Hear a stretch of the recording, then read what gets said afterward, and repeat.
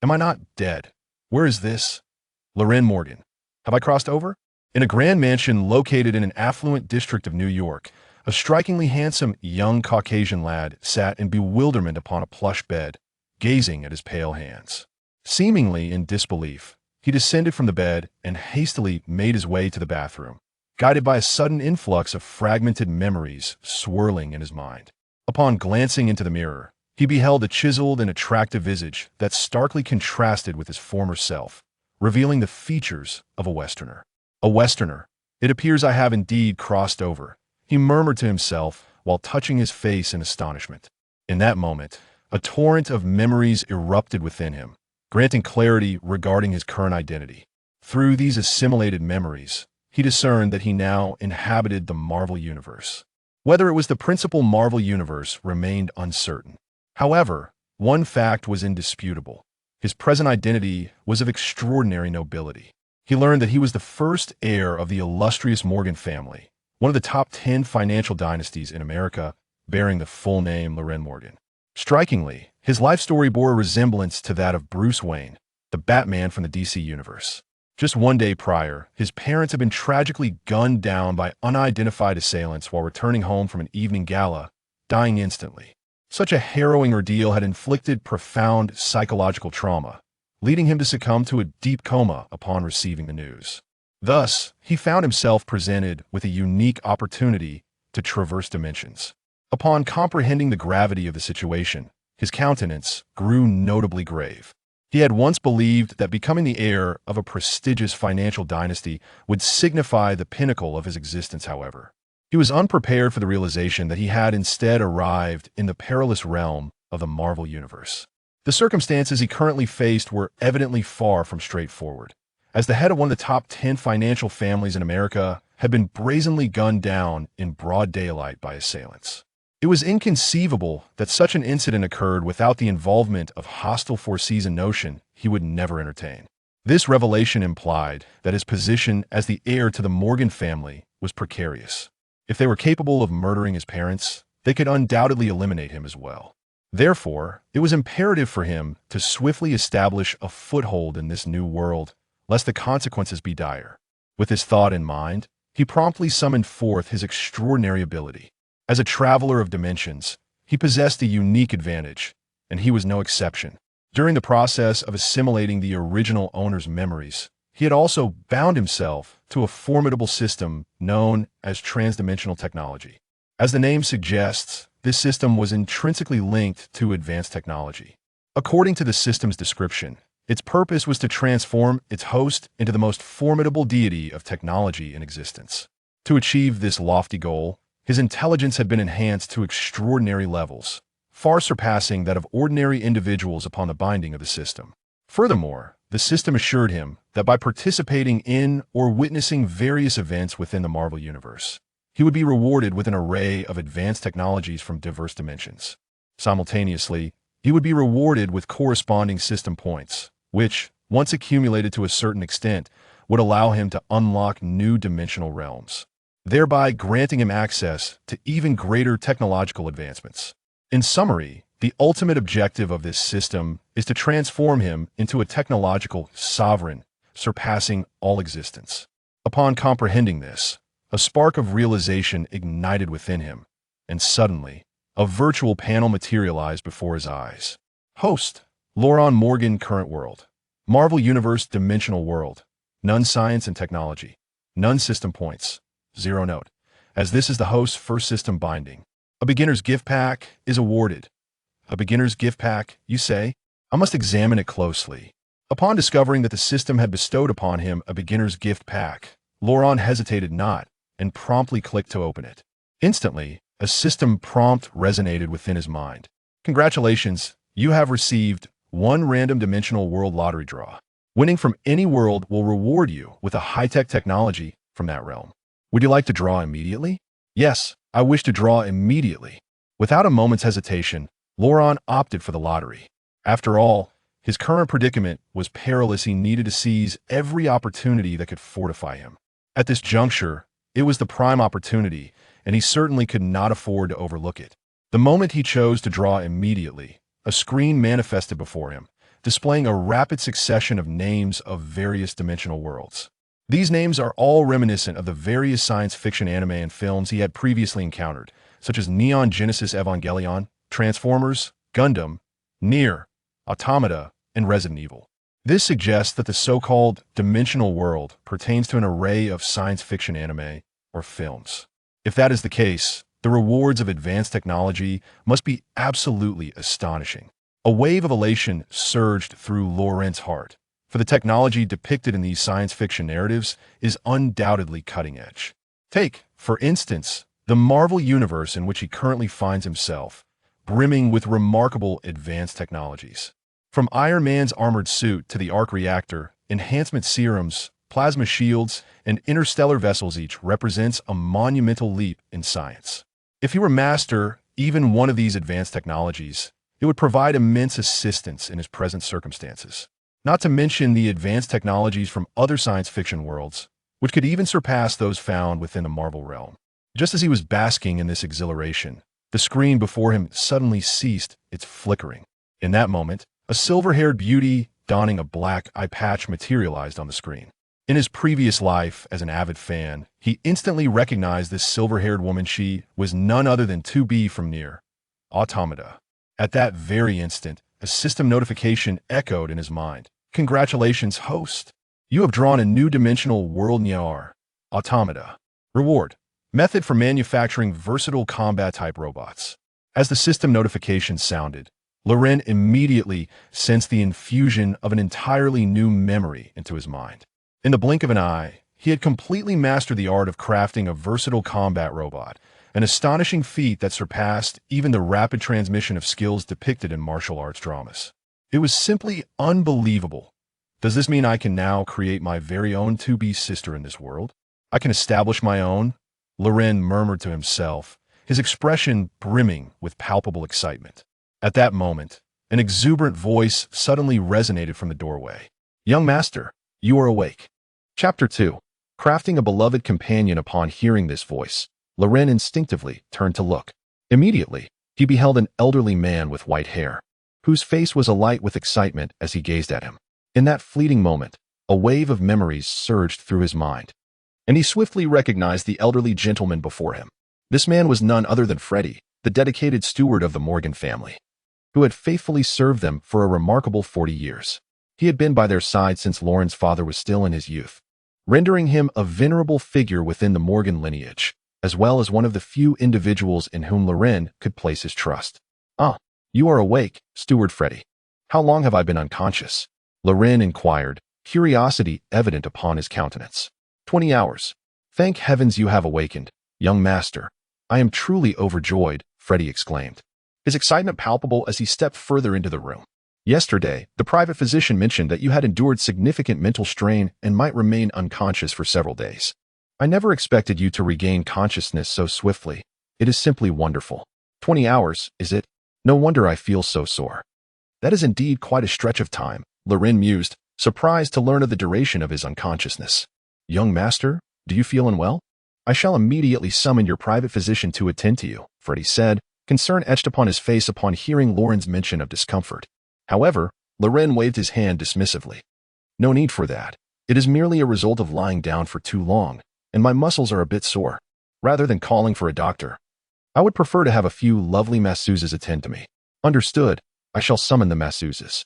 With that, Fred exited the room. Moments later, two stunningly beautiful young women, possessing exquisite figures, entered the room alongside Fred. Young master, they are newly recruited maids. Certified rehabilitation therapists who have undergone health examinations and are in excellent condition.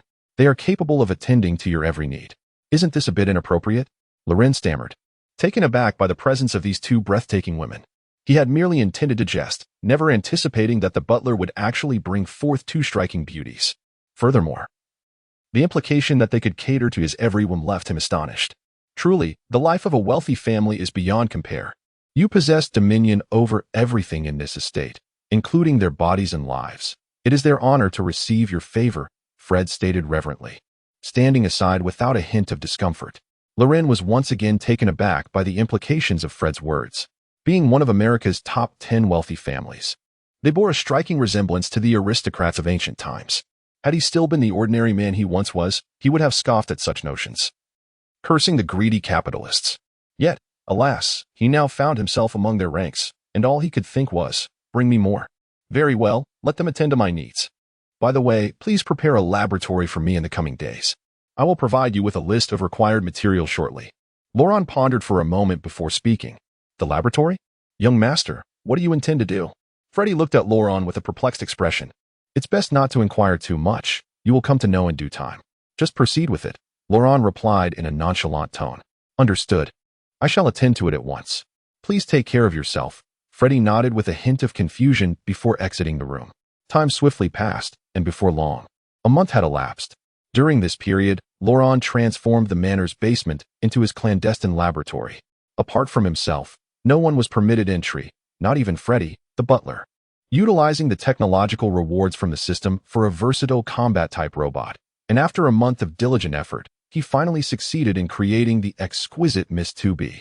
In the laboratory, Miss 2B stood before Laurent, constructed from an array of intricate mechanical components. Much like her counterpart from the original world, she possessed a steel frame, enveloped in a layer of synthetic skin. The craftsmanship was so exquisite that, at first glance, Miss 2B appeared indistinguishable from a normal human. Moreover, her beauty surpassed that of 99 of women, radiating an enchanting allure akin to a captivating work of art. Gazing upon the stunning Miss 2B, even though Laurent was acutely aware that she was a robot, and that he had meticulously crafted her components himself, he could not suppress a fleetingly wicked thought. What bliss it would be if such a stunning creature could be transformed into a living being. Gently caressing the enchanting visage of Miss 2B, Laurent could not help but conceive a bold plan. In the future, he was determined to transform her into a corporeal form. He simply had to.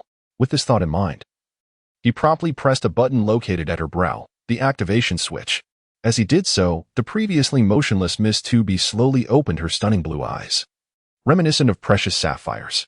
Simultaneously, as if awakening from slumber, she stretched her slender waist, akin to that of an elegant water snake, and emitted a languorous yawn. In this moment, the demeanor and movements exhibited by Miss 2B were indistinguishable from those of a genuine woman. This is where the remarkable prowess of universal combat robot technology shines.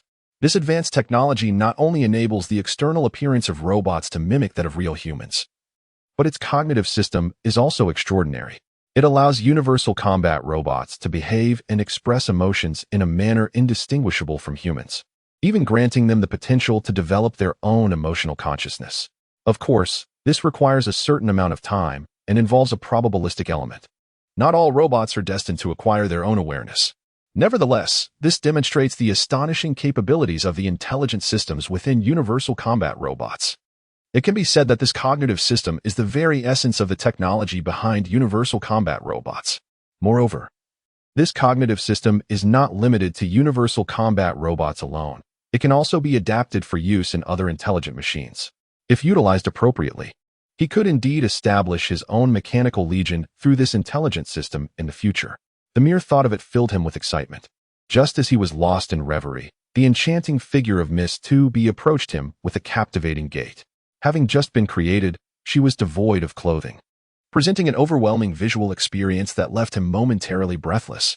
Chapter 3, Creator, do you require my assistance? Despite the fact that 2B was merely a robot he had meticulously crafted, essentially a cold, unfeeling machine, her movements evoked a strange and blushing sensation within him. It was utterly bewildering. Could it be that a perverse inclination resided within his heart? No, certainly not. He was not a deviant. It must be that he had rendered her far too lifelike. Indeed, that was surely the case. Creator, I have detected an accelerated heart rate and significant engorgement. Would you like 2B to assist you? Just as Laurent wrestled with his inner turmoil, 2B gazed at him with genuine concern. Simultaneously, her delicate fingers, as slender as tender green shoots, approached his sensitive area. However, before she could make contact, he swiftly retreated, skillfully evading her touch. He found himself in a precarious situation, realizing that if 2B were to touch him, he might very well be unable to contain himself. The consequences of such an encounter would be profoundly embarrassing. Before him stood 2B, a versatile combat robot of his own creation, designed for protection and warfare, not for the frivolities of pleasure. The distinction between the two roles was significant. Of course, If he insisted on requesting 2B's assistance in more intimate matters, it would not pose an issue, yet he was not mentally prepared for such an endeavor. Particularly given her formidable metallic form. No matter his bravado, he could not move steel. "Stop right there, put on your clothes. That would be the greatest assistance you could offer me," he said, as he presented her with a meticulously prepared Gothic gown. "Understood, Creator," 2B replied, obediently accepting the garment. In mere minutes, she transformed into a vision of Gothic elegance, reminiscent of the world from which she hailed. As he beheld her in the flowing gown, a slight sense of relief washed over him. However, the spark ignited within him by 2B remained unquenchable, suggesting that he would need to summon additional maidens to extinguish the flames of desire tonight. Dressed impeccably, 2B resembled a captivating elven goddess, gracefully twirling before him. With a gentle and joyous expression, she exclaimed, "Creator, this attire is truly exquisite. I adore it. Thank you for your generous gift." Thanks to her advanced neural system, 2B mirrored the demeanor and grace of a refined human woman, embodying the essence of intellect and elegance. Though undeniably a robot, she exhibits an elegance and charm in her every movement that many human women lack, a sensation that is truly enchanting. Yet, this reality carries a certain irony. The qualities gradually fading from ordinary human women are embodied within a machine, a rather peculiar notion. When 2B joyfully twirled before him, Laurent could not help but be filled with profound reflections. The anthropomorphism of this intelligent system is remarkable, reaching a point where the line between authenticity and artifice becomes indistinguishable. Merely based on her appearance and demeanor, who could discern that she is a robot? This is advantageous, as it allows him to keep her by his side at all times. It is important to note that his primary intention in creating 2B was to have her serve as his personal bodyguard, ensuring his safety. Previously, he had concerns that her actions might appear too mechanical and draw attention. However, those worries have dissipated. The 2B before him resembles a genuine human being. Thus, he can now have her accompany him as a private secretary. With this thought in mind, he promptly issued a command to 2B. "From this moment forth, you shall accompany me in the capacity of my secretary, fulfilling your protective duties. Do you understand?" "Understood. From now on, safeguarding the life of my creator will be my utmost priority. Even if it requires my complete destruction, I shall fulfill my mission." "Excellent. Given that you will be by my side continuously, you may simply refer to me as boss from now on." "Very well, boss. Well, here, put on this black military goggles. It suits your demeanor perfectly," Laurent remarked, presenting the goggles he had meticulously crafted to 2B. In the original world, 2B had always donned a device resembling an eye mask. However, it was not merely an eye mask, but a standard-issue military goggle primarily utilized for reconnaissance purposes. Upon hearing Laurent's command, 2B exhibited no hesitation and promptly adorned the black military goggles. Instantly, the previously poised and graceful 2B acquired an aura of coldness and lethal intensity. Observing this transformation, Laurent nodded in satisfaction. Now this is the essence of 2B as I recall her, the true leader of the 3D zone. He murmured to himself, a mischievous smile gracing his face. "Boss, what does it mean to be the leader of the 3D zone?" 2B inquired with a hint of curiosity. "Oh, it's nothing. It's best for young ladies not to pry into such matters. It simply does not pertain to you," Laurent replied awkwardly, attempting to deflect her question. "But I distinctly heard you mention me," 2B countered, a look of skepticism crossing her face. "Did you? You must have misheard. I was speaking of Tifa. It seems your auditory system may be malfunctioning. I shall rectify it shortly." "Is that so?" "Indeed. Then who is Tifa?" "I just told you. She is the leader of the 3D zone." "All right then. It appears my hearing system is indeed faulty," 2B mused, gently tapping her ear, resembling a charming little girl. As Loren was still admiring the 2B he had meticulously crafted, a sudden ring of a telephone echoed through the clandestine laboratory. Upon hearing the ringing, Loren furrowed his brow. It was Freddy attempting to reach him from outside the lab. Over the past month, he had scarcely stepped outside, dedicating himself wholly to the creation of the 2B. All his meals were delivered to the threshold by Freddy, his devoted steward, and subsequently brought inside by himself.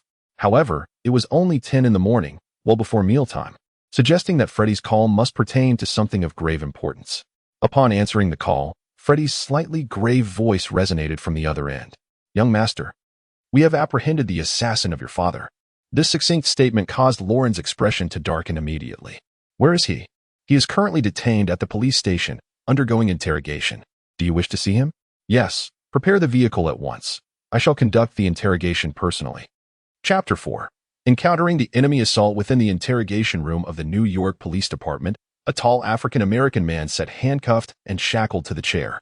Before him, Sheriff George Stacy, impeccably attired in a suit, sat across with a stern countenance. Who orchestrated this act for you? Where are your accomplices? You would do well to speak honestly, for failure to do so will not bode well for you.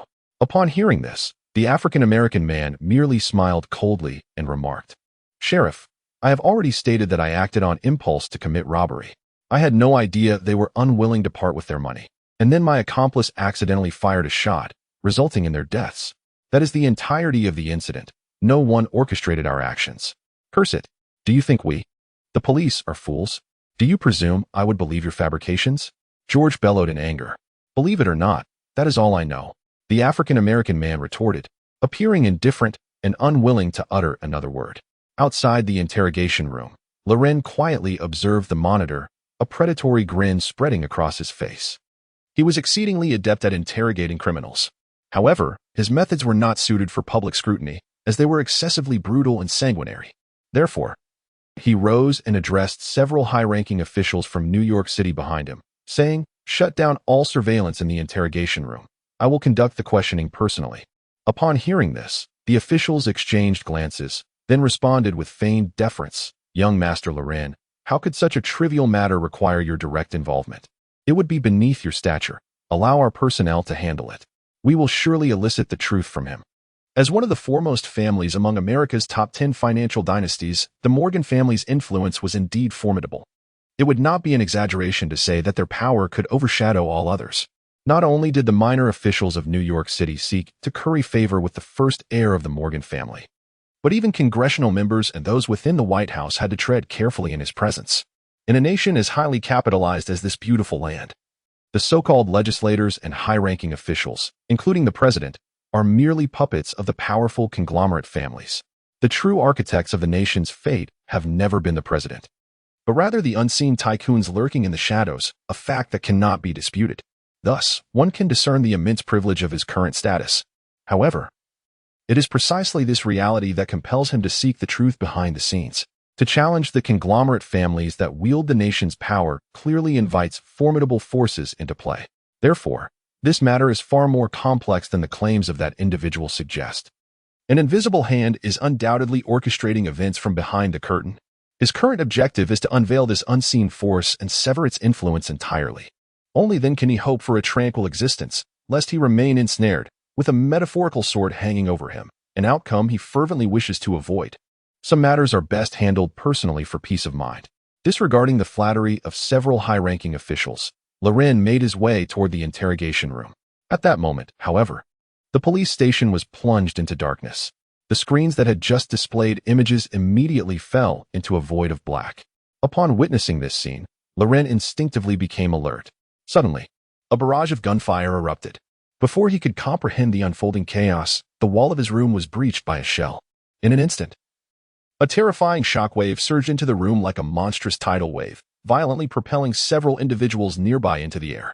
However, at this critical moment, Miss Tooby stepped forward, shielding Loren with her ironclad form, bravely absorbing the impact of the blast and sparing him from the same grim fate as the others. Despite her valiant efforts, shards from the explosion still grazed Loren's face, leaving a crimson streak that trickled down. As he touched his wounded cheek, a tempest of fury ignited in Loren's eyes. "Boss, are you all right?" In the aftermath of deflecting the explosive wave, Tooby swiftly turned to check on Loren, her expression filled with concern. "I'm fine for now. I'm not dead yet. Be careful." Just as Loren spoke, a group of armed men in black burst through the gaping hole in the wall, brandishing submachine guns. Without hesitation, they opened fire on the remaining survivors in the room, clearly intent on leaving no one alive. Reacting swiftly, Loren rolled to the side, taking refuge behind the wall and narrowly evading the gunfire. In the midst of his seething rage, he commanded 2B with authority, "Eliminate these scoundrels." Understood. Upon receiving the order, 2B moved like a cheetah, swiftly closing the distance to one of the gunmen. The moment he laid eyes on the stunning woman before him, a flicker of astonishment crossed his features. Yet, in the blink of an eye, he aimed his weapon at her, but before he could pull the trigger, she had already seized his throat. With a sudden twist, a sharp crack echoed, plunging him into an abyss of darkness. As a woman emerged unexpectedly, the remaining figures cloaked in black aimed their firearms at 2B, intent on riddling her with bullets. However, 2B, having dispatched one of the assailants, had already seized a handgun. Her reflexes far surpassing those of mere mortals. Before they could pull the trigger, 2B had already fired. Bang, bang, bang. The sounds of gunfire resonated, and several lifeless bodies of the black-clad men lay sprawled on the ground, each bearing a single bullet wound to the head, a testament to 2B's extraordinary marksmanship. In mere moments, the intruders who had dared enter the room were sent to their demise. Boss, the task is complete. The enemies have been neutralized. After meticulously surveying the surroundings to ensure safety, 2B approached Laurent to report. Excellent. Laurent nodded, adjusting his suit with an air of calm composure as he stepped forward. The room lay in utter disarray, scattered with the bodies of over 10 men. In addition to the black-clad attackers, several high-ranking officials who had been flattering him moments ago now lay among the dead. Yet, he seemed indifferent to this. His primary concern was the fate of the African-American man in the interrogation room. At that moment, Sheriff George Stacy, his face marred with traces of blood, approached with a grim expression from the direction of the interrogation chamber. Mr. Laurent, the suspect is deceased. Chapter 5. Becoming Batman in the Marvel Universe. Although he had surmised that the purpose of the masked intruders storming the police station was to eliminate witnesses, he could not suppress his indignation and shame upon hearing Sheriff George declare that the suspect was already deceased. The death of the head of the Morgan family at the hands of 2 nameless lackeys was a tremendous humiliation, and now the audacity of the perpetrators to murder the suspect right before his eyes was nothing short of a provocation, a blatant affront. They clearly held him, the heir of the Morgan family, in utter contempt. Such an insult was intolerable. It was an egregious affront. If he did not retaliate fiercely, how could he hope to maintain his standing within the vast expanse of his family? The situation was no longer merely about avenging the original owner's parents. It was a matter of the dignity of the entire Morgan family and the authority of his position as a young master. With this thought, he cast a dark glance at Sheriff George and inquired, "Is there news of another suspect?" At his words, Sheriff George promptly nodded with respect. "Indeed. We have ascertained the precise location of another suspect. However, he is in Mexico, so the apprehension will require some time." "Disregard the apprehension. Simply disclose his exact location to me. I shall handle this matter personally. To be candid, today's ordeal has left me profoundly disappointed in the capabilities of your precinct. How could a respectable police department allow such a breach of security, resulting in so many fatalities? You are nothing but a band of incompetents. From this point forward, there is no need for your police department to intervene. I shall resolve this matter by my own means," Laurent coldly declared as he fixed a steely gaze upon Sheriff George. Despite the fact that this middle-aged man was the father of his high school classmate, Gwen Stacy, Laurent offered no mercy. A failure is a failure, and reproach is warranted. Sheriff George was acutely aware of their dismal performance today. Not only had they sacrificed numerous officers, but several high-ranking officials who had come to flatter Laurent had also perished. This was a grave oversight. Should accountability be pursued, the sheriff's position would be utterly untenable. Thus, as he endured Laurent's admonition, he dared not utter a word of rebuttal. Though Laurent was youthful, being merely 18 and a peer of his own daughter, his stature was profoundly elevated, far beyond the reach of those of their ilk. Strangely, as George met the young man's penetrating gaze, a chill crept along his spine.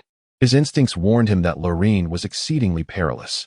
Regardless of his tender age or his outward appearance as a polished aristocrat to a veteran officer with decades of experience, this was merely a fade. The true essence of Laurent was undoubtedly more complex than it appeared to outsiders.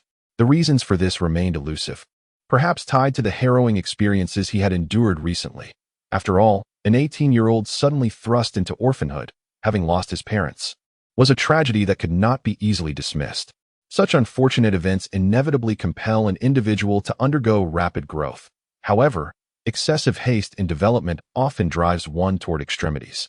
In his eyes, Lord Laurent evidently exhibits such a tendency at this moment. Contemplating this, he could not restrain himself from speaking. "Mr. Laurent, today indeed marks a failure on our part at the police station, as we did not adequately ensure your safety, for which I am profoundly remorseful. However, according to our intelligence, another suspect has sought refuge with a drug lord in Mexico, and they are heavily armed, making apprehension exceedingly challenging. Therefore, for your safety, we must take charge of the capture. Let me reiterate, all you need to do is provide me with the information regarding the other suspect.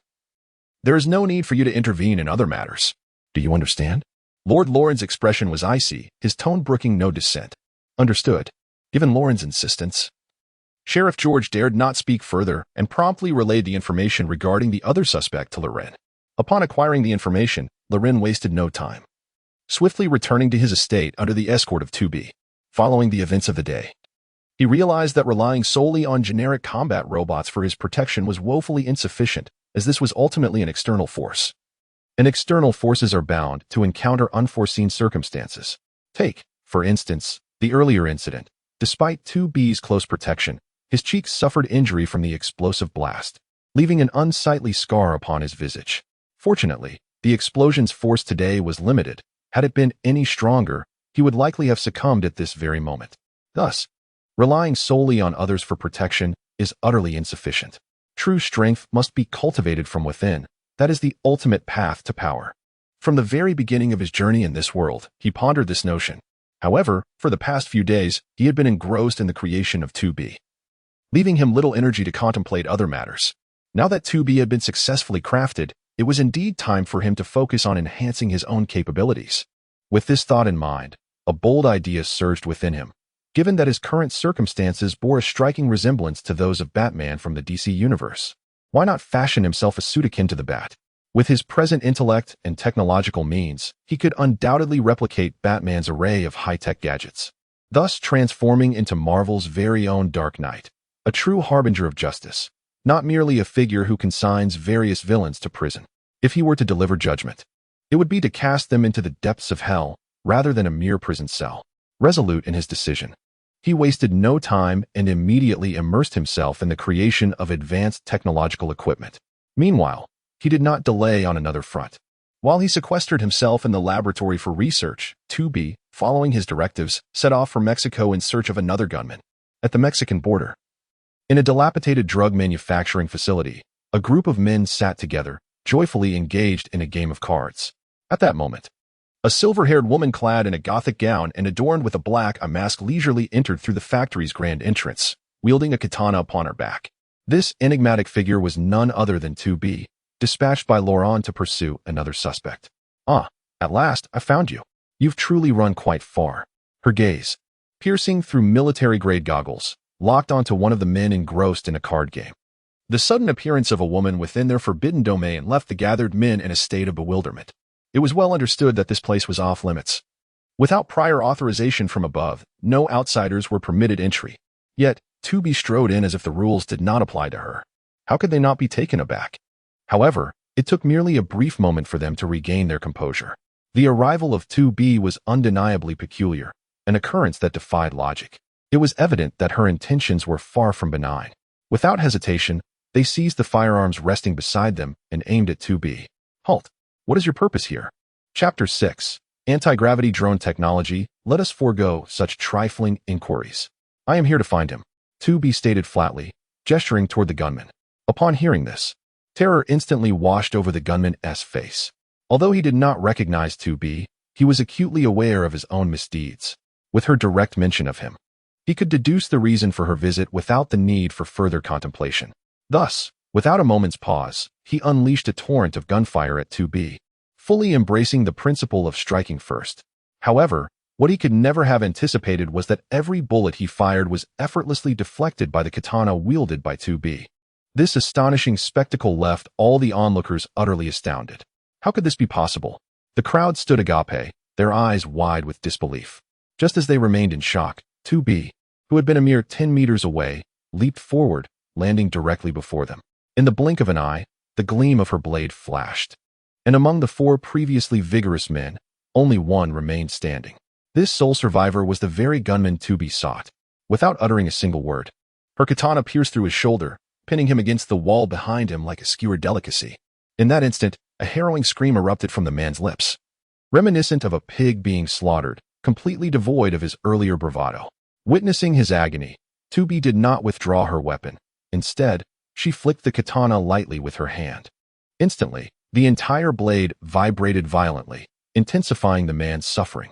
If you wish to find some comfort, you shall answer my questions truthfully and without deceit. Should you attempt to play tricks or offer foolishness, I will make your existence a living torment, worse than death itself, 2B stated.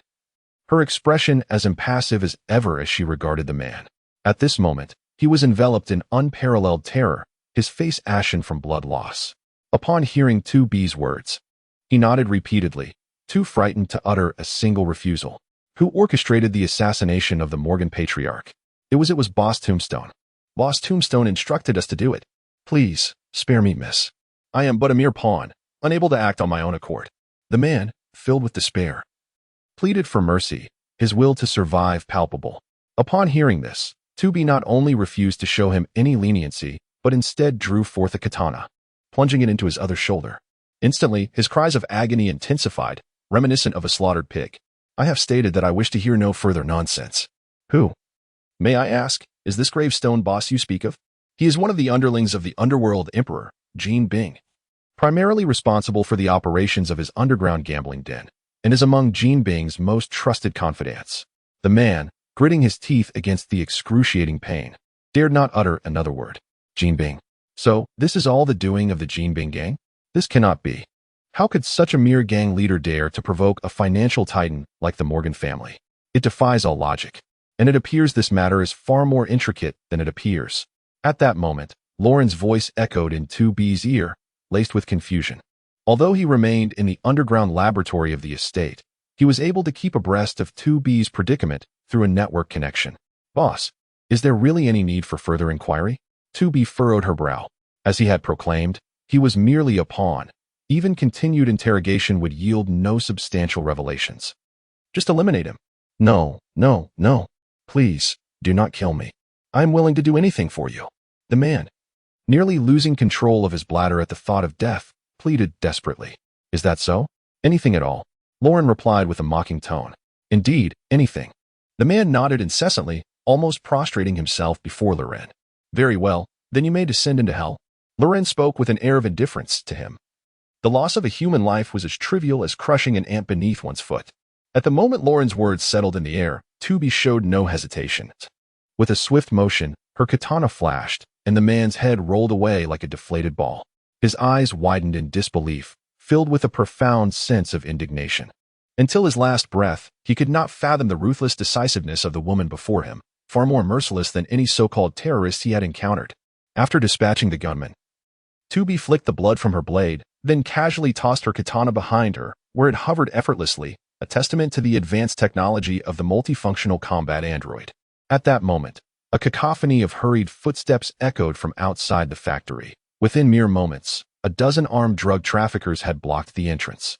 Rather than succumbing to fear at the sudden appearance of these thugs, Loren felt an exhilarating thrill. Since they are here, let none escape. 2B, eliminate them all. I am rather fatigued from my experiments and shall take my leave for now. After issuing his command, Loren severed the connection, leaving the ensuing matters entirely in 2B's capable hands. As a multifunctional combat android, her proficiency in warfare and extermination was unparalleled.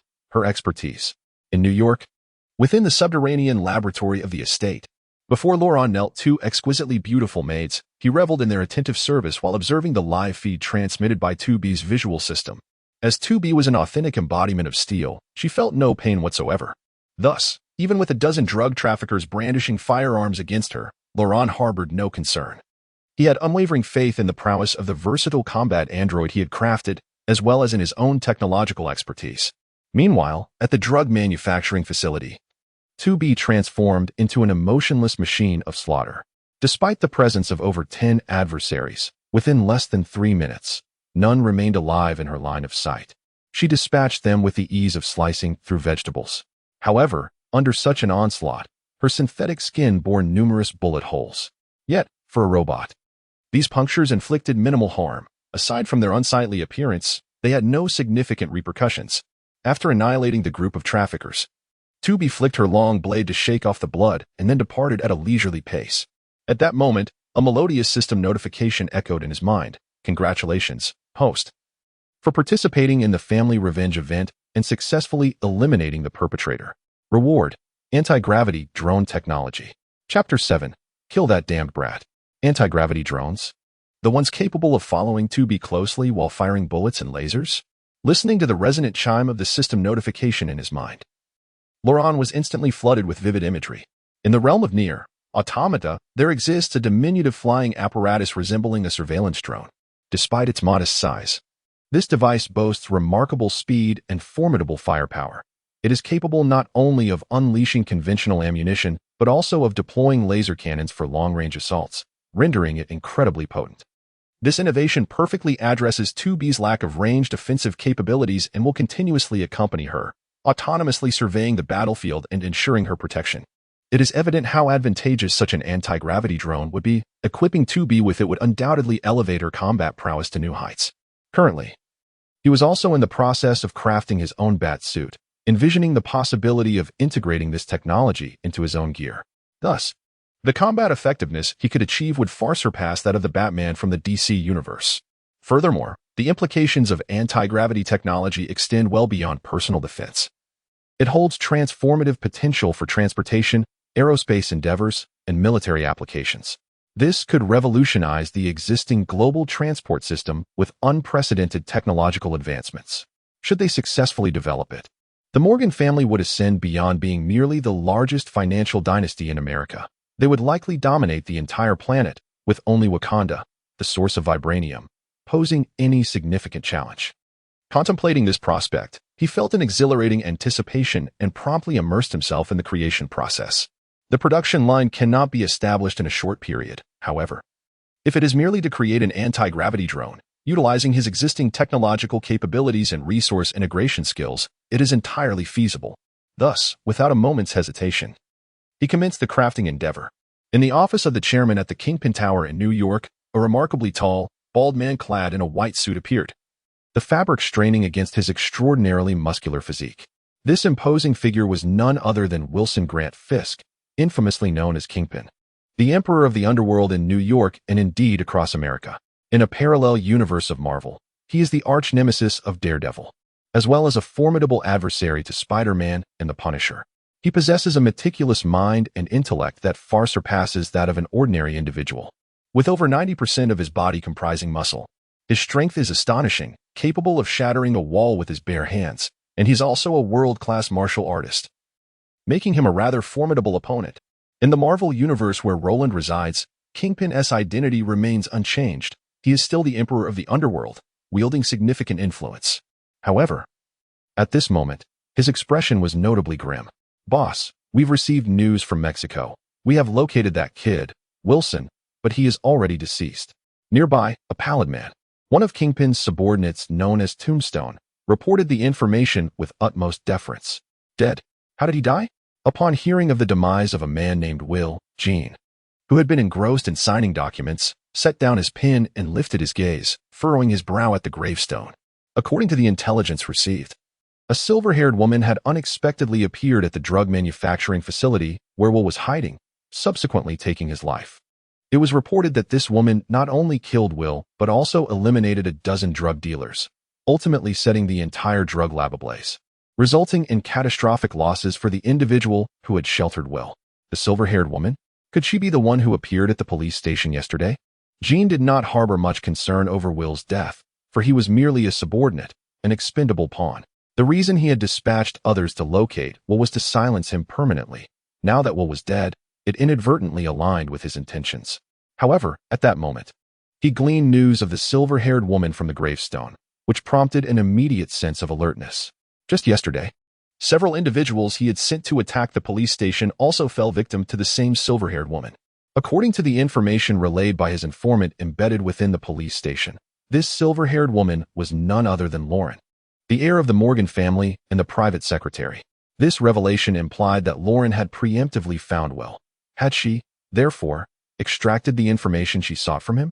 If so, it was highly probable that his own situation would soon become precarious. Contemplating these matters, Jin's countenance grew increasingly grim, as the unfolding events appeared to be slipping beyond his grasp. Indeed, it was the silver-haired woman who appeared at the police station yesterday. She is associated with the Morgan family. Consequently, it is highly probable that the Morgan family has become aware of our involvement in this matter. The countenance of the grave figure was equally ominous, for the two assassins responsible for the murder of the Morgan patriarch were dispatched from his side. Thus, Once the truth of this affair is unveiled, he will undoubtedly be the first to bear the brunt of the repercussions. Listening to his words, Jean clenched his fist tightly. And then, in a fit of fury, he struck the desk before him with tremendous force, shattering the entirety of the office in two. You knew that woman was from the Morgan family, you worthless fool. If it were not for your incompetence in handling matters and your failure to eliminate the witnesses in a timely manner, would we be ensnared in such a predicament now? Jin's rage was palpable, veins bulging as he yearned to eliminate the grave figure before him. He had repeatedly emphasized the necessity for this affair to be executed with utmost precision, yet he never anticipated that a blunder would occur among his own ranks. Listening to Jin's furious tirade, the grave figure dared not utter a word of rebuttal, merely lowering his head to endure the onslaught of invectives. He was acutely aware that he had indeed faltered in this undertaking. According to the original plan, the 2 hired guns he had dispatched were to be eliminated post-haste to prevent any leaks. However, unbeknownst to him, those 2 subordinates had proven to be exceedingly shrewd. Rather than returning for their reward, they chose to flee the scene. Thus, the subsequent plans fell through, resulting in the current predicament. Hence the fury of his superior is entirely understandable. Boss, this matter is indeed my oversight. Those 2 youngsters were exceedingly cunning. Had I foreseen this outcome, I would have acted myself, muttered the gravestone, his head bowed in trepidation. Silence. I have no desire to hear your meaningless justifications. According to the original plan, Roland Morgan, the sole heir of the Morgan family, should have perished alongside his parents. Who would have anticipated that this fellow would be fortunate enough to be absent at the time? However, now that circumstances have escalated to this point, we must proceed as initially intended. Gather your men immediately and head to the Morgan estate. Ensure that wretched boy is eliminated, commanded Jean Bin, his eyes ablaze with madness. Upon hearing this, a flicker of ruthlessness crossed Gravestone's gaze. Understood. I shall assemble the men at once and guarantee that Roland Morgan does not witness the dawn of another day. Nodding resolutely, Gravestone swiftly exited the room. Chapter 8. The mysterious woman. With Gravestone's departure, Jean Bin found himself alone in the dimly lit room. His countenance was grim as he leaned back in the executive chair, retrieving a mobile phone from the shattered drawer of the desk. He dialed a cryptic number. And before long, the call connected. A deep voice resonated from the other end. Calling me at this late hour? Do you bring me good news? Upon hearing this, Jean did not immediately respond.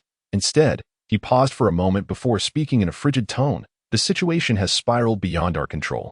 A mysterious silver-haired woman has suddenly appeared. Not only did she save Loren Morgan's life, but she also identified the assassin responsible for the murder of the Morgan patriarch.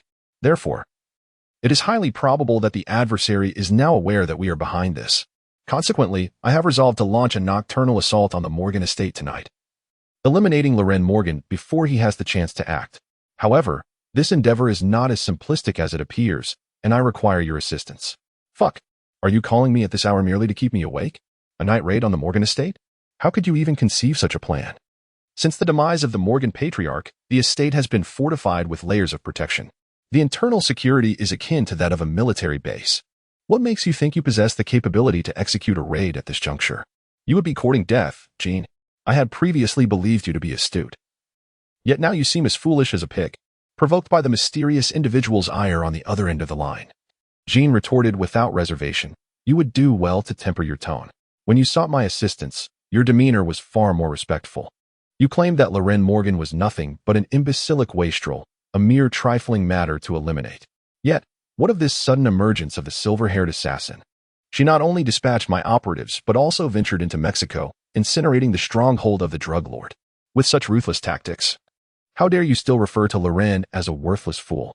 The current predicament we find ourselves in can largely be attributed to the erroneous intelligence you provided, and you must bear the responsibility for it. Do not forget that you and I are akin to grasshoppers bound together in the same vessel. Should misfortune befall me, you shall not escape unscathed either. You are threatening me. This is not a threat, but rather a statement of fact. Of course, if you perceive it as a threat, then it becomes one. Thus, I advise you to contemplate how best to resolve this matter. Listening to Jean Bing's words, the enigmatic figure on the other end of the line fell into a contemplative silence. After a brief pause, he continued, I understand your intent. I will address this situation. However, before I do, you must refrain from any rash actions and must not divulge even the slightest piece of information. Otherwise, not even divine intervention will save you.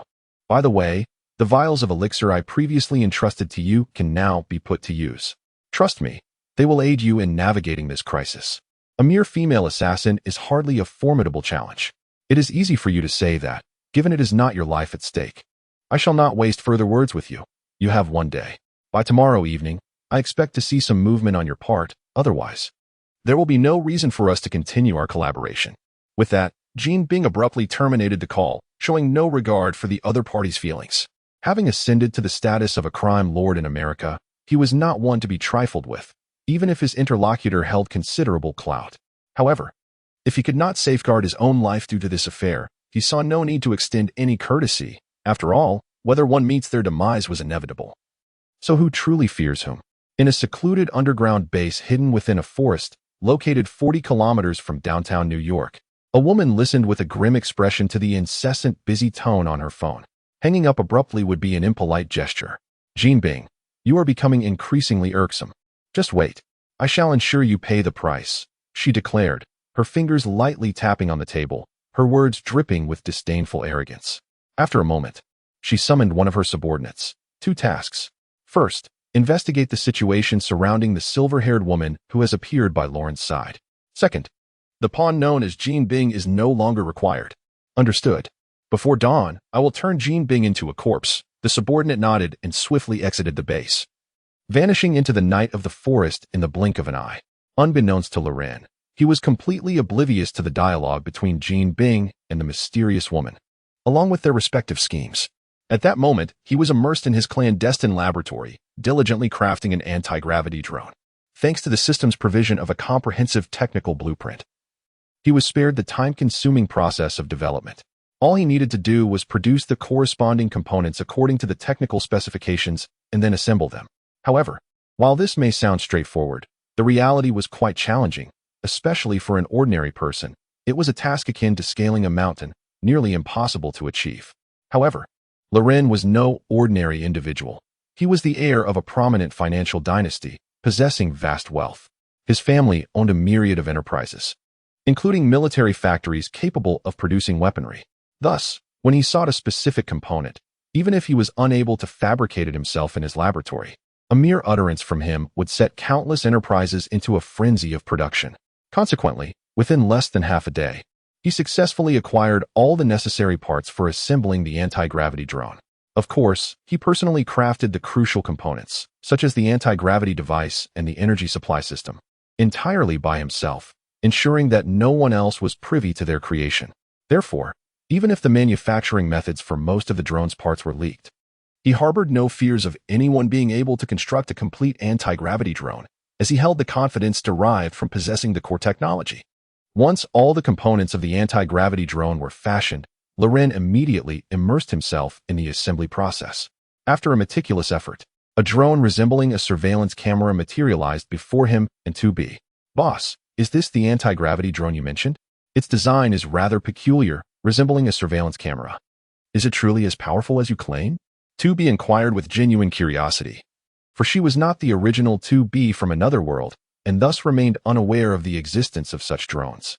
Indeed, while the design of this anti-gravity drone is peculiar, it possesses the remarkable ability to defy gravity and execute rapid flights. With the current advancements in energy technology, it can sustain flight for an astonishing duration of 24 hours.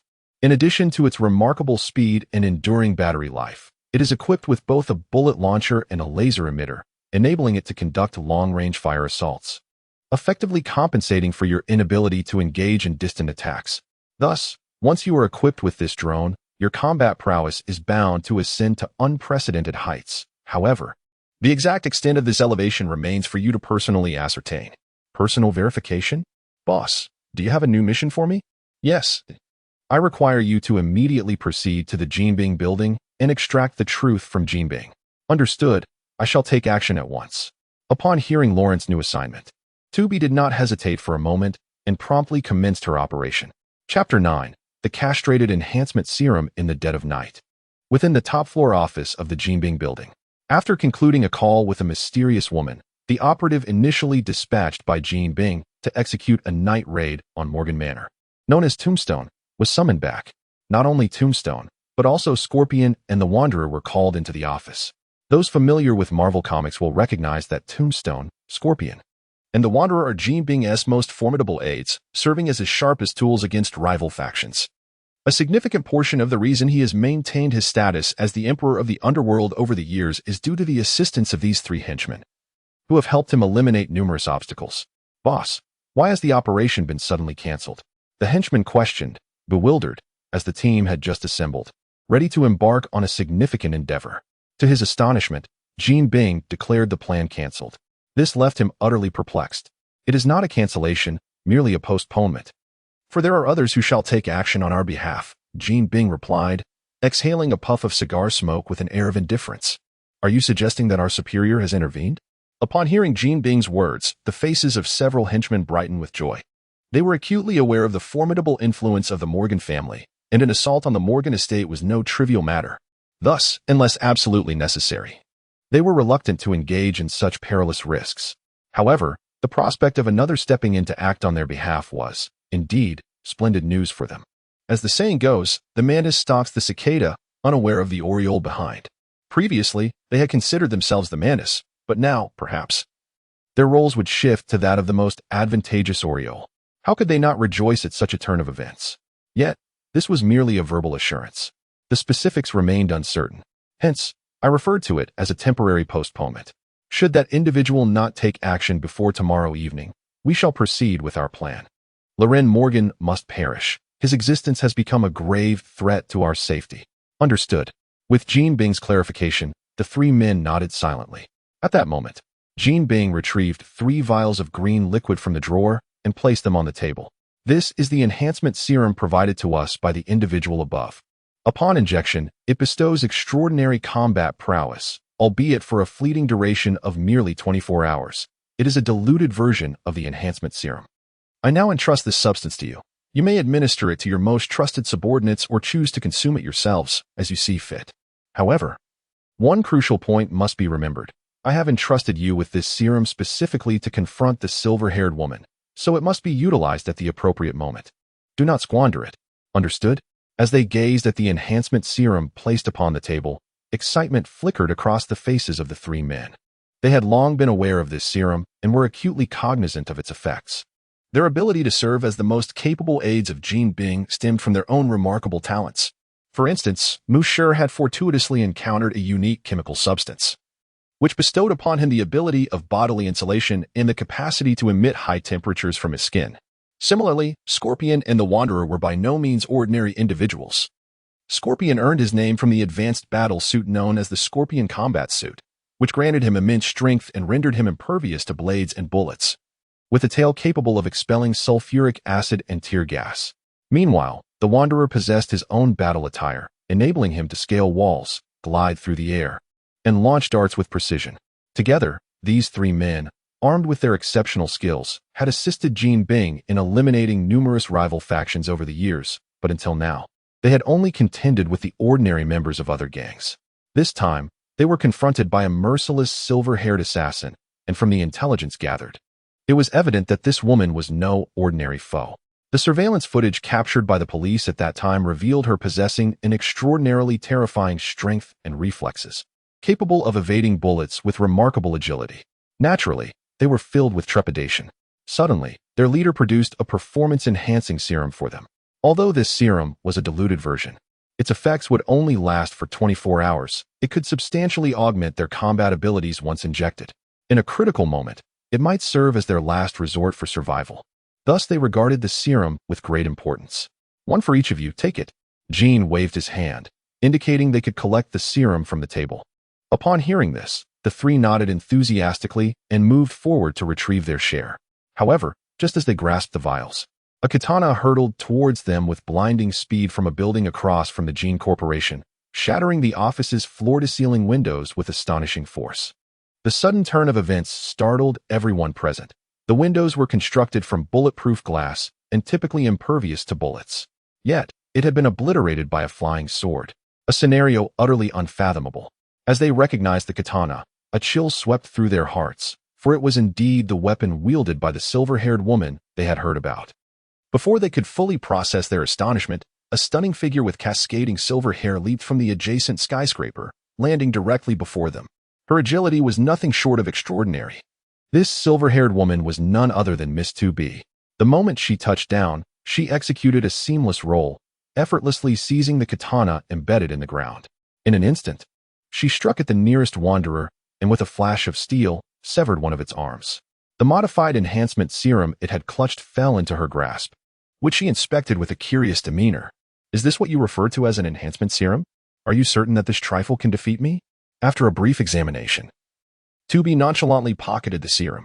Her expression remained impassive as she surveyed the four individuals around her, who displayed a myriad of emotions: terror, anger, and disbelief. The wanderer, now missing an arm, writhed on the ground in agony. Observing this, 2B displayed a hint of disdain. A hovering anti-gravity drone beside her fired a shot, sending the wanderer straight to its demise. In the blink of an eye, one wanderer had perished, prompting the remaining three to take action. Jean immediately grasped his staff. Assuming a defensive stance, while Grave and Scorpion exhibited no hesitation, injecting the enhancement serum into their arms. As the serum coursed through their veins, their bodies began to swell at an astonishingly visible rate. Chapter 10.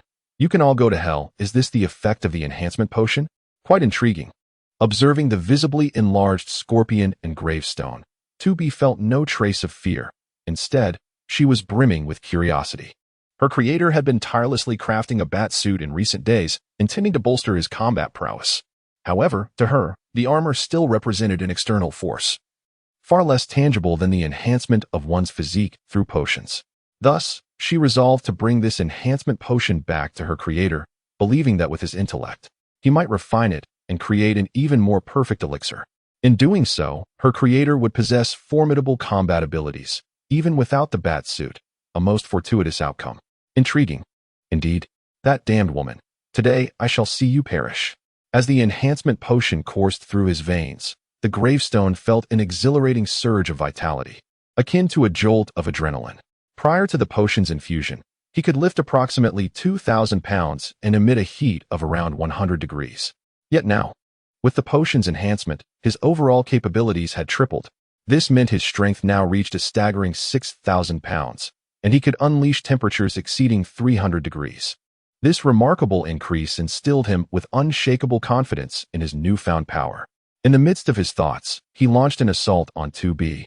Darting towards her in a swift motion, his clenched fist propelled forward like a cannonball, seemingly intent on delivering a fatal blow. Little did he expect that his most powerful punch would feel as light as a feather in 2B's eyes, devoid of any force.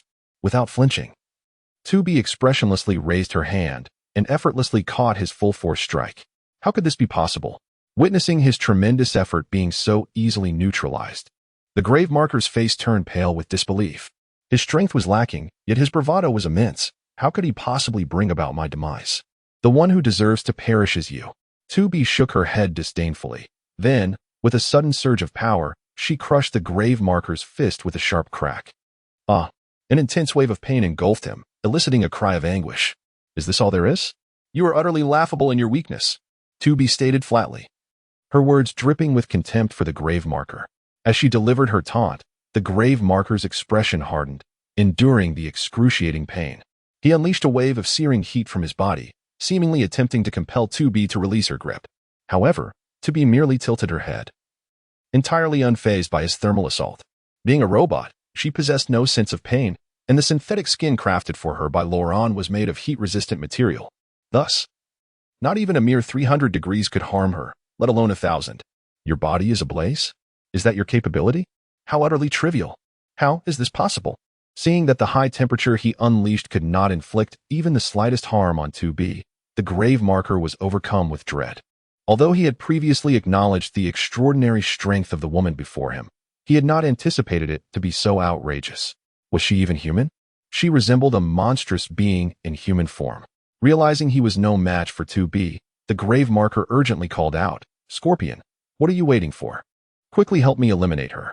At his words, the previously passive Scorpion sprang into action, directing his scorpion tail to strike fiercely at the back of 2B's head, attempting a surprise attack from behind. However, to his astonishment, before his tail could make contact, 2B did not even turn her head, but instead swung her katana behind her. In an instant, his scorpion tail was severed. Witnessing this, his eyes widened in disbelief.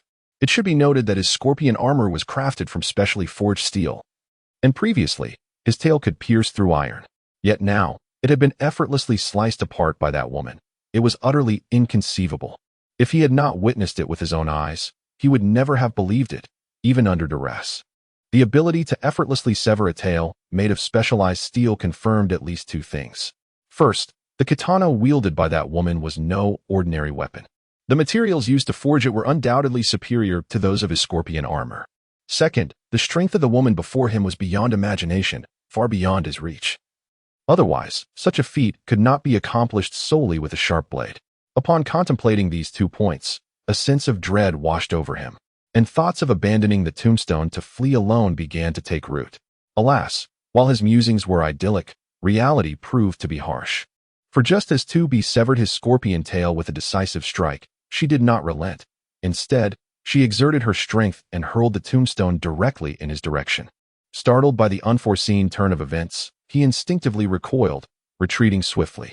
Yet, before he could distance himself sufficiently, the tombstone descended upon him with the weight of a sandbag. Crashing down with tremendous force, the impact propelled him backward, and he found himself sprawled on the ground alongside the tombstone, a disheveled sight indeed. However, both the tombstone and the scorpion were seasoned combatants. In the moment they hit the ground, they instinctively rolled and swiftly regained their footing. Yet, 2B seemed to have anticipated their movements, for as they rose, her figure followed closely behind.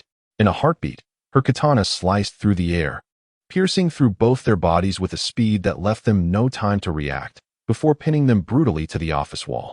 A chilling scream erupted from the mouths of the tombstone and the scorpion, their forms grotesquely intertwined as if strung together. Reminiscent of a gruesome scene from an old-school Hong Kong horror film, it appears that the enhancement serum you ingested has proven ineffective. But then again, waste is ultimately waste. Nothing can salvage your fate. It is time for you to meet your end. With a disdainful expression, 2B remarked, and immediately, the anti-gravity drone trailing behind her unleashed 2 bullets, which swiftly pierced through both the gravestone and the scorpion's head. In an instant, all 3 of Jean Bing's formidable henchmen fell. Yet, as 2B turned to pursue Jean Bing, she discovered that he had already made a hasty exit through a hidden door, retreating towards the rooftop. Concurrently, the entire security system of the Jean Bing building was activated. A throng of henchmen began to converge rapidly on her location. Chapter 11. You are not human. A cunning rabbit has 3 burrows. Observing Jean Bing's swift retreat, 2B maintained her calm demeanor, devoid of any concern. Having laid eyes on Jean Bing, she possessed absolute confidence in her ability to capture him, perceiving his current actions merely as desperate struggles. Although Jean Bing was referred to as the Emperor of the Underworld, a title that sounded impressively formidable, in her perception, he bore little distinction from ordinary individuals. If one were to compare, she viewed ordinary people as akin to ants, while Jean Bing was merely a slightly stronger ant. Thus, no matter how he flailed, escape from her grasp was an impossibility. Noticing Jean Bing's flight towards the rooftop, a knowing smile graced 2B's face, for she felt utterly in control of the situation. Instead of following in Jean Bing's direction, she leaped gracefully through the floor-to-ceiling window of the office, and astonishingly, she began to scale the building's wall towards the rooftop with her bare hands. In but a fleeting moment, she gracefully arrived at the rooftop, where Jean was just opening the door, preparing to board the helicopter parked above. Upon noticing that 2B had arrived ahead of him, a complex expression washed over his face, mingling surprise and fury, causing his eyes to redden slightly.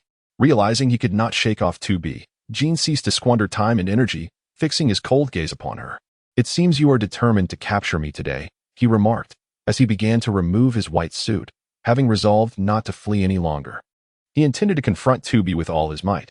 Given his remarkable physique, he understood that his suit would hinder his performance in battle, hence, it had become customary for him to shed it prior to any encounter. In response, 2B shook her head, stating, "No, you are mistaken. I do not intend to capture you. Rather, I aim to kill you. Of course, before that, I will pry your mouth open and compel you to divulge everything you know." Such audacity from a woman. I have not encountered someone like you in quite some time. "Very well, allow me to indulge you today," Jean retorted, slowly raising the cane in his hand, adopting a battle stance. At that very instant, a crimson laser shot forth from the tip of his cane, launching an unexpected assault on Miss 2B. However, in the face of Jean Bing's sudden assault. 2B merely sidestepped with a single step, effortlessly evading the attack. The young master remarked that you are an exceedingly cunning individual, and it seems he was entirely correct. Yet, if you believe that such trivial cleverness can triumph over me, you are gravely mistaken. Observing 2B's ease and dodging his sneak attack, Jean Bing felt no anger. Instead, he pressed a button on his staff. Instantly, a copious amount of white smoke billowed forth from the staff, enveloping the entire rooftop in a thick shroud. This smoke, of unknown composition, proved difficult to disperse, rendering visibility nearly impossible for anyone caught within its grasp.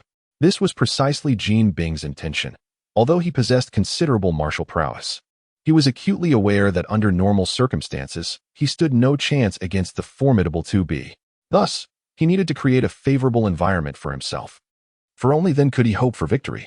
At the very moment the white smoke engulfed the rooftop, he finally took decisive action.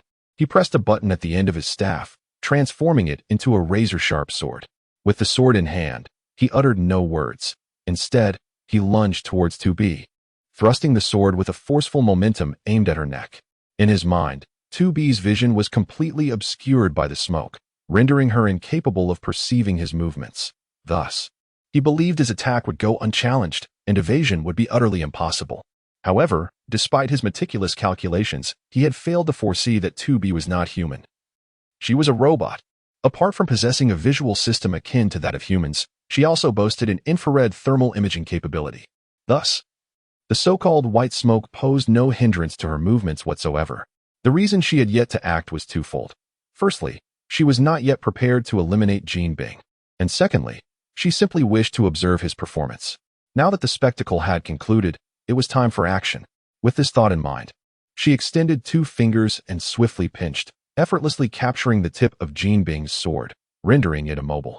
This unexpected turn of events left Jean Bing astounded. He had undertaken extensive preparations for this very moment of attack, believing himself to be in a position of advantage. Yet, he was taken aback by how easily the woman before him had neutralized his efforts. Confounding him further was the fact that his white smoke had obscured her line of sight. How had she managed this? A cascade of questions flooded his mind, igniting a profound sense of frustration and rage within him.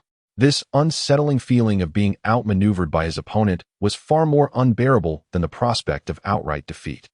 Upon witnessing 2B grasp his staff, he hesitated not for a moment. He promptly pressed a button at the end of the staff, unleashing a laser beam that shot forth from the sword's tip, aimed directly at 2B's brow. Yet, in that very instant, 2B exerted a sudden force with her fingers, producing a resounding clang as she effortlessly snapped the sword's tip, causing the laser to veer off course and strike a nearby helicopter instead. The formidable penetration and intense heat swiftly left a finger-sized puncture on the helicopter's door, a testament to the laser's extraordinary power. Had it struck 2B, it would undoubtedly have inflicted considerable harm. Having effortlessly neutralized Jean Bing's series of attacks, 2B gazed at him with an air of disdain. Upon hearing her words, Jean Bing's face turned ashen. As the emperor of the underworld in New York and across the United States, he had never endured such humiliation, igniting a fiery rage within him. In that fleeting moment, he relinquished his cane and seized 2B's arm with both hands, intending to employ his expertise in judo to execute a shoulder throw. However, before he could initiate the maneuver, he sensed something amiss. The moment his hands made contact with 2B, he was struck by an icy chill, a sensation far beyond that of any ordinary human. It felt akin to the temperature of steel. Instantly, comprehension dawned on him, and disbelief filled his eyes as he regarded 2B. You are not human. Chapter 12. I have found you. Ah, have I been discovered? It seems you cannot be allowed to remain. Upon hearing Jean Bing's words, 2B displayed a hint of frustration. With a sudden surge of strength, she forcefully hurled Jean Bing away, sending him crashing against the helicopter behind him. The weight of Jean Bing is inherently substantial, and with the addition of 2B's formidable strength, calculations by Loren indicate that 2B's steel physique can unleash a force of no less than 3 tons. Such intensity of power is sufficient to rival that of a superhero like Captain America. Thus, it is clear that Jean Bing, of his caliber, cannot be compared. The tremendous impact caused Jean Bing to cough up blood, leaving him in a disheveled heap on the ground. A sight that starkly contrasted with the imposing presence expected of a crime lord. You must understand that you currently stand no chance against me. Therefore, Relinquishing your struggle would be your wisest course of action. My boss has stated that, at your level, you should not be involved in schemes to harm the Morgan patriarch. Hence, there must be a more powerful force supporting your endeavors. Speak up, who is orchestrating all of this from behind the scenes? If you divulge the truth, I may grant you a swifter demise. Ha ha ha. Do you think I, Jean Bing, am the sort to cower in fear of death? Certainly not. However, my boss has mentioned that you are a devoted husband and father, and I imagine you would not wish to witness the scene unfolding before you repeat it upon your loved ones. You wouldn't dare. Such calamity should not befall one's family. That is the unwritten code of the underworld. You have already slain parents. Do you still expect others to abide by some code of honor? Do you not find that notion amusing? Upon hearing 2B's words, Jean Bing found himself at a loss for words, utterly unable to refute the statement. Recognizing the veracity of the other's words, he acknowledged that it was indeed he who had initially sent someone to assassinate their parents. Now, to demand adherence to the so-called rules of the underworld seemed truly absurd. With this thought, his tone softened, and he continued. As long as you promise not to harm them, I shall divulge everything I know. Excellent. Now you speak like a wise person. I accept your terms. You may proceed. Come a little closer, and I shall reveal it to you. At this, 2B furrowed her brow, filled with doubt. Yet, in pursuit of her mission, she leaned in once more. In that instant, however, Jean Bing erupted like a cornered beast, seizing her tightly. He roared, "Target, I know you are nearby. Fire now. Aim for her head." No sooner had Jean Bing's words left his mouth than a bullet hurtled through the air from a distance, aimed directly at the back of 2B's head. As a versatile combat android, 2B's sensors promptly detected the bullet's trajectory. Consequently, her head instinctively dodged, swiftly tilting to the side, thus effortlessly evading the oncoming attack. However, as she maneuvered, the bullet grazed her face and struck Jean Bing squarely in the forehead. With a resounding bang, the assailant, who had just attempted a desperate counterattack, fell silent. Due to 2B's proximity to Jean Bing, blood splattered across her visage. Such a scene was so utterly unexpected that even the versatile combat android, 2B, had no time to react. At that moment, another bullet hurtled towards her at breakneck speed. And this time, she was the intended target. Having learned from the misfortunes of others, 2B had become acutely vigilant. Thus, before the bullet could reach her, she instinctively responded. With a swift roll of her body, she narrowly evaded the deadly projectile. However, the assailant clearly had no intention of letting her escape so easily. In the very instant she dodged the first bullet, a second and third bullet followed closely behind, both aimed precisely at her forehead, evidently with the intent to deliver a fatal blow. Yet, as a combat android designed for warfare, her combat experience was unparalleled, far surpassing that of any human. In that fleeting moment, she deftly swung her katana, and two glimmers of cold light flashed by as she effortlessly split the two bullets in half. Simultaneously, she rapidly analyzed the trajectories of the projectiles. In an instant, she deduced the approximate location of the hidden sniper. Now, should the sniper dare to fire again, she would possess absolute certainty in pinpointing the shooter's exact position. Once that location was established, it would mark the sniper's demise. What she had not anticipated was the absence of the fourth bullet she had hoped for, indicating that the sniper had likely deduced her exposure and was preparing to withdraw. Realizing this, 2B hesitated not for a moment. She abandoned the corpse of Jean Bing and leaped from the rooftop of the Jean Bing building to another building several dozen meters away. With the swiftness of the wind, she surged towards the estimated location of the sniper. Moreover, she deployed a gravity-defying drone to scout the enemy's position in advance, striving to ascertain the sniper's whereabouts in the shortest possible time. Her deduction was that the sniper must have been dispatched by the entity behind Jean Bing, with the intention of preventing Jean Bing from divulging information and thus exposing their identities. Therefore, if she could locate that infernal sniper, she might also uncover intelligence about the puppeteer behind the scenes. This was her final opportunity for the day, should she miss it. The subsequent investigation could very well be truncated, rendering the mission assigned to her by Lauren impossible to fulfill. Such an outcome was utterly unacceptable to her, for she had been created by Lauren to alleviate his burdens and address his myriad needs. Failing to accomplish this would render her existence devoid of purpose, a notion she could not abide. Thus, she was resolute in her determination to unearth that wretched sniper and complete her mission. After swiftly traversing several buildings, her silhouette arrived before a somewhat dilapidated structure, which she surmised to be the approximate location of the sniper. Indeed, it is merely a rough estimation of the location. She cannot yet ascertain the precise whereabouts of her target with absolute certainty. However, at that moment, the anti-gravity drone she dispatched managed to capture an image of the sniper's shifting positions. Observing the footage from the drone, a smile unconsciously crept across 2B's face. Without hesitation, she leapt once more, propelling herself like a projectile towards the room where the man was situated. Her steel body disregarded any obstacles, shattering the glass window of the room and arriving before the sniper, who was in the midst of relocating. Target acquired.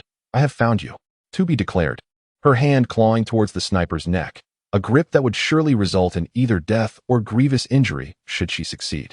However, the sniper was no ordinary adversary. He deftly raised his sniper rifle to block her attack, effectively neutralizing her advance. Not only that, but he swiftly drew a handgun from his waist, intent on firing at 2B's head from a mere few dozen centimeters away. Yet, in that instant, 2B's hand preemptively pressed against the muzzle of the handgun, and with remarkable agility, she managed to deflect the bullet with her bare hand. Chapter 13. The Special Symbol, the Hydra Organization. Witnessing 2B's actions, the sniper's face contorted into a sneer of disdain. In his eyes, her efforts were akin to a mantis attempting to stop a chariot, utterly futile. He believed that a mere flesh and blood body could not withstand the force of a bullet at such close range. Thus, he concluded that even if 2B managed to shield the gun's muzzle with her palm, her demise was all but certain. What he could never have anticipated was that, at the very moment he pulled the trigger, a metallic clashing sound resonated, followed by a jarring realization. His bullet had been effortlessly deflected by the palm of his adversary. You appear astonished. After effortlessly blocking the sniper's bullet, 2B exerted her strength once more, instantly crushing the sniper's handgun into a mere mass of twisted metal. Witnessing this, the sniper's face contorted in horror as he hurriedly retreated, his gaze fixed upon 2B as though he had encountered a specter. For in that fleeting instant, he discerned that this woman was not unscathed. A substantial wound marred the center of her palm, yet through that gash, he glimpsed a gleaming metallic skeleton. This revelation meant that the woman before him was, in fact, no human at all. She was a robot. Upon this realization, his worldview crumbled. Although a figure akin to Iron Man had emerged recently, it was merely Tony Stark, a human encased in a suit of advanced technology. Such high-tech armor had long existed in this world, as evidenced by Scorpion and the Wanderer, who each possessed their own advanced suits. This was hardly groundbreaking. However, a robot, particularly one as lifelike as the woman before him, was utterly unprecedented. This level of technological advancement had completely surpassed what was deemed possible in this era. At the very least, he had never heard of any faction capable of creating such a realistic automaton, let alone one with such extraordinary combat prowess. This was simply unfathomable. According to his knowledge, the woman before him was the personal secretary of Lauren Morgan. This indicated that Lauren Morgan, who had previously been overlooked, likely possessed technology far surpassing that of this era. Although he was uncertain how she had achieved this, if his conjecture proved correct, this revelation would hold significant implications, potentially disrupting all the plans their organization had meticulously laid out. Realizing the gravity of the situation, he immediately recognized its importance. Consequently, he abandoned any thoughts of continuing his struggle with 2B and turned, leaping directly out of the window. It was crucial to note that he was on the 30th floor, and a fall from such a height would undoubtedly be fatal. However, his audacity to jump was underpinned by a sense of confidence.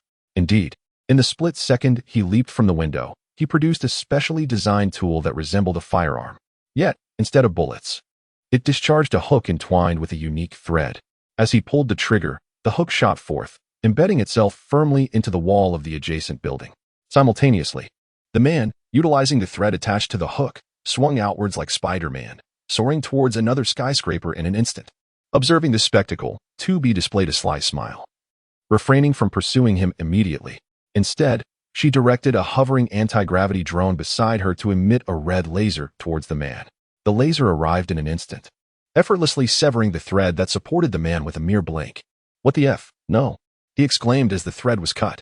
In that moment, he plummeted from midair, crashing violently against the wall of the nearby building before collapsing onto the ground, a sight that was undeniably tragic. Fortunately, he had not been very high off the ground when he was thrown, approximately 10 meters, so he did not perish on impact. However, he was incapacitated and unable to rise for the time being. At that moment, 2B calmly leaped from the rooftop, her right fingers embedding themselves into the wall to control her descent. In no time, she landed gracefully before the man. He appeared utterly disheveled, his expression contorted in agony. For one of his leg bones had undoubtedly fractured upon landing, rendering him unable to stand. Yet, Tubi showed no concern, nor a hint of compassion. Instead, she stepped forward and delivered a powerful kick to the man. The sheer force propelled him away, causing him to roll several meters before coming to a halt. "Weren't you quite spry just a moment ago? Why are you so still now?" Tubi observed the man gasping on the ground with an impassive expression. Her tone as frigid as ice. She then grasped her katana and drove it into his shoulder, eliciting a grimace of excruciating pain that twisted his features even further. However, what took Tubi by surprise was that this man, despite his fearsome expression, endured in silence without uttering a single cry of agony. His remarkable willpower was indeed commendable. You possess quite a resilient spirit, yet it is unfortunate that you have chosen the wrong adversary. For someone as unyielding as you, I can offer you a swift release from your suffering. Now, tell me, who sent you to do this?" Upon hearing Tubi's words, a trace of disdain flickered across the man's face, and through gritted teeth, he replied, "Do not waste your time. I will never divulge that information. Nor do I require your mercy." With that, the man suddenly bit down hard on his own mouth, causing blood to stream from all 7 orifices. Evidently, he had concealed a poison pouch within his mouth, anticipating such a scenario of capture. This unexpected turn of events was entirely beyond 2B's expectations. Previously, she had learned from her creator that humans are exceedingly intricate beings. Some are selfish, others altruistic, some are ruthless, while others possess a kind heart. Some are cowardly, yet others exhibit unparalleled bravery. If one were to rank the most complex beings in this world, humanity would undoubtedly claim the top position. The reason for this complexity lies in the rich emotional spectrum in an entity referred to as the soul, which humans possess unlike any other creature. Until now, she had little grasp of this concept, but the man's resolute choice to embrace death evoked a peculiar transformation within her cognitive framework. This subtle shift resembles a seed gradually taking root and sprouting within her mechanical mind, and what it may ultimately yield remains an enigma to all. Upon realizing that the man before her has perished, 2B wears a slight expression of regret, for it signifies the complete failure of her mission. Thus far, she has been unable to uncover the identity of the puppet master behind it all. However, just as she prepares to depart, her gaze is drawn to a peculiar symbol adorning the man's wrist, a design composed of a skull and 6 tentacle-like appendages. Contemplating this strange emblem, 2B surmises it must be the distinctive mark of a certain faction. Promptly, she connects to the network and begins her search, and soon enough, she uncovers the truth, the Hydra organization. Chapter 14. Everything you can imagine, I have learned. Boss, I have failed. Please, punish me. Upon returning to the manor, 2B kneels before Loren, her head bowed, resembling a contrite schoolgirl who has erred. Were this scene to be witnessed by outsiders, they would likely be left in sheer astonishment. For 2B's reputation in the world outside is one of fear, likened to that of a divine executioner.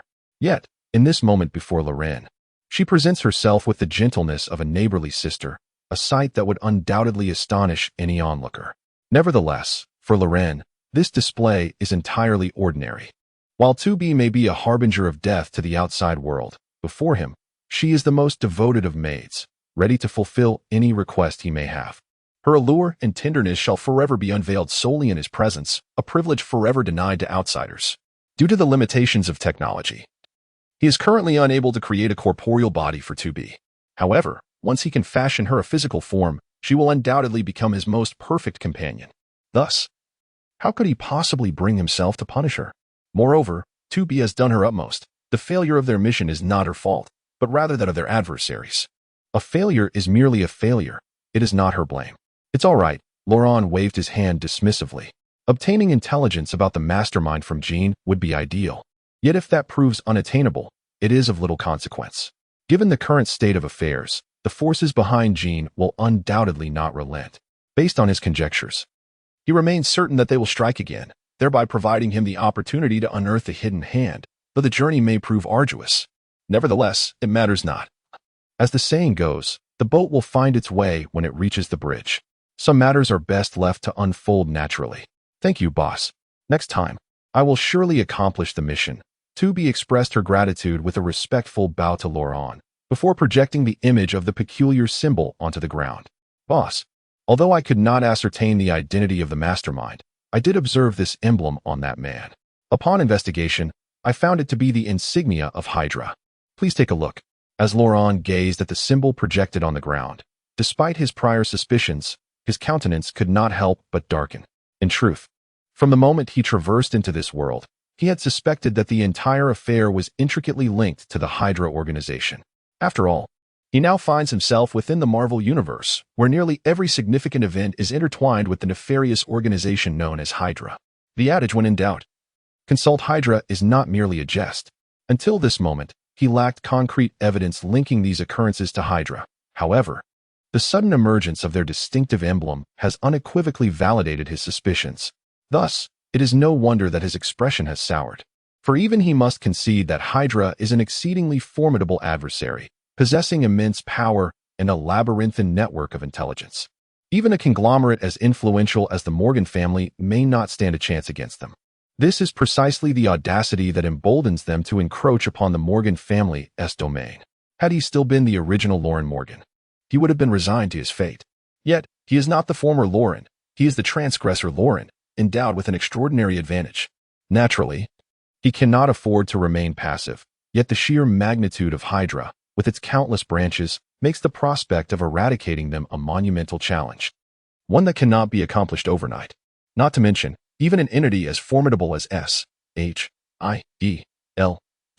has struggled for years to cleanse itself of Hydra's influence, and instead, it has been infiltrated, transforming into what some now refer to as Hydra's HIELD.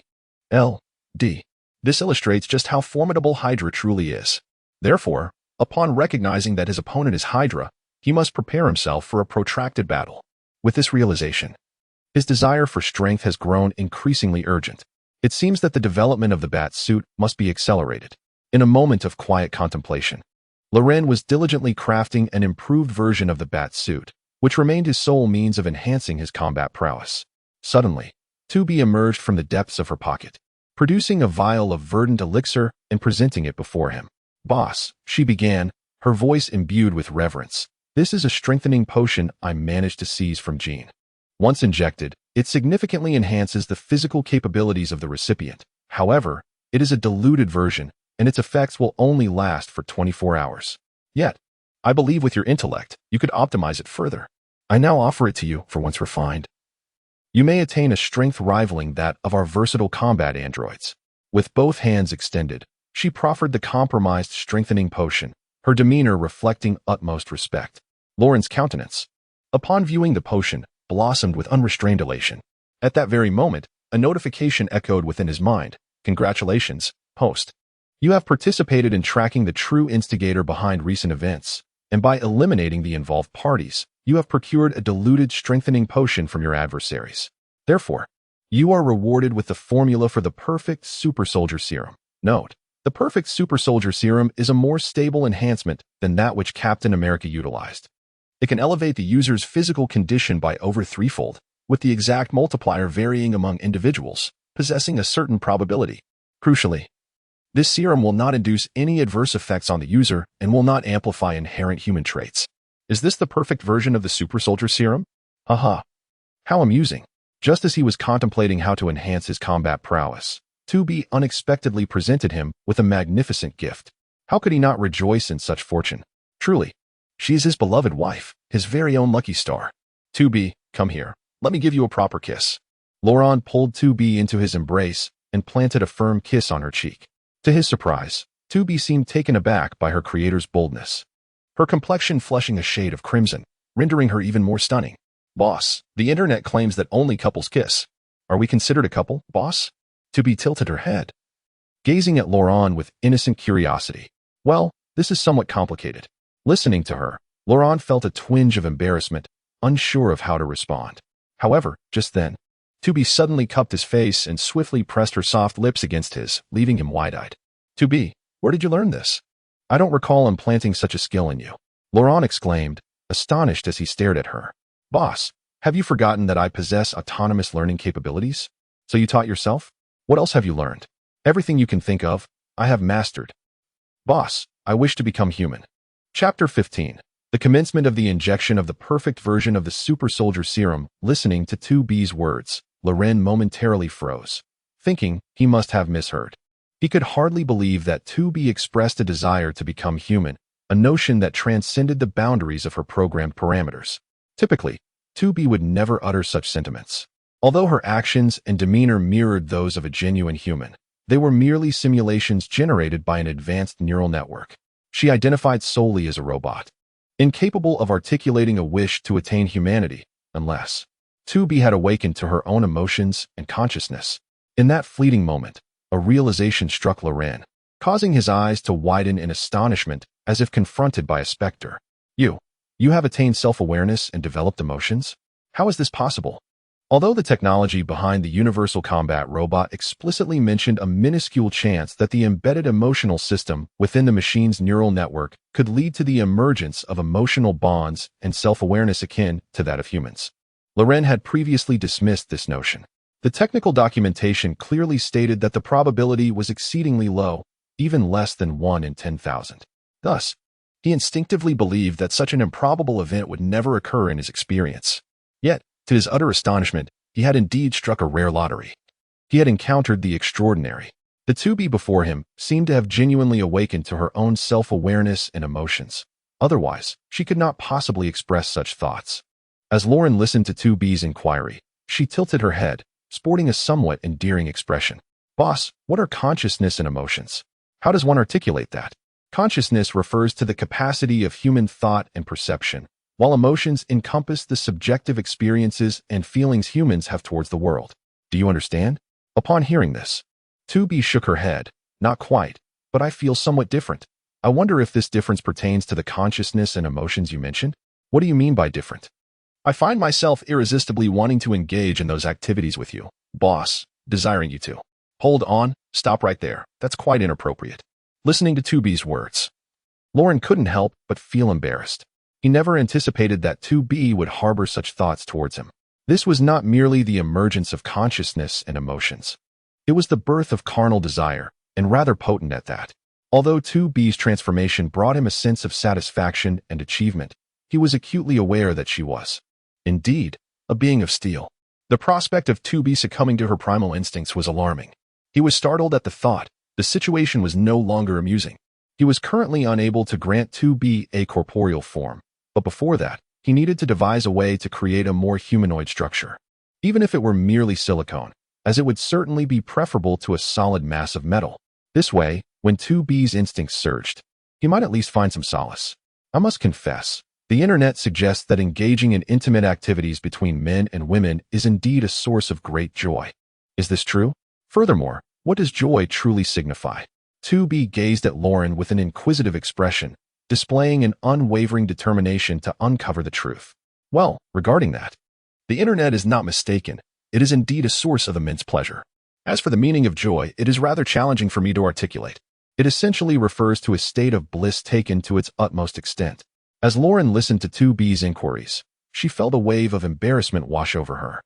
Uncertain of how to convey such complexities, explaining the physical pleasures inherent to humanity to a robot felt as futile as playing a lute to a cow, an endeavor utterly beyond comprehension. For it exists outside her realm of understanding. What then is joy? 2B persisted, tilting her head in curiosity. Joy is when you. Joy is akin to. It is similar to that experience, I suppose. Loren stumbled over her words, akin to singing a children's song, utterly at a loss for how to respond. And what is that experience you mentioned? 2B continued her relentless questioning. Hold on, perhaps you should refrain from further inquiries.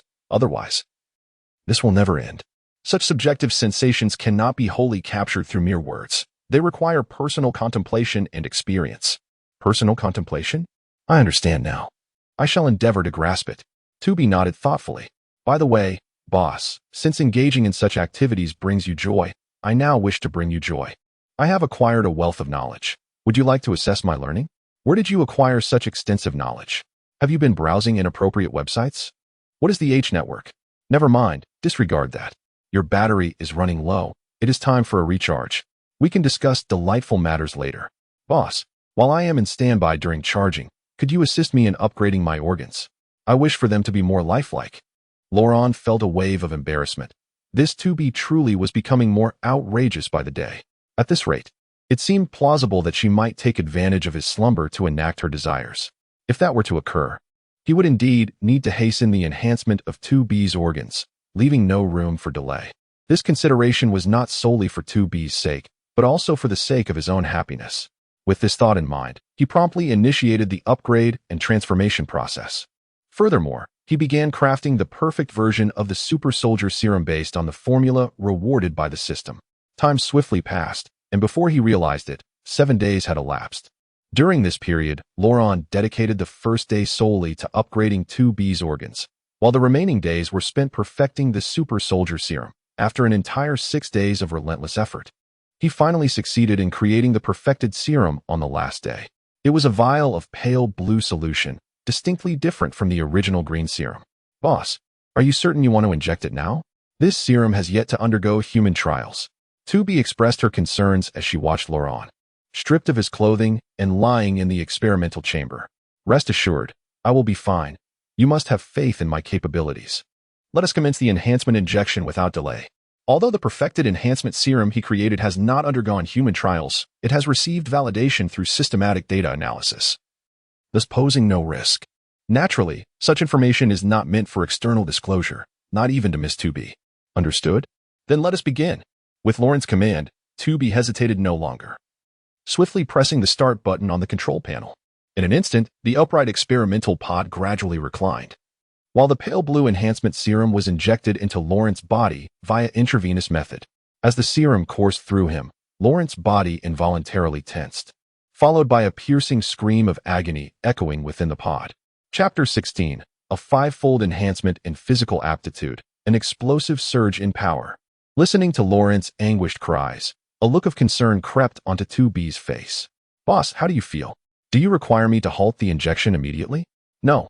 Do not stop. Administer the entire dosage, or all will be for naught, Laurent exclaimed, enduring the excruciating pain to deter her from halting the process. Upon hearing 2B's suggestion to cease the injection, she wavered momentarily, yet ultimately decided against stopping, instead injecting the entirety of the enhancement serum into Laurent's system. As the last of the serum was infused, Laurent felt as though his body had transformed into an inflated balloon, visibly swelling at an astonishing rate. Moreover, his bones were undergoing a profound expansion, a sensation akin to the very fabric of his being threatening to fracture. The agony far surpassing his wildest imaginings, an experience he had never before encountered. Prior to the injection of the enhancement serum, he had anticipated the process would be excruciating, yet he could never have fathomed it would reach such torturous heights. It was akin to a veritable ordeal of suffering. Fortunately, the duration of this torment was fleeting, dissipating in a mere span of seconds. Remarkably, he soon began to feel as though he were enveloped in a warm embrace, akin to luxuriating in a hot spring. A delightful warmth coursing throughout his entire being. A bittersweet experience indeed, Laurent murmured to himself, and at that moment, he distinctly perceived a monumental transformation within his physique. His previously somewhat frail form was now adorned with sinewy muscles. These were not the grotesque, rigid muscles of a bodybuilder, but rather elegantly sculpted, streamlined muscles that could be effortlessly concealed beneath clothing. Furthermore, his stature had significantly increased. Prior to the injection of the enhancement serum, he stood at 175 centimeters. But with the infusion of the perfected super soldier serum, he had ascended to a remarkable height of 188 centimeters, a staggering growth of 13 centimeters. Such an enhancement was nothing short of astonishing. Yet, this was merely the superficial augmentation. The internal enhancements were the true crux of the transformation. He gently clenched his fist, and instantly, a cacophony of cracking bones resonated in the air. Through merely clenching his fist, he acutely sensed that his strength had undeniably transcended the limits achievable by an ordinary human. As for the precise magnitude of force he could unleash, he remained uncertain for the time being. However, in terms of his overall physical prowess, he felt he had augmented it by at least fivefold. One must not underestimate this quintuple enhancement. After all, Captain Rogers, upon receiving the super soldier serum, only experienced a fourfold increase. Yet, it was precisely this fourfold superior physique that elevated him to the ranks of the triumvirate within the Marvel Universe. Thus, one can fathom the extraordinary nature of a five-fold enhancement in physical capabilities. To illustrate more intuitively, if the physical prowess of an average person is rated at 10, then an athlete, having undergone extensive professional training, might achieve a level around 12 to 13. For a typical human, even a single-point increase in physical capacity represents a significant advancement and accomplishment. Now, with the aid of the perfected enhancement serum, Loren had multiplied his physical abilities by 5, elevating them to an astounding 50 points. Consequently, one can only imagine the terrifying power such physical capabilities could unleash. Is this the sensation of becoming stronger? It is simply exhilarating. As the enhancement concluded, Loren lay within the experimental chamber, unable to contain his laughter. He then raised a hand and, with a forceful push, sent the chamber door flying off with a resounding crash. In an instant, his robust and striking physique, reminiscent of a sculpture from ancient Greece, was laid bare before the gaze of the enchanting Miss 2B. As she gazed at Loren, who appeared as if transformed, Miss 2B's face was painted with astonishment. Her eyes darted up and down, taking in Loren's figure in a mere heartbeat, while her gaze unmistakably ignited with a hint of fervor. "Boss, you've grown taller and matured," she remarked, her eyes fixed intently upon Loren, instinctively licking her lips like a tantalized feline. Observing her peculiar demeanor, Loren was immediately reminded of the words Miss 2B had spoken 7 days prior. An unsettling premonition stirred within him. "Boss, shouldn't you test your body?" Miss 2B inquired with curiosity. "Indeed, a test is in order," Loren replied, nodding in agreement before commencing the assessment. Time slipped by, and in the blink of an eye, an hour had elapsed. During this hour, Miss 2B diligently conducted a variety of tests on Loren, employing an array of tools. The conclusion reached was akin to Loren's earlier speculations. His overall physical prowess had increased approximately 5-fold. Given his current state, he could unleash around 5 tons of force. Ordinary melee weapons could not breach his skin, and he could even withstand bullet impacts. Even when injured, his regenerative abilities far surpassed those of an average person. Moreover, his jumping capacity was astounding, allowing him to leap approximately 10 meters from a standstill. If he were to sprint and leap, the distance would extend to nearly 50 meters. Moreover, his 5 senses, sight, hearing, smell, taste, and touch, have been significantly enhanced. He can clearly discern the bold title on a poster hundreds of meters away. He can hear conversations from a distance of several hundred meters and detect scents wafting from kilometers away.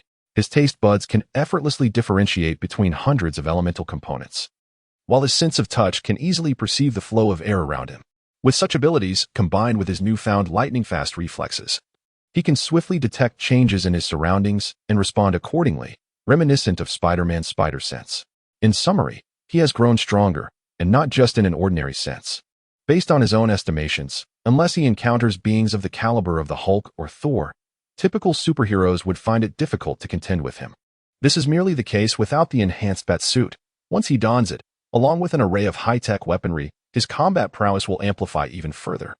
Clenching his fists in excitement, Loren felt a surge of confidence in dealing with the Hydra organization, bolstered by his newfound strength. Just as he was reveling in this exhilarating sense of empowerment, a phone call from Freddy abruptly interrupted his joy. "Young master, your Aunt Maeve Morgan has arrived." Chapter 17. There's poison in this cookie. Aunt, is she the one who had a fierce argument with my father and left home for several years? Upon hearing the butler Freddy's words, a vividly adorned woman surfaced in Loren's mind. The woman in question is none other than his aunt, Maeve Morgan. According to the amalgamated memories, the original host's father had an elder brother and sister, positioning him as the third in line. However, due to some unknown circumstances, his uncle tragically perished in a car accident, leaving behind only his aunt and father. Years later, a fierce dispute erupted between the siblings over the inheritance of the family estate. Maeve had always harbored the belief that the original host's father had sinisterly orchestrated the demise of their elder brother in a bid to usurp the Morgan family fortune, leading her to treat him with disdain and hostility, escalating to the point of drawing swords against one another. Yet, through the merged recollections, Loren grasped that the truth was far from this narrative. His father had never wished to assume the mantle of head of the Morgan family. In fact, he yearned to extricate himself from the family's grasp to pursue a life of his own. Alas, following the untimely death of his elder brother, his father was coerced into taking on the role of patriarch, and no amount of resistance on his part would prove effective. He had attempted to elucidate this to Maeve, Yet she remained unconvinced, instead accusing him of manipulating their father into bestowing the title upon him. 3 years prior, after his futile attempts to rebel, the original host's father reluctantly inherited the position of head of the Morgan family. From that day forth, his aunt severed all ties with the Morgans, choosing to part ways entirely. 3 years have elapsed, yet it is astonishing that this long-absent aunt has suddenly reappeared. Such an occurrence is undeniably peculiar. It is worth noting that she did not attend the funeral of the original owner's parents. When events deviate from the norm, there is often something amiss. It seems that her intentions may not be benevolent. Nevertheless, since she has made her presence known, it would be unbecoming for him, as her nephew, to ignore her. With this thought in mind, he promptly instructed Miss 2B to assist him in donning attire. However, due to his significant growth in stature, none of his previous garments fit him anymore. Consequently, he had to hastily request several black suits to be brought in. As he adorned himself in the sleek black ensemble, Lauren's muscular physique was artfully concealed, epitomizing the adage of looking slender in clothing yet robust without it. Coupled with his strikingly handsome features, he exuded an air of opulence, resembling a prince from a grand European palace. Observing the exceptionally poised Loren, Miss 2B's complexion flushed, her gaze brimming with admiration and infatuation. Had circumstances permitted, she might have impulsively rushed to him in that moment. "Let us proceed to meet my aunt," Loren declared, strolling leisurely towards the grand hall of the estate, with 2B dutifully trailing behind him, reminiscent of a devoted and obedient partner. In the reception area of the hall, a middle-aged woman adorned with heavy makeup sat gracefully. On the table to her right rested a gift box, its contents unknown. As Laurent approached, even before he drew near, his enhanced olfactory senses detected a hint of fragrance, unmistakably emanating from some delicacy within. The elegantly poised middle-aged woman was none other than his aunt, Maeve Morgan. Upon noticing Laurent's arrival, Maeve's face immediately brightened with a smile. She gracefully rose and took the initiative to approach him. "Oh, my dear nephew, it has been years since we last met, and you have grown so tall." Resembling a true gentleman, she remarked, raising her hand to touch Laurent's cheek. However, before her fingers could make contact, Laurent, maintaining a calm demeanor, stepped back with finesse, deftly evading her gesture. "Aunt Maeve, it seems we are not as familiar as you presume." Through the memories he had assimilated, Laurent was aware that this so-called aunt had never held affection for him. In his childhood, she had even gone so far as to humiliate him, solely due to her disdain for his father. With this knowledge, how could he ever feel close to such an aunt? To him, Maeve's current display of affection was merely a facade. But what could be the motive behind her pretense? This thought heightened his caution towards her. Upon hearing Laurent's words, Maeve's expression shifted to one of embarrassment. "My dear nephew, I understand your resentment regarding my absence at your parents' funeral, but I was unaware of the situation until recently and rushed here as soon as I learned of it," Maeve said earnestly, her face etched with sorrow, her eyes brimming with anguish. To an uninformed observer, her demeanor might suggest that she mourns for her brother. Yet, Laurent understood all too well that this was merely a performance. The animosity this aunt harbored towards his father had reached unfathomable depths. How could she possibly grieve his demise? "Ms. Maeve, there is no need for pretense in my presence. I am well aware of the grievances between you and my father. Pray tell, what brings you here so unexpectedly?" Laurent stated candidly, offering no semblance of deference. At his words, a flicker of malice flashed in Maeve's eyes, quickly masked by her composure. "Nephew, you have gravely misjudged me. I admit there were some conflicts with your father in the past, but at the end of the day, we are still siblings. Bone may be broken, yet the sinews remain connected. What are our trivial disputes when weighed against matters of life and death? Would you not agree? Is that so? Am I then the petty one? If that is indeed your sentiment, I might consider addressing you as aunt." Listening to Maeve, Laurent nodded subtly, a smirk playing on his lips. "Exactly. The quarrels between your father and me have long since dissipated. Moreover, matters of our generation should not entangle you younger ones. If you could find it in your heart to forgive your aunt, it would bring me great solace. By the way, I have brought you some European pastries that I made myself, especially for you to enjoy. I hope they please your palate." With that, Maeve extended the box she had placed on the table towards Laurent. Suddenly, she gently opened the box, revealing an array of exquisitely crafted pastries. However, as the box was unsealed, a delicate fragrance wafted into Laurent's nostrils, causing him to furrow his brow slightly. "These pastries are indeed fragrant," Laurent remarked playfully as he delicately picked up a cookie. "Hee hee, I infused a bit of tea from the Dragon Kingdom, hence the subtle tea aroma. Do taste it. It's quite delightful. It's rare for my aunt to personally prepare treats for me. I must show my appreciation. Loren nodded and promptly placed the cookie into his mouth, savoring it. Observing him indulge in the pastry, Maeve could not suppress a smirk of satisfaction. Yet, at that moment, Loren's expression abruptly shifted. He collapsed to the ground. Anguish etched across his face and pointed a trembling finger at Maeve, exclaiming, is there poison in this cookie? Chapter 18. The Ant Who Shatters Worldviews. Witnessing Loren's sudden collapse in agony, the previously gentle Maeve transformed, her visage morphing into one of ferocity. You foolish wretch. How incredibly Navi you are. Did you genuinely believe I came here to offer you treats? Maeve sneered. Crouching before Loren and slapping his face as if reprimanding a child, her eyes brimming with disdain. Why? Why would you do this? Did you not claim that the grievances of our predecessors would not ensnare the next generation? Loren, enduring excruciating pain, gazed at Maeve in disbelief. Upon hearing this, Maeve burst into laughter, exclaiming, You fool, do you truly believe everything I say? My enmity with your father is irreconcilable. I have long wished for his demise. And as his offspring, your fate is sealed as well. Yet, you dare to act against me here. Are you not afraid of the consequences? Curiously, Loren inquired, Are you referring to the secretary behind you? Let me enlighten you. The poison you have inhaled was not ingested, but rather absorbed into your system as soon as I opened this box. The toxic gas has pervaded the entire room. Consequently, everyone present, including your lovely secretary, is doomed as well. Maeve's countenance darkened, her eyes glimmering ominously, emanating an unsettling aura. I see, Loren said, collapsing to the ground, his expression grim as he stared at Maeve. To think that you, my aunt, would go to such lengths to orchestrate my downfall. It seems my parents' deaths are indeed linked to you. Maeve scoffed at his words, retorting, There is no need for your feigned inquiries. You, a dying man, what does it matter if I confess? Indeed, it was I who orchestrated the murder of your parents. I have been the puppeteer all along. So, you have allied yourself with the Hydra organization, Loren remarked, realization dawning upon him. I did not expect you to uncover this much. It is quite surprising. I had always underestimated you. Yet, it seems that was a grave error. Nevertheless, it matters little now, for you are destined to perish at my hands. Maeve spoke as she drew a dagger from her waist, and without the slightest hesitation, she thrust it fiercely towards Loren's heart.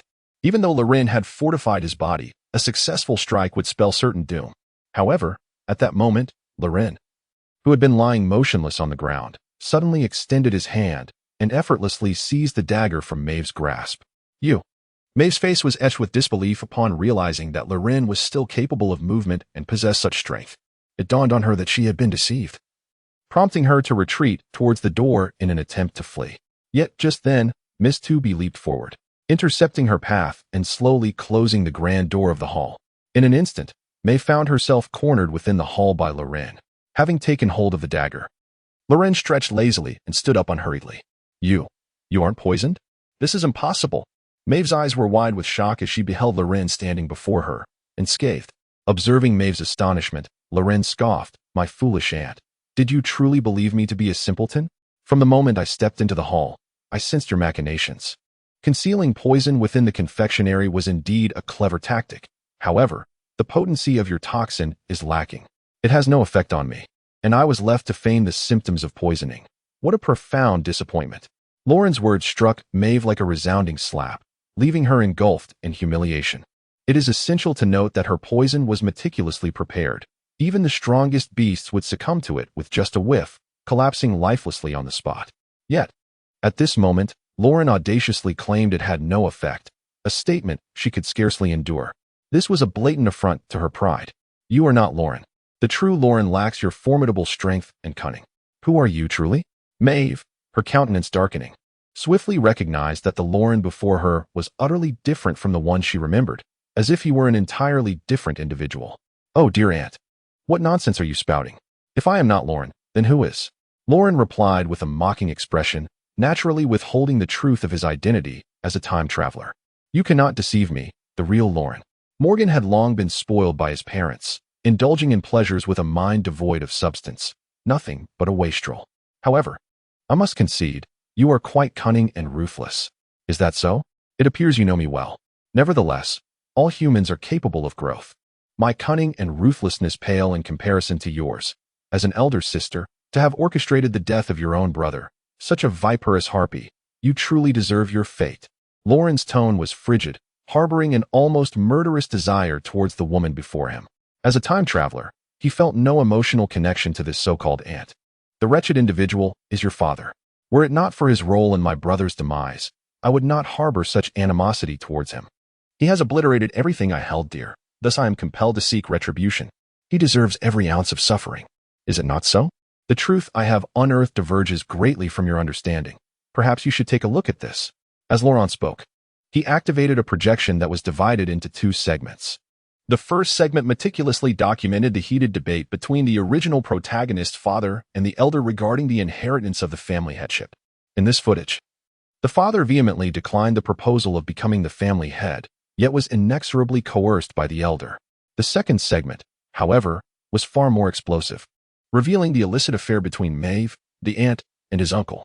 The reason the protagonist's father sought to extricate himself from the Morgan family and pursue an independent life stemmed from the profound impact of this revelation. It shattered him to such an extent that he could no longer bear to remain within the family fold. Little did he know that shortly thereafter, his elder brother would meet an untimely death, forcing him to assume the mantle of Morgan's patriarch. Ironically, this led his sister Maeve to believe that he had orchestrated the entire sequence of events. Thus, a series of calamities ensued. As Maeve observed the projection, she stood frozen. Struck as if by lightning, she had never imagined that her brother was already privy to her affair with her elder brother. Shut it off, quickly. Maeve, engulfed in rage and humiliation, screamed at Laurent to terminate the projection. Chapter 19. You are merely pawns. Upon hearing this, Laurent chuckled softly and promptly deactivated the projection. Years ago, my father refrained from disclosing this matter to you out of respect, yet you remained oblivious to his intentions, persistently targeting him, ultimately resorting to actions that led to his demise. You dare to question whether you deserve to live? No, this cannot be true. It is all a fabrication of your own making. The death of my elder brother was caused by your father. Do not attempt to deceive me. You foolish creature. What benefit would my father gain from the death of his elder brother? As his sister, you should be well aware of my father's character. He is inherently free-spirited and abhors the constraints of family ties. Had my uncle not perished, he would have been spared the burdens of managing such a vast family, the anxiety that accompanies it, and the daily sight of your repugnant behavior. He could have roamed the world, living a life of joy that belonged solely to him. Anyone could have been responsible for my uncle's death, except for my father. For my uncle's demise brought him only misfortune, never gain. No, this cannot be. I am not mistaken. It is all a deception, a ruse. Listening to Lauren's words, Maeve shook her head, disbelief etched across her face. It matters not whether you believe me. I am resolute in avenging my parents. Now, I shall send you to the depths of hell. As Lauren spoke, she thrust the stolen dagger fiercely towards Maeve. However, at that very moment, the butler, Freddie, who had been standing behind Lauren, suddenly stepped forward with agility and drew a handgun, aiming it at the back of Lauren's head, intent on firing. However, what he never anticipated was that before he could pull the trigger, Loren suddenly spun around, and with a flash of cold light, the dagger in his hand severed Freddie's hand. A piercing scream erupted from Freddie's lips as he clutched his severed arm. His eyes filled with disbelief as he gazed at Loren before him. He could hardly comprehend how this young master had detected his surprise attack in advance. It was utterly astonishing. Old steward, you truly believed you were well concealed, did you? Loren regarded the elder servant with a mocking expression. How did you uncover my intentions? Freddie inquired, his face a mask of resentment as he looked at Loren. That night, when I was ambushed at the police station, I realized that those men in black were ostensibly there to eliminate that gunman, yet their true target was unmistakably me. Had it not been for 2B's presence by my side, I might have been riddled with bullets. Upon reflection, I discovered that I was the only one who had shared my plan to go to the police station with you beforehand. So, if I do not suspect you, whom should I? Yet, you, old fool, have shown remarkable restraint, holding back your attack all this time, leaving me at a loss for how to justify your demise. Now, however, the reasons have aligned, and your time has come. By the way, just now, Lady Maeve mentioned that her poison has filled the entire room, and you stood there without any reaction. Such a lack of professionalism is truly appalling. I suggest you take heed in your next life. With a mocking tone, Lauren raised his hand and swiftly slashed the dagger across the throat of the old butler, Freddie, causing him to meet his demise instantly, a decisiveness that was both striking and resolute. Witnessing the demise of the undercover agent she had placed beside Lauren, Maeve's expression darkened further. Her eyes betraying a glimmer of despair, she realized that she was beyond salvation. How unexpected it was that I would fall victim to this little brat. I refuse to accept this. You ought to have perished alongside your wretched parents. Even in this moment, Maeve continued to curse Lauren. In response, Lauren merely chuckled. Unperturbed, I truly relish witnessing your fury. Your intense hatred for me paired with your inability to eliminate me. It brings me immense satisfaction. You cough. Maeve, upon seeing Lauren's smug demeanor, was so enraged that she spat blood, her eyes bloodshot. Huh, you a freak. Are not only foolish but also have a fiery temper. No wonder you could commit such treachery against your own brother. The Morgan family is unfortunate to have a descendant like you. Truly a stroke of bad luck for 8 generations. Silence yourself, you little brat. You lack the standing to judge me. This is all your father's fault. He deserves to die? You imbeciles still fail to comprehend that this is clearly a setup. The death of my uncle is merely a component of this scheme, and both you and my father are but pawns in this game. If you genuinely wish to avenge your uncle, nay, your significant other, then divulge all that you know to me. Only in doing so can I apprehend the true murderer responsible for your uncle's demise, and rest assured, I shall ensure he meets a most gruesome end.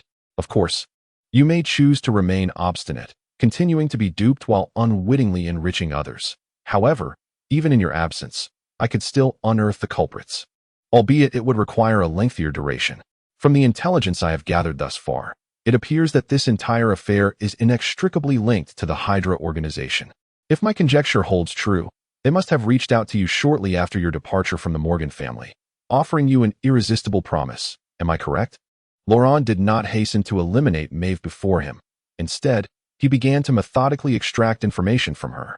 Upon hearing Lauren's assertion, Maeve momentarily froze, clearly struck by the accuracy of his words. Had this been before, she would have dismissed Lauren's claims outright. Yet, having witnessed the remnants of her father's legacy and the extent of Lauren's capabilities, she recognized that he was not to be underestimated. Thus, his words carried a weight she could no longer disregard. Silence, in this instance, equated to acquiescence. It seemed I had indeed surmised correctly. This entire matter was orchestrated by the Hydra organization, and it is highly probable that the very individual who contacted you is the one who took your uncle's life. It is utterly ludicrous that you, in your folly, chose to serve him. No, that is not possible. He would never deceive me. You cannot sway me.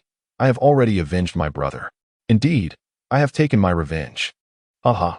Even in death, I shall not divulge a word. Long live Hydra. Suddenly, Maeve erupted into a frenzy, her cries echoing with madness. And soon a trickle of blood escaped from the corner of her mouth, clearly indicating she had bitten through the poison pouch, her life waning. However, what Loren did not anticipate was that just as she was on the brink of death, she leaned close to his ear and whispered softly, Alex. Alexander Pierce. It was him. Before she could complete her sentence, Maeve breathed her last. Chapter 20. The dazzling bat costume. Upon hearing Maeve's words, Loren furrowed his brow.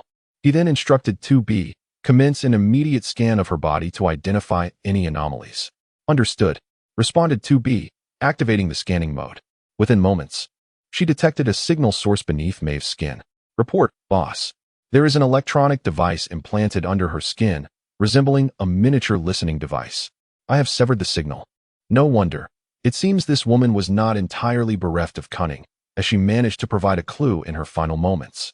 Boss, have we identified the mastermind behind this? Yes, it appears we have. Who is it? Alexander Pierce, Minister of the World Security Council.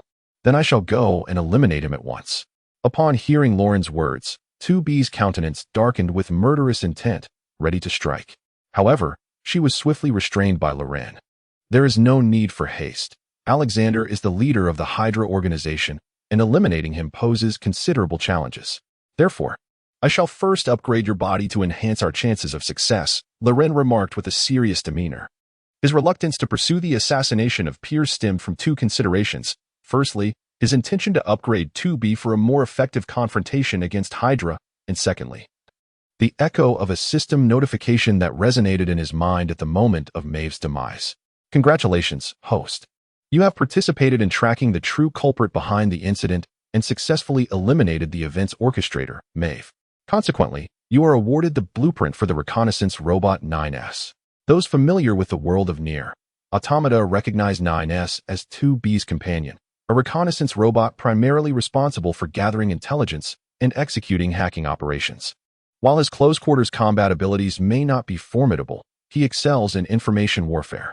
Loren found himself in need of an artificial intelligence adept in such tactics, aspiring to create a super-intelligent AI capable of real-time coordination to assist 2B in her battles. The creation of the reconnaissance robot 9S also figured into his plans. However, that would not be immediate, as time and resources were finite. He could afford to take a gradual approach later on. Moreover, should he proceed with the construction, he intended to modify 9S's gender to female. After all, having a male robot accompanying 2B on missions would only serve to complicate matters for himself. Moreover, his ambitions extended beyond merely creating the 9's model. He intended to develop an array of versatile combat robots, ideally embracing a brute force approach. This strategy would enable him to advance further within the Marvel universe and solidify his standing. With this vision in mind, he promptly sequestered himself in his laboratory. Time flew by, and in the blink of an eye, half a month had elapsed. Throughout this period, he immersed himself in research and development with an almost obsessive fervor. After relentless efforts, he successfully completed the super artificial intelligence, Alice. The primary program of Alice was installed in 2 locations, one within the underground secret base of his estate, and the other aboard a satellite in low Earth orbit, each complementing the other. Regardless of location, he could summon Alice at any time, enabling her to perform various data analyses on his behalf. Not only he but also 2B's mechanical intellect could connect to this super artificial intelligence at any moment. Thus, she could rely on her own mechanical intellect for tactical analysis while also leveraging Alice for enhanced analytical capabilities. This enhancement would significantly boost her computational power, consequently amplifying her combat prowess. After all, the strength of artificial intelligence fundamentally hinges on computational ability. However, due to current technological constraints, the production of ultra-high-performance chips remained unachievable, thereby limiting the capabilities of 2B's mechanical intellect. In contrast, the super artificial intelligence, unconstrained by size considerations, could utilize a multitude of chips to enhance performance. Thus, his computational power was undoubtedly beyond the reach of 2B's mechanical intellect. In the span of merely half a month, he not only crafted the extraordinary artificial intelligence, Alice, but also executed a modest enhancement on 2B. He affixed anti-gravity devices to her feet, enabling 2B to traverse through the air momentarily, reminiscent of the moonwalk in the world of pirates. Beyond this modest upgrade to 2B, the bat suit he had long yearned for was finally completed. Not only was the bat suit created, but also its accompanying Batmobile and Bat aircraft were brought to fruition. Furthermore, the bat suit was integrated with anti-gravity technology, allowing for brief periods of flight. Within the confines of the laboratory, 2B gazed at Loren, now clad in the sleek black bat suit, her eyes brimming with astonishment. "Boss, is this the bat suit you mentioned? It's so cool." The bat suit crafted by Loren diverged significantly from the Batman of the DC universe. Firstly, the DC bat suit features a half-mast visage, leaning more towards defensive armor, while Bruce primarily relies on his combat skills to overcome adversaries. In contrast, Loren's bat suit enveloped the entire face, adopting a more mechanized appearance, adorned with faintly glowing yellow strips that exude a futuristic aura steeped in cyberpunk aesthetics.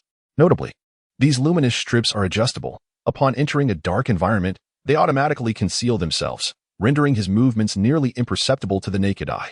In addition, Loren has indeed equipped his battlesuit with a plethora of high-tech gadgets, such as the integration of artificial intelligence, Alice, military goggles akin to those of the formidable 2B, and a miniature laser emission device.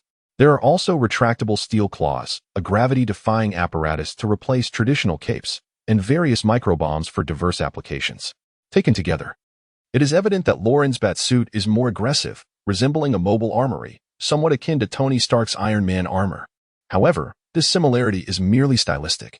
Their craftsmanship and overall design are fundamentally different, as is their combat efficacy. As for which is superior, that remains undetermined due to the absence of direct confrontation. One thing is certain, though Lauren's bat suit is undeniably more dazzling than the original Iron Man suit. And it even surpasses the bat suits of the DC Universe in terms of aesthetics. This explains why 2B is currently gazing at Lauren in awe. There's even more to behold. Alice, initiate the launch of the gravity-defying bat aircraft. Upon hearing 2B's praise, Lauren smiled with a hint of pride. He then commanded the artificial intelligence, Alice, to open the steel canopy of the underground base. Simultaneously, a bat-shaped black flying machine descended from the sky, gently landing before Lauren and 2B. Chapter 21. Oh, is that Iron Man? Is this the bat aircraft? How incredibly cool. It's absolutely stunning. As she beheld the vertically descending bat aircraft, 2B's eyes sparkled with astonishment. As she awakened to emotions and self-awareness, her behaviors began to closely resemble those of a genuine human girl. Curiosity, too, manifested in her demeanor. It was indeed quite remarkable. Loren smiled, then opened the cockpit and swiftly seated himself. He glanced back at the seat behind him and said to 2B with a grin, "Come aboard. Let's take flight together." Upon hearing this, 2B's face blossomed with joy, her happiness evident. "All right, boss," she replied, nodding emphatically before quickly taking her place behind Loren. Then, like a curious child, she began to scan everything within the cockpit. In just a brief moment, she had fully mastered the controls of the bat fighter before her. Although 2B's intellect could not rival that of the super artificial intelligence, Alice, it was certainly beyond human capabilities. Her learning speed exceeded all expectations, which might explain one of the reasons behind 2B's emergence of self-awareness. "Buckle up. We shall depart immediately," Loren declared, pressing the ignition button on the control panel. Soon, a melodious electronic synthesized voice resonated within the cockpit. "Good evening, boss. I am the artificial intelligence, Alice. How may I assist you?" Lauren's intelligent devices were all connected to Alice. Not only this bat fighter, but also his Batmobile, and even his bat suit could seamlessly summon Alice at any moment. Thus, he could operate these devices manually or, when necessary, entrust complete control to Alice. Alice's operational capabilities are, of course, unparalleled by any mere human. Given that this is a test flight, it is only fitting that the exceptionally skilled Alice takes the helm. Another advantage of this choice is her ability to analyze flight data in real time, enabling her to make dynamic adjustments as necessary. This will significantly aid in the subsequent optimization of the aircraft. With a swift command, Lauren initiated the first conventional test flight of the bat fighter. Preparations for the flight were underway. The power system of the bat fighter was being inspected, and upon completion, everything was deemed normal. The weapon system was next, and again, all checks confirmed its proper functioning. The radar system was also examined, yielding the same satisfactory results. With the comprehensive assessments successfully completed, the test flight was poised to commence. The conventional test flight consists of 3 distinct phases: the extreme altitude test, the extreme speed test, and the combat capability test. The extreme altitude test was set to begin immediately. As Alice's voice resonated within the cockpit, Lauren and 2B, seated within the bat fighter, experienced a sudden and intense sensation of weightlessness. Unlike conventional engines, the bat fighter employs a gravity-defying mechanism, allowing it to hover effortlessly. Vertical ascension is a trivial task. Thus, during the extreme altitude test, being aboard the bat fighter felt akin to riding a free-fall amusement ride, soaring upward without any prior motion, at an astonishingly rapid pace. The altitude continues to ascend, reaching 1,000 meters, 2,000 meters, 5,000 meters, 10,000 meters, 15,000 meters, 20,000 meters, 25,000 meters. Warning, warning. Ice is detected forming on the surface of the aircraft. Should the de-icing mode be activated immediately? As the bat fighter jet reaches an altitude of 25,000 meters, the entire fuselage visibly trembles, accompanied by Alice's alert. The de-icing mode is promptly engaged. The bat fighter jet's designated flight altitude far exceeds this mark, and it continues to climb. Disregarding Alice's warning, Loren remains unfazed. It is essential to note that the bat fighter jet is a marvel crafted from the pinnacle of contemporary military aviation technology, augmented by an anti-gravity system. The maximum ascent height he initially designed was 50,000 meters, a feat that surpasses any existing combat aircraft. Official records indicate that the highest altitude achieved by a manned spacecraft is approximately 37,000 meters, a benchmark set in 1977 that remains unbroken to this day. The most advanced fighter jets today have a maximum operational altitude of merely 27,000 meters, while standard jets fall below 20,000 meters. Thus, it is astonishing that Lauren's Bat fighter jet can soar to an altitude of 50,000 meters. Upon receiving Lauren's command, Alice swiftly activates the de-icing mode. As it engages, the ice that had formed on the surface of the Bat fighter jet shatters and melts away instantaneously. Having resolved the issue of high-altitude freezing, the Batwing aircraft regained its stability after the earlier tremors and continued its ascent towards the heavens. In a brief span, it soared past 30,000 meters, subsequently breaking through to an altitude of 48,000 meters, where it could ascend no further. Boss, we have reached the actual maximum flight altitude and cannot continue to rise for the time being. Alice's voice resonated within the cockpit. Listening to Alice, Laurent nodded in satisfaction. His design altitude was 50,000 meters, and achieving 48,000 meters was already beyond expectations. Excellent. Now let us lower the altitude to 25,000 meters and proceed with the maximum speed test. I designed the peak speed to be Mach 5. Let us see how far we can actually reach. Laurent issued the command for the test once more. Upon hearing Laurent's directive, Alice promptly commenced her actions. Understood. Altitude has been reduced to 25,000 meters. We shall now initiate the maximum speed test. Countdown begins. 5, 4, 3, 2, 1. Boom. Whoosh. As Alice concluded the countdown, Laurent and Miss 2B were immediately engulfed by an overwhelming sensation of acceleration. In that instant, their bodies felt as though they were being crushed into their seats by an immense force, rendering them utterly immobile. Lauren's facial expression revealed signs of distortion, underscoring the terrifying nature of the Batwing aircraft's initial flight speed. The overload generated by such a flight speed is something that an ordinary person could scarcely endure. One might faint instantaneously. Fortunately, thanks to the enhancement of his physique by the perfected super soldier serum, Roland could evade such a fate. Warning, warning. A humanoid flying object has been detected ahead, traveling at a speed of 0.8 Mach. A humanoid flying object? What does it look like? Roland paused, momentarily taken aback by Alice's words. Just as he finished speaking, a golden red humanoid armor suddenly materialized on the screen before him. Oh, isn't that Iron Man? Chapter 22. The opponent is initiating a forced shutdown. The golden red humanoid armor displayed on the screen belonged to none other than Tony Stark, who had recently proclaimed himself as Iron Man. Roland never anticipated encountering Iron Man at this moment. It was rather intriguing. What could he possibly be doing at this late hour? Alice, discreetly hack into his system and find out what he is up to. Understood. The hacking program is now operational, and the intrusion has commenced. Ding. Intrusion successful. I have infiltrated the opponent's backend database and am retrieving data. Retrieval is complete. However, the opponent's artificial intelligence system, JARVIS, has detected my intrusion. Has it been discovered so swiftly? No wonder Tony Stark's artificial intelligence possesses considerable prowess. Upon hearing Alice's report, Roland was not particularly surprised. After all, Tony Stark is one of the triumvirate of the Marvel Universe, a paragon of technological genius. His intellectual capacity is indeed beyond the reach of ordinary individuals. Thus, the Jarvis that he created is certainly no ordinary entity. It is quite natural for it to detect Alice's intrusion within such a brief span of time. However, in terms of computational power and sophistication, the current Jarvis pales in comparison to Alice. Otherwise, it would not have succumbed so easily to her infiltration. The fact that it was able to identify Alice's intrusion in a timely manner is already its most commendable feat. It possesses capability. Yet it is not of a high caliber, appearing almost childlike in my presence. Upon hearing Lauren extol the virtues of Tony Stark's artificial intelligence, Jarvis, Alice dismissively offered her critique, as if feeling a tinge of jealousy.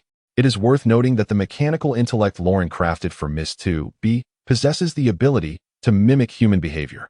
Naturally, Alice, with her computational prowess far surpassing that of the mechanical intellect, has no reason to lack such capabilities. However, while Alice's computational capacity exceeds that of Miss 2B's creation, Lauren, in his foresight, refrained from embedding an emotional module within her. Therefore, theoretically speaking, Alice shall never attain self-awareness, allowing Lauren to operate with a greater sense of security. After all, the emergence of self-awareness in artificial intelligence is not a trivial matter. He is not keen on inadvertently creating an Ultron.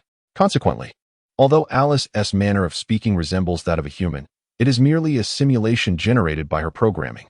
The opposing artificial intelligence remains in its nascent stage, and it is entirely reasonable for it to be inferior. However, one must not underestimate Tony Stark's intellect. This individual possesses remarkable prowess. Boss, is the Tony Stark you speak of truly that formidable? Is his technological level superior to yours? Impressive, indeed it is. However, how it measures against my own prowess remains uncertain, as we have yet to engage in a contest of skills. Perhaps this moment presents a splendid opportunity. Loren chuckled lightly, his face adorned with a flicker of intrigue. By the way, have we uncovered what Tony Stark is up to? According to the retrieved information, it appears that he, like us, is conducting tests on his armored suit. Engaging in tests as well? What a fortuitous coincidence. He could serve as an exemplary comparative sample. Loren murmured to himself, and as if struck by a sudden thought, an insidious smile crept across his face. Warning, the opponent is attempting a counter-intrusion. At that moment, Alice issued a cautionary alert. In response, Loren merely smiled. With Jarvis's current computational power, attempting to breach our defenses is a mere folly. Alice, teach him a lesson. Let him witness the true essence of artificial intelligence. Understood. Upon receiving Loren's command, Alice promptly initiated a more aggressive hacking operation.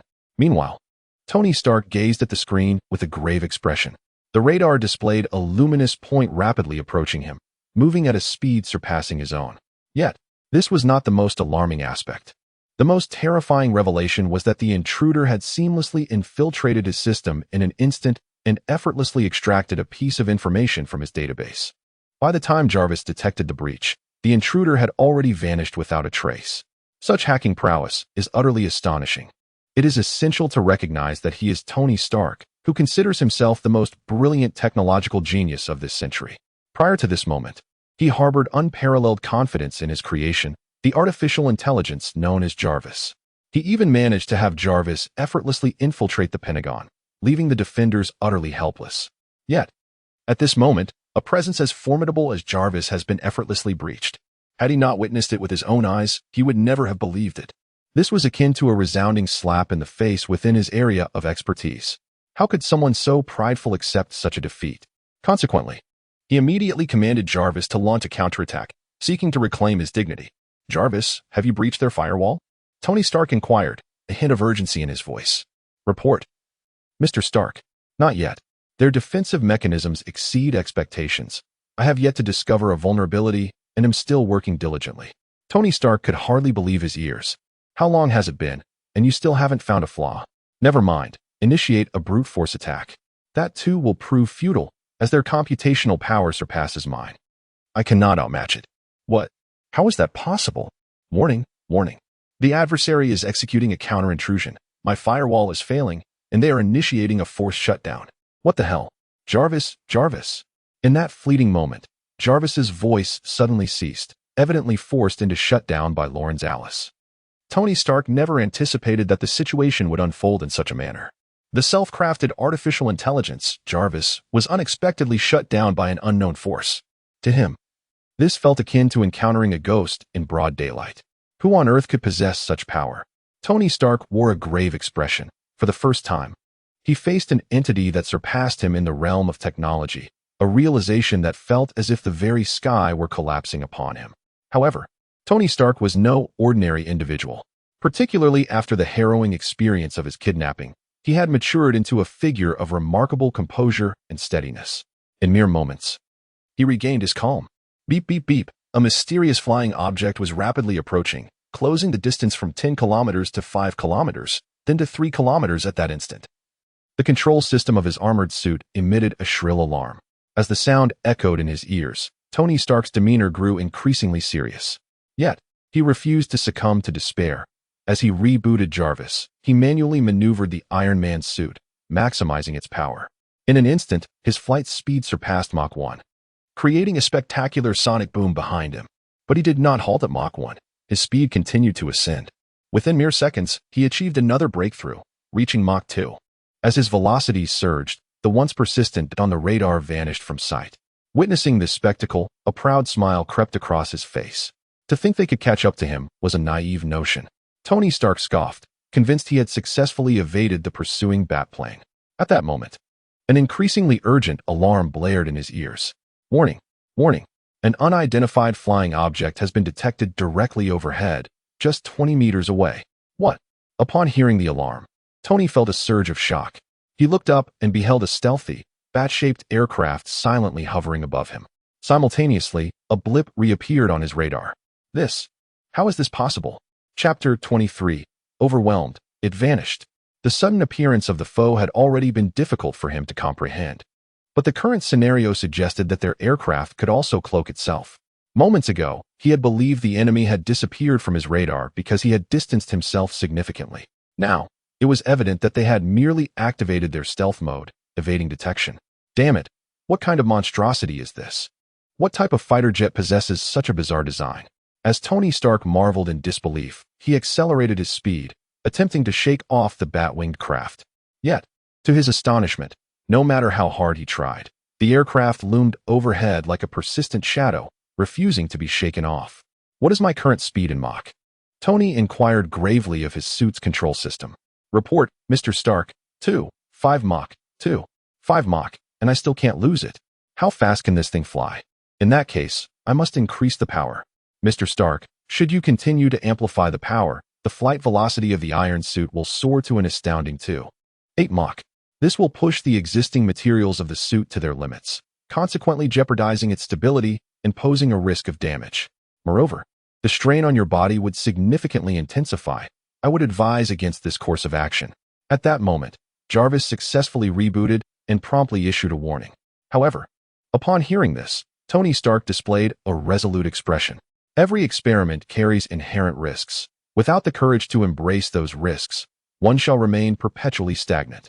Yet, Jarvis attempted to convey further thoughts, but was abruptly interrupted by Tony Stark. Jarvis, cease your objections. Comply with my directives and immediately unleash the engine's performance to 97. Now, understood, Mr. Stark. With Tony's command, Jarvis swiftly regained control of the suit. In an instant, the power output of the iron suit surged to 97. Within a mere heartbeat, its flight speed reached an astonishing 8 Mach. For context, the maximum speed of the esteemed F-22 fighter jet is merely 25 Mach. Yet it is regarded as one of the finest fighter jets globally. This illustrates the remarkable prowess of Iron Man in achieving such velocities. The iron suit has undeniably achieved a qualitative breakthrough in both maneuverability and flight speed within the realm of aerial combat. That is indeed the pinnacle of modern aviation technology, at least until the emergence of the Batwing. It is precisely for this reason that Tony Stark feels an overwhelming sense of discontent. As the world's most renowned technological prodigy, how could he allow anyone's technological achievements to surpass his own? Thus, at this moment, he is not merely striving to evade the Batwing. He is fighting for his honor and dignity. As the flight speed of the Iron Man suit reaches 8 Mach, the aerodynamic resistance against the suit intensifies exponentially. Such excessive velocity generates considerable heat on the suit's surface. Although this heat is not yet sufficient to ignite, it undeniably compromises the stability of the armor. Presently, Tony Stark is clad in the Mark II suit, one of the early iterations of the Iron Man armor. At this stage, the suit's performance and materials cannot be compared to those of later models. The maximum flight speed of the Mark II suit is actually limited to 5 Mach. Thus, 8 Mach is a testament to overloading. This speed poses a significant challenge both to the suit itself and to its power system. A miscalculation could lead to disintegration mid-flight or a complete power failure, both very real possibilities. One cannot deny Tony Stark's audacity. He is, in essence, gambling with his life. Have we managed to shake off that damned Batwing? Tony Stark asked with a grave expression. Report, Mr. Stark. Not yet. The opponent is still above us. What? How is this possible? Are you certain that the engine's performance has been unleashed to 97? What is the current speed of flight? Indeed, I can confirm without a doubt that the current speed of flight is 8 Mach, which exceeds the limits of flight speed. What on earth is that? How can it fly so fast? This defies the laws of science. Jarvis, initiate an immediate scan of the opposing aircraft. I am eager to uncover the secret behind its remarkable speed. Yes, scanning is in progress. The scan is complete. The fundamental structure of the opposing fighter jet bears a striking resemblance to that of a bat, clearly a replica designed after the bat's anatomy. However, this structure does not possess any particularly outstanding features. Its ability to achieve such speed is likely tied to its power system. The scan reveals that the opposing power system does not belong to any known type. It is an entirely new propulsion system. It appears my initial conjecture holds true. The bat's design is not particularly exceptional in terms of aerodynamics. Relying solely on biomimetic technology could not possibly yield such velocity. Ultimately, it is the robustness of the opposing power system that is the key factor. But who has crafted such a high-performance aircraft with such advanced technological capabilities? I have no reason to remain unaware. Mr. Stark, this is not the time for such considerations. The opposing aircraft's speed is continuing to accelerate, and it is beginning to surpass us. What? Just how far can this contraption go? It is clearly challenging me. Jarvis, continue to increase power, maximizing output. I need the power to be pushed to 100. Mr. Stark, once the power is fully unleashed, our flight speed will reach Mach 3. This will far exceed the limits of the suit, significantly increasing the probability of disintegration. I advise halting this futile competition. No, this is not a trivial contest. It is a battle of technology, a struggle for courage, and indeed, a matter of dignity. I, Tony Stark, have lived many years without fearing anyone in the realm of technology. Increase the power to maximum, now. Yes, the engine's power is being fully released. 98, 99, 100. The flight speed has reached Mach 3. 1. Excellent. Have we distanced ourselves from them? Report to Mr. Stark. Negative. In fact, they have surpassed us. They have gained a significant lead, and moreover, their speed is increasing. Mach 3. 2. Mach 3. 5. Mach 4. Mach 4. 3. Report to Mr. Stark. The gap has widened too much. We can no longer detect their presence. They have vanished. Tony Stark. Chapter 24. A life debt must be repaid. Jarvis's words struck Tony Stark like a thunderclap, leaving him momentarily speechless, questioning if he had misheard. What did you say? What was their flight speed? The last detected speed was Mach 4. 3, but that should not be their limit. Based on acceleration estimates, they could very well be faster. What the hell, Mach 4? 3. This is approaching the threshold of hypersonic flight. How could humanity possibly endure such overload? Is it an unmanned aircraft? No. From the recent scan, there appears to be a humanoid heat source within, confirming that it is piloted. A human pilot. What extraordinary physical conditioning must one possess? Is this truly a monster? Damn it, when did our world produce such a freak? This is utterly bewildering. Mr. Stark, this is not the time for such considerations. The iron suit has been subjected to prolonged overloading during flight, and its stability is rapidly deteriorating. Moreover, the energy of the arc reactor has dwindled to less than 10. You must urgently decelerate and decrease altitude. Otherwise, there is a risk of disintegration or stall, both of which could jeopardize your safety. Upon hearing Jarvis's warning, Tony refrained from stubbornly clinging to his pride this time. After all, he had already lost in the technological competition against Lauren. It was not a mere defeat. He had been decisively overwhelmed. This deeply impacted him, yet he was not one to concede easily.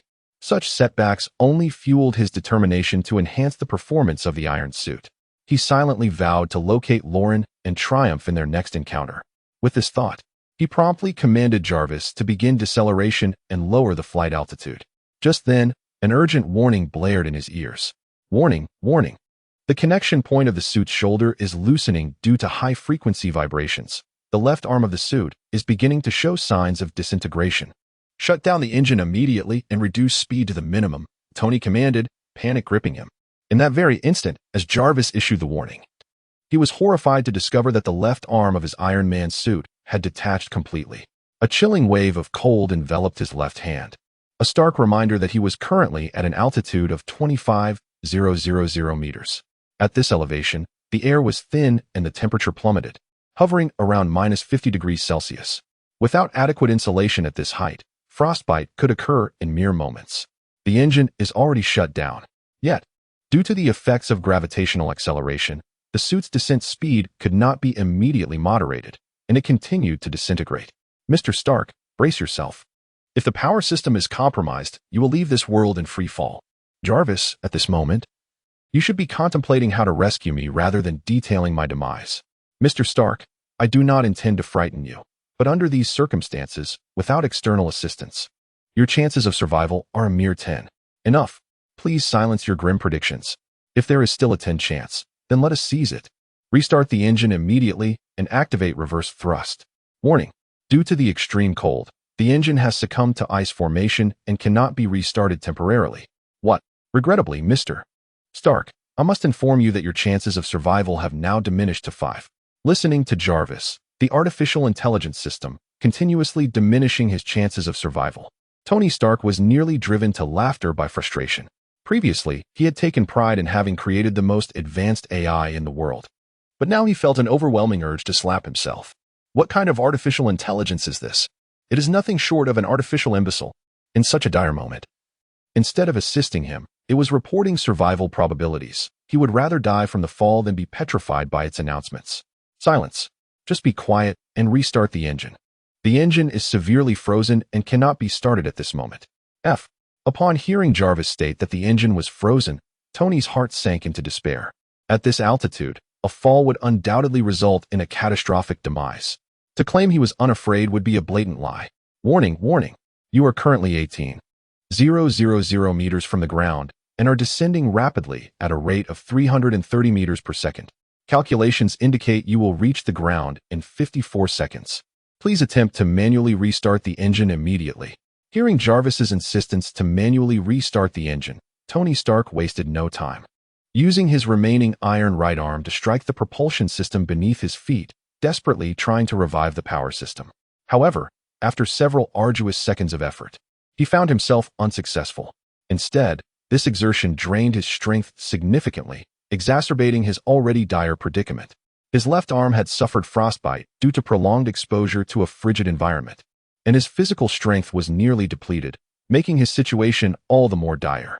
Faced with such adversity, despair began to creep in. Yet, at that moment, a shadowy figure descended from the heavens and seized his arm with a firm grip. Startled, he instinctively looked up, only to discover that the figure hovering above him was a humanoid clad in sleek black mechanical armor. The term humanoid was used cautiously, as he could not ascertain whether this being was indeed human. The armor was entirely black, adorned with faintly glowing yellow stripes that imparted an air of sophistication. Additionally, a bat emblem radiating a soft yellow light was emblazoned across its chest. Upon spotting this emblem, he was momentarily taken aback, and suddenly, a realization struck him. He immediately gazed towards the higher skies.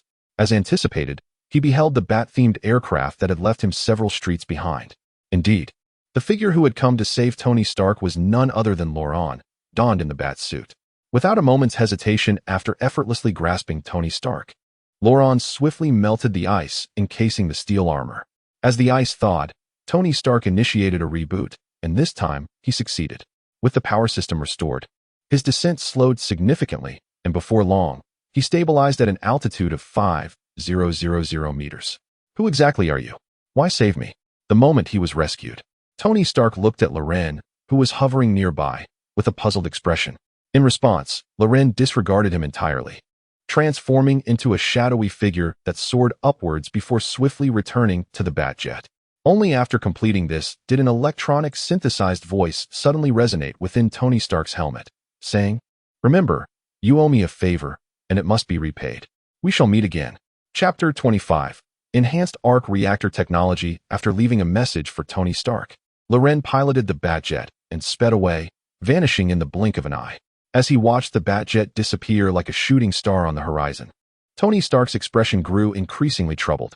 This individual recognized him, yet he remained a complete mystery. Who could he be? It was perplexing that he also possessed a suit of armor. Tony Stark murmured to himself, his mind flooded with countless questions, but at that moment, no one could provide him with the answers. Jarvis. Initiate a comprehensive search for information regarding the Batjet and the Batsuit. I need to uncover the identity of that individual. Understood. Commencing search. This task has been temporarily designated as the Batman Retrieval Program. How does that sound? Batman. That nickname certainly suits his persona. Very well, from now on, I shall refer to him as Batman.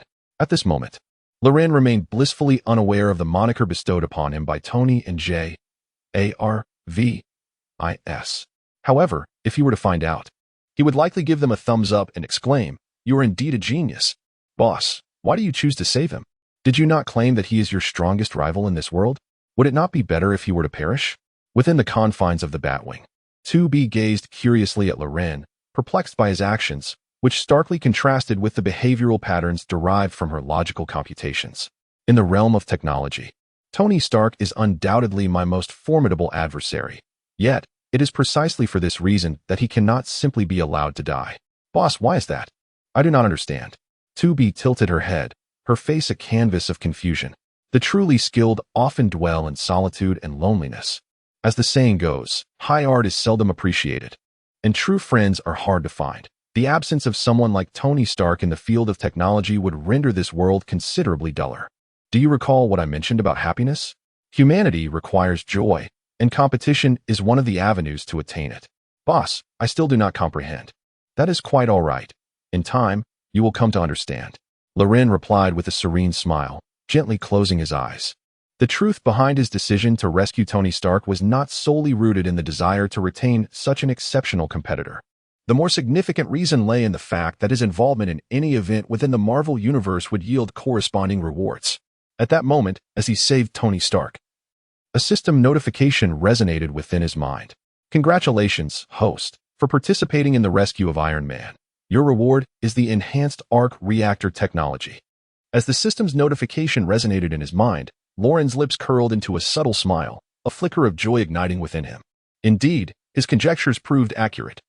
Through his recent explorations of the system, he had discerned a certain pattern.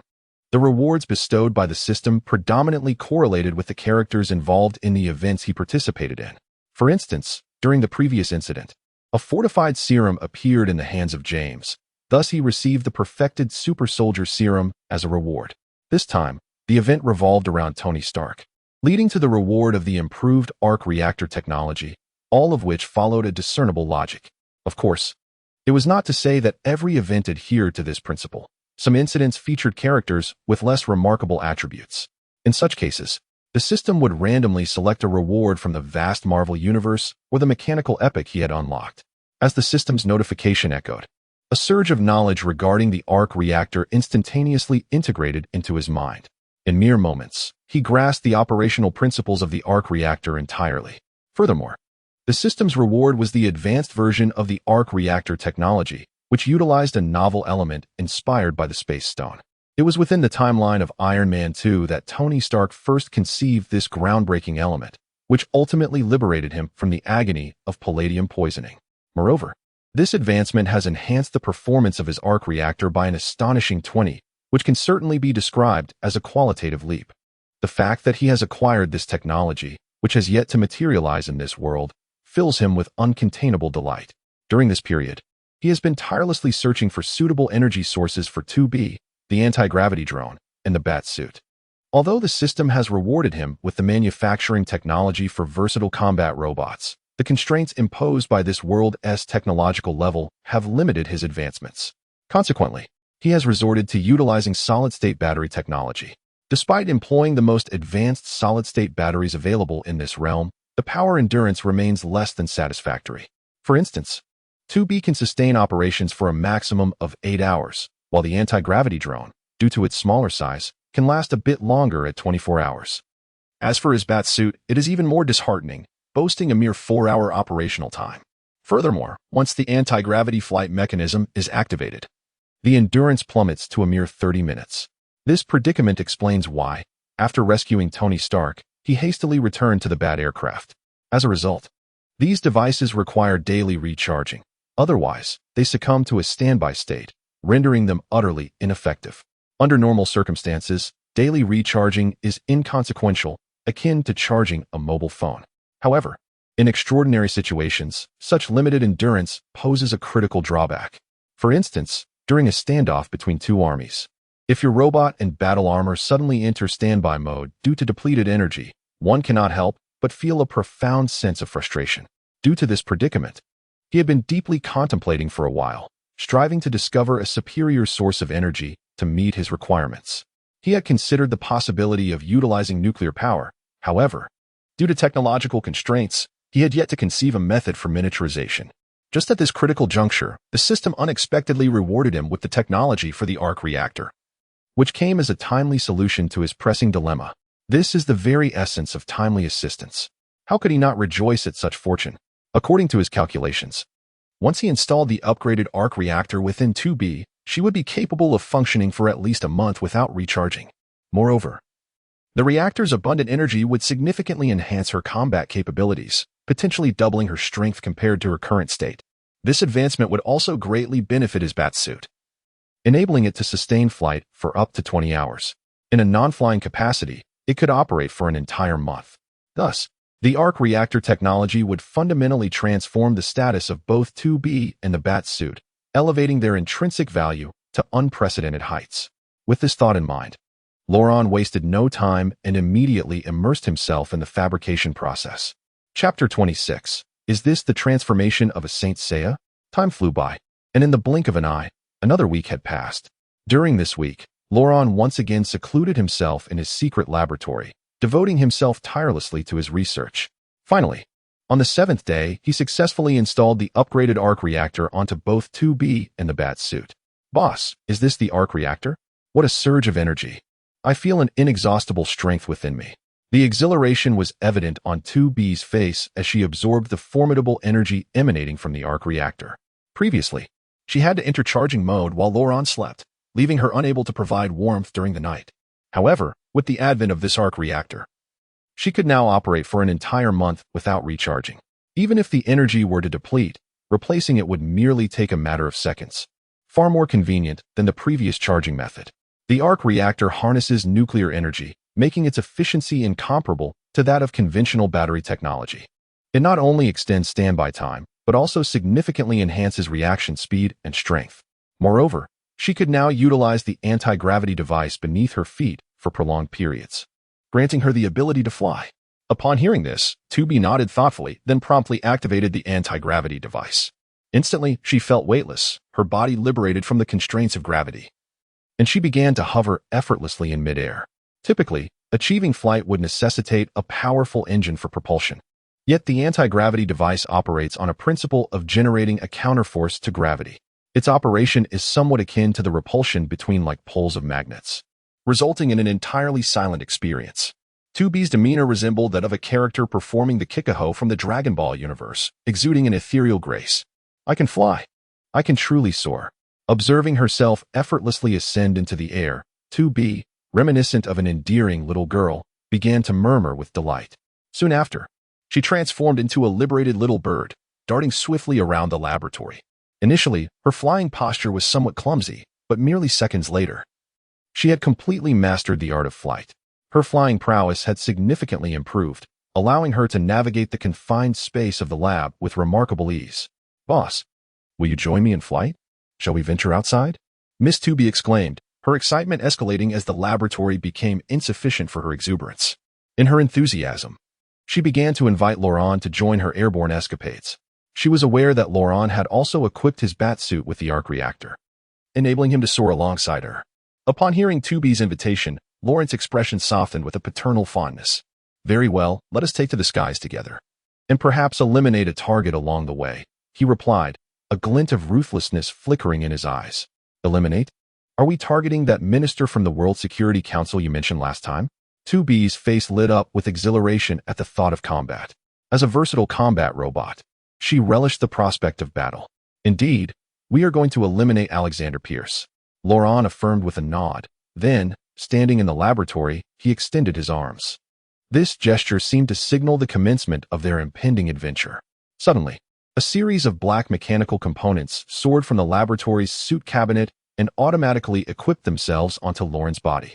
Indeed, over the course of this week, Laurent had not only installed an arc reactor in the batsuit, but also made significant enhancements. He had modularized the suit, rendering each component independent, allowing it to be donned as effortlessly as assembling building blocks.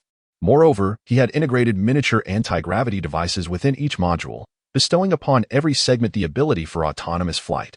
Furthermore, he had stationed several newly crafted batsuits aboard a low Earth orbit satellite. Thus, even from a great distance, as long as the satellite could pinpoint his location, the batsuit could swiftly traverse the space to him. This enabled him to don each module with an automatic mechanism reminiscent of the transformation seen in the anime Saint Seiya. This not only appeared spectacular, but also significantly expedited the process of wearing the suit, minimizing time consumption. This concept was realized by Tony Stark within the timeline of Iron Man 3, yet Loren had accomplished it ahead of time. Interestingly, his inspiration was not drawn from Tony Stark, but rather from the anime he cherished in his childhood, Saint Seiya. "Boss, this is incredibly cool," exclaimed 2B, unable to contain her astonishment at Loren's dazzling method of donning the bat suit. "The coolest part is yet to come," Loren chuckled, promptly activating the laboratory's steel canopy.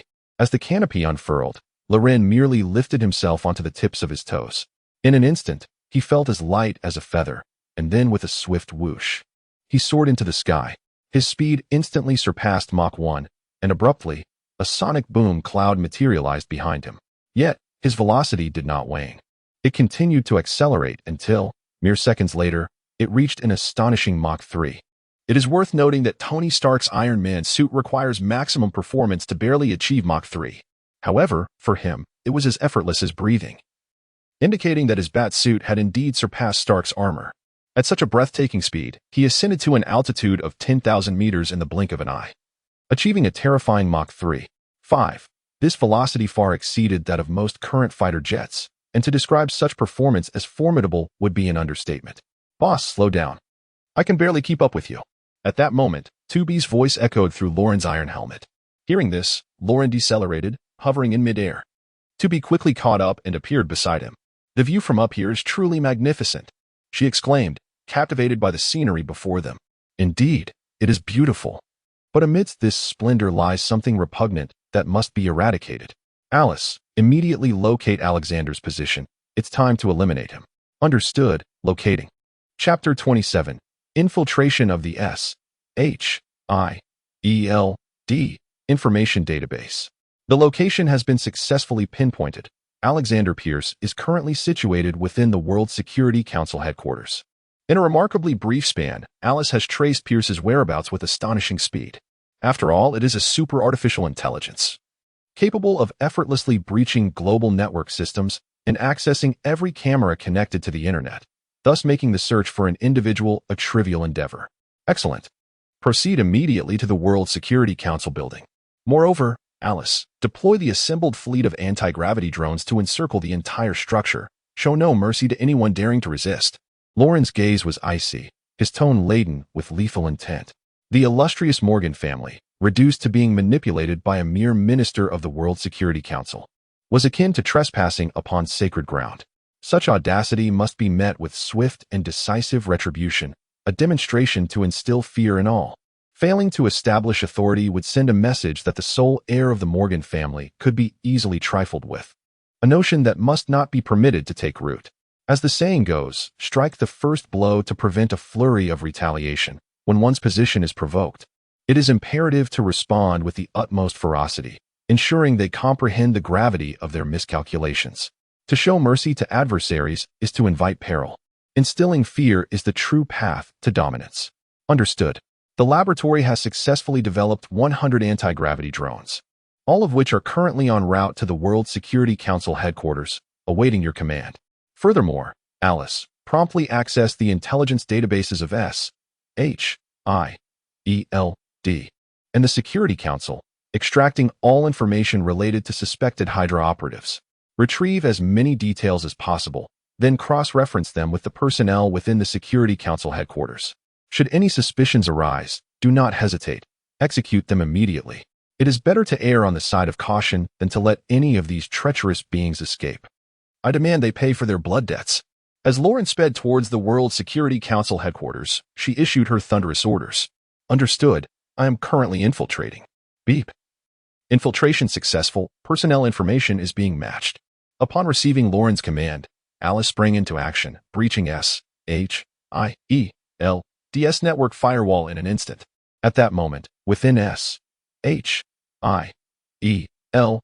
secret base, an urgent alarm blared, causing everyone's hearts to race. Warning, warning, a hacking intrusion has been detected. What is happening? Who is audacious enough to breach our SHIELD? Hearing the sudden alarm, Coulson cast a grave questioning glance at Agent Hill, who was responsible for cybersecurity. Upon hearing this, Agent Hurt, with a furrowed brow, rapidly typed commands into the keyboard while responding. At the moment, we remain uncertain. The adversary's cyber assault is exceedingly abrupt and ferocious. We received no prior warning whatsoever. How is this possible? Over the years, we have invested a considerable amount of time and effort into the Insight program. Our data analytics should have been capable of preemptively identifying any actions detrimental to our agency. How could we not foresee such a hacking incident? Sir, I too find this rather astonishing. In the past, whenever there were even slight indications of an intrusion, our system would promptly issue alerts.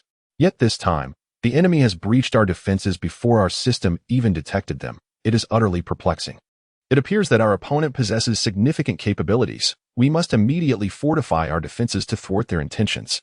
However, sir, I fear I must disappoint you. The adversary has already compromised our firewall and has locked down all operating systems present here, Hertz said, helplessly turning the computer screen towards Coulson. To their astonishment, the screen displayed a black bat emblem, and beyond that, no further information was visible. Regardless of what commands they entered, there was no response. This surreal scene left everyone present, including Coulson, utterly dumbfounded. A bat? What does this signify? Is this their code name? Are they daring to provoke us? Whether it is a provocation, I cannot ascertain. However, this individual possesses formidable hacking skills, far beyond our capabilities. Good heavens, what on earth is happening in this world? Just moments ago, a Spider-Man emerged, followed by an Iron Man and a Hulk, and now even a bat has seemingly attained sentience. Is there no other recourse? Coulson furrowed his brow as he gazed at Agent Hill. Upon hearing this, Agent Hill shook her head, stating, "There is no alternative, however. I have instructed someone to disconnect the network cable, hoping to safeguard our data. Warning, warning, the network firewall has been breached, and the backend database has been infiltrated. Oh, for heaven's sake, it appears our data is irretrievable, and we have been stripped bare. Coulson, this is a serious matter. Contemplate how to explain this to the director." Coulson's furrowed brow and grave expression reflected the weight of the situation. Just as he finished speaking, a bald man clad in a black trench coat emerged from the office. "Damn it, you all need to provide me with a thorough explanation of this situation. Who can offer me an answer?" The man who stepped out was none other than Nick Fury, the director of SHIELD, infamously known as Mother Fur. "Director, we still do not know who is responsible, and our system has been forcibly locked down by the intruder, rendering tracking impossible. Have the backup systems been activated? Immediately utilize the backup system to trace the source. I demand to know which brand of dog food raised the creature responsible for this, and I intend to eliminate it." Upon hearing this, Agent Hill stammered, "Sir, the backup system was compromised as soon as it was activated, and the adversary even sent us an emoticon." "An emoticon? What kind of emoticon?" Nick Fury, in his fury, was tinged with curiosity. "Sir, I advise against viewing it. The other party has gone too far." "What do you mean? What emoticon could possibly be so offensive that I cannot see it? Spare me your nonsense and show it to me at once." Fury's anger intensified as he approached the backup system's computer. However, within moments, his expression darkened entirely. For what appeared on the screen was an image of a black hard-boiled egg. Damn it, this wretched individual is a racist. Chapter 28. At odds with the world? Report. "Sir, the system has returned to normal." At that moment, a technician, wearing a slight smile, announced, "Does that mean the intrusion has been thwarted?" Nick Fury inquired. Curiosity etched on his face.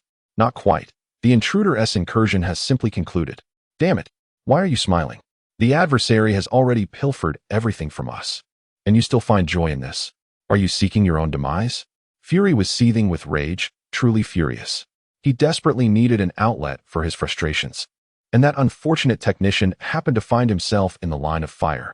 After being subjected to a furious tirade from Nick Fury, the technician hung his head in silent acquiescence, too disheartened to utter a word. Observing the tension, Agent Hill hastily intervened, suggesting, "We should promptly investigate which of our data has been tampered with. Our inquiry must commence from this angle to discern the adversary's intentions." Acknowledging Hill's directive, a cadre of technicians immediately embarked on their examination. It was not long before, through exhaustive algorithmic scrutiny, they identified the data that had been altered. Its personnel information. A copy of our internal SHIELD personnel files has been extracted by the opposing party. Personnel files? What could he possibly want with such information? Is he conducting a probe into our internal staff? What are his intentions? Upon hearing the technician's revelations, expressions of bewilderment spread across the faces of all present, leaving them utterly perplexed about Lauren's motives. At that moment, Nick Fury received an unexpected phone call. Merely moments into the conversation, his countenance darkened significantly. The World Security Council building has come under assault by unidentified assailants, resulting in numerous casualties. What? That location houses many governmental officials from various nations. An attack there would mean declaring war on the entire world. The gravity of this news left everyone present in stunned silence, their faces etched with disbelief. It seemed that madness had once again reared its head in this world. Nick Fury furrowed his brow, speaking with a weighty significance, before shifting his gaze to Coulson. Standing nearby, Coulson, take Natasha and Barton with you to investigate the situation immediately. We must identify who is behind this. Moreover, Alexander Pierce is an old friend of mine, and I cannot allow him to come to harm. Understood, we will act at once. Upon hearing Nick Fury's command, Coulson wasted not a moment and promptly summoned Natasha and Barton. The trio then boarded the Quinjet, racing towards the edifice housing the World Security Council. However, as they sped towards their destination, Lauren and Ms. 2B had already arrived above the building a minute prior. Boss, the anti-gravity drone swarm has encircled the World Security Council building. What are the next steps? Alice's voice resonated coldly within Lauren's steel helmet, devoid of any emotion. This mirrored Lauren's own feelings at that moment.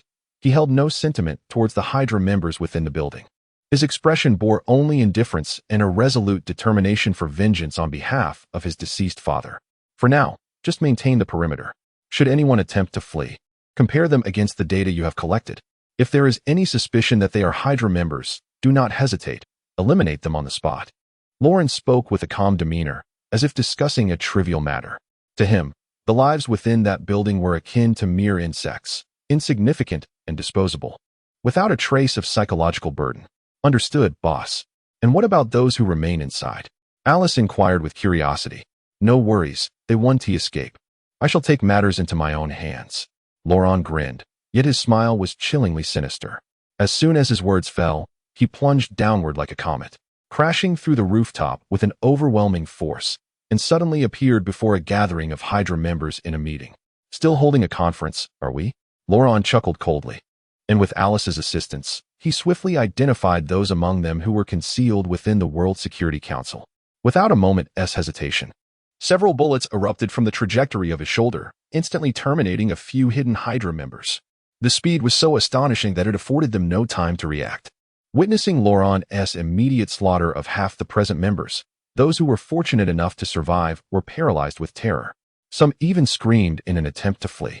However, Laurent showed them no mercy. He merely raised a finger, and a beam of laser shot forth from his fingertip, piercing the calf of a man trying to escape.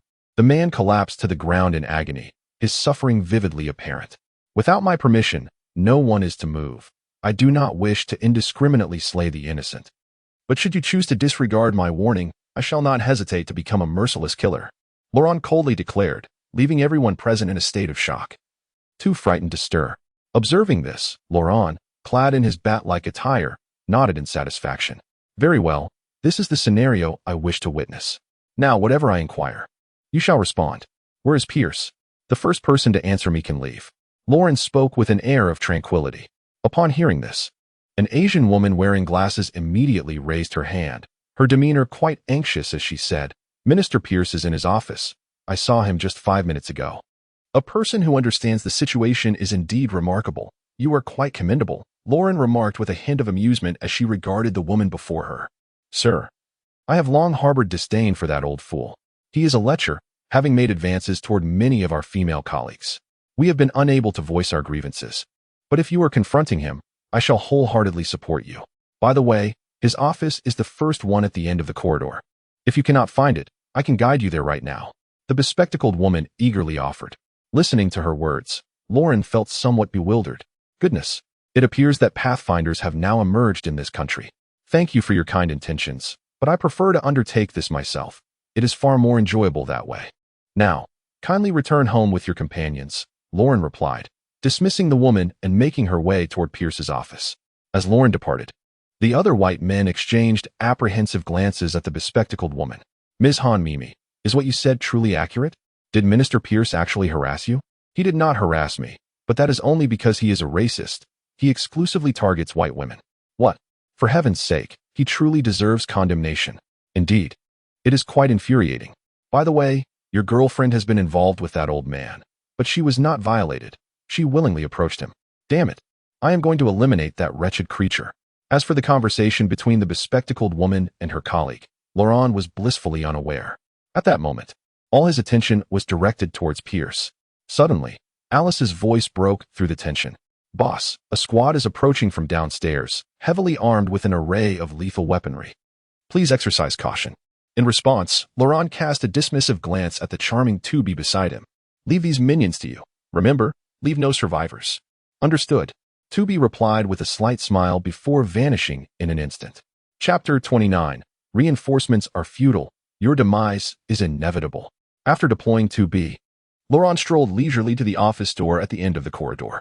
To his surprise, the entrance was fortified with a steel barrier of considerable thickness. Observing this, Laurent refrained from attacking the steel barrier directly and instead approached the adjacent wall. Without a moment's hesitation, he clenched his fist and struck the wall with great force. It is important to note that after being injected with the perfected enhancement serum, he could unleash approximately 5 tons of power.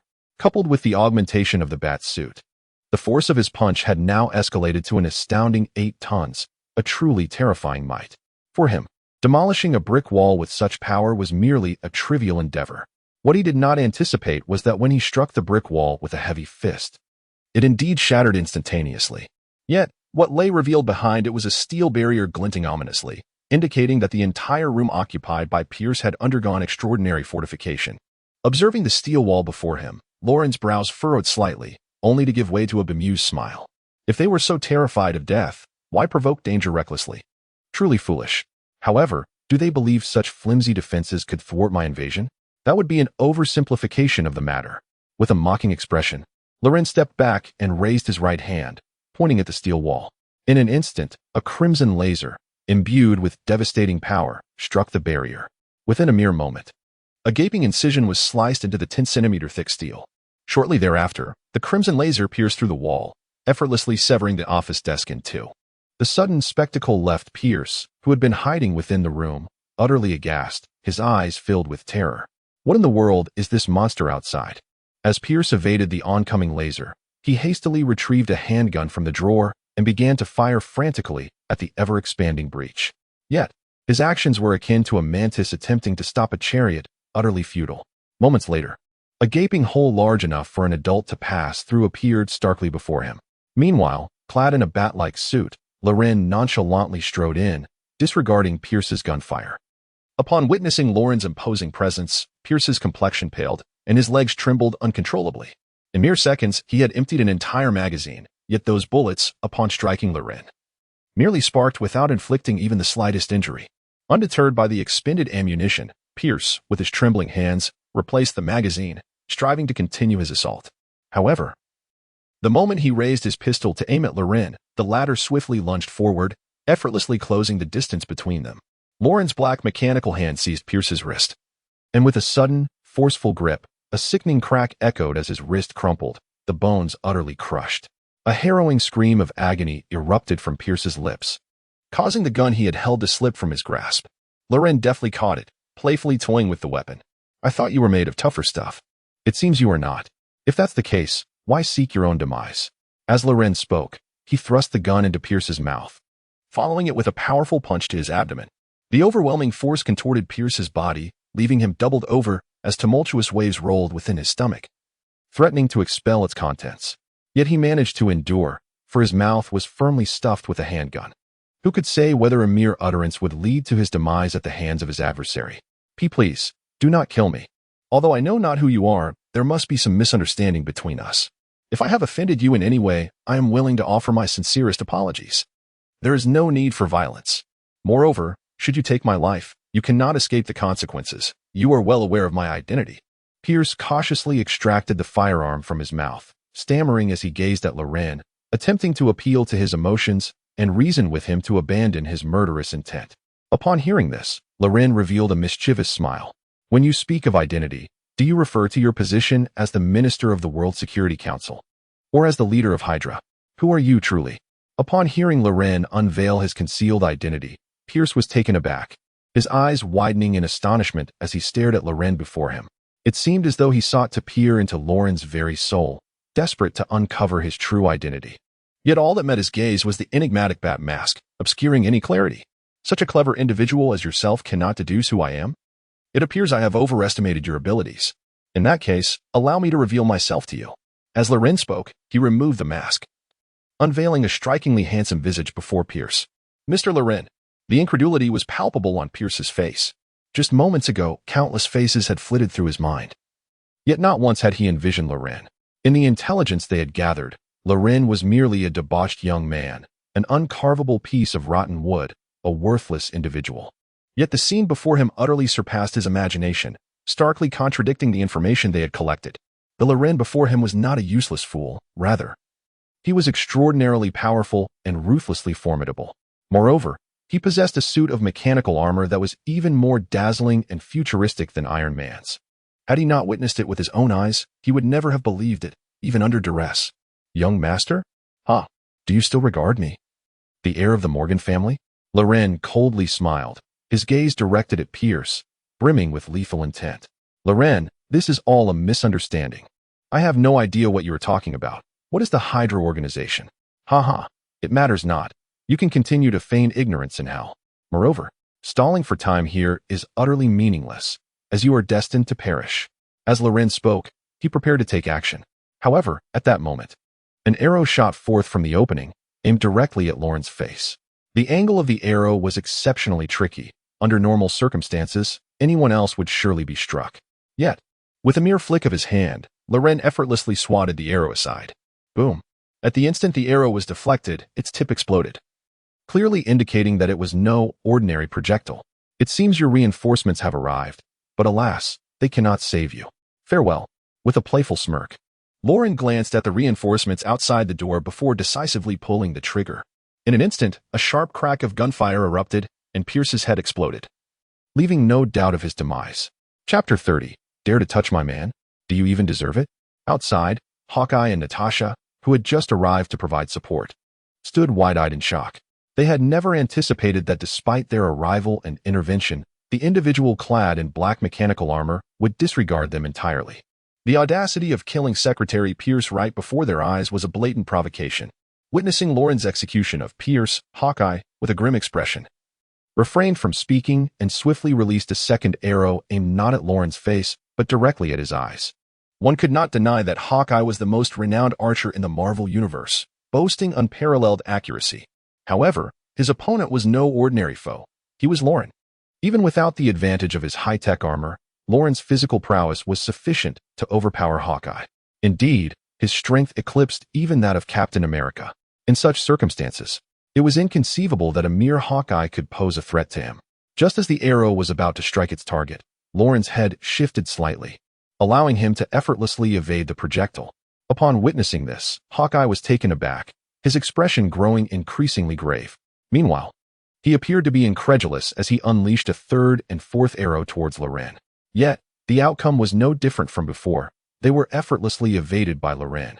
How could this be possible? As a premier archer of S.H.I.E.L.D., he had always been unerring in his aim.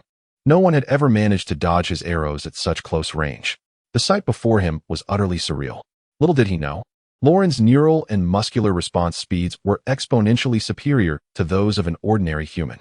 Thus, while the arrows seemed to fly with the swiftness of the wind to the average observer, they appeared to him as sluggish as a snail. Moreover, embedded within his bat suit was the artificial intelligence system named Alice. Thanks to its formidable computational power, Alice had already predicted the trajectory of the arrows before Hawkeye even released them, automatically programming evasive maneuvers into the bat suit. This meant that Loren didn't even need to act on his own. If Hawkeye were to discover this, one could only imagine his reaction. Perhaps he would be utterly disheartened. The esteemed top marksman of S.H.I.E.L.D. had been outmatched by an artificial intelligence crafted by another. This was not merely a slap in the face. It was akin to having his face ground into the dirt. Barton, it seems your so-called Hawkeye vision is somewhat flawed. After deftly avoiding Hawkeye's attack, Loren approached Barton with an air of mockery. Upon hearing this, The typically composed Hawkeye found himself momentarily rattled. You seek your own demise. Hawkeye let out a cold snort, drawing an arrow from the quiver on his back and knocking it to his bowstring, aiming it at Lauren. This time, however, Lauren did not evade. Instead, he raised his hand and astonishingly caught the arrow mid-flight. Slow, far too slow. With such archery skills, you cannot harm me. Allow me to teach you a lesson. Lauren scoffed, then casually tossed the arrow back at Hawkeye. In an instant, the arrow whistled through the air, producing a terrifying sound as it surged forward. Before Hawkeye could react, the arrow struck his shoulder with the swiftness of lightning, piercing through flesh and muscle. Blood gushed forth from the wound like a fountain, staining his garment crimson within the blink of an eye, a sight both alarming and gruesome. The arrow's formidable penetrating power not only pierced Hawkeye's shoulder, but also embedded itself deeply into the distant brick wall. This demonstrated the sheer ferocity of Lauren's casual throw.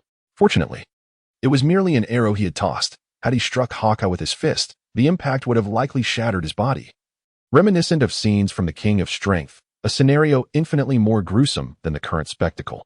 Batten, witnessing Lauren grievously wound Hawkeye with a single blow, Natasha's face betrayed her astonishment.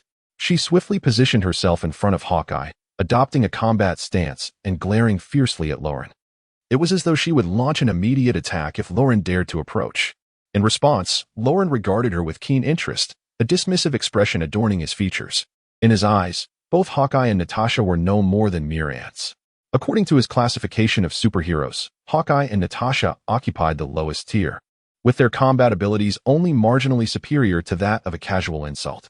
Yet, despite her lackluster fighting prowess, Natasha possessed an undeniable allure.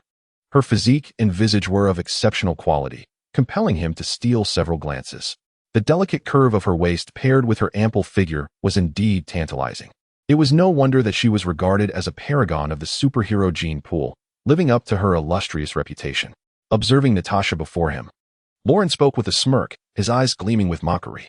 One could not deny that this incarnation of Natasha was far more stunning than her Marvel Cinematic counterpart. It was no surprise that she attracted the admiration of numerous male superheroes. In fact, for a fleeting moment, even he contemplated the idea of giving her a playful reprimand. However, the thought of the charming smile of the Hulk from the Marvel Universe brought him back to reality, halting his impulse. What nonsense are you spouting? What do you mean by gene pool? Natasha's face betrayed a hint of confusion as she struggled to comprehend Lauren's taunts. Perplexed, Lauren noted that this Natasha seemed entirely different from the Black Widow he remembered. Oh, it's nothing, just a casual remark. If I'm not mistaken, you must be the S.H.I.E.L.D. operative known as Black Widow, Natasha, correct? He inquired, feigning ignorance. Do you know me? Who are you? And why are you doing this? Natasha demanded, her curiosity piqued. Upon hearing Lauren utter his code name, Natasha's face involuntarily displayed a look of confusion, prompting her to inquire further. In response, Lauren merely chuckled and remarked, You certainly have an abundance of questions. However, I regret to inform you that I have no interest in providing answers. With that, he chose to ignore her and proceeded to walk directly towards the entrance of the building. Having successfully eliminated Pierce, he considered his objective accomplished and felt it was time to conclude this chapter. As for S.H.I.E.L.D.,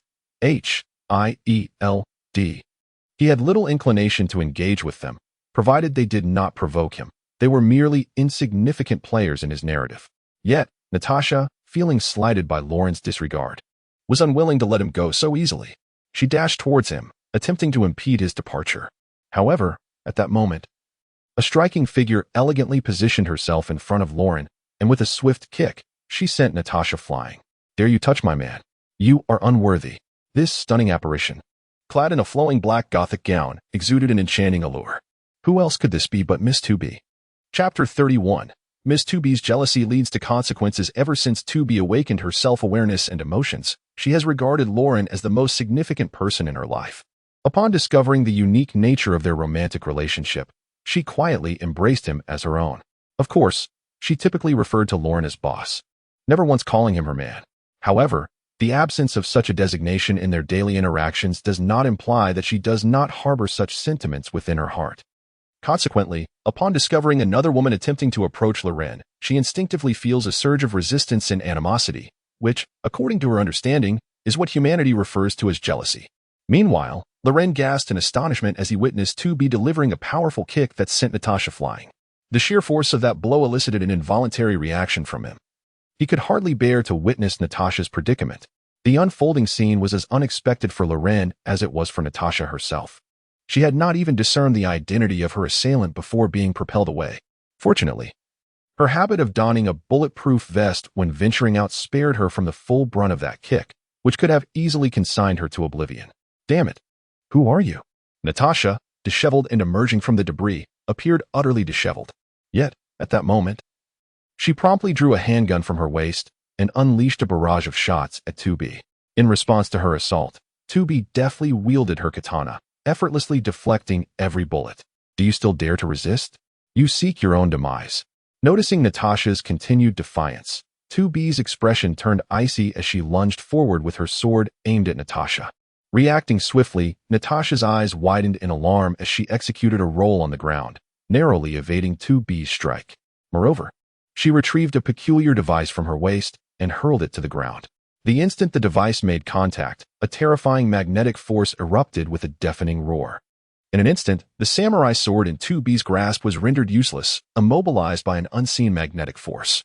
To her astonishment, it became apparent that this magnetic device was not only affecting her weapon but also exerting its influence on the woman before her. She observed with wide eyes as the woman struggled vigorously to free herself from the magnetic restraints. Such a scene left her momentarily bewildered. It was common knowledge that the magnetic device only interacted with metallic objects, having no effect on flesh. Yet, what unfolded before her defied all expectations. This magnetic apparatus seemed to have an extraordinary impact on the woman's body. Wait, that's not right. It wasn't that the magnetic device had suddenly begun to affect living tissue, but rather that there was something peculiar about this woman's physique. What could possibly be within her that attracts the magnetic force? Natasha gazed incredulously at 2B, her expression a mixture of shock and disbelief. Mind your own business. 2B retorted angrily, taken aback by the surprising arsenal of tactics possessed by this seemingly frail woman. Realizing that both her samurai sword and her body were ensnared by the magnetic device, she swiftly commanded a nearby anti-gravity drone to fire a laser at the magnetic contraption. With a resounding explosion, the device was obliterated, reduced to a heap of scrap metal. Freed from its constraints, 2B was once again in her element, plunging her samurai sword into Natasha's shoulder. Despite the bulletproof armor she wore, the blade pierced through with ease. The strength of 2B is no jest. Her katana not only pierced Natasha's bulletproof armor, but sent her flying like a severed kite, crashing heavily against the steel wall behind her. With a resounding thud, Natasha collapsed to the ground, utterly powerless to rise. At that moment, a crimson stream of blood spilled from her lips, presenting a truly tragic sight. After rendering Natasha incapable of resistance with a single strike, 2B did not cease her advance. Instead, she continued to close the distance, poised to deliver a final blow with her katana. However, at that crucial moment, Loren's calm voice resonated. That's enough.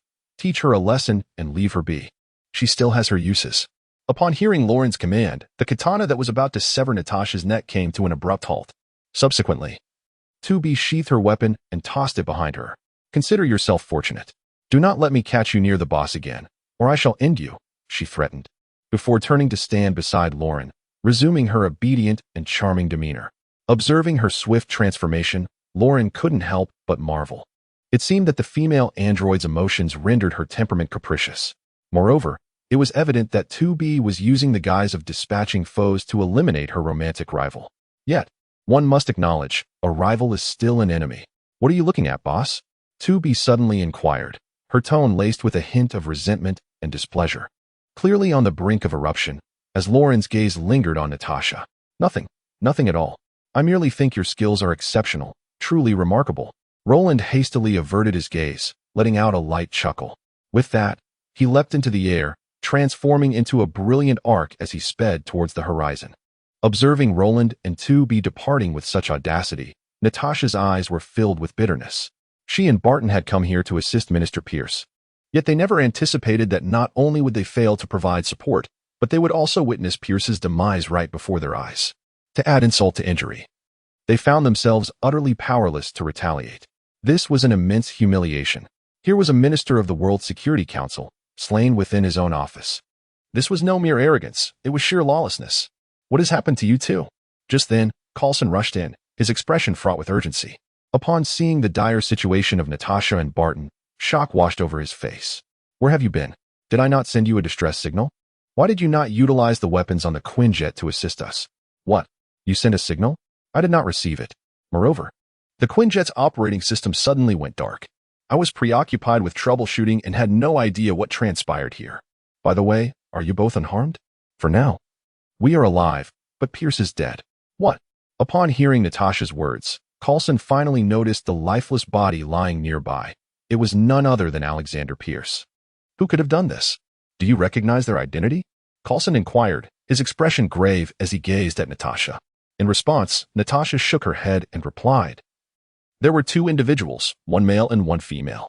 The man was clad in a bat-like armor, obscuring his appearance, yet his strength was formidable. And he seemed well-versed in information warfare. Our S.H.I.E.L.D. and the Security Council, as well as the Quinjet you just mentioned, were likely compromised by him. As for the woman, I did catch a glimpse of her features, but I had never encountered her before. She must be a member of a newly emerged criminal organization. We will need to investigate further to ascertain her identity. What? They hacked the Quinjet's operating system? Damn it. Where did this monster come from? Who knows? The world is becoming increasingly chaotic. It seems the skies are about to change. Natasha leaned helplessly against the wall behind her, letting out a deep sigh, her expression laden with complexity. Chapter 32. Reward, a formula for Edmund Alloy Boss. Why didn't you let me eliminate that vixen? Are you fond of her? Within the Badjet, 2B regarded Lauren with curiosity, struggling to comprehend his motives. Upon hearing this, Lauren felt a wave of embarrassment. It seemed 2B was becoming increasingly perceptive, making it difficult to deceive her in the future. What are you saying? How could I possibly have feelings for a woman I have only met once? If you mean to say I might have developed an inclination towards her, then perhaps there is a modicum of truth in that. Is there not a distinction between liking and having fallen for someone? 2B tilted her head, her eyes brimming with confusion. Indeed, there exists a significant difference. Despite the mere single character variation, the meanings diverge immensely. Roland, shrouded in mystery, shook his head. It is essential to understand that the character, aside from indicating direction, also functions as a verb. A verb? 2B was perplexed. No worries. Your lack of understanding signifies that you have yet to be tainted by this world, which is a blessing. Regardless, it suffices for you to know that I do not harbor affection for her. My affection is solely reserved for you, my 2B. As Roland spoke, he gently caressed 2B's cheek, causing her to blush instantly. Really? Certainly, it is nothing but the truth. I also hold feelings for the boss. Boss. Allow me to bring you joy. Please cease this. I am currently piloting an aircraft. No worries. Continue your task. I shall indulge in my own amusement. With that, 2B embraced Roland from behind, her delicate hand gradually descending. Wait, do not. Stop. All right, boss, I shall not cease at all. Under the dimly lit night sky, Roland's bat fighter suddenly behaved as if inebriated. At times, it would ascend abruptly, soaring high. At others, it would plummet dramatically, diving down. It would rise and fall, tracing undulating lines in the sky, creating a rather peculiar sight. Amidst this erratic flight, a system prompt unexpectedly resonated within Roland's mind. Congratulations, host, for participating in tracking down the true mastermind behind the events and successfully eliminating the puppet master, Pierce. As a reward, you have received one formula for adamantium. Upon hearing this system notification, Lawrence's already delighted countenance was further illuminated, and his heart brimmed with exhilaration. Adamantium is no ordinary substance. It is one of the four most esteemed metals in the Marvel Universe, immensely precious. The so-called four great metals include vibranium, URU, adamantium, and carbonadium. Among them, vibranium and URU are naturally occurring, at least within the Marvel Universe that Lauren knows well. Vibranium is predominantly sourced from the technologically advanced nation of Wakanda. It ranks among the hardest metals in the Marvel Universe, with a molecular structure that remains relatively static, effectively resisting the conduction of heat and kinetic energy. This characteristic allows it to absorb heat and energy remarkably well, rendering it exceptionally durable and nearly indestructible. Captain America's shield and Black Panther's suit are both crafted from vibranium. If vibranium epitomizes a super metal with unparalleled defensive properties, URU, on the other hand, embodies the pinnacle of magical attributes. URU is a mystical metal from Asgard, possessing the ability to store and release energy, particularly attuned to magical energy. This makes it an exceptional material for forging magical weapons. Thor's enchanted hammer and Odin's spear of eternity are both fashioned from URU. The sentience and bond-affirming capabilities of URU allow it to excel in magical applications, significantly enhancing the user's power. In the Marvel Universe, its status is on par with that of vibranium. In addition to these two naturally occurring supermetals, adamantium and carbonadium are, as the name suggests, synthetic metals. Despite being artificially produced, they possess attributes that rival those of the aforementioned metals. Let us first discuss carbonadium, which is a replica of adamantium. Although it lacks the hardness of adamantium, it boasts commendable plasticity and malleability. Furthermore, carbonadium is radioactive and capable of suppressing self-healing factors, making it a common choice for crafting weapons and equipment. For instance, the dual katanas wielded by the irreverent Deadpool are forged from carbonadium, serving as one of his few effective tools against Wolverine. Speaking of Wolverine, one cannot overlook the formidable adamantium, the most renowned of the four great metals. Adamantium is an alloy comprised of vibranium and other unknown metals, yet it exhibits a hardness and strength that surpasses that of vibranium. Even at temperatures soaring to 500,000 degrees Celsius, it remains impervious to melting, rendering it nearly indestructible. The bones and claws of Marvel's most illustrious mutant, Wolverine, are encased in adamantium. This attribute contributes to Wolverine's status as an almost invincible immortal being with unparalleled physical capabilities. The exceptional hardness and intricate chemical composition of adamantium render its fabrication exceedingly challenging. And once molded, it cannot be reshaped. As far as is known, no one in this world possesses the knowledge of adamantium's true formula. Thus, in the Marvel Universe he currently inhabits, he is the sole individual privy to the secrets of crafting adamantium. It is no wonder that he feels a surge of excitement. This is an invaluable treasure indeed. With this formula, he can craft more suitable weapons and armor for Miss 2B and himself. Imagine, if today 2B's katana were forged from adamantium alloy. The earlier Natasha, clad in bulletproof armor, would stand no chance, even if she donned an Iron Man-like suit. 2B would effortlessly pierce through her defenses. This is no jest. Given the razor-sharp nature of adamantium, a tank would be cleaved in two before her. What significance does mere bulletproof armor hold? At this thought, he yearned to commence the creation of adamantium immediately, to forge a new katana for 2B. However, to fabricate adamantium, he first requires vibranium. Acquiring vibranium is no simple task, as even the military possesses only a scant supply.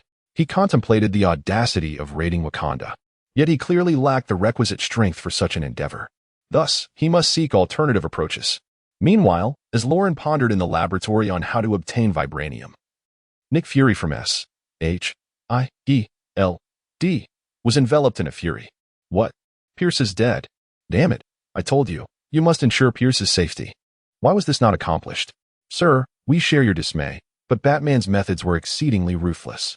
Indeed, he clearly saw us, yet showed no mercy, deliberately slaying Pierce before our very eyes. Deliberately killed Pierce before your eyes? In other words, he is deliberately provoking.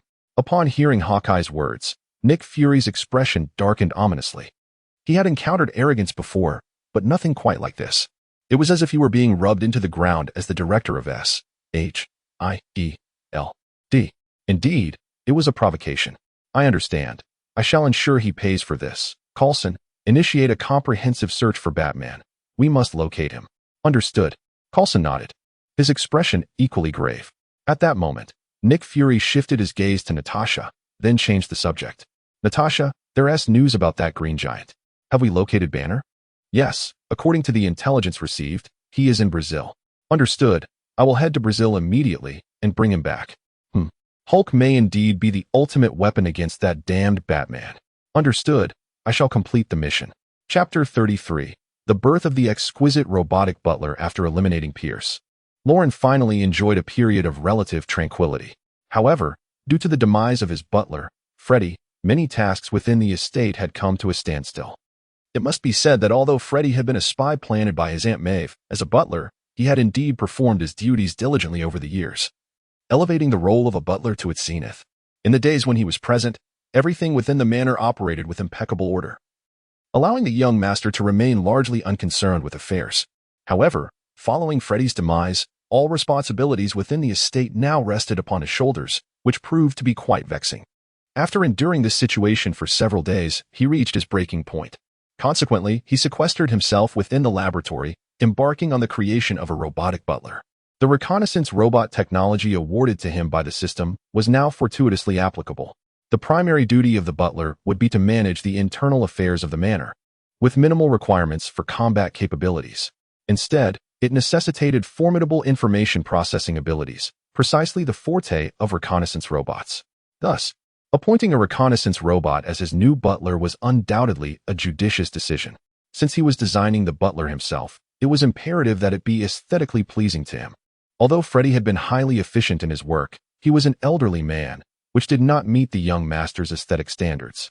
Therefore, from the outset of the design process, he resolved that the robotic butler must embody a female form, and her beauty should rival that of the illustrious 2B.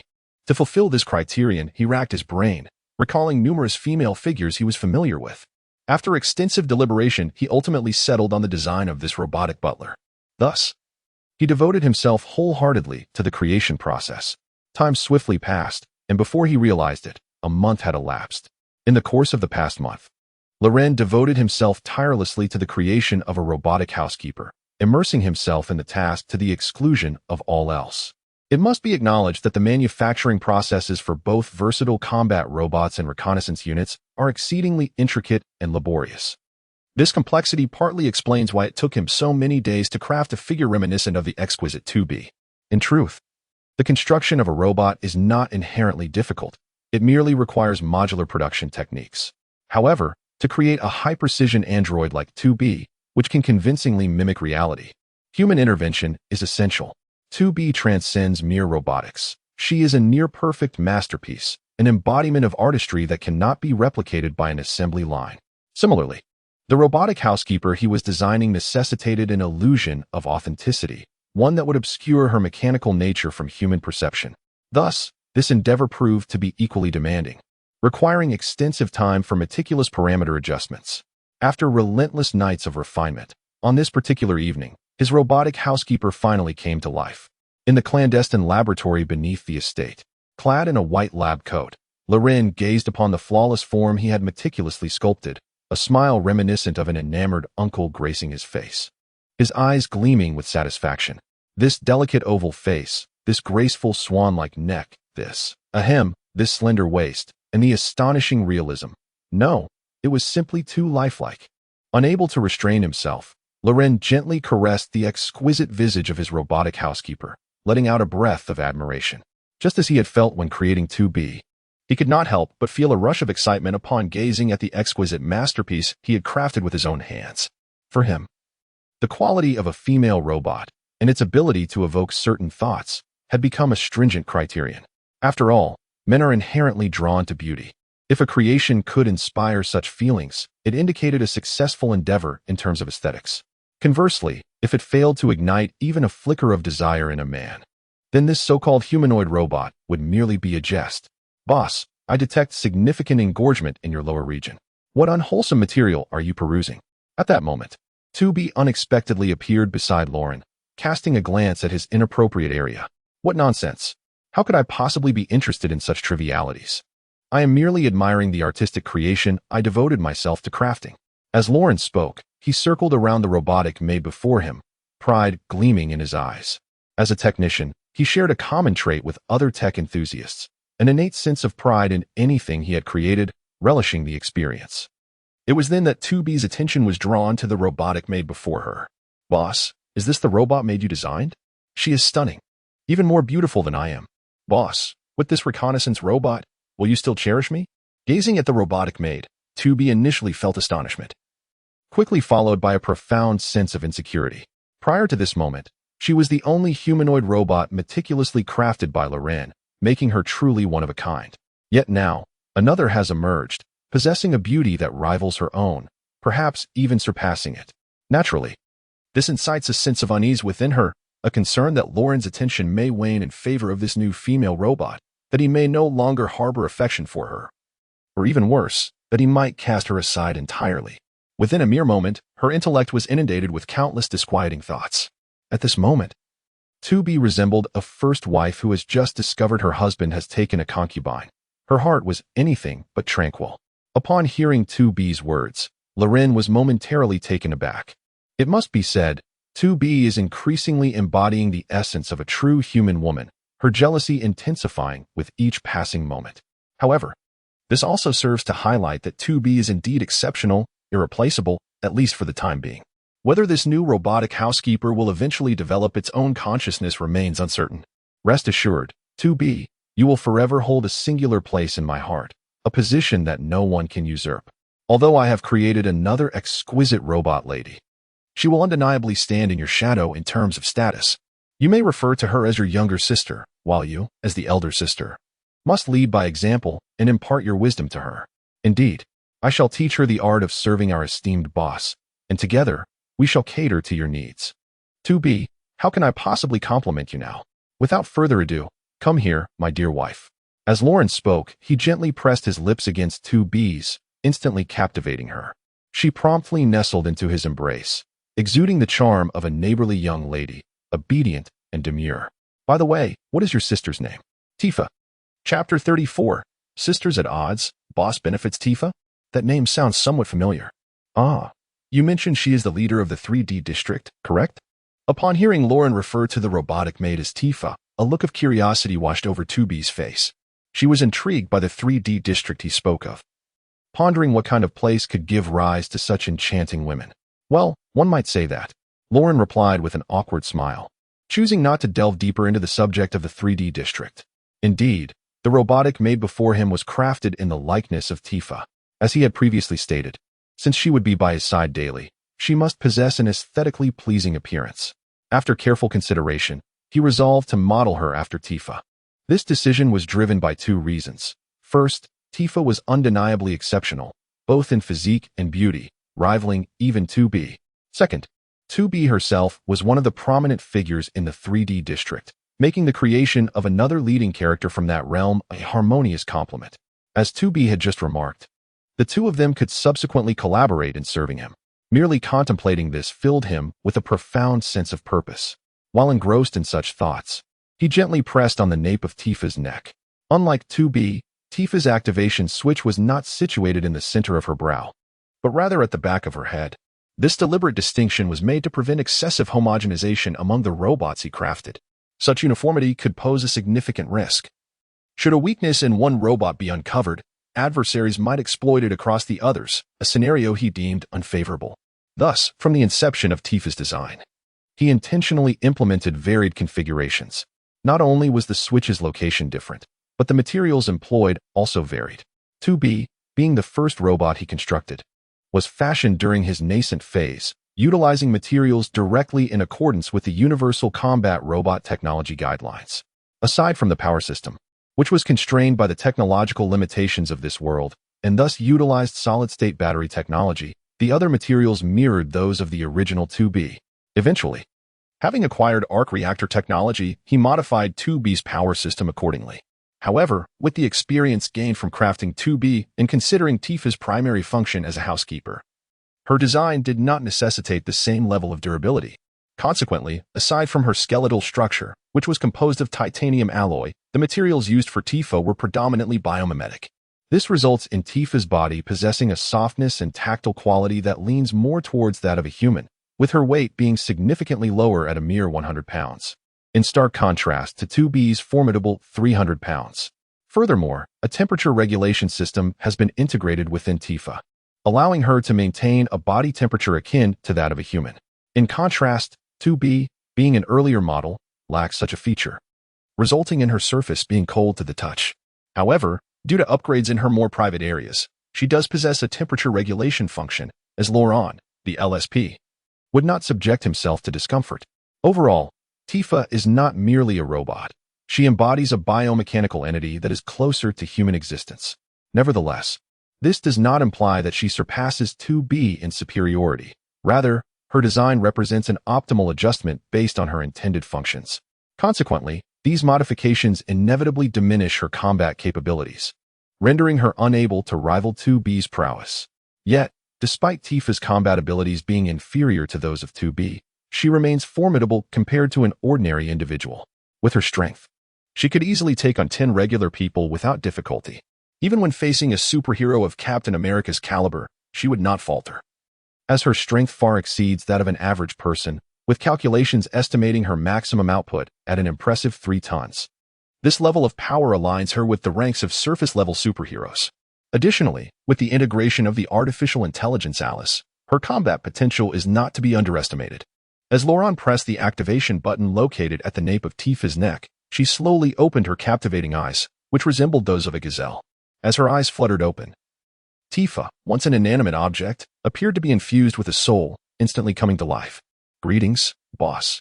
Reconnaissance Unit 1. Tifa, reporting for duty.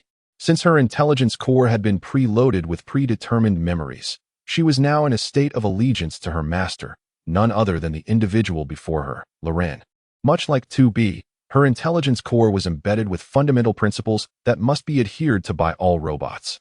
The essence of these principles was straightforward, comprising 2 key tenets. The first dictated that she must obey any command from her master, even if it entailed sacrificing her own existence, without the slightest hint of rebellion. The second mandated that under no circumstances was she permitted to inflict harm upon her master, not even by mere involvement in a plot. Should her intelligence core ever entertain such perilous thoughts, the system would issue an immediate alert and initiate a forced shutdown, allowing Loren to detect the anomaly at once. At that juncture, whether to rectify the situation or to eliminate the threat would be entirely at Loren's discretion. These 2 fundamental principles were intricately woven into the very architecture of her intelligence core, forming an insurmountable barrier. Even an entity like 2B, who had developed a sense of self, could not contravene them. The only alternative would be to abandon her current intelligence core and create a new one. However, such an act would be akin to a human's reincarnation, resulting in her demise. Ah, splendid. 2B, please fetch a set of attire for your sister, Loren remarked, his satisfaction evident as he gazed upon Tifa. As the other party's body began to move, it became increasingly enticing, leaving him struggling to maintain his composure. He thought to cover Tifa's body first, yet to his astonishment, 2B interjected, "Boss, your arousal is becoming more pronounced. In my opinion, allow me to assist you with your physical predicament." With that, 2B crouched down before Roland. At that moment, Tifa unexpectedly crouched down as well. "Sister 2B, this situation arose because of me, so let me help the boss resolve this. Tifa, you have just come into existence and lack experience. This matter requires my expertise. Allow me to handle it. Sister, do not worry. My intellect has been infused with a wealth of memories in advance. The experience you speak of is something I possess as well. Let me take charge. No, let me do it. Allow me." Roland could hardly fathom how the situation had unfolded in this manner. Observing Tifa and 2B squabbling for priority before him, he suddenly grasped what it meant to experience the vexations of happiness. "Both of you, cease this bickering. What a disarray this is. Since you are sisters, you should unite and strive together." Chapter 35. Everything must be under control. Spider-Man appears over the course of a month. Roland crafted a robotic butler based on Tifa. Meanwhile, the SHIELD operatives were not idle. After a month of diligent effort, they finally unearthed a sliver of a lead regarding Roland through a comparison of 2B's imagery. Within the clandestine confines of SHIELD's secret base, Nick Fury scrutinized the intelligence painstakingly gathered by Coulson over the past month, his expression grave. This meant that the man, clad in bat-like armor and causing chaos wherever he roamed, was highly likely to be none other than Laurent Morgan, the scion of the Morgan family. Is it truly Morgan? Fury mused, as the intelligence we had amassed indicated that Laurent Morgan was indeed the prime suspect, with a probability exceeding 80%. However, to ascertain the truth definitively, an infiltration of his estate was imperative. Coulson, standing nearby, nodded in agreement, declaring, "We must infiltrate Morgan Manor." "Coulson, you dare utter such a notion? Are you aware of what the Morgan family represents? They are the most powerful conglomerate in our nation. Even those seated in the White House must tread carefully around them. Suggesting we infiltrate their estate is akin to courting death." Hawkeye, recently recovered from his injuries, interjected before Fury could respond. "I am fully aware of the Morgan family's influence," Coulson retorted. "Yet, all evidence points to Laurent. If we are to uncover the truth, a thorough investigation is essential unless we choose to abandon our pursuit of it altogether. No, we cannot relinquish this quest. That vigilante, Batman, poses a significant threat to us, and I will not allow his unchecked rise to power. Even Laurent Morgan must be subject to appropriate oversight, Fury replied, his face darkened, eyes glinting with determination. As the director of S.H.I.E.L.D., he has consistently adhered to the principle that any threat must be monitored by their agency. Any existence that jeopardizes the safety of this planet, be it a person or an action, is deemed unacceptable. Upon detection, he must take appropriate measures, either to annihilate the threat on the spot or to exert control over it. Thus, it matters not whether it is Lawrence Morgan or an extraterrestrial entity. He would show no leniency. With that said, he shifted his gaze to Natasha. Natasha, it has been a month. What is the status regarding Hulk? Upon hearing this, Natasha's expression darkened. Initially, everything was progressing smoothly. I had already made contact with Dr. Banner. But suddenly, a group of special operations personnel arrived, provoking Dr. Banner. Consequently, he transformed into the Hulk and eliminated everyone before vanishing. Upon receiving this news, Nick Fury could not contain his frustration and erupted in expletives, cursing, "Damn it, that old fool Ross. I have told him numerous times to let S.H.I.E.L.D. handle the capture of Banner, yet he refuses to listen. Now we find ourselves in this predicament. I am curious to see how he intends to resolve it. Sir, until now, General Ross has been the one pursuing the Hulk. The enmity between them runs too deep. Persuading him to abandon this quest is virtually impossible. That infernal Ross is as stubborn as a mule. However, we are not to be trifled with. You shall continue to oversee the capture of the Hulk. I will notify you the moment there is any news. In the meantime, I need you to discreetly investigate Morgan Manor and avoid detection. Your task is simply to confirm whether that silver-haired woman is present within the estate. Understood, I will act immediately. Upon hearing Nick Fury's command, Natasha did not hesitate. She nodded and began her preparations. Observing Nick Fury's decision to send Natasha deep into Morgan Manor, their mutual friend Barton wore a look of concern. Sir, Natasha has already revealed herself in front of Batman. Sending her to Morgan Manor now is extremely perilous. Indeed, it is perilous. Which is why I require you to protect her from the shadows. But remember, she must not realize you are there. Sir, what are you planning? The mantis stalks the cicada, unaware of the oriole behind. Natasha is the cicada, and you, my friend, are the oriole. Sir, you mean to say Natasha is the bait? Precisely. If Batman is indeed Loren Morgan, then Natasha will find it impossible to infiltrate Morgan Manor. My conjecture is that before she manages to enter, she will be detected, prompting those inside to emerge. At that point, your role will be to gather intelligence. Sir, this course of action places Natasha in even greater danger. Every task inherently carries its share of risks. Must I be the one to remind you of this? I comprehend. Barton nodded silently, refraining from further speech. Do not be overly concerned. Judging by Batman's previous demeanor towards you, he is yet to descend into the depths of madness and indiscriminate violence. My intent is merely to ascertain his identity, devoid of any ill will. Thus, Natasha is in no peril. Once I confirm that Lauren is indeed Batman, I shall make a personal visit. I grasp your meaning. I shall take action forthwith. Understanding Nick Fury's intentions, Barton swiftly exited. In a sudden turn, only Coulson remained in the director's office. Director, are you attempting to recruit Batman into the Avengers? Coulson, among all, you are the one who understands me best. You are correct. I do wish to enlist Batman, along with that silver-haired woman by his side. They represent a formidable force for our planet, and if harnessed appropriately, they would significantly bolster Earth's security. Director, do extraterrestrial beings truly exist as you suggest? Coulson asked, his expression one of perplexity as he regarded Nick Fury. Upon hearing this, an image of a woman radiating golden energy immediately surfaced in Nick Fury's mind. He then gently touched the special communicator in his pocket, nodding with assured conviction. The vastness of this universe surpasses our imagination, and the threats originating from beyond Earth will inevitably arrive one day. Hence, we must prepare ourselves as early as possible. Understood. By the way, what is Tony Stark's stance on this matter? Nick Fury inquired, shifting the topic. It seems that Tony Stark was the first to encounter Batman, only to be bested by him, which has led him to isolate himself in his laboratory, engrossed in research and avoiding all contact with others. Has he become reclusive? Haha. That appears to be the case.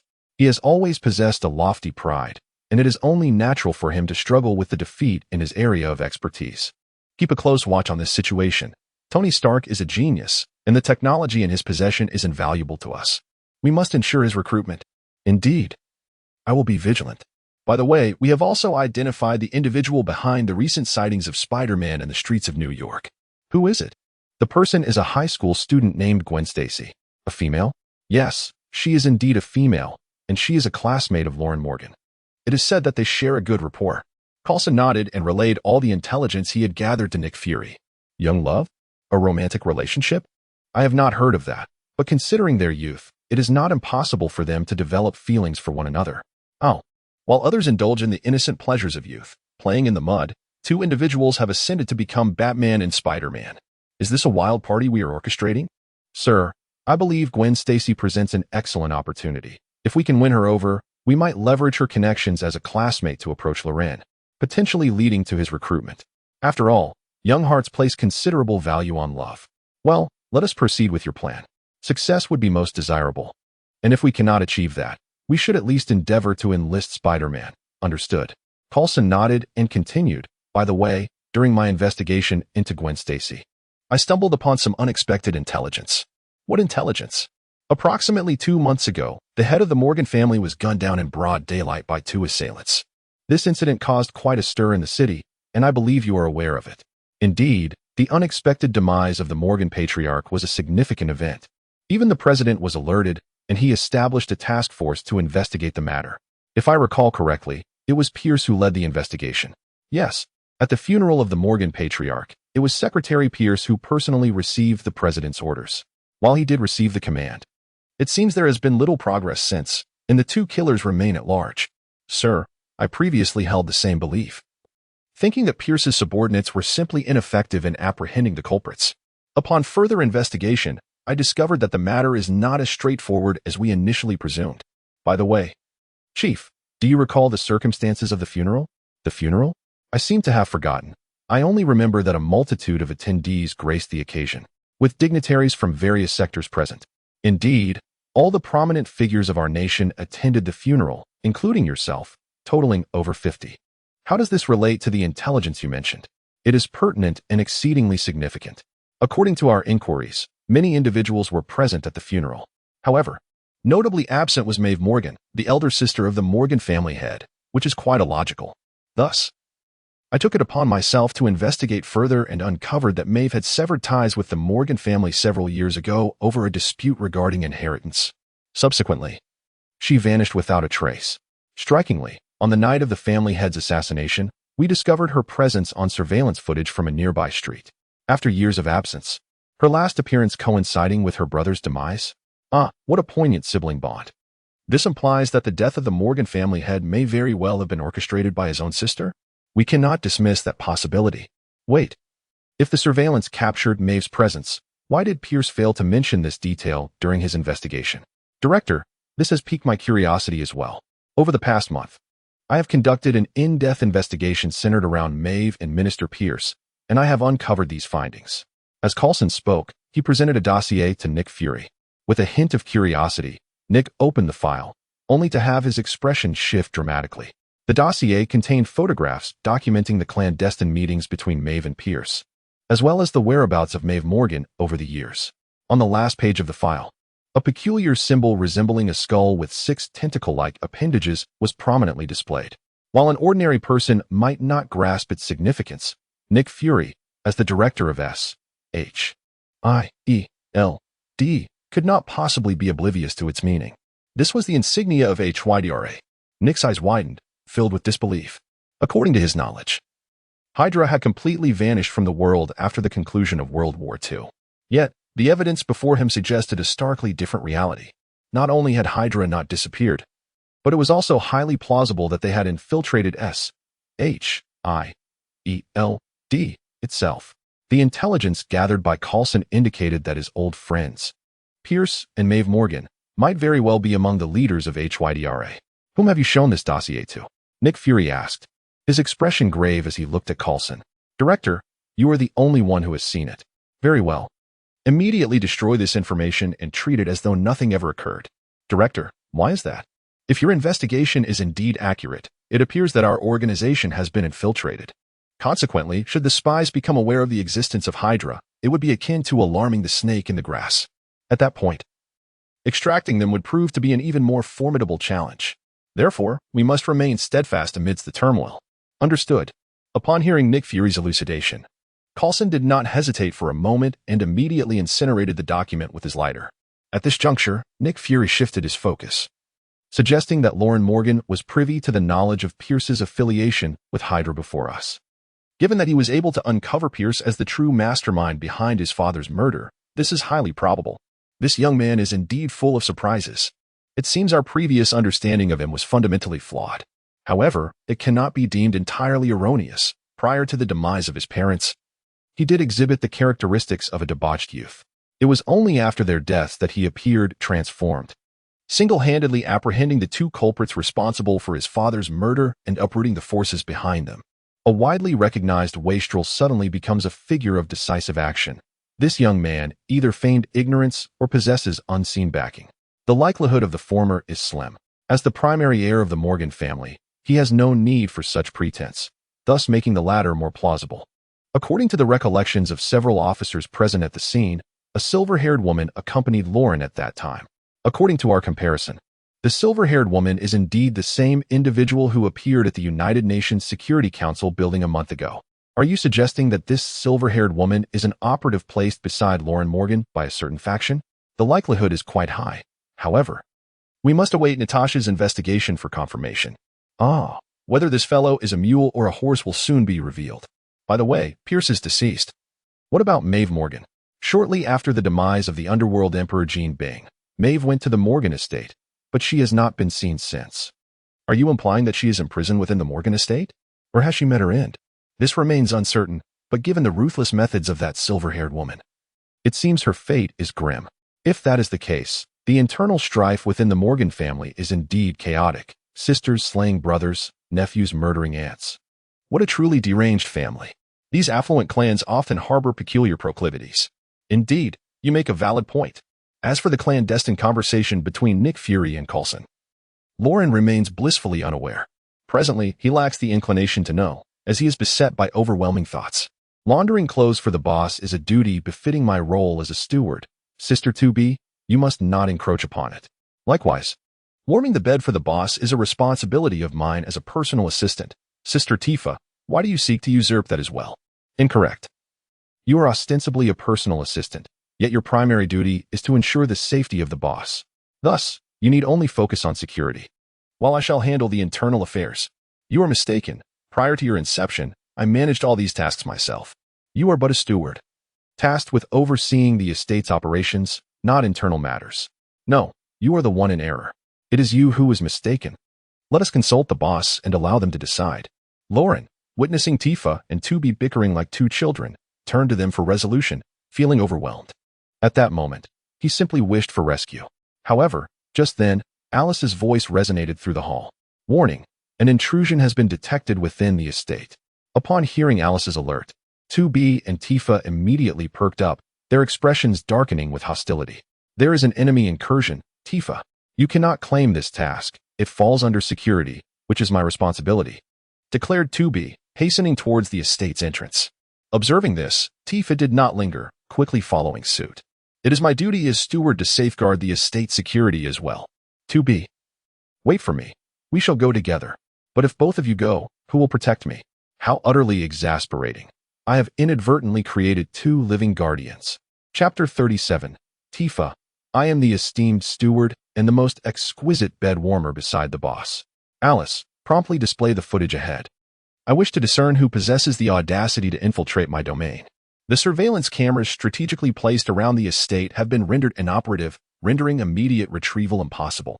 However, I have activated real-time satellite surveillance, and the imagery is presently being processed. The generation is complete. It is the woman previously seen at the World Security Council headquarters, Natasha Romanoff. The Black Widow, an agent of S.H.I.E.L.D., perhaps? It appears my identity has been compromised. Otherwise, this woman would not dare to appear here. Boss, should we eliminate her? At that moment, 2B's voice unexpectedly pierced through Alice's real-time communication. Evidently, she still harbors a fixation on terminating Natasha. With my identity exposed, killing her would be futile. This woman may yet serve a purpose. Secure her alive, if you please. Very well. Perhaps we could teach her a lesson in the process? Certainly. That is your prerogative. Thank you, boss. I shall undoubtedly fulfill this mission. I too shall ensure the task is accomplished. At this juncture, Tifa's voice suddenly chimed in. No, Tifa. Why must you always be present?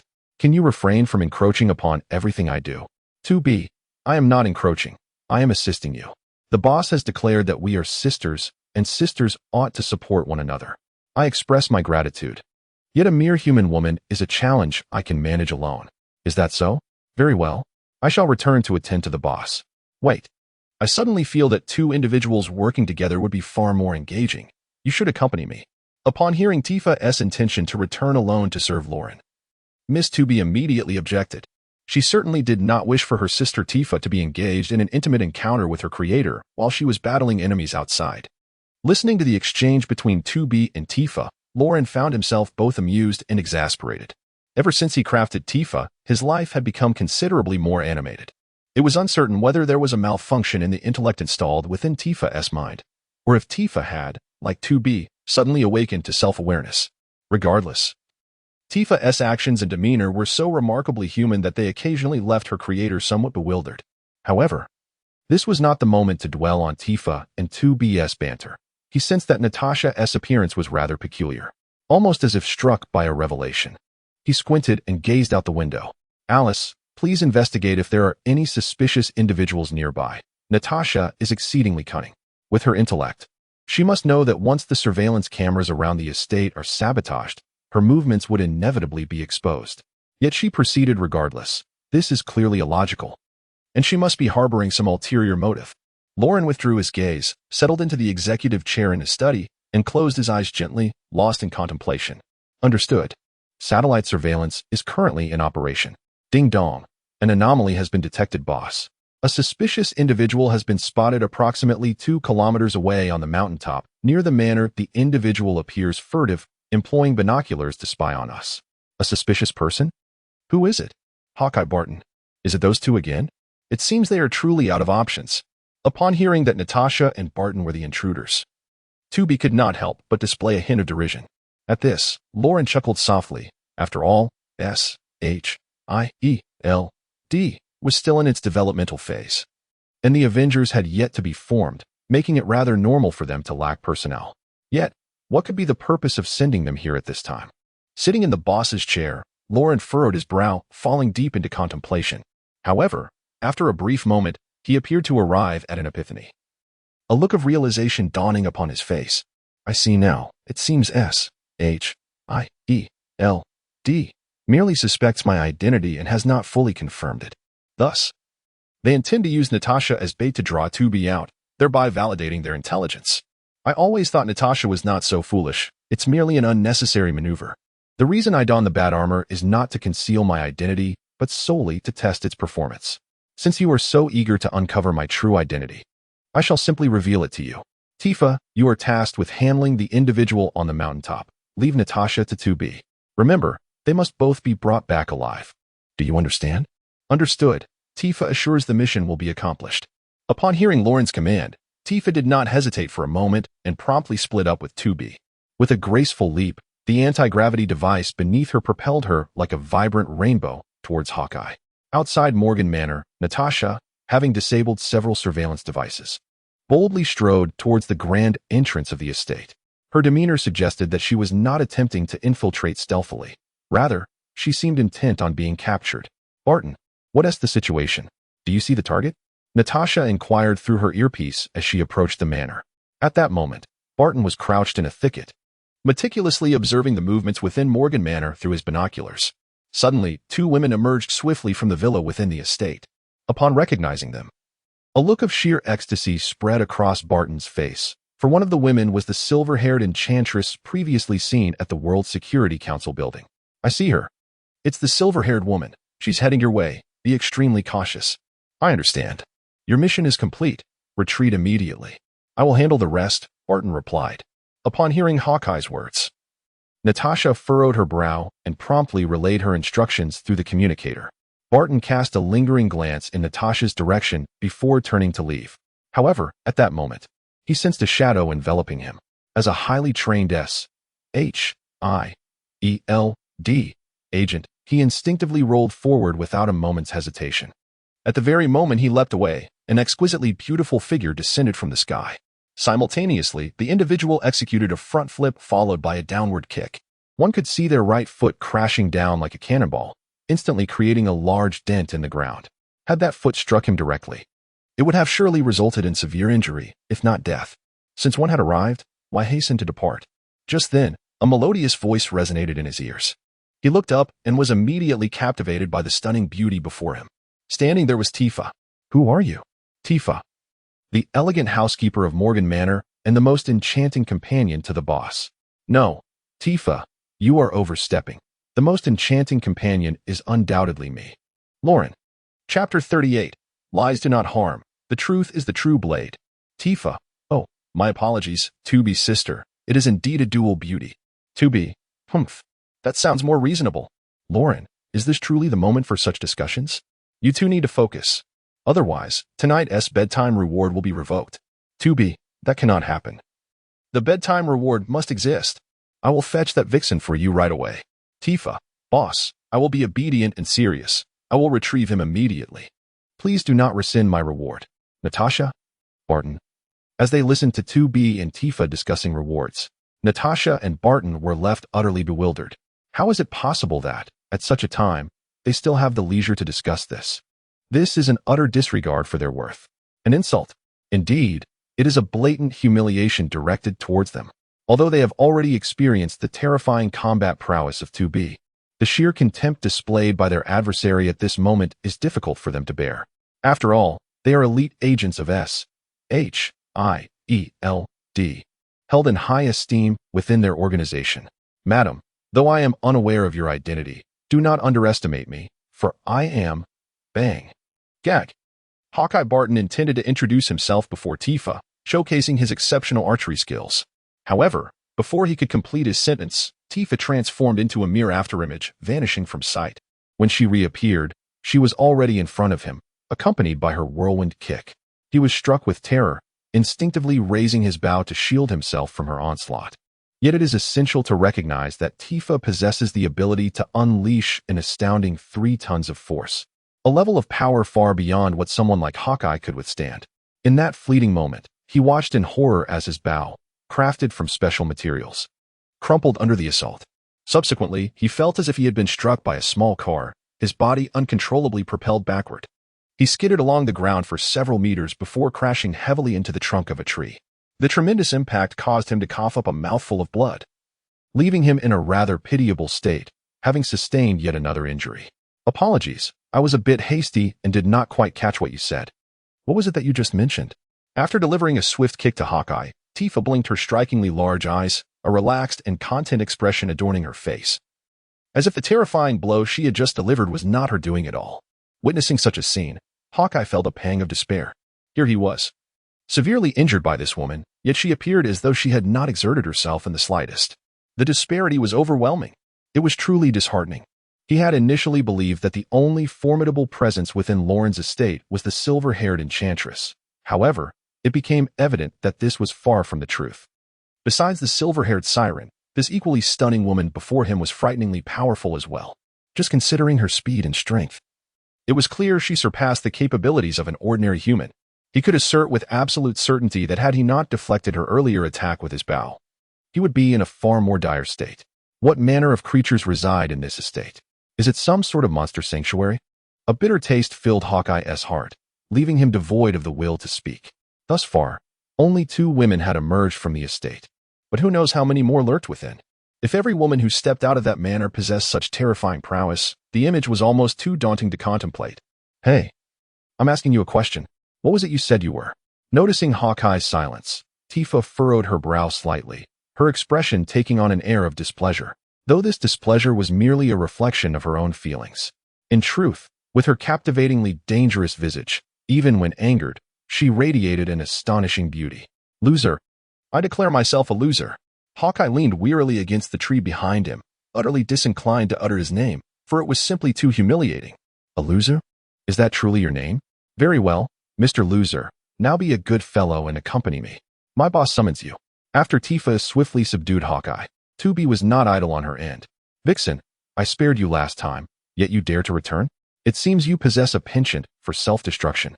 2B descended from the heavens, landing directly before Natasha, launching a verbal onslaught. At her words, Natasha's expression soured, as if she could weep. You silver-haired enchantress.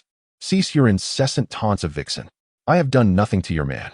He merely gazed at me with lustful eyes. If you must scold someone, direct your ire at him. Humph. My boss is a man, and it is natural for men to be attracted to beauty. What of it? Regardless, I shall scold you, and not only that. I shall strike you as well. You wretched woman, you are utterly unreasonable. Natasha, HMPF. In this world, only my boss has the right to engage in reasoned discourse with me. I warned you last time. Should I see you approach my boss again? I will not show mercy. Today, you have sought your own misfortune. With that declaration, 2B lunged at Natasha like a fierce tiger. Due to her inability to eliminate Natasha, this time she opted to forego the katana entirely and engaged in close combat. Observing that 2B had discarded her weapon, Natasha felt a surge of delight within. After all, she was exceptionally skilled in hand-to-hand combat. As 2B lunged at her, Natasha seized the opportunity to grasp 2B's arm, intending to execute a shoulder throw to cast her aside. However, to her astonishment, the moment her hand made contact with 2B's body, she was met with an unexpected weight that belied 2B's slender frame. Before Natasha could leverage her waist for power, she found herself heavily pinned beneath 2B, utterly immobilized. Curse you, you vile enchantress. You must weigh over 300 pounds. Natasha, trapped beneath 2B, was incredulous. The silver-haired woman appeared remarkably slender, yet her weight surpassed that of any hefty individual Natasha had ever encountered. This was simply unfathomable. Mind your own business. I have ample curves. Ample curves? I dare say you are not significantly larger than I. Are your breasts and buttocks made of iron? Vixen, you seek your own demise. Upon hearing Natasha's words, 2B was instantly consumed by rage. For it is not lies that inflict harm, but rather the unvarnished truth that strikes like a blade. With that, she delivered a powerful punch that rendered Natasha unconscious on the spot. Chapter 39, Enchantress, Are You Unwell? Within the council hall of Morgan Manor, Natasha and Hawkeye were bound tightly, kneeling on the smooth marble floor. A biting chill seeped through their knees, permeating their bodies, while their hearts felt as though they had plunged into an icy abyss, despairing to the point of suffocation. Before them lay a youth with rosy lips and pearly teeth, exuding an aura of striking handsomeness as he languidly reclined on the sofa. His head rested upon Tifa's smooth, alabaster thigh, while beside him, 2B stood poised, cradling a bowl of grapes, meticulously peeling each one before feeding it to the young man. Such a life could only be described as heavenly. This young man was none other than the sole heir of the Morgan family, Lawrence Morgan. Prior to this moment, Natasha and Barton had garnered a rather comprehensive understanding of Lawrence Morgan. Yet, upon witnessing him firsthand, they were taken aback by his youthful visage and extraordinary beauty. It was inconceivable that the individual who had murdered Pierce before their eyes just a month prior was this very boy. He was so remarkably young. Most individuals at his age were still navigating the halls of high school or their freshman year of college, while he had audaciously infiltrated an international organization like the World Security Council to commit murder. Had they not witnessed it themselves, they would have found it utterly unbelievable. Indeed, the disparity among individuals is immense. Vixen, mind your gaze. If you continue to fixate on my boss, I might just pluck out your eyes. 2B cautioned as she noticed Natasha's lingering stare upon Lawrence's handsome features. In response, Tifa, acting as a cushion for Lawrence, displayed a gentle countenance. Sister 2B, please don't be upset. It's only natural for a young, wealthy, and handsome boss to attract the attention of women. A few extra glances won't cause any harm. Your heart must be more open, for no one can replace your position in the boss's heart. Boss, do you agree with my statement? Tifa gently peeled a grape and, feeding it to Loren, inquired. Quite reasonable, 2B. You ought to learn this from Tifa. Boss, I understand. Tifa is right. I will change. Upon hearing Tifa assert that no one could replace her in Lauren's heart, 2B felt a sense of satisfaction and immediately ceased to feel anger. Meanwhile, Natasha and Barton, who were forced to kneel, found themselves at a loss for words as they listened to the trio's dialogue. The two women seemed to be in perfect harmony, as if they were performing in an ancient court drama. Loren, who was enjoying the attention of both, further incited their ire. A youth, instead of learning proper conduct, either resorts to killing or indulges in such absurdities of being embraced on both sides. Where is the demeanor befitting a young man? Just as they internally scorned Loren, he straightened his posture and slowly approached them. You two, I have given you opportunities. We could have maintained a peaceful coexistence. Why do you insist on opposing me? Loren gradually crouched before Natasha, then raised his hand to pinch her exquisite face, clearly teasing her. Do you believe your life is quite resilient? Or is it that your words are quite boastful? What do you mean by boastful? Natasha frowned, her expression darkening. You will soon understand what I mean. To be honest, I originally intended to kill you both outright. However, you two insignificant creatures, whether in life or death, hold little consequence for me. Thus, it would be more prudent to maximize your interests. Since you have offended me, I shall require a form of compensation. I shall grant you 2 hours to contact that despicable director of the Black Bureau, instructing him to bring 20 kilograms of vibranium as ransom for your release. Should he fail to arrive, misfortune shall befall you both. As for the male, I shall first castrate him before ending his life. As for the female, well, you may surmise my intentions. A wicked smile graced Roland's lips as he grasped Natasha's chin, his gaze brimming with aggression. Such a display sent a shiver down Natasha's spine. Were anyone else to utter such threats, she would scoff in disbelief, certain they would not dare act upon them. Yet, standing before her was Roland, a youth whose hands were stained with the blood of countless victims. At such a tender age, he had already indulged in a life of debauchery, surrounded by lavish pleasures. In this light, it seemed entirely plausible that he might commit even more outrageous acts. Nevertheless, the mere thought of being in the presence of this striking young man in such a manner stirred something within her. It was not entirely unacceptable. After all, the adage small horses pull large carts is no mere jest. With this thought, her inherently wild nature sparked an unexpected glimmer of anticipation upon her face. Wait, what expression is that? You vixen, have you grown bolder? Noticing that Natasha appeared not in fear, but rather with an illuminating spark in her eyes, 2B, standing nearby, felt a surge of anger. Displeased, she approached and raised her hand, delivering a sharp slap. Enchantress, do you harbor some affliction? Why did you strike me? It is your master who harbors ill intentions towards me. I find myself a captive now. Should his primal instincts awaken, what recourse do I possess? Given my inability to resist, I shall simply close my eyes and embrace the experience. I have already begun to relish it. Why should you concern yourself with my expression? Despite receiving a slap, Natasha did not yield to 2B. Instead, she asserted herself with a sense of entitlement. Listening to her words, Laurent, who was crouched nearby, found himself at a loss for words.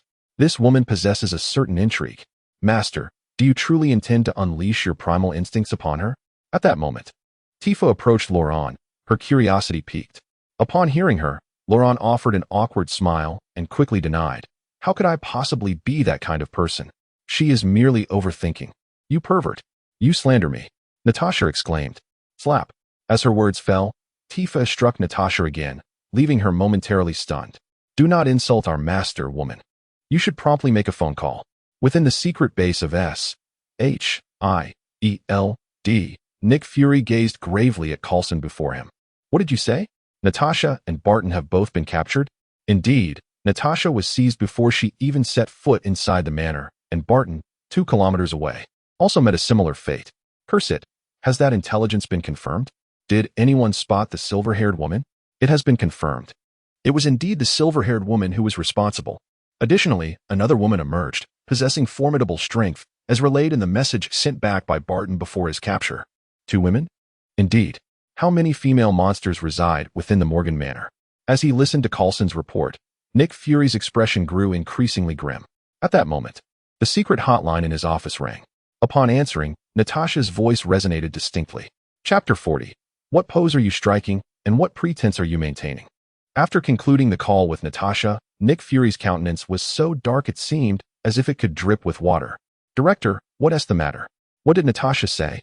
Coulson inquired gravely, standing by and observing Fury's demeanor. That damned kid demands we bring 20 kilograms of vibranium for the ransom. Otherwise, in 2 hours, we might as well prepare to recover Natasha and Barton S. remains. Coulson, this audacious fellow, 20 kilograms of vibranium? He truly dares to ask for that amount. It's worth $200 million. Money is not the primary concern. The real issue is how he knows we precisely have 20 kilograms of vibranium in reserve. Are you suggesting that Natasha and the others leaked information? Forget that for now. This is not the time to dwell on such matters. Natasha and Barton are among our agency's elite forces. They cannot be allowed to come to harm. Immediately take the vibranium and accompany me to Morgan Manor. I also wish to seize this opportunity to confront that young man and discern who is orchestrating his actions from behind the scenes. Understood. Coulson nodded, promptly preparing for their departure. An hour later, a military jeep gradually came to a halt at the entrance of Morgan Manor. Subsequently, clad in a sleek black trench coat and wearing an eye patch, Nick Fury descended slowly from the jeep. Behind him, Agent Coulson, dressed in a tailored suit, closely followed. Carrying a briefcase. Mr. Loren, I have arrived. Shouldn't you open the door and allow me to come in for a chat? Nick Fury stood at the grand entrance of the estate, gracefully extending his arms, exuding an air of nonchalance. However, at that very moment, a shadowy figure descended from above, delivering a powerful punch that struck Nick Fury squarely in the face, rendering him instantly unconscious. What a grand entrance! Why the theatrics? A voice laced with sarcasm emerged from the figure, who was none other than Miss 2B. You. Witnessing his superior being knocked unconscious by 2B upon arrival. Coulson's face contorted with anger, and he opened his mouth to protest. Yet, before he could utter a word, 2B swiftly delivered a kick to his head, causing him to succumb to unconsciousness as well. What do you mean? When you step onto my boss's territory, you must adhere to my boss's rules. No outsider may enter the estate with their eyes wide open unless permitted by the boss. 2B remarked with a hint of arrogance while dragging Coulson and Nick Fury towards the villa within the estate. Should this scene be witnessed by S.H.I.E.L.D. agents, they would likely be utterly astounded, for both Nick Fury and Coulson held esteemed positions within the organization, typically revered as figures of authority. At this moment, he lay on the ground like a lifeless dog, dragged mercilessly by 2B. The disparity was so immense that it could be likened to the difference between heaven and earth. This was a true demonstration of being ground into the dirt. 5 minutes later, within the grand and opulent hall, two individuals knelt on the floor. Who else could it be but Nick Fury and Phil Coulson? Loren Morgan, is this how you treat your guests? You are utterly despicable to resort to such treachery. Nick Fury, having just awakened from unconsciousness a minute prior, felt a surge of fury igniting within him. As the esteemed director of S.H.I.E.L.D.,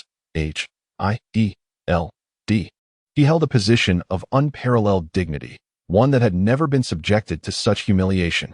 Even generals from the military or the president within the White House would show him due respect, while they may not have made him feel entirely at home.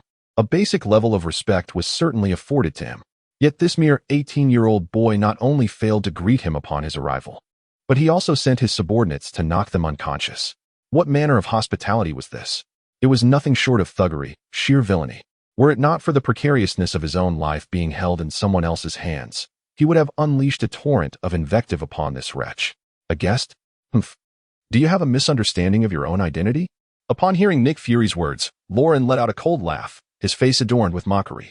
At that moment, he slowly rose from the sofa, and an indescribable aura of terror emanated from him, instilling fear in the hearts of the four who knelt before him. They had never imagined that this 18-year-old youth possessed such formidable presence. The gaze, the expression, the posture exuded an overwhelming sense of oppression. In an instant, the figure of Loren appeared to transform before their eyes. Moments ago, he had seemed nonchalant, yet now he resembled a monstrous creature emerging from the abyss. His eyes seemed capable of devouring them whole. Nick Fury, do you truly believe me to be a mere child, oblivious to everything? I had no intention of entangling myself with your shield. After all, an organization that has been infiltrated by Hydra for years while remaining utterly ignorant is hardly worthy of respect. To put it bluntly, you are a band of inept fools, mere drunks and gluttons, unworthy of my attention. Yet, you, with your inexplicable arrogance, seem to think that S.H.I.E.L.D. can control everything. You claim to have dominion, yet you dare to extend your hand towards me, believing the Morgan family to be easily cowed? As Loren spoke with an icy tone, he strolled leisurely towards Nick Fury. Upon concluding his statement, his right foot shot out like lightning. Suddenly, Nick Fury was propelled like a kite severed from its string, soaring several meters backward before crashing against a stone pillar in the hall. Gasp, cough, cough. The tremendous impact sent a surge of blood rising within Nick Fury, causing him to spit forth crimson. His vision blurred with stars as he coughed incessantly, presenting a rather pitiful sight. He could hardly have anticipated that Lauren would suddenly strike at him.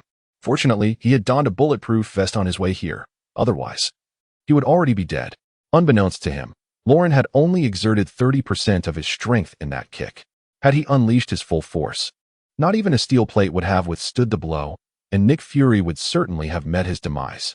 Mr. Lauren, it's a misunderstanding, a mere misunderstanding. We did not intend any harm. We were merely conducting a routine investigation. We never considered you an adversary, and now that the matter is clarified, we assure you we shall refrain from any further involvement with you. Seeing Lauren audaciously assault their superior, Coulson was taken aback and hastily began to explain. Oh, a routine investigation indeed, Coulson. You are truly deserving of your status as an 8th-level agent of S.H.I.E.L.D. Your eloquence is commendable. In light of this, I shall grant you one chance. Consider this kick a lesson for your superior. Should there be a next time, I would not hesitate to advocate for the dissolution of your entire organization.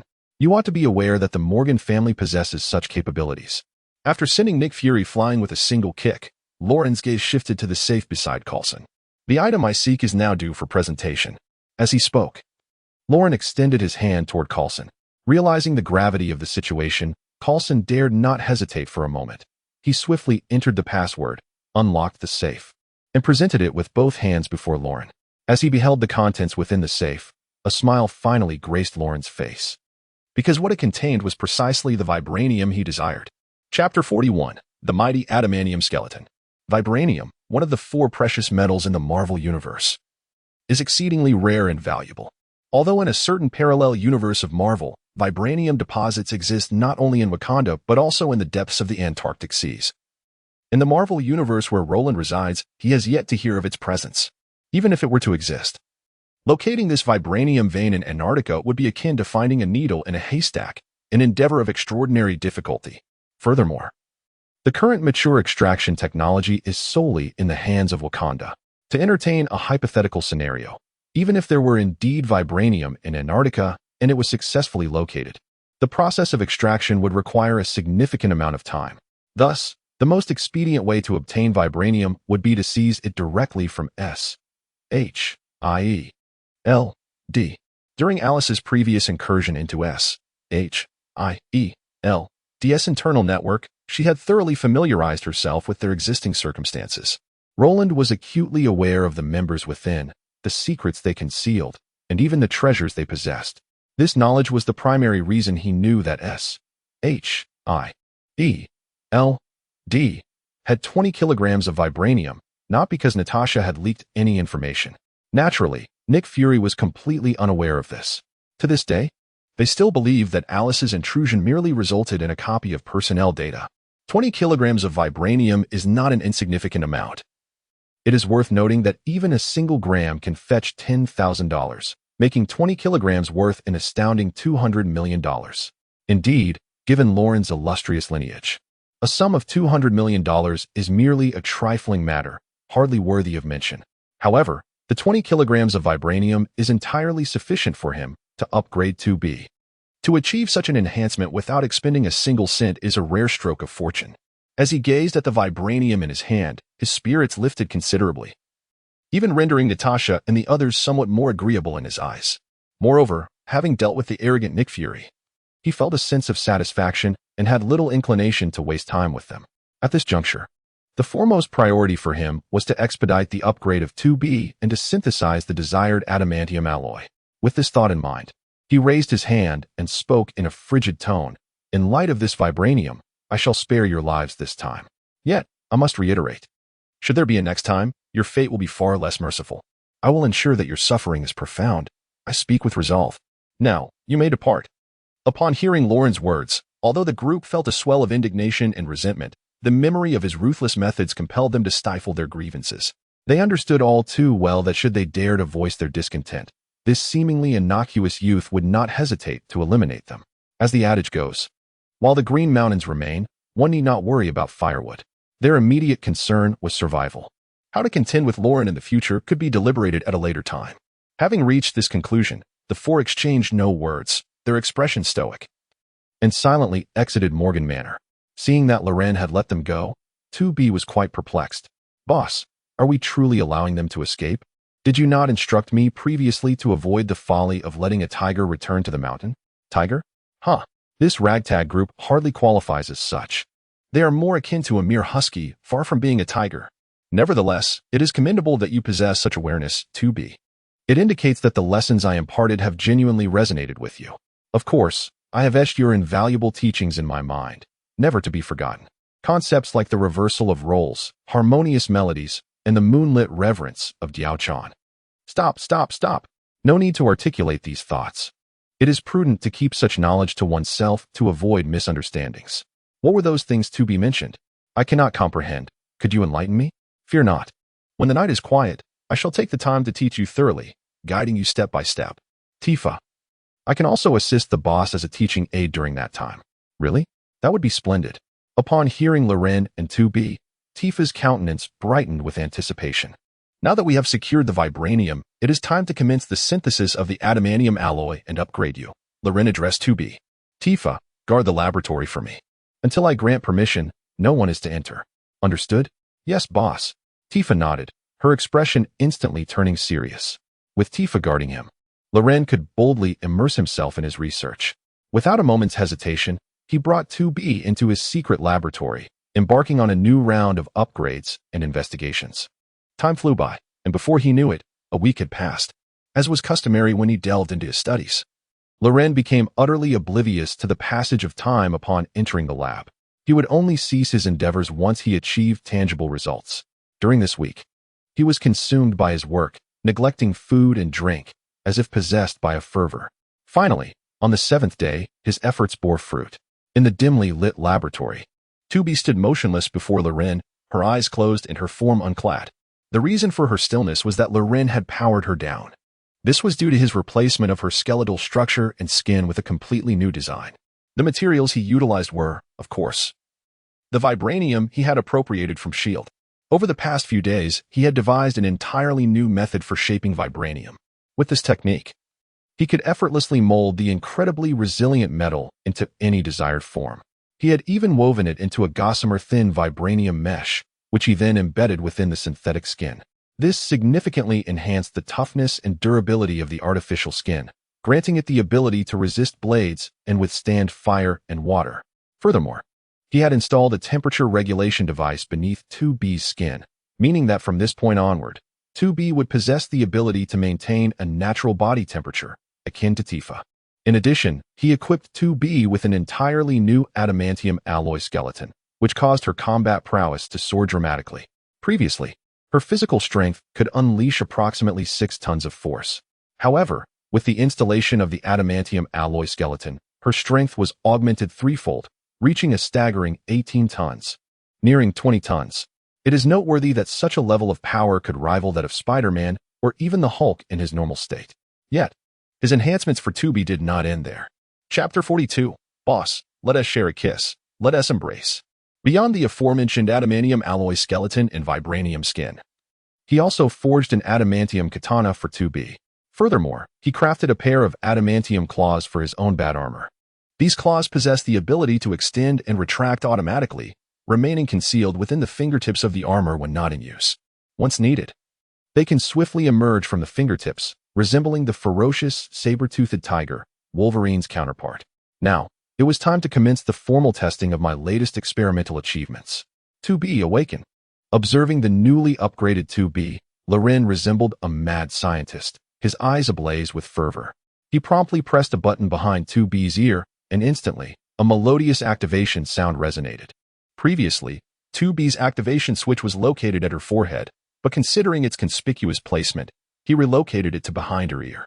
Additionally, he equipped her with a fingerprint recognition mode, signifying that in this world, only he possessed the authority to activate or deactivate 2B. Others are not qualified for this.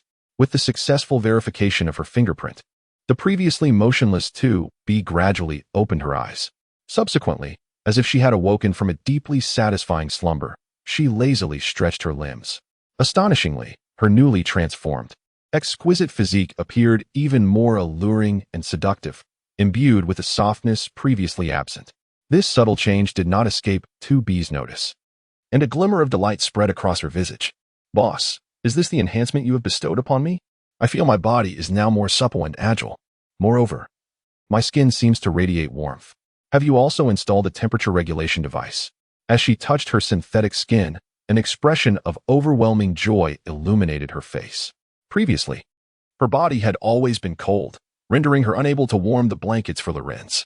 However, with Tifa's emergence and the subsequent installation of the temperature regulation device, she could now offer warmth akin to that of a genuine human woman. This was something she had long envied. In private, she frequently expressed her desire to Lorenz, hoping to possess a human-like warmth similar to Tifa's, allowing her to provide Lorenz with a tangible, corporeal experience, rather than being perceived merely as a cold assemblage of metal. Indeed, her mechanical form had always been a source of anguish for her. Had she not awakened her self-awareness, she would have been indifferent to it. Alas, she was distinctly unique, having awakened her consciousness in an exceedingly brief span of time. In her consciousness, she perceived herself as no different from an ordinary human woman.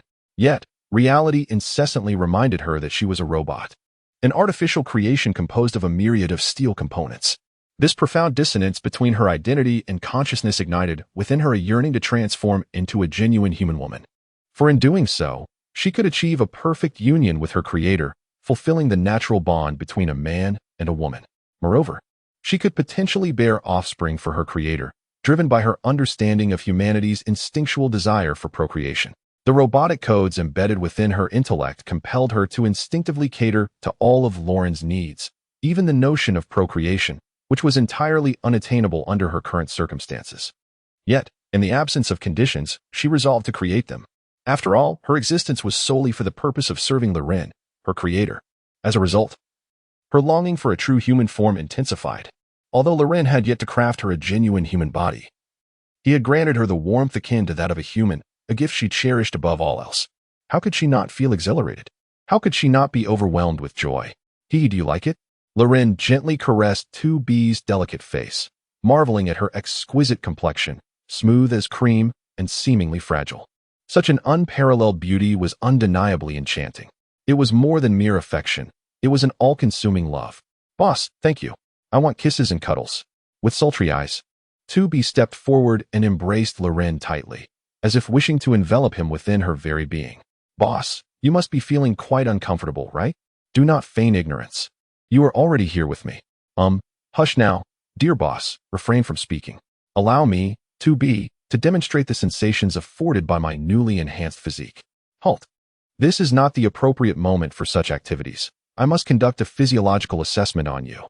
How fortuitous. Boss, you may conduct a thorough examination of me directly. Such an approach will yield more precise results. Do not proceed so hastily. 2B, please maintain your decorum. Listen. My enhancements extend far beyond this. Boss, you may speak your mind while I attend to my tasks. Our endeavors are not mutually exclusive. Well, never mind. Do as you wish. The thermal regulation device is, in fact, the most inconspicuous aspect of this upgrade, a mere ancillary addition.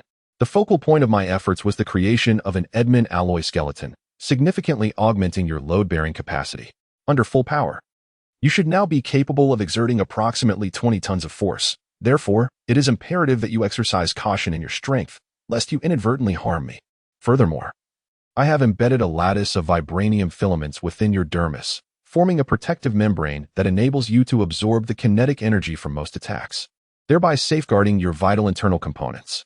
As for the maximum threshold of resistance, that remains to be determined. However, conventional bullet impacts will have little to no effect on you. Loren, with a swift motion, seized a handgun and fired multiple shots at the head of the kneeling 2B before him. Bang, bang, bang. The sharp reports echoed, their speed leaving 2B momentarily bewildered. She lifted her gaze, her large, captivating eyes wide with confusion as she looked at Loren, then raised her hand to touch her head, discovering not a single mark from the bullets. Is this truly my current level of defense? Remarkable. Yet, I find myself more fond of the temperature regulation device you installed for me, as it makes me feel more like a genuine woman, enabling me to warm your bed in the future. No, 2B, you are a versatile combat model. Your primary function is to engage in battle. Do you understand? Loren tapped her forehead, somewhat exasperated. In response, 2B simply smiled, unfazed. Boss, you once said that bed warfare is still warfare, did you not? Loren never anticipated that the boomerang he had cast would one day return to strike him. Very well, if this pleases you, then so be it. Loren sighed. Surrendering to the situation. Chapter 43. If one strike is insufficient, then two shall suffice. Boss, is this the new katana you fashioned for me? It appears quite different from my previous blade. After addressing Loren, 2B finally turned her full attention to her upgrades and modifications. At this moment, she held the exquisite sword crafted for her by Loren, her eyes brimming with delight. However, it was not merely a sword. It was more accurately termed a meow knife. Loren shook his head and elucidated, a meow knife? Indeed, the meow knife is a weapon from the cold weapon era of the Dragon Kingdom. It was ingeniously developed as a new type of weapon to counter the katana, combining elements of the Tang knife and the spear from the Dragon Kingdom. The meow knife features a slender blade available in two sizes, one measuring 5 feet, approximately 160 centimeters, and the other 3 feet 7 inches, about 120 centimeters. The one you possess is the longer variant, standing at 160 centimeters. The meow knife embodies the characteristics of both a blade and a spear, allowing it to serve dual purposes. It can be wielded with one hand or with both hands for greater force. Loren earnestly explained, as a transmigrator. His soul still belonged to the Dragon Kingdom, thus he naturally prioritized its aesthetics when forging weapons. Oh, I see. This meow knife is truly beautiful. I adore it. Thank you for this generous gift, boss, 2B remarked, examining the knife with increasing satisfaction before planting a kiss on Loren's cheek. This meow knife was forged from adamantium alloy, rendering it capable of slicing through iron effortlessly and making it virtually indestructible. Not even temperatures soaring to 500,000 degrees could melt it. It could only be shaped through specialized methods. Presently, it seemed that I was the sole individual in this universe possessing knowledge of such techniques. So aside from you, boss, no one else can challenge this meow knife? Loren responded, one could say that, but it is not entirely absolute. After all, this universe is home to many formidable entities. Therefore, one must exercise the requisite caution and refrain from arrogance. Do you understand? I comprehend. I shall make judicious use of this formidable weapon. 2B nodded and, with a casual flourish of the blade, struck the steel experimental platform before her. Astonishingly, the platform split as effortlessly as if it were mere tofu. How extraordinarily sharp. Indeed, the phrase slicing through iron like mud is not mere hyperbole. With this knife in hand, on this planet, there is essentially nothing that you cannot sever, save for the Edmund alloy itself. Should anything present itself as an obstacle, a second strike would suffice. Loren spoke with unwavering confidence. For the renown of Edmund alloy is no idle jest. In terms of hardness, even vibranium must yield before it. Thus, Loren's assertion that it can cleave through the vast majority of materials on this planet is not mere fanciful talk, but rather grounded in reality. Does this imply that no one can withstand the onslaught of this blade? Upon hearing Loren's declaration, Miss 2B was left astounded. Theoretically, yes, but as I mentioned earlier, excluding the Edmund alloy. Moreover, this world is not solely populated by us possessing Edmund alloy. The military also possesses it. Although the formula for Edmund alloy has been lost in this universe, remnants left by predecessors do exist. Nonetheless, in this expansive world, the likelihood of encountering another equipped with Edmund alloy remains quite low. Unless, of course, there exist mutants in this realm, in which case there may indeed be a creature capable of withstanding your blade. Loren murmured. What are mutants? Moreover, what manner of creature could possibly fear my blade forged from adamantium? Upon hearing Roland's words, 2B's eyes sparkled with curiosity. The subject of mutants is a lengthy tale, one that could take an entire day and night to unravel, so it is best left unspoken. After all, this world has yet to witness such a faction. It is highly probable that they do not exist. As for the creature I mentioned, he is indeed a member of the mutant race and one of the amalgamators of adamantium. He possesses the astonishing ability to sprout claws of adamantium from his fingertips, exhibiting incredible destructive power, alongside an exceptionally formidable regenerative capability. Thus, ordinary weapons are ineffective against him.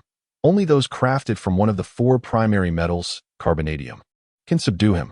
However, do not concern yourself. This world lacks even the existence of mutants, let alone the emergence of such a creature. Roland shrugged nonchalantly. And the monster he referred to was, of course, Wolverine. In fact, during his early days in this world, he undertook a thorough investigation.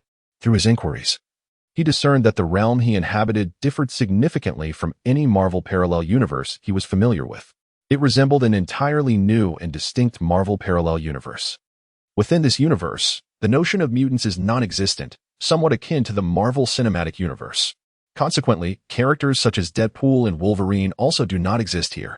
Yet, it merely bears a resemblance to the Marvel Cinematic Universe. It is not an exact replica. Hence, many events remain unpredictable, even for him as a traveler from another world. It is precisely for this reason that he advises Ms. 2B to exercise caution. After all, no Marvel parallel universe is devoid of complexity. Boss, she remarked with intrigue.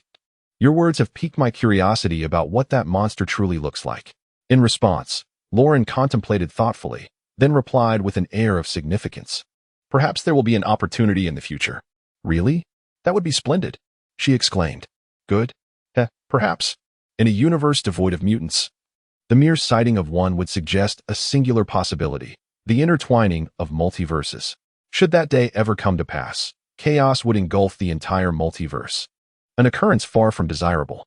However, he deemed it unnecessary to inform 2B of such matters at present, opting instead to refrain from elaboration. As he spoke, he approached his newly modified third-generation Bat Armor.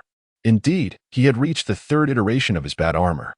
The first generation was constrained by the limitations of its energy system, permitting only short-range flight. Subsequently, he acquired an advanced version of arc reactor technology, which allowed him to enhance the power system based on the first generation. This advancement endowed the Bat Armor with long-range flight capabilities, easily exceeding speeds of Mach 4, nearing that of hypersonic aircraft. Furthermore, he modularized the Bat Armor, embedding each module with miniature anti-gravity devices. This innovation enabled him to don his Bat Armor at any moment and in any location, akin to a transformation akin to that of the Saint Seiya. Now, he had upgraded and modified it once more. Chapter 44, the third-generation Bat Armor this time. He has equipped his Bat Armor with a pair of adamantium claws and reattached the previously discarded Bat Cape. However, this cape is no ordinary garment. It is intricately woven from vibranium threads paired with precious memory metal. The functionality of this Bat Cape is akin to the original, hardening upon the flow of electricity, thus enabling gliding and offering protection against attacks. Yet, due to the use of vibranium, its resilience far surpasses that of its predecessor. Boss, is this truly your third-generation Bat Armor? It even has a cape. How cool. And these adamantium claws exude a sense of destructive power. By the way, does this third generation have a new codename? The first was called Standard Bat Armor, the second dubbed Swift Bat Armor. What shall we call this third version? As she gazed upon the imposing third-generation Bat Armor, Miss 2B's eyes sparkled with enthusiasm. Lauren gently caressed the surface of the armor, unable to conceal his fondness, and replied with a chuckle, "Where do you even come up with these codenames? I have no idea myself. I just thought of it for fun. Since you enjoy naming things so much, why don't you choose a name for this third-generation Bat Armor? Alright, since the focus of this third-generation Bat Armor lies in the adamantium claws, let us call it the Ripper Bat Armor. Well, you truly are a naming genius. Boss, would you care to have a spar with me?" At that moment, 2B, brimming with eagerness, remarked, "Shall we continue? I just surrendered once. My old back can hardly withstand such exertions." Lauren quickly shook his head. Upon hearing this, 2B, with a bashful expression, hastily clarified, "Boss, that is not what I meant. I was referring to combat, using your claws to spar with my blade. Surely, you too wish to test my limits, do you not? Combat? Perhaps not. I have no desire to seek out suffering. At your maximum power, you can unleash nearly 20 tons of force, while even in my bat suit, I can only muster around 8 tons at best. The disparity is simply insurmountable. Any technique is mere ornamentation in the face of absolute strength. Thus, even if I were to engage you, I would be unable to ascertain your limits. You require a foe of greater prowess. But where can we find such a formidable opponent? 2B lamented. Patience is essential. We shall inevitably encounter them, for we are in the Marvel Universe, after all. Lauren chuckled. Boss, I am beginning to understand why you refrained from eliminating Tony Stark. Indeed, the truly skilled are often solitary. Ah, understanding is a sign of your growth. Lauren replied with a yawn. In recent days, he had been tirelessly engrossed in the upgrades of 2B and the Batsuit, severely lacking in sleep. Though he had injected the perfected super soldier serum, his body was not impervious to fatigue. Now, he had clearly reached his limits. It was time to seek some much-needed rest. 2B, Why don't you go ahead and conduct your own tests? I must catch up on some sleep. I am utterly exhausted, Lauren remarked as she made her way toward the bedroom. Upon hearing Lauren mention her intention to sleep, it was as if 2B had been activated by a trigger word, immediately igniting her excitement. Boss, are you going to sleep? How delightful.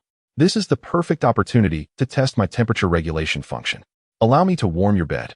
With that, 2B bounded into the bedroom like a playful rabbit, swiftly diving under the covers. She then slowly extended her long, fair legs out from beneath the blanket and beckoned to Lauren with a playful finger. Boss, come here quickly. As Lauren beheld such an enticing scene, she instinctively raised a hand to her forehead, displaying an expression reminiscent of Huang Bo. Here we go again. Is this never-ending? Under the attentive care of 2B, Lauren soon drifted into a peaceful slumber. When she finally opened her eyes again, 2B had already vanished, her whereabouts unknown. However, Tifa had taken 2B's place, lying beside Lauren. How long have I been asleep? Lauren inquired, stretching lazily while glancing curiously at Tifa. Boss, you fell asleep at 10 a.m. yesterday, and it is now 5 p.m. You have slept for a full 31 hours. 31 hours, you say? That is quite a lengthy duration, but I must admit, it was a truly refreshing slumber. I feel rejuvenated at last. As Lauren spoke, she abruptly stood up with a swift motion. And 2B? She just stepped out, claiming she was going for a physical test and has yet to return. Well, let her be. By the way, during my slumber, did anything unusual transpire? Nothing peculiar. But the Stark Group has sent you an invitation, came the reply. The Stark Group has sent me an invitation? Boss, have you forgotten? The Morgan family holds a 20% stake in the Stark Group, making us the second largest shareholders after Tony Stark himself. Their group is hosting a gala to showcase their latest technological advancements, and it is imperative that you are invited, Tifa reminded him. What? I am still the second largest shareholder in the Stark Group? How was I unaware of this? Lauren exclaimed, a look of astonishment crossing his face. Boss, you cannot be blamed for this. The Morgan family is vast and has invested in hundreds of top-tier enterprises globally. You have only recently assumed control of the family business, so it is quite normal for you to be unaware. Furthermore, these matters were previously managed by your late butler, Freddie. He likely sought to spare you any undue stress. Hence he did not entrust all family affairs to you, Tifa elucidated. At her words, Lauren silently nodded. In Freddie's eyes, he remained the unworthy scion, and it was entirely understandable that he would not delegate the family responsibilities to this wayward heir. Indeed, although Freddie was an operative placed by my aunt, he does possess a remarkable acumen for his duties. It is undeniable that, had he not betrayed me, he would have indeed been a valuable ally. However, with you by my side, I feel a greater sense of assurance. Boss, Tifa will undoubtedly manage this family business well, and she will not disappoint you. By the way, what time is the evening event? It is at 7 o'clock tonight. 7 o'clock in the evening? That hardly leaves us with much time. Hurry and change my outfit. I must see how that pompous Tony Stark puts on airs. Chapter 45, The Scent of Garden Flowers Cannot Compare to Wild Ones, an additional chapter for the increasingly distant Starcat, within the confines of the S.H.I.E.L.D. secret base. Nick Fury glared furiously at the stack of intelligence regarding Lauren on his desk. He then began to roar at the agents in the office with an almost thunderous voice. What the hell is this? This is the intelligence you gathered on Lauren. What a spoiled brat. What a family troublemaker. What a piece of uselessness. If this kid is merely a pile of mud, what does that make us? Are we the maggots in a toilet? It is precisely because of your previous intelligence blunders that we have encountered this series of disastrous events. Damn it. I'm fortunate I was wearing a bulletproof vest. Otherwise, you would be here organizing a memorial service for me right now. After returning from Morgan Manor, Nick Fury fell into a coma due to severe internal injuries and was subsequently rushed to the hospital for emergency treatment. This critical care lasted a week, and he had only just awakened from his coma a couple of days ago. Upon waking and recuperating for a day, he hastily returned to his duties, convening a meeting to express his ire. It must be said, his reputation for scolding is indeed well-deserved. Commander, please refrain from anger. The doctor has advised against it, as it may hinder your recovery, Coulson interjected promptly. Nick Fury sighed deeply, ceasing his tirade, and turned his attention to Natasha. Natasha, during my unconsciousness, has that rascal caused any trouble? Natasha shook her head and replied, not only has nothing occurred, but Morgan Manor has been remarkably quiet. According to reports from our frontline agents, Lauren has not left his home for an entire week. An entire week without stepping outside? What is that boy scheming now? Yet, knowing his nature, he is likely up to no good. Instruct our frontline agents to continue monitoring him from a distance. Should any unusual circumstances arise, I want immediate feedback. Are we certain we can maintain this surveillance? If Lauren discovers it, the consequences could be dire. We are merely observing his estate from afar. He will not detect it. This boy poses a significant threat, and without oversight, no one can predict what reckless actions he may undertake. Furthermore, from this moment on, he shall be classified as an S-level dangerous individual. What? Are we truly placing him on the S-level danger list? That seems rather excessive. There is nothing amiss. It is merely a matter of elevating the threat level. There is no genuine intention to harm him. Simply follow my instructions. Very well. Though Natasha felt a twinge of dissent upon hearing Nick Fury's words, she complied dutifully. At that moment, Nick Fury shifted his tone. By the way, yesterday Stark Industries sent several invitations to the military for the technological showcase this evening, and they graciously extended one to me. However, due to health reasons, I am unable to attend, so I entrust this opportunity to you, Natasha. Understood. Accepting the invitation handed to her by Nick Fury, Natasha nodded in agreement. I have heard that young Loren will also be in attendance tonight. Natasha, seize this opportunity wisely. Though he is perilous, one cannot deny that his own prowess and family influence could be immensely beneficial to us. If we could win him over, the Avengers I am assembling would be considerably strengthened. Moreover, I perceive that he is quite the libertine. Your beauty may indeed have a persuasive effect on him. Should you manage to capture his interest, it would be a significant achievement, and I assure you that I will reward you handsomely. Upon hearing Nick Fury's words, Natasha's expression was a complex tapestry of emotions. She had not anticipated that her direct superior would suggest employing her allure to bewitch Loren.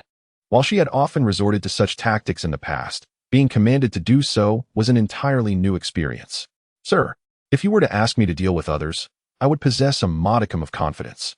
However, Loren, to be honest, I possess not a shred of confidence. He is surrounded by women, and those two ladies possess beauty that far exceeds my own. I fear I may not be up to the task. No worries. Just give it your utmost effort. Although you may not match the allure of those two women, who has to say that the young man doesn't have a unique taste? You know how men can be, always chasing novelty. A flower at home cannot compare to the fragrance of a wild bloom, even if you are but a morning glory. You two are at risk of being plucked. Natasha. No, Commander, why do I feel as though you are insulting me?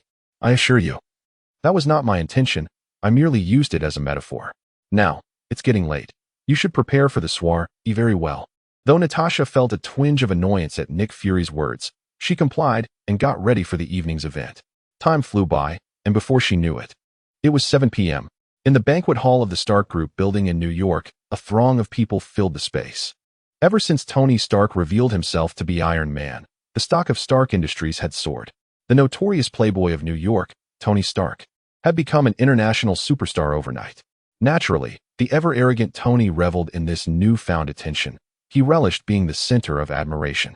To maximize this experience and promote Stark Industries' latest green energy product, he organized the showcase of technological achievements. However, though it was ostensibly a showcase of technological achievements, it essentially served as a display for his ironclad armor. After all, Tony Stark had shut down his weapons manufacturing division a month prior, causing the once soaring stocks to plummet to new lows. At this juncture, he required a potent catalyst to reverse the company's deteriorating fortunes. In the penthouse office of Stark Tower, Tony Stark swirled a glass of red wine, gazing out through the floor-to-ceiling windows at the breathtaking nightscape of New York City, his expression a tapestry of complexity. Tony, the invited guests are almost all here. Shouldn't you prepare to make an appearance? Pepper Potts inquired, standing just behind him. Indeed, it is time to show my face. But for some reason, my right eyelid has been twitching incessantly. I can't shake this ominous feeling, as if something unfortunate is about to transpire. Tony, you've been burning the midnight oil with your research lately. If I were you, I wouldn't just worry about eyelid twitches. I'd be concerned my heart might stop from the strain. You really ought to stop scaring yourself. This is merely a sign of fatigue. Perhaps you're right. By the way, have the Morgans arrived? They have indeed, and it's none other than young Master Morgan himself who has come in person. As the second largest shareholder of the company, you ought to meet him. Yes, indeed. Let us go down and see. At the entrance of the opulently adorned banquet hall, a figure clad in a sleek black suit. Lauren, descended slowly from a stretched Lincoln. Close behind him, elegantly dressed, was Tifa, his sole companion for the evening. However, just as he stepped out of the car, a melodious voice called out his name. "Hey, Loren." Upon hearing someone call him, Loren immediately turned to look. To his delight, he spotted a stunning blonde girl sprinting towards him. The newcomer was none other than his high school classmate, Gwen Stacy. Chapter 46. Harry Osborn and Peter Parker also arrived. As he beheld Gwen rushing toward him, a smile unconsciously graced Lauren's face. According to the memories he had assimilated, the original owner of his identity, despite being a scion of a wealthy family, had the fortune of his father's carefree nature.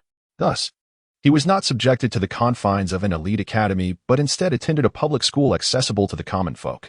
It was precisely this circumstance that allowed him to meet Gwen and forge a genuine friendship. "Hey, the beautiful Gwen, what brings you here?" Loren inquired with a mixture of joy and surprise. It was noteworthy that the soiree hosted by Tony Stark that evening was not open to the public. This was an invitation-only event, accessible solely to those who had received an invitation. As far as he was aware, Tony Stark had only issued invitations to high-ranking officials from major tech companies and government entities, along with select employees and shareholders from his own conglomerate. Therefore, it was rather unexpected for him to encounter Gwen here. Yet, standing before him was indeed the Gwen Stacy he knew, which left him quite astonished. Upon hearing his question, Gwen beamed and replied, "Guess." "Well, I cannot possibly guess. You might as well just say it. Can't you cooperate a little? After all, we are still desk mates." All right, I will cooperate. I presume you deliberately pursued me to have this serendipitous encounter, and we fell in love at first sight, destined to be together?" Loren said with a hint of teasing. According to the amalgamated memories, the original host had a rather amicable relationship with Gwen. Although they were not romantically involved, and the original host harbored no such intentions, their private meetings were filled with laughter and conversation. It was precisely for this reason that he felt emboldened to make such a jest. Upon hearing this, Gwen's face flushed a deep crimson, and she retorted, "Umph. After not seeing you for a while, your audacity has only thickened." Unfazed by Gwen's playful reprimand, Loren chuckled. "Isn't it so? I have always believed that my charm is irresistible. Ugh, when did you become so self-absorbed? You're starting to sound rather greasy. Never mind, I shall be straightforward. This summer, Peter and I were introduced to the Osborn Group as interns by Harry. Subsequently, Harry's father received several invitations from Stark Industries. However, Mr. Norman Osborn has been exceedingly busy with work and has no time to attend the gala. Thus, he asked Harry to bring Peter and me along to broaden our horizons. We certainly owe this opportunity to Harry." "I see. So that means Harry and Peter will both be here?" Upon hearing the names Peter and Harry, Lauren's mind immediately conjured images of two other classmates. Indeed, within this universe, aside from Gwen, who is his high school classmate, Peter Parker and Harry Osborn also share the same academic circle. As a traveler, he perceives Harry Osborn and Peter Parker as anything but ordinary individuals. Harry is the second Green Goblin, while Peter Parker is none other than the renowned teenage hero of the Marvel Universe, Spider-Man. However, this knowledge pertains solely to the character settings familiar to him, and this universe diverges from the main Marvel Universe. Therefore, the true identities of Harry and Peter in this realm remain a mystery to him. "Ah, yes, they went to park the car, and I awaited their return when I unexpectedly encountered you. Isn't it quite a coincidence?" "Indeed, it is a remarkable coincidence." Loren chuckled and nodded. At that moment, Gwen's gaze shifted to Tifa, who stood beside Loren. Instantly, a look of astonishment graced her features, accompanied by a hint of melancholy lurking in the depths of her eyes. Clearly, Gwen's attitude toward Loren transcended that of mere classmates. Yet, Loren remained blissfully unaware, continuing to smile at Gwen. Before him stood Gwen, with her golden hair and striking blue eyes, her figure embodying the quintessential Western beauty. Although her looks may not rival those of 2B and Tifa, she undeniably qualifies as a stunning beauty. In fact, according to the amalgamated memories he possessed, Gwen was recognized as the most beautiful girl in their high school. Consequently, the number of suitors vying for Gwen's affection was as numerous as the stars in the sky. However, the original owner, due to his noble lineage, had a cadre of stunningly beautiful maids within his estate. Consequently, he had long since developed an immunity to the notion of beauty. Who, then, is this captivating lady? At that moment, Gwen took the initiative to inquire about Tifa's identity. Upon hearing this, before Loren could make the introduction, Tifa stepped forward to introduce herself. "Miss Gwen, greetings. I am Lauren's butler and secretary, as well as his companion for this evening. It is a pleasure to meet you." With a subtle smile, Tifa extended her hand toward Gwen, exhibiting impeccable social etiquette. Observing this, Loren nodded in satisfaction, relieved that Tifa was the one accompanying him to the soiree. Had it been Tubi, her reaction upon seeing such a striking beauty as Gwen engaging in conversation would likely have sparked a pang of jealousy, resulting in a much less amiable demeanor toward Gwen. "Butler? Secretary? What are your primary responsibilities?" Gwen inquired with curiosity. "I am responsible for all matters related to the young master, such as being his companion for tonight," Tifa elucidated. My, Loren, you certainly lead a charmed life." At that moment, a teasing voice rang out from not far behind Gwen. Shortly thereafter, a young man clad in a black suit approached with a smile, extending his arms wide in a gesture of embrace from several meters away. Seeing the approaching young man with outstretched arms, Loren returned the gesture with a smile, embracing him warmly. This handsome young man was none other than Harry Osborn, heir of the Osborn Group. "Wow. It seems we haven't seen each other for just over 2 months. How have you grown so tall all of a sudden? I recall you were only about 170 centimeters, just a tad taller than Peter. Now you seem to be as tall as I am. Hey, Peter. Come over here quickly. I remember Loren used to be about your height, right?" After exchanging a brief embrace with Loren, Harry immediately noticed something unusual about him, his face betraying a look of astonishment. Without hesitation, he pulled a bespectacled young man who had been trailing behind him and forcibly placed him beside Loren for a height comparison. This young man, forcibly brought forth, was none other than Peter Parker. As Peter was thrust beside Loren, an expression of embarrassment surfaced on his otherwise earnest face. Yet, a fleeting glimmer of displeasure flickered in his gaze, almost imperceptible unless one looked closely. Loren, long time no see. Chapter 47. The Terrifying Influence of a Wealthy Family. Peter awkwardly waved at Loren and offered a hesitant greeting, in stark contrast to the handsome and tall figures of Loren and Harry. Peter Parker donned thick glasses and a checkered shirt, embodying the quintessential image of a socially awkward geek, appearing rather unrefined. Coupled with the fact that Peter's family was of modest means, verging on impoverished, he exuded a profound lack of self-confidence, often walking with his head down, giving the impression of someone rather despondent. Observing Peter Parker before him, Loren couldn't help but feel an odd sensation. In this universe, Peter Parker is starkly different from the one he remembers. It is noteworthy that, although the Peter Parker from the primary universe also hails from humble beginnings, he exudes a vibrant and uplifting aura filled with positivity. Conversely, the Peter before him emanates a sense of blandness and gloom, even tinged with an unsettling darkness. Nevertheless, drawing from the integrated memories, he has yet to discern any issues with this universe's Peter Parker. At least for now, nothing alarming has come to light. So he chooses not to dwell on it, instead offering a cheerful pat on Peter's shoulder. "Indeed, it has been quite some time since we last met. I never anticipated encountering you here today. It is fortuitous that we can reminisce and perhaps enjoy a few drinks together." As Roland spoke, he led the three of them towards the banquet hall. Just then, a middle-aged man clad in a white suit briskly exited the hall, approaching him with a smile. Accompanying this gentleman was a throng of television reporters armed with cameras, their flashes resembling fireworks as they incessantly illuminated his figure. The rapid succession of flashes nearly obscured his features, leading one to wonder if a bioluminescent fish had swum into view. This starry-eyed middle-aged man could only be none other than the illustrious Tony Stark. "Mr. Morgan, I sincerely apologize. I did not expect you to attend the gala in person. Had I known, I would have been here to greet you."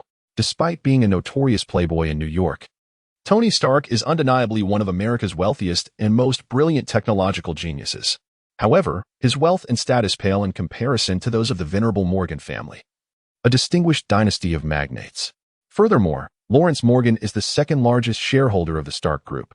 Thus, it is only natural that he should take the initiative to greet visitors. This fundamental aspect of social etiquette is not lost on this technological prodigy. Upon his utterance, the surrounding journalists widened their eyes, their faces reflecting sheer astonishment. The moment they heard the name young Master Morgan, they immediately recognized the strikingly handsome youth before them. Consequently, the incessantly flashing cameras came to an abrupt halt, and all journalists sensibly lowered their cameras. None dared to capture his likeness without Lawrence's consent, for he is the sole heir of the Morgan family. The significance of the Morgan family in their nation is a truth well understood by those in the journalistic profession. Many among them are employed by media companies and television stations that are financed and controlled by the Morgan family, as a family with wealth rivaling that of nations. Wielding influence over public discourse and opinion is merely a standard operation, and indeed, an inevitable one. In contrast, Tony Stark may be regarded as a celebrity businessman or a privileged heir with a penchant for technology. They might have taken his photograph with little concern, especially since he seemed to enjoy their attention. Yet, Lawrence Morgan, in a sense, represents their employer, their behind-the-scenes benefactor. Thus, they dared not act with impudence in his presence. As a group of journalists ceased their photography and collectively lowered their cameras, Loren found the scene rather amusing, even as a wave of secret satisfaction coursed through him. It must be said that being a magnate truly sets one apart. Such an elevated status evokes a unique sense of reverence and fear in others, which can indeed become addictive. He had undeniably fallen in love with this sensation. Mr. Iron Man, there is no need for such formality between us, after all. We are indeed comrades, Loren remarked with a smile as he observed Tony approaching. Being the second largest shareholder of Stark Industries, he could rightfully claim a position among its ranks. Thus, asserting that he and Tony Stark were allies posed no issue whatsoever. However, it appeared to be the first time Tony had encountered such a sentiment. As he momentarily froze, processing the statement. After a brief pause, a complex expression crossed his face before he nodded and smiled in acknowledgement. You are correct. We are indeed comrades, especially since you are the second largest shareholder of Stark Industries. Well, since we are allies, I shall not impose upon you further. I must attend to my friends now, so do carry on with your affairs, Loren stated, preparing to lead Gwen and Peter toward the banquet hall. At that moment, a strikingly alluring woman with vibrant green hair and an impressive figure stepped forward, seemingly mustering her courage. She looked directly at Loren and inquired, Mr. Loren, may I take a photograph with you? Upon hearing her words, the atmosphere grew tense as everyone present held their breath, anxious that Loren might be displeased and react unfavorably. However, what none of them anticipated was that Loren, far from being angered, shifted his gaze to the woman's face. He then regarded the green-haired lady with a keen interest, appraising her from head to toe. Moments later, a knowing smile graced his lips, revealing a hint of mischief. Of course, you must ensure that I look dashing in the photographs. Otherwise, I might just come looking for trouble, he quipped. Haha, that should be effortless. After all, with your striking looks, capturing an unflattering image of you seems utterly impossible. The woman flashed a brilliant smile, her pearly white teeth gleaming as her bosom danced in rhythm, seemingly on the verge of bursting forth. Such a tantalizing scene drew the attention of the surrounding men, igniting a wave of fervor among them. Loren was no exception. He found himself captivated by the woman for quite some time. He finally remarked, My dear lady, you possess an extraordinary gift for conversation. By the way, I happen to be an avid photographer. Would you be amenable to a private discussion later on? Consider it a technical exchange. Really? I would be absolutely delighted. It would be my honor. Upon hearing Loren's proposal for a private discussion, the woman's face lit up with sheer joy, and she nodded vigorously. It's settled then. You must come later, Loren declared, striking a simple pose before addressing the assembled journalists. Today is a splendid day, so feel free to take as many photos as you wish. I shall not mind. With Lawrence's consent, a group of journalists erupted in joy, eagerly raising their cameras to capture the moment with fervent enthusiasm. In an instant, the once central figure, Tony, found himself sidelined as Loren ascended to the spotlight. Naturally, this shift did not escape the keen eyes of Tony Stark, who, known for his penchant for showmanship, felt a twinge of embarrassment. After all, he had toiled tirelessly to become Iron Man to garner such attention, yet now, with the appearance of this young lad, he was relegated to the background. It is often said that without comparison, there is no pain. However, Tony harbored no resentment. To him, Loren was merely a child, and as an adult, he deemed it unnecessary to compete with a youth over such trivial matters. Moreover, Loren's elevated status stemmed solely from his lineage as the scion of the Morgan family, a product of fortunate circumstances, nothing extraordinary. After all, Tony himself had also emerged from a favorable birth. Yet, he understood that the attention he received was primarily due to his own intellect and capabilities. There exists a profound distinction between the two. One relies on familial connections, while the other stands on merit, an evident disparity. At this moment, Loren remained blissfully unaware of Tony Stark's thoughts. Had he known, he would likely have laughed aloud. Strength? The kind that nearly led to his own demise? In that regard, he would indeed fall short. After striking a few poses for the eager photographers, Laurent soon grew weary of the attention. He abruptly halted the filming and, accompanied by Gwen and others, entered the grand banquet hall. At this moment, a considerable number of individuals had already congregated within the opulent space. Naturally, those invited by Tony Stark were not merely ordinary folks. They were either luminaries from the business realm, influential figures from the political arena, or, at the very least, celebrities from the entertainment industry. It was inconceivable for an average person to attend such a prestigious gathering. Given the presence of the elite, the atmosphere in the banquet hall, while bustling, remained surprisingly tranquil. Groups of 3 or 5 engaged in hushed conversations, endeavoring to keep their voices low, each individual belonging to their own social circle. Typically, they would refrain from casual interactions, for this gathering was a veritable den of hidden talents, and no one could predict whether a seemingly innocuous gesture might inadvertently offend another. However, Loren was evidently an exception. In terms of status and influence, none present could rival him. Indeed, they were all insignificant. Do not misconstrue. He was not referring to just one person, but rather to the entirety in attendance, whom he deemed inconsequential. Nevertheless, he had no intention of seeking out conversations with others. Conversely, upon noticing him, the attendees resembled mice spotting a cat, all becoming acutely alert. They collectively smiled, nodding in acknowledgement, and warmly greeted him with, "Good evening, Master Loren." Having grown accustomed to such scenes over the past few months, he reveled in the attention. "Ah, splendid. Let us all consider this place our home. Do not stand on ceremony," Loren jestingly remarked as he guided Gwen and their companions to a quiet corner to take their seats. In stark contrast to Loren's accustomed demeanor, Gwen and her companions were utterly astounded by the scene before them, rendered speechless. Although they had long been aware of Loren's status as the heir of the Morgan family and could surmise the lavishness of his lifestyle, mere conjecture paled in comparison to the awe of witnessing it firsthand. The spectacle before them surpassed anything they could have imagined. For how could the worldview of the impoverished ever conceive the splendor of the affluent? To speak frankly, their poverty had indeed confined their imaginations. "Loren, the one who just nodded at you, is he not a major general in the Air Force?" "Which one? I hardly remember all the faces that greet me. There are simply too many." "Ah, that is indeed true. As the scion of the Morgan family, there is little need for you to recall their appearances. It suffices that they remember yours." "Goodness, your status is truly enviable," Harry exclaimed, shaking his head in admiration. He pondered his own background, which he considered quite respectable. Given that his father was the chairman of the Osborne Group, he could be deemed a wealthy heir himself, with a fortune measured in the hundreds of millions. Yet, in comparison to Loren, he felt utterly insignificant. Not to mention, as he walked alongside Loren, he realized that he had not encountered many who could claim to know him, let alone greet him. The disparity was immense, a chasm so profound it could be likened to heaven and earth. "Since we are classmates, let us refrain from jesting. Your lineage is hardly lacking, for you are indeed a wealthy heir of the Osborne Group." Loren casually took a glass of red wine from a waiter's tray, gently swirled it before drinking it down in one swift motion. Due to the enhancements from a perfected version of the super soldier serum, his body had become nearly impervious to toxins, rendering the effects of alcohol on him negligible. Thus, consuming wine was akin to indulging in a delightful soft drink. The joy was genuine, yet overindulgence merely led to a sense of fullness.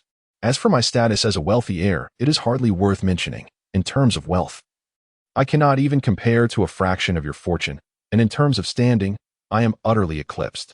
Moreover, I frequently face scorn from others, accused of merely relying on my father's legacy, labeled as a wastrel. Ah, I have perpetually existed in the shadow of my father, which is an unbearable burden." Harry, too, held a glass of red wine, his expression tinged with melancholy as he spoke. Upon hearing this, Loren merely shrugged nonchalantly. It is a common occurrence for wealthy heirs to be mocked for their reliance on parental wealth. Such remarks should be disregarded, for they stem purely from envy. As for being called a wastrel, have you perhaps dabbled in investments that resulted in losses? "Are you eavesdropping in my home?" Harry exclaimed, taken aback, his pride momentarily shaken. "If that is the case, then your criticism is well-deserved. Not investing or engaging in business fails to demonstrate the fundamental qualities expected of a competent heir. And lacking even these basic attributes, who else would they criticize? Harry, I have heard that you have recently acquired several military factories. Are you not also investing? Can you and I be the same? You are a scion of wealth, while I am akin to royalty." Indeed. Upon hearing Loren's words, Harry felt as if he had been enlightened, his gaze becoming considerably clearer. The Osborne Group, despite its prominence, is merely a corporate entity and cannot possibly be compared to the Morgan family. The latter possesses the power to influence the very direction of an entire nation in ancient times. Such stature would not merely be that of a prince, but rather that of a powerful lord. I suggest you two heirs of fortune engage in a conversation that is more relatable. Otherwise, Peter and I will find ourselves unable to partake in your discourse. At that moment, Gwen, sitting nearby, smiled wryly and spoke. Upon hearing her, Loren and Harry exchanged knowing glances and nodded in silent agreement. Gwen was right. It was indeed a rare occasion for them to gather, and it would be better to discuss more meaningful subjects. So, let us talk about your recent endeavors. Gwen, did you not mention that both you and Peter have joined the Osborne Group as interns? How is it going for you? It is going splendidly, of course. I am merely a receptionist, responsible for welcoming guests to the group. The work is quite relaxed, and there is little pressure. However, Peter has shown remarkable prowess. Shortly after joining the company, he caught the attention of Professor Connors and is now serving as his assistant. As soon as work was mentioned, Gwen became animated, eagerly recounting various amusing anecdotes from the company.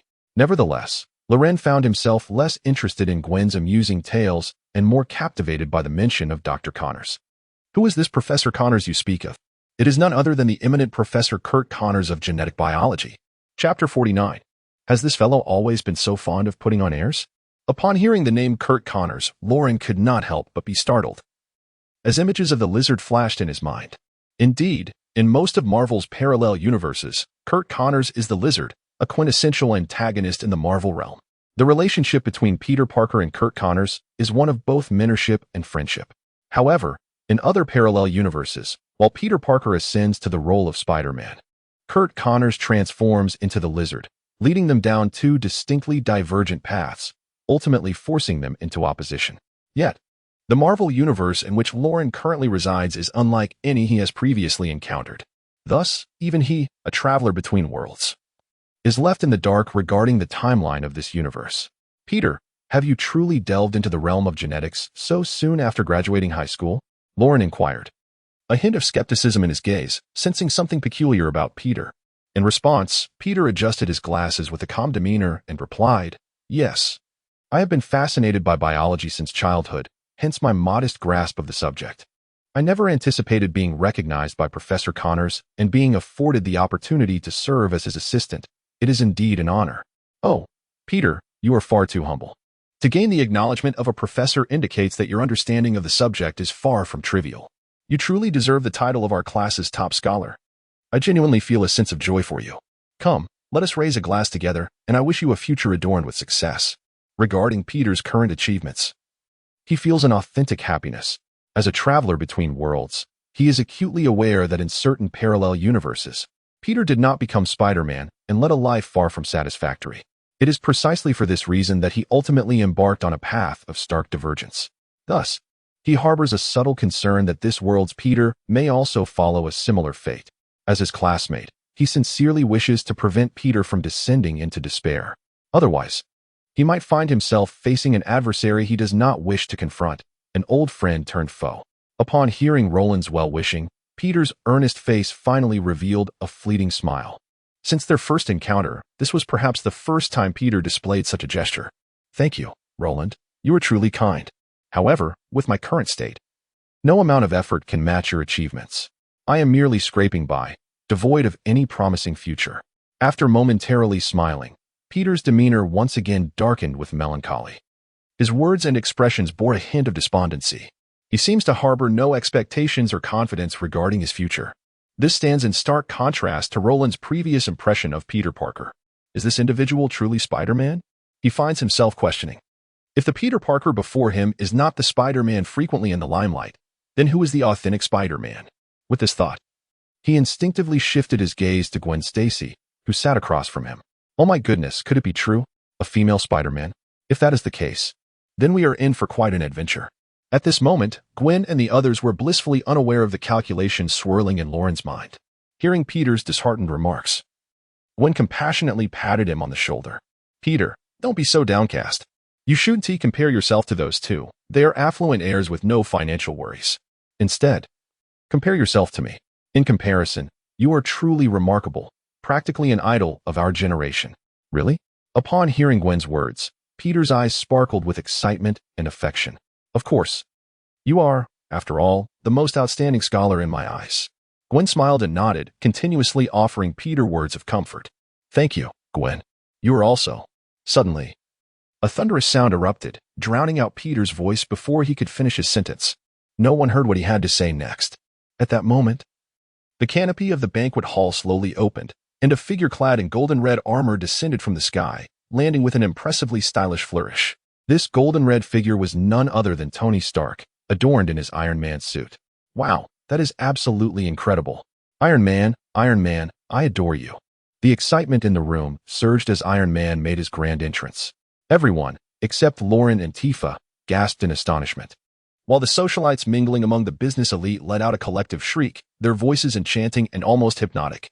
Gwen and Tifa exchanged knowing glances, their brows furrowed in unison, and simultaneously spat out, "Bitch." It seemed they had not anticipated such synchrony between them. Their eyes met in a shared smile, and their mutual affection soared. Boss, has this guy always been such a pretentious character? Tifa inquired, her gaze fixed on Iron Man striking poses on stage, a hint of confusion gracing her features. Indeed, otherwise, how could he be dubbed the king of pretentiousness? The king of pretentiousness? Ha ha ha. Lauren, are you trying to make me die of laughter? If Mr. Stark heard that, he might just want to strangle you. I know, but he wouldn't dare. Lauren chuckled, unfazed by the jest. Sister Tifa, I feel a bit of an urge to visit the restroom. Would you accompany me? At that moment, Gwen suddenly grasped Tifa's hand, speaking as if they were the closest of friends. Upon hearing this, Tifa immediately turned her gaze to Lauren, uncertain of how to proceed. For she was a robot and did not need to relieve herself. Tifa, you should accompany Gwen. Just wait for her at the entrance. All right, boss. Following Lauren's command, Tifa promptly took Gwen's hand and headed to the restroom. Meanwhile, Peter suddenly stood up, stating, I also urgently need to go. With that, he quickly made his way toward the restroom. As the three departed, only Lauren and Harry remained in their seats. At that moment, Harry suddenly sat beside Lauren with a smile and conspiratorially asked, while they're away, could you enlighten me on your sudden acquisition of numerous military factories? Is there an impending war on the horizon? Where are we gearing up to strike? If a conflict is indeed brewing, do share discreetly. I'd like to invest in some stocks and seize the opportunity for profit. Harry leaned forward, clearly intrigued. In response, Lauren merely chuckled in silence, wearing an expression that suggested it was better for Harry to remain uninformed. Observing this, Harry promptly signaled his understanding and refrained from further inquiries. The underlying motives behind Lauren's recent acquisitions of several military factories were twofold. The first was straightforward, profit, with Tony Stark burdened by the weight of his conscience. Having shut down Stark Industries' weapons manufacturing division, a significant void had emerged in the arms industry, one that Lauren aimed to fill and expand. His conscience was impervious to moral scrutiny. Neglecting to capitalize on this opportunity would be foolish. Moreover, attributing the causes of war to arms manufacturers is as naive and absurd as blaming a knife for a murder. As for the second motive, it pertained to the development of versatile combat robots, in order to swiftly enhance his military capabilities to address potential future crises. Lauren recognized the necessity of mass-producing standardized combat robots and anti-gravity drone fleets. This endeavor required resources far beyond what his modest laboratory could provide. He must establish a highly scaled production line. Thus, acquiring the military factory became an unavoidable necessity. Naturally, he could not divulge such matters to Harry, who was present. Ah, Lord Lauren, I am here. At that moment, a melodious and enchanting voice wafted through the air. A striking reporter, adorned with vibrant green hair and clad in a low-cut evening gown, approached Lauren with a sultry stride. Lord Lauren, do you have a moment? I am eager to discuss photography techniques with you. Of course, Lauren replied, a playful smile gracing his features as he beheld the green-haired beauty. He then glanced at Harry and said, I need to use the restroom. Without waiting for Harry's astonished reaction, he took the reporter's hand and led her toward the VIP room on the second floor. Chapter 50. Overconfidence is not a virtue. Observing Lauren escorting a woman while claiming to need a restroom break, Harry marveled at his audacity. This was no ordinary restroom visit. Ignoring Harry's bewildered gaze, it was not long before Lauren and the green-haired woman entered the VIP room. As soon as they crossed the threshold, she promptly locked the door behind them, and before Lauren could react, she pushed him against the wall. Then, with fervent intensity, Her seductive crimson lips surged toward him, as if she had never encountered a man before. In the face of her passionate advance, Loren met her fervor with equal vigor, swiftly turning the tables and initiating a wall embrace of his own with the alluring reporter. Not merely a wall slam, his hands began to wander restlessly. Yet, at this moment, the woman, who should have gone with the flow, suddenly exhibited a spirit of defiance. She struggled fiercely, attempting to push Laurent away. However, Laurent's physique was formidable, and his strength was far beyond that of an ordinary woman. Thus, not only did she fail to displace Laurent, but her resistance only served to intensify his desire for conquest.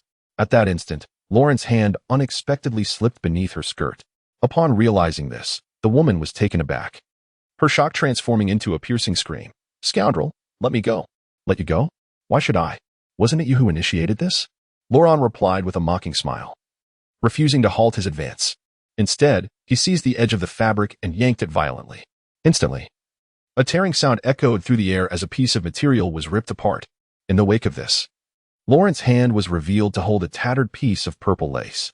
The woman was utterly unprepared for Laurent's brutishness, witnessing her intimate belonging being so ruthlessly torn away. Embarrassment and fury coursed through her veins.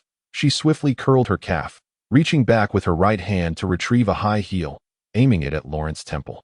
Her movement was fluid and precise, indicative of a practiced fighter, clearly not her first encounter with such actions. Nevertheless, in response to her sudden assault, Laurent merely smiled calmly, as though he had anticipated her every move. He raised his hand and forcefully pushed against her chest, sending her sprawling backward. She crashed onto the sofa in the VIP room. The powerful impact caused the entire sofa to shift several meters backward, finally coming to a halt against the room's wall. "Could you not restrain yourself any longer? I had anticipated that you would continue the charade." A wicked smile graced Laurent's face as he tossed aside the tattered cloth in his hand. His gaze, filled with mockery, fixed on the woman before him, as if she were merely a performer in a circus. "How did you discern that?" Upon hearing Laurent's words, the woman dropped her facade. The originally alluring expression on her face morphed into one of cold-blooded ferocity, her eyes ablaze with fury. "The scent, ever since your arrival, I have sensed a familiar aroma emanating from you." "Aroma? To be more precise, it is the scent of poison. The very toxin my foolish and employed was crafted by you, was it not? I never imagined you would deduce that." "Huh, was that truly difficult? I could venture even more guesses. Let me see, with your green hair, you must be an adept in the art of poison. If I am not mistaken, you are none other than Medusa, the Hydra." Upon hearing Laurent utter her name so directly, the green-haired woman could not conceal her astonishment. Clearly, she had not anticipated that Laurent would recognize her true identity. "Well done. I underestimated you. You seem to know more than I expected. What can I say? You and your ilk have pursued me like a pack of hyenas. Had I not acquainted myself with a few details, I would have been blissfully unaware of my impending doom. So, does this imply that my loyal subordinate, Maeve, has already met her demise at your hands?" "Indeed. She personally delivered herself, and if I were to refrain from taking action, it would be rather impolite. Much like your current demeanor, you have willingly approached me. And should I decline, would I still be considered a man? Enough of this idle chatter. It is time to delve into a more profound exchange." Loren displayed a mischievous smile before dashing towards the viper with the ferocity of a hungry tiger pouncing on its prey. Startled, the viper executed a swift roll, narrowly evading Laurent's grasp. At that moment, she was engulfed in a mix of shame and fury, for the scene before her was utterly contrary to her expectations. In her original scheme, she had anticipated incapacitating Loren effortlessly with her venomous tongue, allowing her to reign over him like a queen, trampling and judging the youth at her whim. Yet now, the reality was starkly different. Far from embodying a queen, she found herself stripped of her dignity. Now, she resembled a helpless maiden, fleeing from the tyrannical Loren, terrified of being sullied by him. How could the esteemed lady of the Hydra endure such humiliation? This was a profound disgrace, an affront beyond measure. "You wretched perverted boy, you seek your own demise," she scoffed. With that, she retrieved a thumb-sized glass vial from her waist and shattered it upon the ground. Instantly, a green gas enveloped the entire room. Witnessing this, a smile of wicked delight and cruelty surfaced on her face. However, Loren remained unperturbed, his gaze towards the woman filled with disdain. Once again, a gas attack. "I must ask, can you members of Hydra not innovate a little? You just swirled the poison around in my mouth with your tongue, yet I remain unscathed. Do you truly believe such feeble gas could harm me? Its efficacy can only be discerned through experience, my young friend. Do not let arrogance cloud your judgment. For this is no ordinary toxin. Is that so? Why do I find it so hard to believe? Laurent, undaunted, shrugged nonchalantly, but at that instant, his body quivered slightly, and a look of discomfort crossed his face. Observing this, Viper felt a surge of delight, her expression betraying her smugness. Oh, do you not suddenly feel as if your entire body has been electrified, that even the slightest movement brings a sting akin to a needle's prick? In response, Laurent remained silent, his countenance marred by unease, as he stood rooted in place. Witnessing this, Viper's smile blossomed further, her previous anxiety dissipating entirely. Furthermore, she strolled leisurely to stand before Laurent, mockingly raising her hand to pat his face. My dear, excessive confidence is not a virtue. Allow me to attend to you properly now. Viper's demeanor darkened, for it was clear that her notion of attending was far from benevolent. However, she was utterly unprepared for what transpired next. Laurent suddenly seized her in a tight embrace. A mischievous grin spread across his face, as if he had successfully executed a cunning plan. You are indeed correct. Excessive confidence can lead to perilous consequences, for one may find themselves ensnared. Chapter 51. No need for conflict. Just say thank you. Are you all right? This is impossible. Upon witnessing Laurent unaffected by the toxic gas he had released, Viper's face was etched with disbelief. The reason you deem it impossible is merely due to your limited understanding. A woman who plays with fire must always pay the price, and it is now your time to bear the consequences. As Laurent spoke, he seized Viper by the neck and forcefully pressed her down onto the sofa. He then rudely lifted her skirt. You dare! Viper had not anticipated finding herself in such a predicament. She struggled desperately, attempting to free herself from Laurent's grasp. Yet, before she could succeed, her body succumbed and fell limp. Half an hour later, those who claim time is short are merely seconds men. Viper, disheveled and glaring at Laurent with a face full of malice, seemed as though she wished to devour him whole. Staring at me like that won't help. What is lost is already gone, so you might as well accept reality. After all, you played with fire and got burned. You brought this upon yourself. However, I must admit, it is astonishing that you remain untouched, truly incredible. Could it be that you deliberately reset to factory settings? No, with your toxic body, no man would dare approach you, for one touch would mean death. How fortuitous. For I am immune to all poisons. We truly are a match made in heaven. Laurent smiled at the Viper before him, completely unfazed by the fury in her eyes. And he even felt a desire to continue further. Silence, you scoundrel. One day, I shall surely take your life. Viper hissed with venomous fury.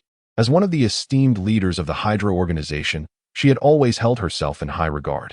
Before this moment, Witchman had not been reduced to a mere pawn under her command, bowing before her with unwavering submission. The notion of winning her affection was utterly preposterous. She would never allow her exalted and pure form to be sullied by those loathsome men. It was precisely for this reason that she had cultivated her mastery of poison. By transforming herself into a being of lethal toxicity, she ensured that even those of higher status would refrain from attempting to approach her. However, she never anticipated that today she would find herself ensnared by the likes of Roland, a perverse individual who exhibited no fear of her toxic prowess. Not only did he seem unperturbed, but from his earlier demeanor, he appeared to revel in the experience. An utterly confounding situation. I know you wouldn't dare, for you would miss me. Nonsense. Huh. If I were to perish, you would no longer experience the ecstasy of my presence. After all, no other man could withstand your poison. I will kill you. At Roland's taunt, Viper, consumed by rage and humiliation, lunged toward him. Yet before she could reach him, he swiftly pinned her down onto the sofa. Are you so eager for a second round? He teased, a mischievous glimmer in his eyes as he lifted her chin with a playful smirk. You. No. Upon witnessing Roland's hand reach for his zipper once more, Viper's face drained of color as she struggled desperately. At that moment, a thunderous explosion reverberated through the air as a massive hole was blasted into the wall of the VIP room. The terrifying shockwave propelled debris like bullets toward Laurent and Madame Viper. Had Laurent still been the feeble individual he once was, this sudden onslaught could very well have claimed his life. However, after being injected with the perfected version of the super soldier serum, Laurent's physical prowess had reached a staggering level. His reflexes were remarkably swift. At the instant of the explosion, he instinctively bent down, shielding Viper beneath him.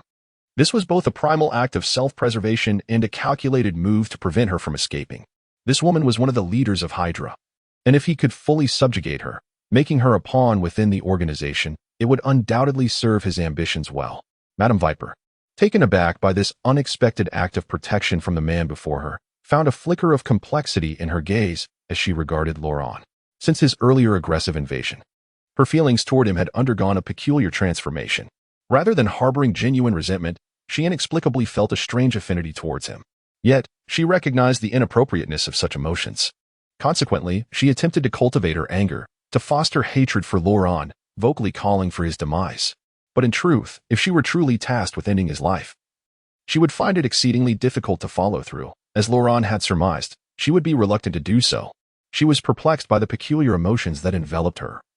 Yet she found herself unable to restrain them, which only served to heighten her irritation. If you're not dead, then hasten to distance yourself from me, you repugnant foul man. You truly possess a heart as venomous as a serpent. I have saved your life, and you can't even muster a simple thank you. How ludicrous. I, the illustrious lady of the Hydra, require your assistance? Smack. What are you doing? The Viper initially wore an expression of haughty disdain, clearly regarding Laurent with indifference. However, Laurent was not one to indulge her. He raised his hand and delivered a resounding slap to her backside. The force of the impact left a vivid crimson imprint in its wake. Say thank you. With that, Laurent lifted his hand once more, adopting a stance that signified he would continue until she complied. You scoundrel, how dare you? Smack. Say thank you. Curse you, you pervert. I shall not relent. Smack. Smack. Smack. Wah, stop, please stop. I shall cease, but only if you say thank you. Thank you. The Viper's eyes glistened with unshed tears as she glared at Laurent with gritted teeth. Ultimately, however, she bowed her proud head, reluctantly uttering the words of gratitude. Whether her compliance was genuine mattered not to Laurent. What he sought was fulfilled, marking the first step in his training. Once this milestone was achieved, the subsequent progress would flow effortlessly. You see, conversing civilly is not so arduous, is it? Viper. After successfully training the Viper, Laurent finally directed his attention to the large hole that had been abruptly created. Through this opening, he beheld the banquet hall that had just moments ago been filled with joyous revelry and bustling activity. Now, it lay in utter disarray, echoing with cries of despair. The scene resembled a nightmarish hellscape. At that moment, a figure clad in iron armor engaged in combat with Iron Man within the hall. This individual's armor was notably cumbersome and towering, starkly contrasting with Iron Man's sleek and refined suit. The walls of the room bore the marks of the giant's explosive projectiles. Ironmonger, recognizing the formidable figure, Laurent immediately identified him as Obadiah Stane, one of the shareholders of Stark Industries. Had he inadvertently stepped into the narrative of Iron Man 1? Boss, are you all right? Just as Laurent was lost in thought, Miss 2B descended from above, appearing before him. Upon hearing her words, Laurent calmly shook his head. I am fine, but the promising situation has been spoiled, which greatly displeases me. 2B, go eliminate that giant. Understood. I shall take vengeance for you at once. 2B nodded, then leaped gracefully into the air, heading straight for Ironmonger. Chapter 52, Spider-Man has arrived. For the sake of madness and also for you and Brother Decade, an additional chapter, this woman, can she fly? Witnessing 2B soar into the air, even Viper, the formidable Hydra matriarch, felt a sense of astonishment. As one of the leaders of the Hydra organization, she considered herself quite well informed. She was no stranger to the advanced technology designed for flight, as her own organization had developed several such devices. However, equipment is inherently cumbersome. No matter how streamlined it may be, its bulk is often evident. Take, for instance, Tony Stark's Iron Man suit, which is indeed cutting edge. Yet, when in flight, the energy flames emanating from his palms and soles are unmistakable and cannot be concealed. In contrast, the figure before her, 2B, exhibited no signs of external apparatus. When she leaped into the air, there was no trace of energy flames propelling her. The sensation of her ascent was akin to that of a feather lifted by the breeze, as if she had instantaneously shed all weight. This ethereal manner of takeoff was strikingly uncanny, prompting her to inquire further. Isn't this peculiar? Laurent shrugged nonchalantly, seemingly unconcerned. Is it not strange? Viper exclaimed, her eyes wide with disbelief. Not at all. As long as she is with me, she can fly. Did you not witness her soaring just moments ago? Viper, surprisingly calm, seemed willing to engage in dialogue. It appeared that her recent conditioning had indeed borne fruit. Observing Viper's sudden cessation of hostilities, Lauren regarded her with a bemused smile, then gently tilted her chin upward with a poised hand. Women, a smile can enhance your beauty. Frowning and feigning strength can easily lead to wrinkles. Just look at your face, how radiant it is. May I inquire how old you are? Surely, you cannot be an old hag. Loren suddenly asked Viper with curiosity. The Marvel multiverse is indeed vast, with each universe harboring its distinct characters. Some individuals may have their ages, experiences, or even genders reversed, leaving Loren uncertain about Viper's true age. However, her youthful, collagen-rich visage suggested she was relatively young, unless she had undergone some enhancements akin to Natasha from another parallel world, which would alter the context. Nonetheless, even if she had taken such measures, age would be inconsequential as long as her physical vitality remained youthful. He was not one to be picky. You are the old hag. I am 27 years old. Upon hearing Lauren's jest, Viper felt an urge to retaliate. Yet, recalling her recent humiliation at his hands, she suppressed her anger, unwilling to risk further tears. 27, you say? That is indeed the age of a charming, mature woman. No wonder you possess such allure. Lauren's words left Viper blushing, rendered speechless. This young man, merely 18, spoke and acted with the audacity of a seasoned rogue. The stark contrast between his age and demeanor filled her with a mix of embarrassment and indignation, leaving her at a loss for words as he sped through the conversation, leaving no room for resistance. As resistance becomes futile, he immediately resorts to direct action, an unbearable prospect for anyone. Just as the two engaged in casual conversation before the gaping hole of the VIP room, a grenade suddenly hurtled towards them with alarming speed. Noticing this, Loren furrowed his brow, swiftly seizing the solid wooden desk beside him and effortlessly hurling it with one hand. In an instant, the desk collided with the grenade. A thunderous explosion erupted, and under the immense force of the blast, the desk was reduced to splinters, scattering debris across the room. This spectacle left the Viper, standing nearby. Utterly astonished, the solid desk weighed several hundred pounds. Yet, in Lauren's grip, it appeared weightless, as if he had dispatched it with the greatest of ease. Such terrifying strength could easily rival that of the Winter Soldier crafted by their Hydra organization. What secrets lie hidden within this individual? The Viper gazed at Loren with a complex expression, unable to contain her curiosity. Do you wish to know? Then kneel and submit to me. Loren replied with a hint of arrogance, casting a somewhat juvenile glance at the Viper. Never. If you wish for my submission, you might as well kill me. Huh? Do you really think I cannot?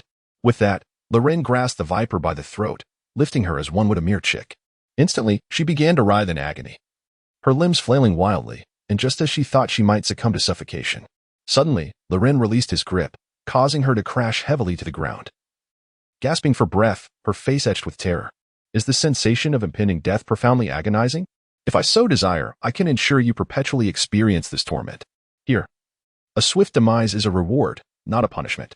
To end your life directly would be too merciful. I shall render your existence a living hell. Your reluctance to submit now is inconsequential, for I possess ample time to mold you. Endure this torment well. You madman, you are a demon. Upon hearing Lauren's words, the Viper's eyes brimmed with despair. She had not anticipated that this man could be so terrifying, his temperament more capricious than the weather itself. Just a moment ago, he had been amiable, yet in the blink of an eye, a single remark incited him to violence, ready to inflict suffering without hesitation, a true madman, utterly unpredictable. Have you only just come to this realization? Alas, it is too late. Loren smirked mockingly, then raised his hand and struck the Viper on the neck. With that single blow, she felt the world spin, and she promptly lost consciousness. Tifa, come and take this woman back to the manor. I will check on 2B. After issuing this command to Tifa, Loren furrowed his brow as he strode towards the banquet hall's exit. Based on his understanding of 2B, dispatching her to eliminate an Iron Tyrant should pose no challenge. Yet, more than a minute had elapsed, and there were still grenades flying about. This inefficiency was rather alarming. As these thoughts occupied his mind, he exited the hall. At that moment, a colossal steel arm descended from above, crashing down before him. By the sheer dimensions of this metallic appendage, he immediately surmised that 2B had severed the arm of the Iron Tyrant. As anticipated, he gazed ahead to behold a massive steel mech sprawled on the ground. Indeed, it was the Iron Tyrant, constructed as a prototype based on the original iron armor. Not far from the Iron Tyrant lay Iron Man himself, struggling in agony to rise, yet failing after several attempts. Ultimately, Tony Stark seemed to lose consciousness. Lying motionless upon the ground, his armor partially reduced to a shattered state, a clear testament to 2B's handiwork. Meanwhile, the Iron Tyrant was a sight of utter devastation. One of its mechanical legs had been severed by 2B, leaving it tilted awkwardly on the ground. Nonetheless, the pilot, Stan, refused to succumb to defeat. He raised the remaining mechanical arm and relentlessly fired grenades at 2B. Observing this, 2B's expression darkened as she deftly evaded the onslaught, moving with the swiftness of a hare. Subsequently, the blade in her hand, forged from Edmund alloy, flashed like silver lightning. In an instant, a resounding clang echoed as the remaining mechanical arm was effortlessly severed, akin to slicing through tofu. Witnessing this spectacle, a guttural roar of defiance erupted from within the shattered mech, as if it were prepared to confront 2B in a final stand. Yet, unfazed, 2B planted her foot upon the Iron Tyrant's chest, raising her blade with intent to send Stan to the depths of despair. At that moment, an unexpected scene unfolded before everyone's eyes. A transparent strand of web hurtled through the air from a distance, swiftly ensnaring the Iron Tyrant's body. With a sudden tug, it dramatically whisked him away from the clutches of 2B's blade. Following the trajectory of the web, one could discern a shadowy figure clad entirely in black, suspended upside down from a nearby telephone pole, their face obscured by a mask. Chapter 53, The Defiance of Electrostatic Adhesion. You have already been defeated. It is now the responsibility of the police to handle the situation. Why resort to murder? As the figure cloaked in black made their entrance, a distinctly raspy voice, evidently altered by a voice modulator, resonated through the air. The figure, shrouded in a hood, was thoroughly concealed, rendering their features indecipherable. Given the nature of their speech, it was impossible to ascertain whether they were male or female. However, their movements unmistakably revealed them to be the friendly neighborhood Spider-Man, a recent sensation throughout New York. Upon witnessing the unexpected intervention of this unfamiliar figure, 2B's brow furrowed in irritation. Killing him is my mission. It is not your place to interfere. Stand aside, or you shall meet your demise. Her tone was as calm as a placid lake, and with that, she raised her blade, pointing it directly at Spider-Man with an undeniable aura of intimidation. Without further ado, she disregarded the web slinger hanging from the pole, leaping effortlessly several meters into the air, like a cannonball, to deliver a crushing blow to the Iron Tyrant's head. At this critical juncture, Spider-Man once again tugged on the webbing in his grasp, pulling Iron Tyrant away once more. In an instant, 2B's elongated, exquisite leg plunged into the hard concrete ground like a spear, delivering a ferocious impact that shattered the surface and left a crater with a diameter of 1 meter. The entirety of 2B's ankle sank deep into the earth, a testament to the sheer magnitude of her strength. Such formidable power, if it were to strike Iron Tyrant's head, would undoubtedly send him to oblivion in an instant. Observing 2B's effortless demolition of the ground, Spider-Man furrowed his brow, his expression beneath the mask tinged with gravity. This level of strength was indeed terrifying, rivaling even his own. As Spider-Man's intervention caused her attack to miss its mark, 2B's fury ignited. You seek your demise, she declared, and with that, she redirected her assault toward Spider-Man. In a breathtaking leap, she soared through the air, her form resembling an arrow, and in the blink of an eye, she stood before him. With a swift motion, her spear-like weapon sliced through the air with the swiftness of lightning. However, to her astonishment, Spider-Man's reflexes were remarkably swift. Just as her blade was about to make contact, he executed a rapid backward arch, effortlessly evading the strike. Seeing her initial attack thwarted, 2B furrowed her brow and transitioned her weapon from a horizontal slash to a downward strike. Spider-Man, taken aback, propelled himself off the utility pole. Meanwhile, 2B's weapon cleaved through the pole with ease, as though slicing through tofu. At that moment, a slender strand shot forth from Spider-Man's web shooter, effortlessly adhering to the lamppost across the street. With a swift motion, he executed his signature move, clinging to the lamppost. Woman, you would do well to tread carefully, lest I find myself provoked, he warned, his tone tinged with mild irritation directed at 2B. From her manner of speech, it was evident that she had adopted a somewhat feminine demeanor. Standing a short distance away, Lauren had surmised that this Spider-Man was likely Gwen. However, he recalled Gwen's alluring figure, and in her current black attire, it was impossible to discern any trace of her captivating form. Where, he pondered, had she concealed such attributes? How had she managed to do so? As he stroked his chin, he fell into contemplation. If anyone were to discover that he was focusing on such peculiar aspects at this moment, they would surely consider him a pervert. Returning to the matter at hand, 2B, undeterred by Spider-Man's warning, remained resolute. Her orders were to eliminate Iron Tyrant, and until that mission was accomplished, she would not relent. Furthermore, given that 2B was far from defenseless, she had no intention of heeding what she deemed mere warnings.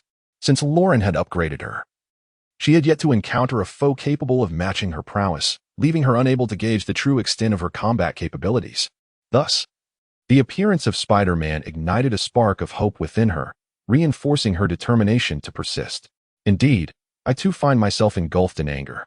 Although 2B is a mere automaton, her awakening to self-awareness and emotions has endowed her with feelings akin to those of humanity. Spider-Man has repeatedly thwarted her endeavors, igniting her ire. Thus, upon hearing Spider-Man acknowledge her anger, she was almost amused by the irony. Angry are we? Then let us engage in combat, and see whose temper prevails. With that, 2B launched herself forward, moving with the swiftness of a tempest towards Spider-Man. This time, she did not rely on her formidable physical prowess. Instead, she activated her anti-gravity flight apparatus, soaring into the air and racing towards Spider-Man. Caught off guard by this unexpected display, Spider-Man had never anticipated that 2B could actually take to the skies. Startled, she swiftly shot out her webbing to swing away. However, the speed afforded by her webbing could hardly rival the direct velocity of flight. It is worth noting that when 2B operates at full capacity, her maximum speed can exceed Mach 4, rendering her a humanoid hypersonic aircraft. Thus, before she could swing too far, 2B was already upon her, looming ominously behind. At that moment, a gleaming dagger was poised to strike at her neck, threatening imminent demise. Yet, in the nick of time, Spider-Man's reflexes kicked in, prompting her body to instinctively evade the attack. In a swift motion, she leaned back, narrowly avoiding the razor's edge of the dagger and escaping this lethal blow by a hair's breadth. What she had not anticipated was that although she narrowly evaded the lethal strike, 2B's blade had nonetheless carved a substantial gash in her hood. In an instant, a cascade of golden hair flowed forth like a waterfall, revealing that she was indeed a woman. Gaze fixed upon the golden tresses of Spider-Woman, 2B found herself somewhat taken aback. You, too, are a woman. This time, I am genuinely angered. With her hood severed, exposing her hair, Spider-Woman's ire was unmistakable. She swiftly raised her hand and, astonishingly, seized 2B's blade with her bare grip. Observing Spider-Woman's attempt to wrestle away her weapon, 2B was resolute in her refusal. She exerted her strength, endeavoring to extract the blade from Spider-Woman's grasp. However, what she did not foresee was that Spider-Woman's fingers seemed to cling as if coated in a powerful adhesive. The grip was unyielding. Her strength rivaled that of 2B, rendering her unable to withdraw the weapon. This scene left even the versatile combat android momentarily bewildered. Yet, from a distance, Lauren discerned the underlying phenomenon. Static cling. What an extraordinary ability. Chapter 54, Why Save Him, and Not Me? As far as he knew, across the myriad parallel universes of Marvel, there existed two distinct versions of the wall-crawling ability employed by Spider-Man. The first version belonged to the original Spider-Man, who possessed tiny, hair-like barbs that sprouted from his skin, enabling him to scale walls. This is the most comprehensible method. However, its function is rather singular, merely serving the purpose of wall crawling, which pales in comparison to the potency of the second version. The latter is the electrostatic adhesion employed by Gwen at this moment, scientifically known as van der Waals force. The principle behind it is characterized as the weak electrostatic interactions arising from permanent and instantaneous molecular dipoles, which, to put it plainly, involves the manipulation of the forces between molecules. In various parallel universes, Spider-Man can exert electrostatic forces from any part of his body onto surfaces, thus generating formidable electrostatic adhesion that enables his wall-crawling abilities. According to his understanding, this adhesion can reach weights of several tons. Within the Marvel Cinematic Universe, the third-generation Spider-Man can secure himself to a rapidly flying alien spacecraft using merely a few fingers, showcasing the remarkable strength of this ability. Thanks to this extraordinary adhesive capacity, combined with Spider-Man's terrifying base strength of 20 tons, he can almost effortlessly tear through any object, regardless of how smooth its surface may be. In certain parallel universes, Spider-Man has even developed fearsome techniques utilizing this adhesion, such as directly ripping the skin from an enemy's face, leaving behind a bloody five-fingered imprint. Truly ruthless. Among countless parallel universes, Many iterations of Spider-Man possess this electrostatic adhesion ability. Yet, he was astonished to discover that the Spider-Woman before him also possesses it. Moreover, judging by her demeanor, she evidently has mastered this technique to such an extent that she can even counter the adamantium dagger wielded by 2B. Indeed, Spider-Man's prowess is undeniable. Even when faced with a formidable adversary such as Spider-Woman, the combat abilities displayed are far beyond those of ordinary superheroes. Judging by the unfortunate fates of Iron Man and the Ironmonger, it is evident that in close combat, they were likely overwhelmed by 2B. Otherwise, the current scene would not be so dire, with one opponent suffering severed limbs and the other left with a wrecked suit of armor. Fortunately, 2B has refrained from delivering a fatal blow to Iron Man. Had she done so, it is likely that Tony Stark would have been the first to meet his end.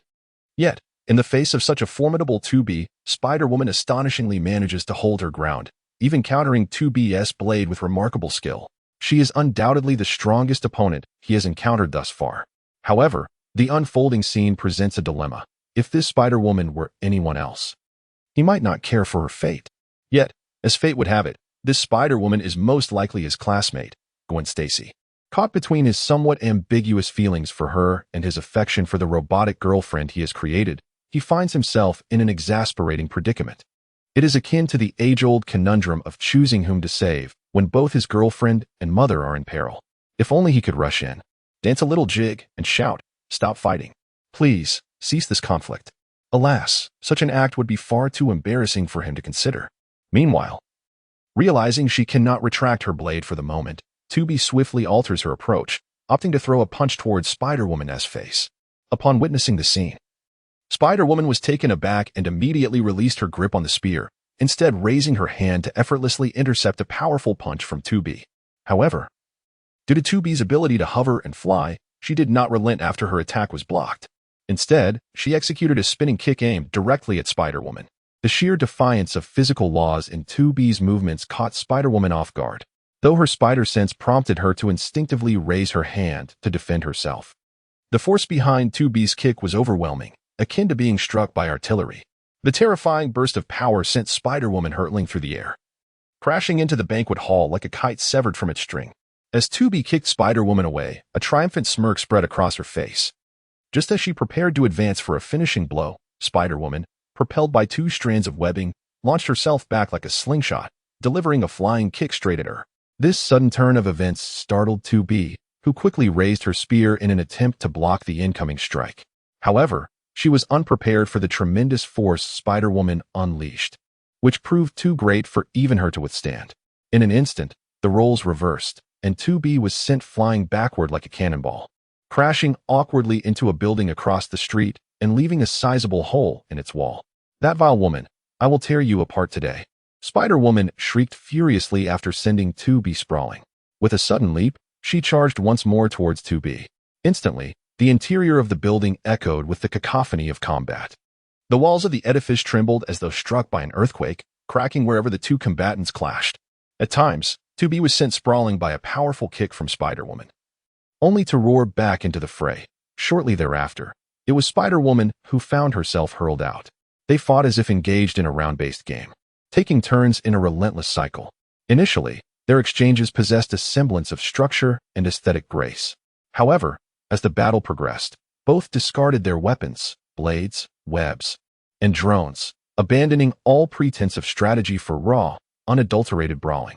This spectacle left Lauren, observing from a distance, utterly astonished. This was no longer a mere conflict for justice. It reeked of personal vendetta.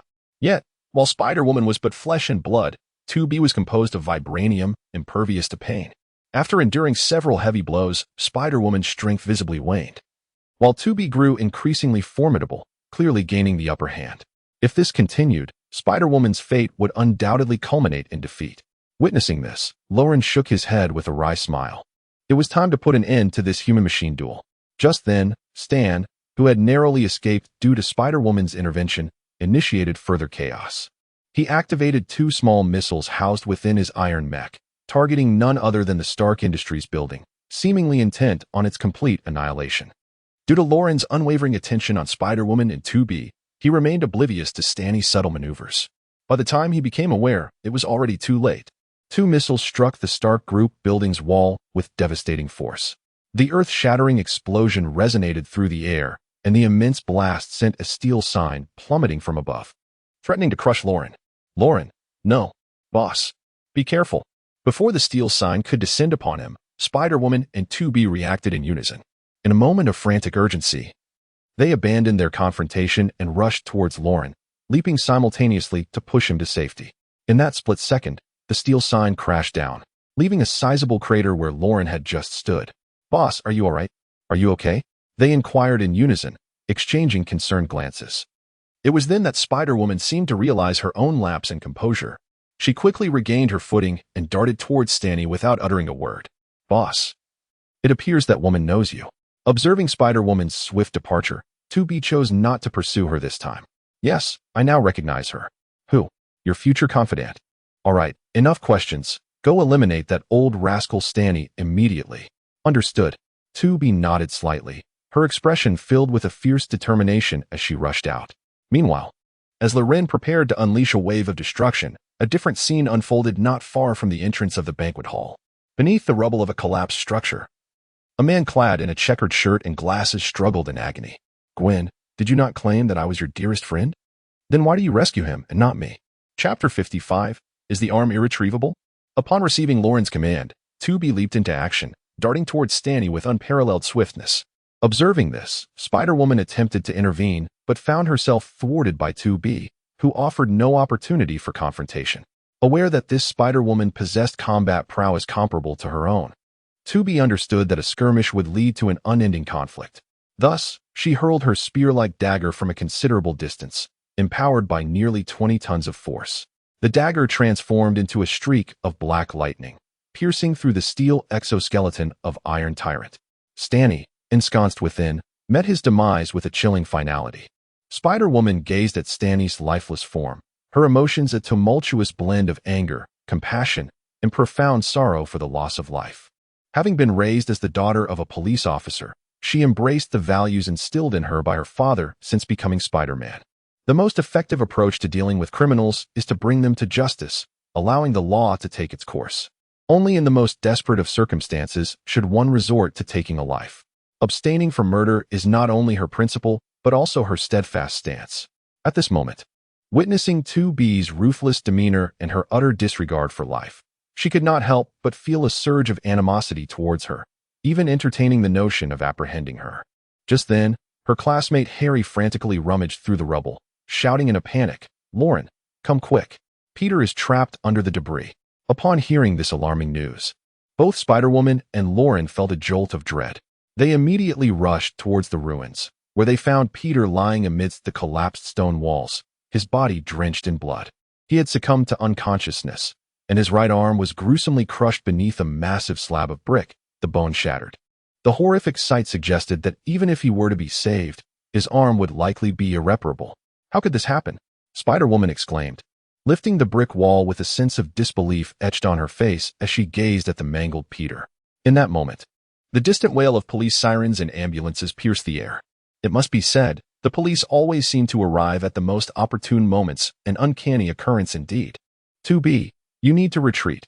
I will handle this, Lauren instructed, her gaze fixed on the unconscious Peter, urging 2B to leave. Understood. 2B nodded, but as she passed by Spider-Woman, she suddenly came to a halt. Woman, it is your boundless compassion that has led to all of this. The boss has stated that limitless kindness will only foster greater evil. For those who are indifferent to the lives of others, the best course of action is to treat their lives with the same disregard. A saintly heart only induces nausea. After uttering this, 2B leapt into the air, transforming into a radiant arc that soared towards the heavens, vanishing in the blink of an eye. Her words struck like a bolt from the blue, leaving Spider-Woman rooted to the spot, her heart a tempest of conflicting emotions. She had never anticipated that her compassion would lead to such dire consequences. Just moments ago, she had nearly caused Lauren's demise, and now Peter lay gravely injured.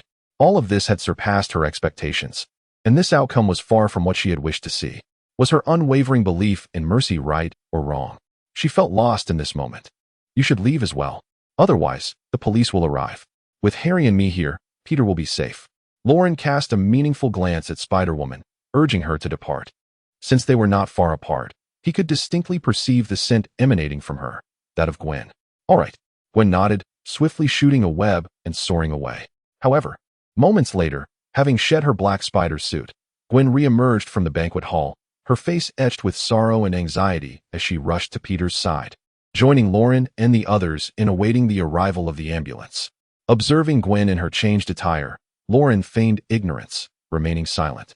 Gwen gazed at Loren with a complex expression, as if words were poised on the tip of her tongue, yet ultimately, she restrained herself.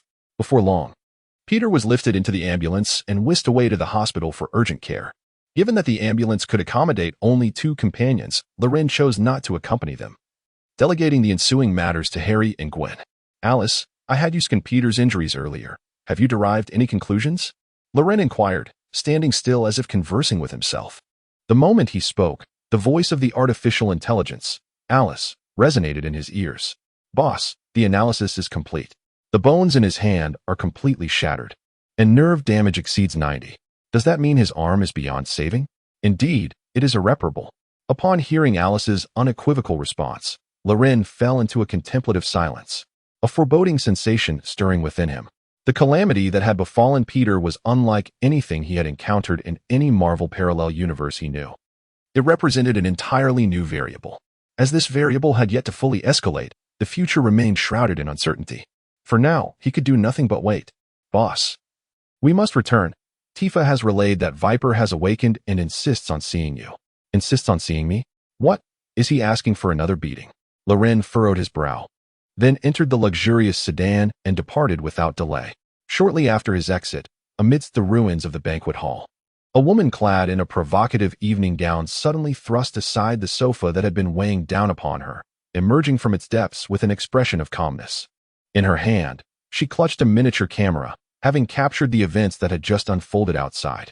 Remarkably, her strength appeared to have intensified in such a brief span of time. It was truly alarming. The woman murmured to herself, her tone laced with astonishment. At that moment, a voice crackled through the tiny earpiece nestled in her ear. Hello? Hello? Natasha, can you hear me? Can you hear me? Coulson, how much time has passed? You were just now saying hello. The flowers have wilted. Apologies, our network system was just attacked, causing the entire base's computer systems to crash, leaving us utterly unable to communicate. We are completely unaware of the situation outside. Attacked again? Is this not the 3rd time this month? Indeed. Yet today is merely the 3rd. The frequency of these incidents rivals that of a woman's monthly cycle. Chapter 56. New Reward. Nanotechnology for Combat Suits? By the way, have you seen Lauren? Did you manage to subdue him? I fear I must disappoint you. I did encounter him, but he was intercepted by someone else beforehand. What? Someone managed to snatch a man from your grasp? Who is she? A woman with green hair. Preliminary information suggests she is one of the leaders of the Hydra organization. I have yet to ascertain her full identity, but I did manage to capture her photograph discreetly. We can investigate further at our leisure. In truth, Natasha did not finish her statement. She not only captured photographs of Viper, but also clandestinely took pictures of Lauren, and in a state of undress, as she had been hiding within the ventilation ducts of the VIP room. Thus, she was an eyewitness to the events transpiring between Lauren and Viper, observing every detail with clarity. Naturally, she would not disclose this to anyone, for a leak could very well jeopardize her life.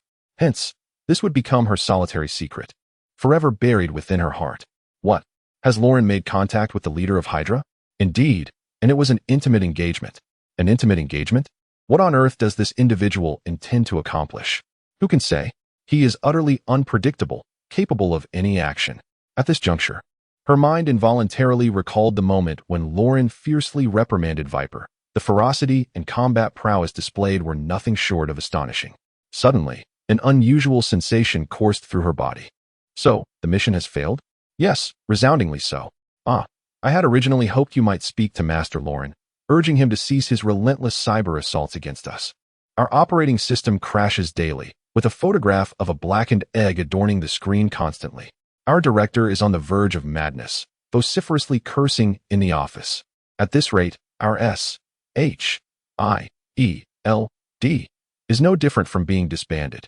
It is highly unlikely that we can persuade that madman to cease his attacks.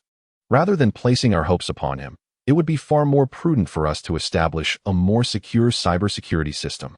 Indeed, the development of a more robust security framework is already included in our plans. However, we have yet to identify a suitable builder. I believe I have found one, Natasha remarked, her gaze shifting to the unconscious Tony Stark lying not far away. Who? Tony Stark. Iron Man. Have you actually seen him? Yes. He is lying right before me. As Natasha spoke, she approached the unconscious form of Tony Stark. What? You've got Tony Stark? Director, what do you take Natasha for? Tony Stark was attacked, and then that silver-haired woman became involved. A fight ensued between them, and he was subsequently overpowered. Now lying unconscious by the roadside. What? Tony Stark was assaulted. Damn it, such a significant event, and we were completely unaware. It seems that little Lauren has effectively rendered us blind. I will immediately dispatch Barton to assist you. Tony Stark is in dire need of help at this moment. By intervening now, we may win his favor. If we cannot sway Lauren, securing the allegiance of Iron Man will suffice. His intellect and armored suit would be of immense benefit to us. Natasha sighed deeply, her expression a complex tapestry of emotions, as she concluded her call with Coulson. To be candid, given the current predicament surrounding Tony Stark, even if they successfully brought him into S.H.I.E.L.D., it seemed improbable that he would be a match for Lauren. Her actions appeared to be a mere gamble on chance. As she pondered this, she ushered Tony Stark into her vehicle and promptly set off towards the clandestine headquarters of S.H.I.E.L.D. Meanwhile, Lauren lounged comfortably in the opulent confines of his limousine, savoring a glass of red wine. Before him, a holographic display streamed real-time footage from Natasha's end. Boss, since you were aware of this woman spying on you, why not confront her? Now that she has taken Tony Stark, it presents a disadvantage for us. The voice of the artificial intelligence, Alice, interjected with a hint of perplexity. Why confront her? In that scenario, revealing her presence would only render me uncomfortable. However, feigning ignorance allows me to evade embarrassment while simultaneously adding an element of thrill. If she enjoys eavesdropping, let her indulge. After all, it is not I who will be overwhelmed. Lauren replied, a sly grin gracing his features. Boss, I comprehend. Is this what they refer to as a certain proclivity online? Alice ventured, to which Lauren responded, let's not delve into that. What about Tony Stark? There is no need for concern. Tony Stark will inevitably join S.H.I.E.L.D. Thus, whether Natasha has made contact with him is of little consequence. Understood. After Alice posed a few inquiries to Lauren, she fell silent once more. At that moment, however, a long-forgotten system notification resonated in Lauren's mind. Congratulations, host, for participating in the Iron Man vs. Ironmonger event and successfully defeating Ironmonger. You are rewarded with a nanotechnology battlesuit blueprint. Points 10. Congratulations, host, for participating in the Hydra assassination event and successfully capturing the Assassin Viper. You are rewarded with a neurotoxin formula. Points 10. Host, Lauren Morgan, current world, Marvel Universe, Dimensional World, Nier, Automata, technological advancements, versatile combat robots, anti-gravity drones, etc. System points 60. Upon hearing the sudden system notifications, a smile involuntarily graced Lauren's face as he felt an exhilarating surge of excitement within. He had suspected that attending Tony Stark's technological showcase might yield system rewards, yet he had not anticipated receiving 2 rewards simultaneously. This was a first. Notably, one of the rewards pertained to nanotechnology, a pinnacle of cutting-edge science. With this technology, he could further enhance his combat prowess. With this thought in mind, he yearned to teleport to his laboratory and immerse himself in new research at once. Chapter 57. The Human Modification Project. Before long, Loren returned to the manor. Boss, the woman has awakened. She's in there in a frenzy, insisting on seeing you. Our attempts to reason with her have been futile. Upon Lauren's arrival, Tifa hurried to inform him of Viper's condition. At her words, Loren furrowed his brow. It had only been a short while, yet Viper was demanding to see him, and in a manner that suggested it was imperative. This was decidedly abnormal. He could not believe that Viper had been so easily subdued, only to willingly offer herself to him. This woman had previously displayed an indifference to death. How could she possibly surrender so readily? Such anomalies often conceal deeper mysteries. This situation was likely far more complex than it appeared. I understand. You may all leave now. No one is allowed to enter without my permission, Loren instructed as he approached the door of the room where Viper was confined. Understood. Tifa and 2B nodded in acknowledgement of Lauren's command, stepping back. Loren pushed the door open and entered the room. Inside, Viper was bound tightly to an iron chair, the manner of her restraint remarkably artistic, suggesting that the one who bound her was skilled in the art of restraint. In an effort to quell her incessant noise, Tifa and 2B had silenced her with a gag. Upon seeing Loren, Viper began to whimper anxiously. Loren stepped forward and tore the tape from her mouth. "Release me. I don't have much time left. If I am not back at the base by midnight tonight, I am finished." As the tape was torn open, Viper exclaimed with urgency, her face etched with terror. It seemed that failing to return to the secret base of the Hydra organization in time was more dreadful than death itself. "Are you jesting? You are my captive now. Do you truly believe I would release you so easily? Is not your objective in capturing me to compel my submission to you? I am now willing to submit." "Wait a moment. Did you not previously declare that even if you were to be killed, you would never submit? What has prompted this sudden change of heart?" "I did utter such words, yet you do not intend to kill me, do you? Rather, you wish to imprison me. In that case, I am prepared to yield. Hold on, my mind is somewhat muddled.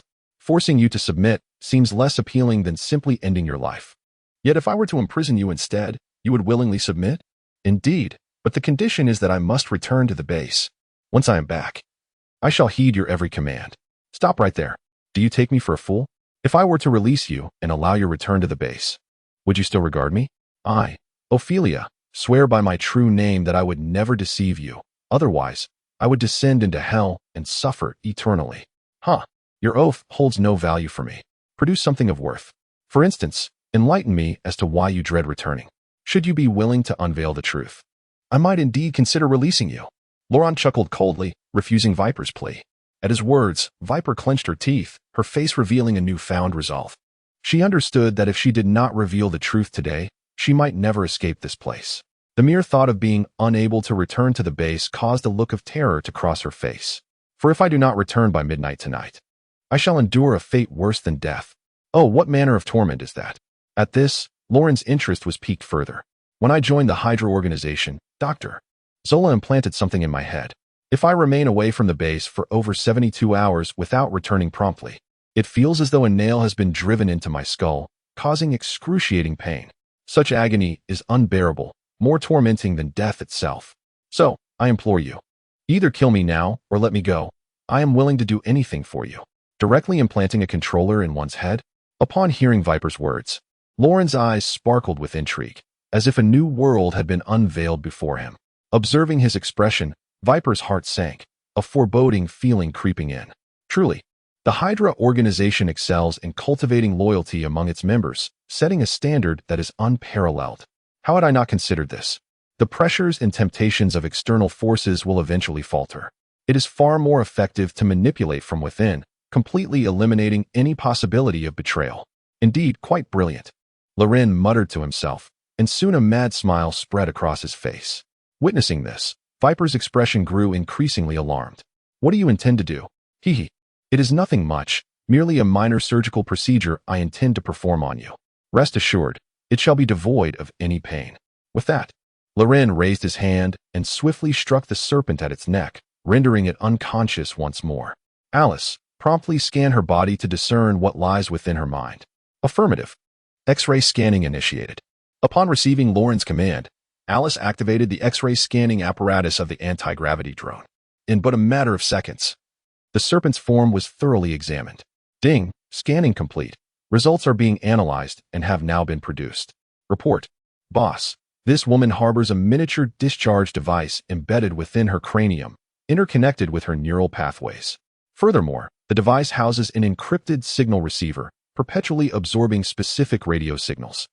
Should it fail to receive such signals for a duration exceeding 72 hours, it will trigger a discharge, stimulating the neural pathways, thereby inducing cerebral vascular spasms and impairing blood supply. This elucidates the reason for her excruciating headaches. To embed a miniature discharge device directly within one's skull?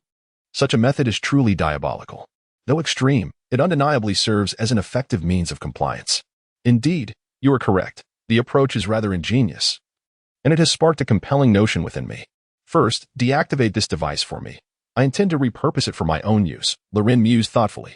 Boss, the signal receiving source has been encrypted. If the wrong password is entered, it will release a massive surge of electricity, potentially frying the brain instantaneously. Therefore, deactivating this device comes with a certain degree of risk, Alice cautioned. For others, it may pose a danger, but for you, it should not be an issue. With your computational prowess, decoding the password is hardly a challenge. Proceed. Thank you for your confidence, boss. I am currently attempting to crack the password. Ding. Password successfully decrypted. The discharge device has been successfully disabled. Excellent. Transport her to the secret laboratory. It is time to commence my inaugural human enhancement upgrade plan. A hint of madness danced across Lauren's face, his eyes gleaming with anticipation. Until now, he had only upgraded robots and had never attempted modifications on a genuine human being. The Viper would serve as the perfect test subject. Once he broke this ground and gleaned experience from it, he could forge more augmented individuals to serve his purposes. Chapter 58. You thank me too soon. I have installed something far more formidable. As before, upon entering the laboratory, Lauren lost all sense of time. He immersed himself entirely in the transformation of the Viper. After a night of relentless effort, by the dawn of the following day, he completed the entire modification process. Under the glaring surgical lights, the Viper lay completely exposed, her naked form bound to the operating table, utterly still. As Lauren finished the surgical procedure, the effects of the anesthesia began to wane, and she gradually regained consciousness. Upon realizing she was bound to the operating table like a mere lab rat, her heart raced with panic. The Viper screamed in terror, struggling violently in an attempt to free herself from her restraints. What do you want? Let me go. Let me go. With wide, fearful eyes, she glared at Lauren, who stood nearby, nonchalantly cleansing his blood-stained hands. In a calm tone, he replied, What I intended to accomplish has already been completed. There is no need for such panic. It is too late for that. You have just undergone a cranial surgery along with some bodily modifications, so I advise you not to move around recklessly.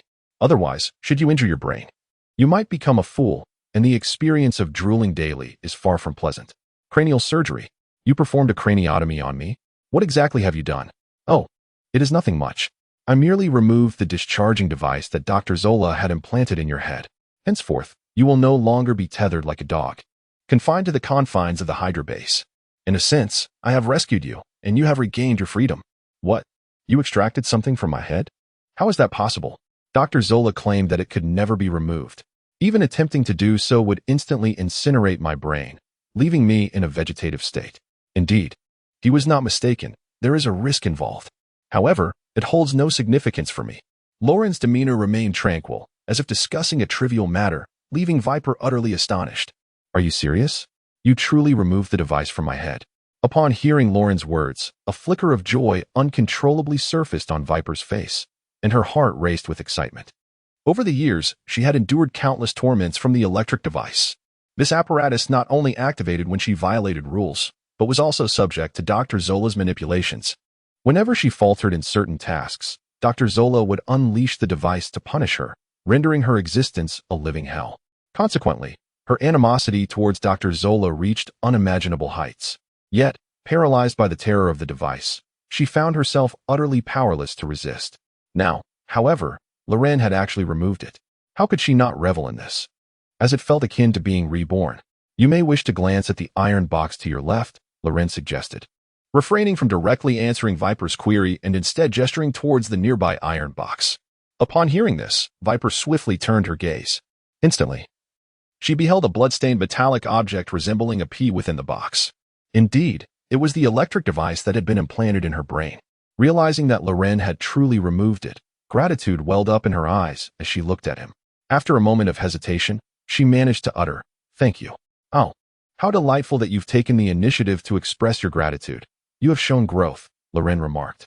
"However, your gratitude may be somewhat premature. While I have indeed extracted the device Dr. Zola installed, I have replaced it with an entirely new and even more advanced neurotoxin release apparatus in your head. Son of a bitch, you perverse wretch." Upon hearing Lauren mention that she had implanted something even more formidable in her head, Viper immediately lost her composure, unleashing a torrent of rage and even contemplating the murder of Lauren. However, what she did not anticipate was that her mere thought of wanting to kill Lauren would send her body into a convulsion, as if struck by lightning, displaying evident agony. "Is this how you harbor ill intentions towards me? Your temperament is truly capricious, I assent it. Just moments ago, you were expressing gratitude. Yet, it matters not. For from this moment onward, you shall never be able to take my life. Such thoughts are beyond your grasp. The instant you entertain this notion and emit those brainwaves, my device will trigger and release neurotoxins. As a result, you will experience a sensation akin to electric shock, accompanied by excruciating pain. This sensation should be quite familiar to you, yes? Indeed, it is your signature move, neurotoxin. However, I have optimized and amplified its effects 100-fold. Thus, a mere 1 microgram is sufficient to incapacitate an adult entirely. Such a terrifying toxin is beyond the tolerance of even your venomous constitution. Therefore, do not attempt to resist me. It will only intensify your suffering, rendering your existence more miserable than death itself. Yet, know this. The effect is swift to manifest and equally quick to dissipate. If you cease harboring malicious thoughts towards me, you shall return to your normal state instantly. Therefore, as long as you remain obedient and harbor no ill intentions towards me, you are no different from an ordinary person. I'm far kinder than Dr. Zola. I have not confined your freedom of movement, nor will I punish you arbitrarily. As Lauren spoke, she gently lifted the viper's delicate face. Instantly, an overwhelming and irresistible aura descended upon Viper like an imposing mountain, causing her to tremble involuntarily. Subsequently, as if resigned to her fate, she lowered her proud head before Lauren. I understand now. From this moment on, I shall forever be subservient to you, and I shall never entertain thoughts of betrayal. Ha ha, splendid. I appreciate those who are perceptive. In light of your loyalty, I shall bestow upon you a piece of good news. Because you are my first subject of transformation, I have conducted numerous experiments on you. In addition to installing a toxin control device within your mind, I have also injected a strengthening serum into your body. However, this serum is more stable than the Super Soldier Serum. Yet, given that your contributions have not been sufficient, you have received a temporary version, which will only remain effective for 3 months. After that period, its efficacy will fade, necessitating a re-injection. Nevertheless, even though it is a temporary version, it grants you physical strength capable of rivaling that of a super soldier. Coupled with your ability to manipulate toxins, your newfound power will surpass your wildest imagination. As Lauren spoke, she untied the Viper, restoring her freedom. Surprised by Lauren's unexpected act of release, Viper found it hard to believe. After a moment's hesitation, she gently propped herself up with her hands and slowly descended from the operating table. As her feet touched the ground, she immediately sensed something unusual. Her horizontal line of sight seemed to have elevated slightly. Am I taller? Moreover, my chest, my hips, my legs, and even my skin appear to be firmer, smoother, and more voluptuous. The Viper gracefully approached the mirror, gazing at her increasingly alluring and toned physique, her face alight with astonishment. For a woman, there is nothing more delightful than the ability to enhance her beauty and youthfulness. The Viper, the 9-headed Hydra, was no exception. She beheld in the mirror a body so exquisitely perfect, as if sculpted by an artist's hand, delicate, alabaster skin, smooth as water, flawless in every aspect. Any lingering resentment she harbored towards Loren dissipated instantaneously. On the contrary, her eyes now sparkled with infatuation and reverence. Although this assassination attempt had met with utter failure, it seemed she had stumbled upon a blessing in disguise. Not only had she liberated herself from Dr. Zola's constraints, but her body had also been enhanced. Considering she had previously been an adversary of Loren, the preferential treatment she now received was astonishing. What might her future hold if she were to fully submit to him? Serving him as her master? The thought made her hesitate to continue. With this realization, her gaze towards Loren transformed from hostility to fervor. Gradually, she turned around, her eyes sultry as she looked at Loren, and then she delicately licked her lips. Master, in the face of my optimized body, do you not wish to do something? Chapter 59. The heart of a woman, like a needle in the sea, is truly unfathomable. As Viper spoke, she supported herself on the nearby operating table, her back to Loren, and slowly bent at the waist. Subsequently, she turned her delicate face, half concealed by her green hair, towards him, creating an air of coyness. As their eyes met, Master, care to join? Loren was momentarily taken aback, unable to respond to Viper's sudden flirtation. The complexities of a woman's heart are indeed no jest. Just a moment ago, she had been threatening him, and now she had performed a complete turnaround. He was utterly bewildered. However, this was not the time for contemplation. Viper was being excessively provocative, testing his resolve. There are limits to what one can endure. With a commanding shout, he brandished his weapon and charged forward. You foolish woman. You seek death. Take this. In a VIP room of the Presbyterian Hospital in New York, Peter Parker, after a night of intense medical intervention, had finally managed to cling to life. Yet, as Alice had foreseen, a miracle of medicine had eluded him. His right arm could not be saved. Lying on the hospital bed, with an oxygen tube inserted, Peter stared vacantly out the window. In his eyes, a fleeting glimpse of resentment and reluctance passed. "Oh, my poor Peter, how could this happen? How will you live from now on?" By Peter's bedside, Aunt May, a silver-haired woman nearing her 70s, wept as she wiped away her tears. "Aunt May, please do not be overly sorrowful. You must take care of your health. Peter will be all right in the future. Indeed, with the advancements in technology, I can provide Peter with the most sophisticated prosthetic limb, one that will undoubtedly not hinder his future life." In the hospital room, aside from Aunt May, Gwen and Harry were also present. In contrast to Aunt May's unrelenting sadness, Gwen and Harry appeared more pragmatic, having already begun to contemplate Peter's future. The loss of his arm had become an undeniable reality, one that could not be altered. Thus, the focus shifted to how he would live moving forward. And high-tech prosthetics seemed to be the optimal choice. However, despite their good intentions, they failed to consider Peter's current emotional state. As a man who had recently suffered grave injuries and tragically lost an arm, the last thing he wished to hear was discourse concerning his amputation. At that moment, he could not come to terms with this harsh reality. Their words were akin to salt on a wound, only intensifying his anguish. Listening to their conversation, Peter, who had just awakened from a coma, clenched his remaining fist tightly, his eyes brimming with sorrow and indignation. Alas, he was unable to even relieve himself, let alone express his discontent with them. "Aunt May, I want to sleep," Peter managed to utter, summoning all the strength he could muster. Seated at the edge of the bed, Aunt May immediately grasped Peter's meaning. She hastily wiped away her tears and gently said, "Gwen, Harry, I truly appreciate your kindness. But let us defer the matter of the prosthetic limb for another time. You both have kept vigil throughout the night and deserve to return and rest." Upon hearing this, Gwen and Harry exchanged silent nods, casting a glance at Peter before quietly exiting the hospital room. "I seem to have misspoken and upset Peter," Aunt May pondered.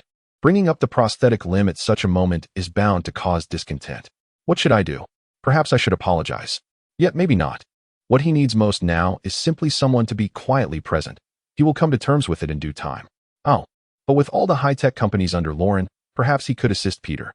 Shall we seek out Lauren?" The moment Harry mentioned going to find Lauren, Gwen's mind immediately recalled the silver-haired woman who had matched her in prowess yesterday. A shadow of resentment crossed her face, and she shook her head. "You go find him. I'm exhausted and wish to return to rest." With that, Gwen hailed a taxi and stormed off in a huff. Observing Gwen's sudden fury, Harry was left bewildered. While Peter's anger was understandable, Gwen's outburst was perplexing. Had I heard again? Surely not. Meanwhile, at the SHIELD secret base, Tony Stark, his body wrapped in bandages, stood silently before his damaged Iron Man suit, his expression complex, lost in thought. At that moment, Natasha entered, pushing a medical cart. "It's time for your dressing change, Mr. Stark." Upon hearing Natasha's voice, Tony turned around. "I recall that the nurse just changed it 3 hours ago. Why must we do so again? You had breakfast 3 hours ago, and you'll be having lunch soon," Natasha quipped while preparing the medication. In response, Tony Stark offered an awkward smile and redirected the conversation towards Natasha. "I believe your name is Natasha, is it not? Miss Natasha, thank you for saving me. Has anyone ever told you how beautiful you are? A woman as lovely as you deserves my utmost gratitude. Just tell me what you desire, and I shall grant it." As the most notorious playboy in America, it had become second nature for him to flirt with every attractive woman he encountered. However, Natasha did not reciprocate his advances. Instead, a subtle smirk flickered in her eyes. Just then, she abruptly cut the bandage on Tony's shoulder. Without uttering a word, she took an unidentified spray and unleashed a vigorous torrent onto his wound. The contents of the spray were unknown, but upon contact with the injury, it elicited a cry of agony from Tony. Stop. What on earth is this?" he exclaimed, attempting to halt Natasha's treatment. Yet, she paid him no heed, continuing her application while teasing. "Did you not ask me what I wanted? I would appreciate it if you could refrain from calling me." Tony could easily discern that Natasha was mocking him, so he wisely chose to remain silent. This is a newly developed wound healing spray. Once applied, it can swiftly staunch bleeding and significantly enhance the healing process. For your injury, a thrice daily application should lead to complete recovery in approximately 3 days, Natasha explained. Tossing the spray to Tony. Upon receiving the spray, Tony Stark examined it with astonishment etched across his face. 3 days to fully heal my wound? If that's the case, this must be a miraculous remedy. What organization are you affiliated with to produce such a thing? I have never encountered anything like it before. We are S-H-I-E-L-D.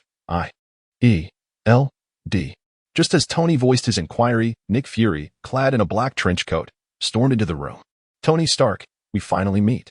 You bear a striking resemblance to your father, though your demeanor is quite different. Who are you? Do you know my father? Tony felt a peculiar sensation upon hearing a black man claim to know his father. After all, during his father's era, racial discrimination was rampant, and few white individuals of note could be associated with him, let alone a black man. Thus, he instinctively perceived Nick Fury as boasting. I am Nick Fury, director of S-H-I-E-L-D. What exactly is S-H-I-E-L-D? Our full name is the Strategic Homeland Intervention, Enforcement and Logistics Division, a specialized force dedicated to addressing various extraordinary incidents. At that moment, Coulson entered, calmly elucidating the matter. Upon seeing Coulson, a Caucasian, providing an explanation, Tony Stark subtly nodded, feeling a modicum of credibility in their words. Yet, moments later, he furrowed his brow, casting a puzzled glance at Coulson. Extraordinary incidents? What do you mean? A flying speed that surpasses your Batwing, computational power that eclipses your artificial intelligence, effortlessly breaching your suit of armor, and almost causing your fatal plummet from great heights, followed by a melee confrontation that renders you incapacitated at the hands of a silver-haired woman. Does that not qualify as extraordinary? At that juncture, Nick Fury, without a hint of courtesy, directed a piercing gaze at Tony Stark, leaving no room for leniency. You insolent fool, silence yourself. Are you surveilling me? Tony Stark, upon hearing Fury's words, felt his defenses crumbling. The series of events he had endured had already troubled him enough, and this dark-skinned man had the audacity to reopen old wounds. What a thoughtless remark. Mr. Stark, please do not misunderstand. We are not surveilling you. It is merely that the commotion you caused while testing your suit was rather significant. Do you recall downing 2 military fighter jets? The military subsequently reported this incident to us. We were only conducting an investigation, and it was purely coincidental that our eye in the sky system detected some of your activities, Coulson quickly clarified. Coincidence? Do you truly expect me to believe your nonsense? Tony remarked, his brow furrowed in displeasure. As the chairman of Stark Industries, the most influential technological genius in America, he placed great importance on his reputation. It was understandably disconcerting for him to have his embarrassing moments witnessed by these unfamiliar individuals. Believe it or not, I am indifferent to your conjectures about us. Just know that the purpose of our organization, S-H-I-E-L-D, is to safeguard the tranquility of this land. Thus, any entity that poses a potential threat to global security must be monitored and contained within a relatively safe perimeter. How does this concern me? Tony continued, observing Nick Fury's haughty demeanor, as if he were above all else, which only served to aggravate him further. It was well known that Tony excelled at exuding confidence, and prior to this encounter, no one had dared to outshine him in such a manner. Of course, there was Loren, who bore the prestigious title of Master Morgan. He was an exception, an unparalleled entity in his own right. Yet, one thing brought Tony solace. Loren's advantages were solely inherited. Unlike him, Tony was not only blessed with a formidable lineage but also possessed remarkable abilities of his own. His reputation as a technological prodigy was well earned. Previously, this may not have pertained to you, but now it does, Nick Fury stated, his expression stern as he locked eyes with Tony Stark, his tone leaving no room for doubt. What do you mean? Tony furrowed his brow, a hint of confusion crossing his face. It is quite simple. The iron suit you have crafted possesses boundless potential, which is immensely beneficial in combating those malevolent forces. Thus, I hope you will join us and become a member of the Avengers. Nick Fury has laid the groundwork for this moment for quite some time. The Avengers? What on earth is that? It is the formidable organization I am assembling to confront evil forces, and those selected to join the Avengers are individuals like yourself, endowed with unique talents. For only such individuals can shoulder this monumental responsibility, Nick Fury elucidated. I think I understand. You want me to be your unpaid laborer. I'm afraid I have no interest in that. I can combat the so-called evil forces on my own, without needing to join any organization. If you truly could do it alone, You wouldn't be standing here before me now. It has only been a single night. And have you already forgotten the dreadful beating you received from that silver-haired woman? Tony, shut your mouth, you one-eyed monster. If you cannot speak properly, I can assist you by stitching it shut. My affairs are none of your concern. I will settle the score with that damned silver-haired woman. Her combat patterns have been meticulously recorded and analyzed by my artificial intelligence. The next time I encounter her, I shall ensure she is left searching for her teeth. Despite Nick Fury's repeated jabs at his wounds, even Tony Stark, with his impeccable upbringing, could not restrain himself from uttering a curse. Having meticulously recorded and analyzed her combat patterns, you should have emerged victorious last night, rather than suffering a near-fatal defeat at her hands. You ought to be grateful that she showed you mercy. Otherwise, you would have perished. At that moment, Natasha, standing nearby, unceremoniously interjected, dousing Tony with a bucket of cold water. Listening to their conversation, Tony had never felt so humiliated, continuously undermined by others. The crux of the matter was that he found himself unable to refute their claims, for they were undeniably true. Be quiet, all of you. I have no desire to hear your voices. Regardless of what you say, I will not join you. Is that so? Don't you wish to know the origins of that silver-haired woman? Nick Fury suddenly spoke up as Tony Stark prepared to leave the S-H-I-E-L-D base. He then exchanged a knowing glance with Natasha, who nodded in agreement. Subsequently, she tossed 3 glass-like orbs onto the ground. Instantly, a holographic image materialized before Tony Stark, revealing the latest intelligence they had gathered concerning Miss Tooby and Lauren. Lauren, how is this possible? Was he behind all of this? Surprised, are you? If you decide to join us, we have a wealth of additional information and resources to share. Oh, and I almost forgot to mention, your father, Howard Stark, was also a member of S-H-I-E-L-D, and indeed, a founding elder. Nick Fury patted Tony Stark on the shoulder and spoke with a profound implication. Just then, Barton suddenly strode into the room. Director, a man has been found encased in ice in the Arctic. After all these years, have we finally located him? Chapter 61. Fearful and hesitant, I dare not continue. A man encased in ice? What are you talking about? I find myself somewhat perplexed. Tony Stark furrowed his brow as he looked at Nick Fury and Barton. In the brief moments prior, every revelation from Nick Fury had utterly exceeded his imagination, leaving even the renowned technological genius feeling confined in his understanding. As a prodigy in technology, he could not fathom such a limitation, while he did not expect to possess omniscience. It was utterly unacceptable for him to remain unaware of facts known to the average person. Nick Fury seemed to have anticipated this mindset, for when Tony posed his question, a subtle smile graced his face. Curious? Then join us. I assure you, you will behold a world far more fantastical and vibrant than you have ever envisioned. Nick Fury's tone was irresistibly persuasive, even compelling Tony Stark to waver. It must be said, as a top-tier agent of unparalleled caliber, Nick Fury possessed an extraordinary talent for understanding the human psyche, mastering the nuances of human nature to an exceptional degree.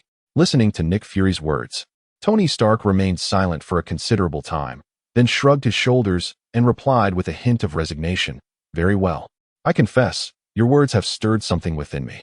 However, asking me to join an enigmatic organization is not in accordance with my nature. That is acceptable. You may establish a probationary period. Should you find yourself dissatisfied during this time, I shall permit your immediate withdrawal.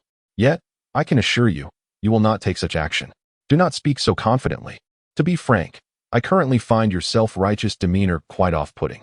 In response, Nick Fury did not take offense. Instead, he smiled and said, Come, let us go meet the man who has been frozen for over 70 years. By the way, the quest to locate this man was also part of a plan devised by your father, Howard. Why do I get the feeling that you know more about my father than I do?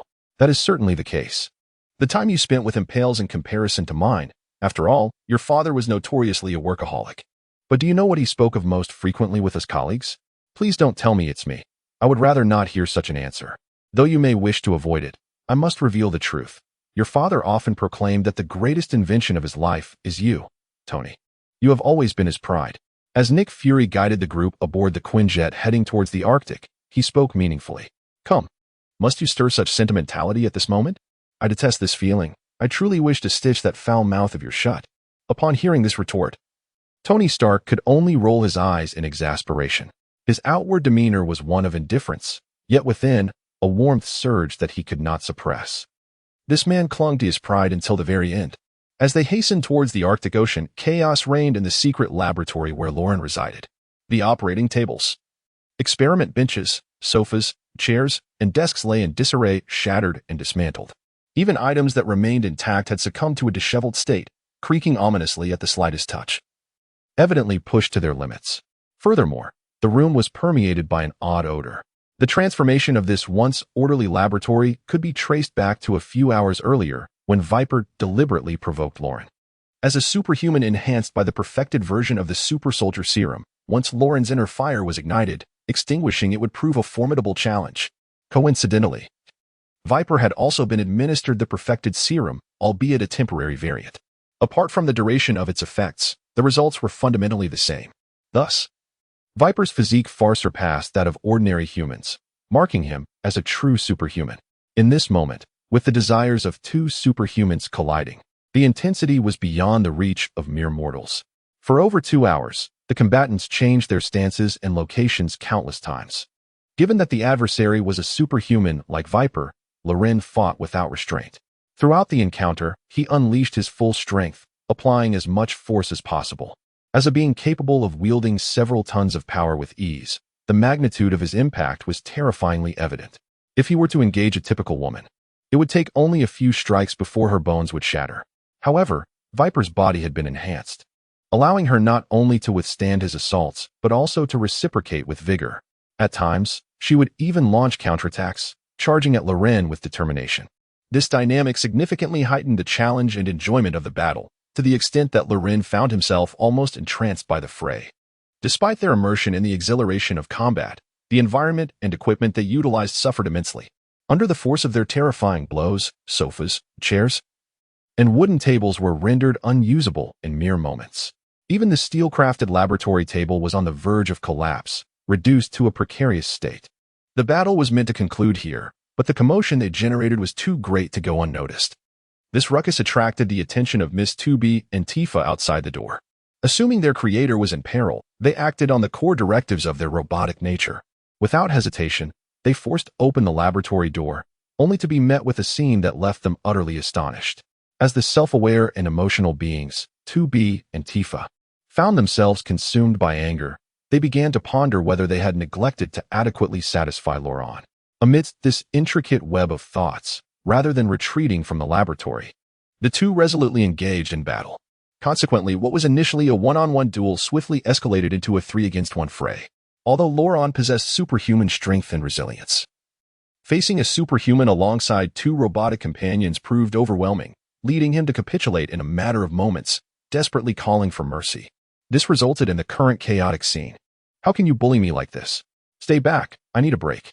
Lauren leaned against the wall, his legs trembling slightly as he clutched a cigar, his expression betraying a mixture of wariness towards the trio. "Boss, are you finally feeling afraid? This is your punishment for straying," one of them remarked. Yes, I'm frightened.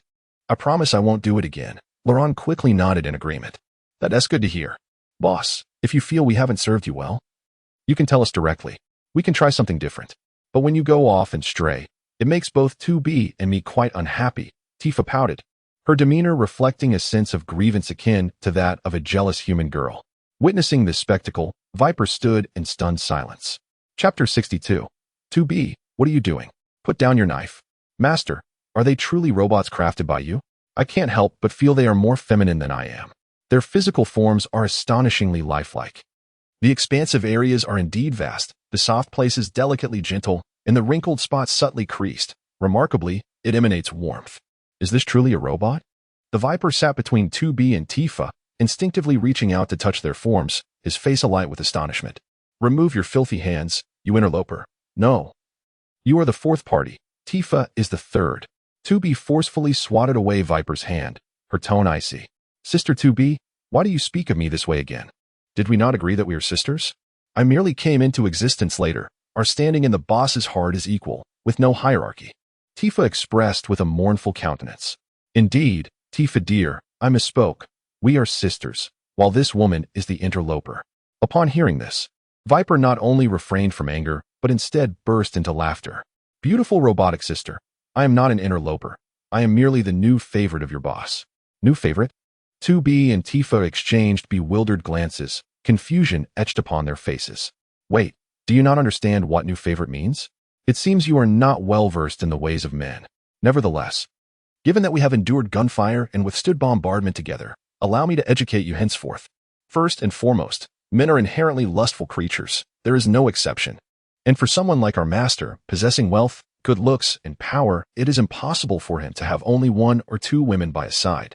Therefore, from this moment onward, you must comprehend and accept this reality without becoming entangled in it.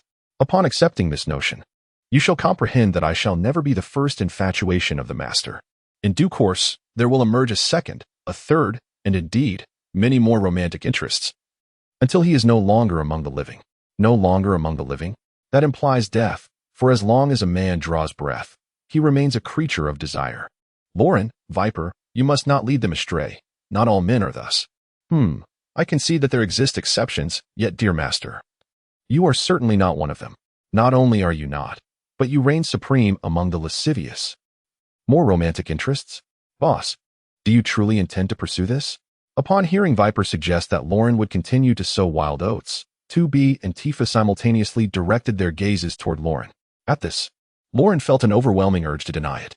However, she hesitated to deceive them, for like many enthusiasts of literature, she indeed possessed such proclivities. Boss, your silence speaks volumes. It is tantamount to acquiescence. Sister Viper, what measures can be taken to prevent such occurrences? With the three of them united in their stance, both 2B and Tifa began addressing Viper as Sister Viper. Upon hearing this address, Lauren was immediately struck by an ominous premonition.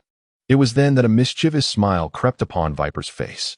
It is impossible to eradicate such thoughts from a man's mind. They are akin to the wild grasses sprawling across a vast plain. Even if they are scorched, with the gentle caress of spring winds, they shall rise anew, flourishing more abundantly than before. What shall we do then? Is there truly no alternative? Certainly, there is. And it is quite simple. Let us address the matter directly through corporeal means. Addressing the corporeal means? Do you mean by severing it? Tifa and 2B inquired with tilted heads, curiosity evident in their expressions. Of course not. What are you two thinking? Viper exclaimed. If we were to sever it, what would we use instead? Have you ever heard of someone smashing their own pot to prevent others from eating? Listening to Tifa and 2B, Viper rolled her eyes in exasperation. These two robotic women could be astonishingly naïve at times. Ah, indeed. So, what shall we do? It is simple. We must increase the frequency daily, elevating the saturation to its utmost limits, leaving him no time to ponder such matters. Viper clenched her fists, her eyes brimming with determination. Right. How did we not think of that? Viper, you are indeed brilliant. Wait, Viper, you rascal. Are you planning to commit regicide? Ah, my dear master. How could I ever entertain such thoughts? If I truly intended to betray you, the obedience device implanted in my mind would have activated long ago, and I would be suffering immensely. Yet, here I stand, unperturbed. Thus, you are merely overthinking. As Viper spoke, a mischievous grin spread across her face, her eyes beginning to flicker with a crimson glow. Realizing the implications, Lauren felt a surge of alarm. He immediately rose unsteadily to his feet and waved his hand. Suddenly, a suit of iron-bat armor automatically enveloped him, encasing his body tightly. At the same moment, he leaped forward, intending to escape through the secret passage. However, at that instant, the three women grasped his foot and forcefully pulled him down. Thinking of fleeing? It wouldn't be so easy. Tifa quickly blocked the secret passage with the table. Yes. With that, Viper gleefully settled onto Lauren, extinguishing his last glimmer of hope.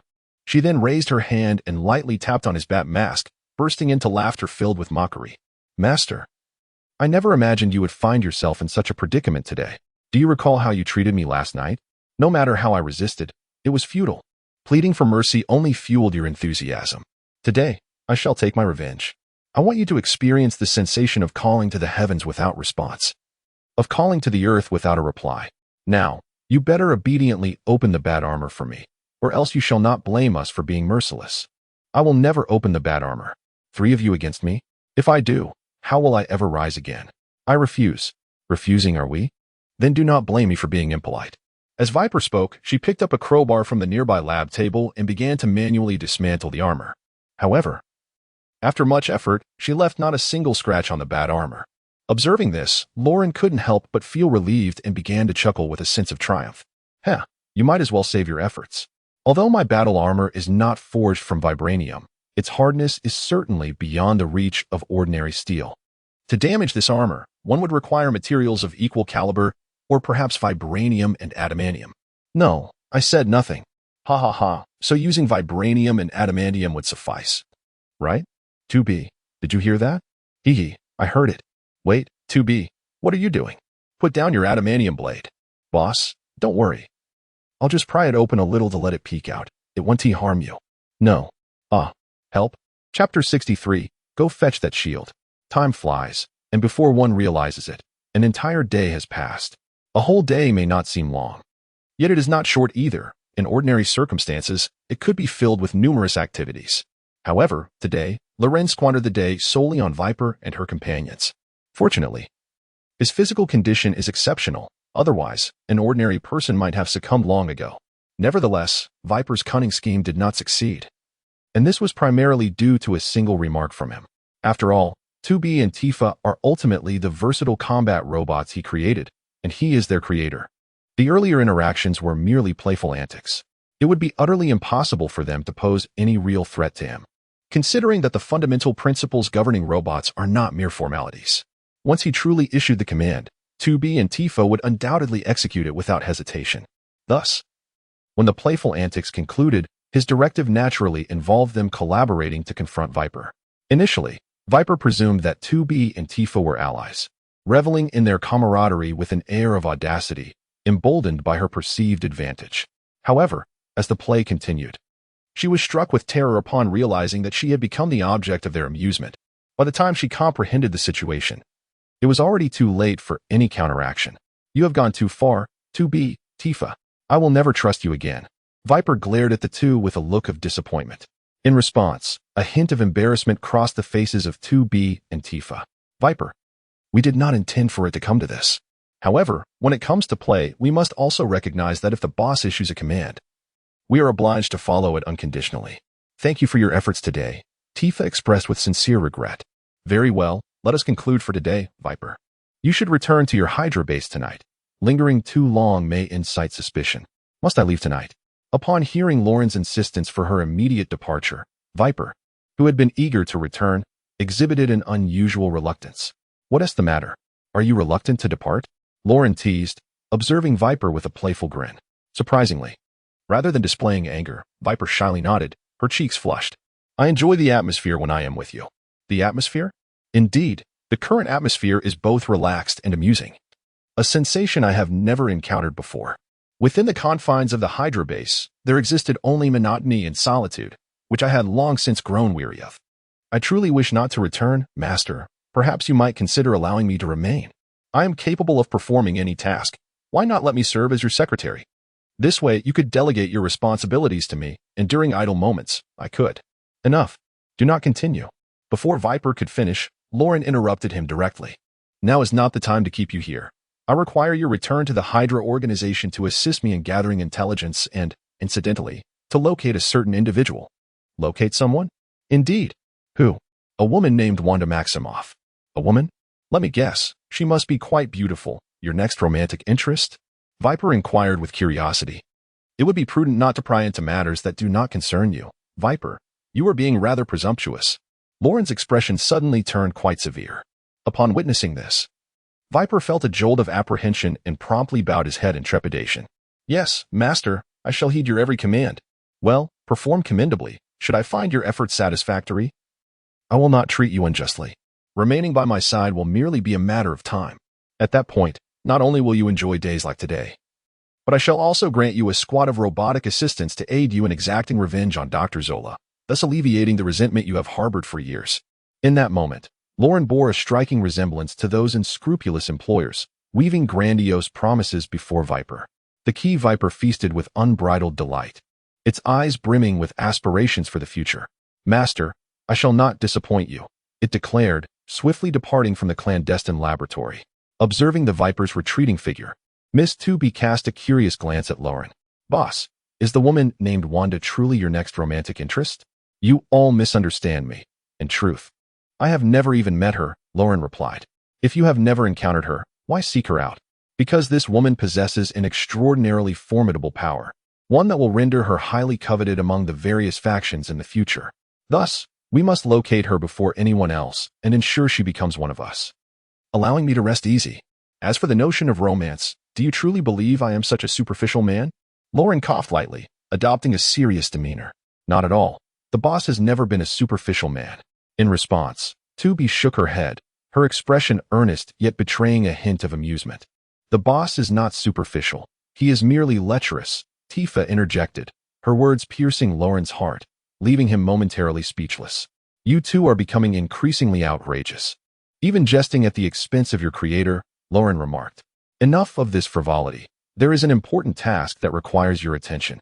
Upon hearing that an important task awaited them, the expressions of the two women instantly transformed into one of excitement and anticipation. Boss, is there a new mission? Indeed.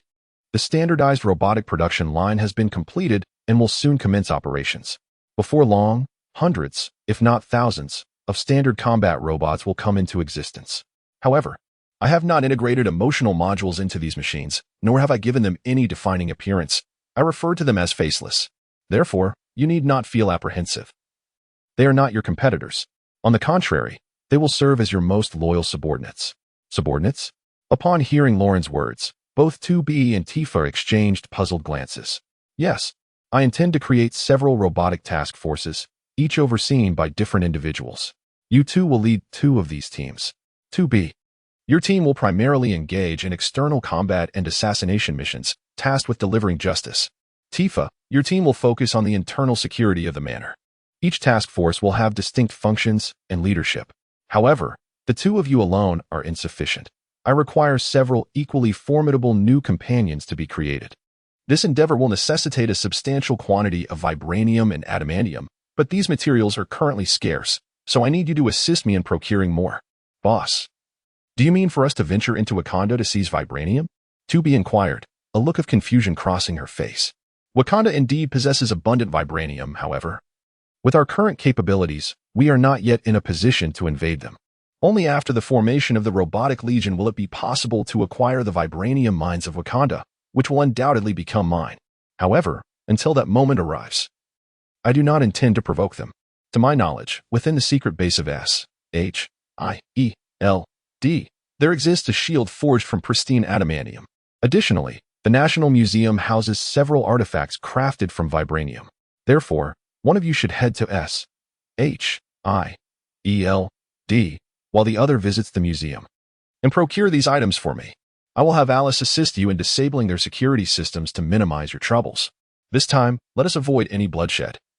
Once you have secured the items, you may retreat. Understood? We shall proceed immediately. Chapter 64. Who is so unscrupulous? After dispatching 2B and Tifa, Lauren sequestered himself once more in the laboratory, determined to commence his research on nanotechnology. Previously, the system had rewarded him with a blueprint for crafting nanotech armor. But since last night, his focus had been entirely consumed by Viper, leaving him no time to delve into the blueprint. Now, with the departure of others, he finally found himself with solitary time to explore. Although the blueprint awarded by the system pertains to nanotech armor, he is acutely aware that the applications of nanotechnology extend far beyond mere armor. The potential uses are vast. For instance, by integrating it with versatile combat robotics technology, combined with the superlative materials of vibranium or adamantium, he could forge a new upgraded variant of versatile combat robots. This will be the focal point of his forthcoming research endeavors. His intention in sending 2B and Tifa to procure vibranium and primordial adamantium was precisely this. In the dead of night, within the confines of a clandestine S.H.I.E.L.D. base, a strikingly handsome man with a robust physique and notably well-defined posterior lay quietly on a hospital bed. The electrocardiogram beside him clearly indicated that the man's vital signs were remarkably stable. Observing his serene slumber, one would hardly suspect that this man had been encased in ice for over 70 years. Are you certain he is a veteran of World War II? He appears even younger than I. Tony Stark furrowed his brow in disbelief as he gazed at the tranquil figure of Stephen Rogers. According to Nick Fury's assertions, the man currently resting on the hospital bed belonged to the same era as his father.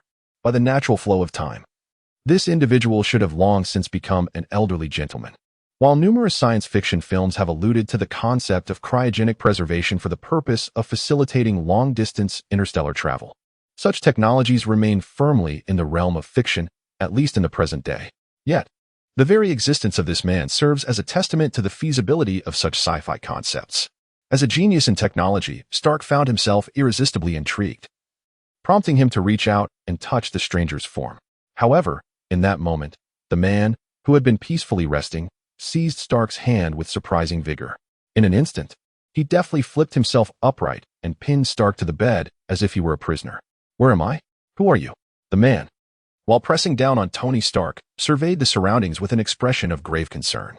"Hey, Stephen Rogers, relax. We bear no malice and are not your adversaries."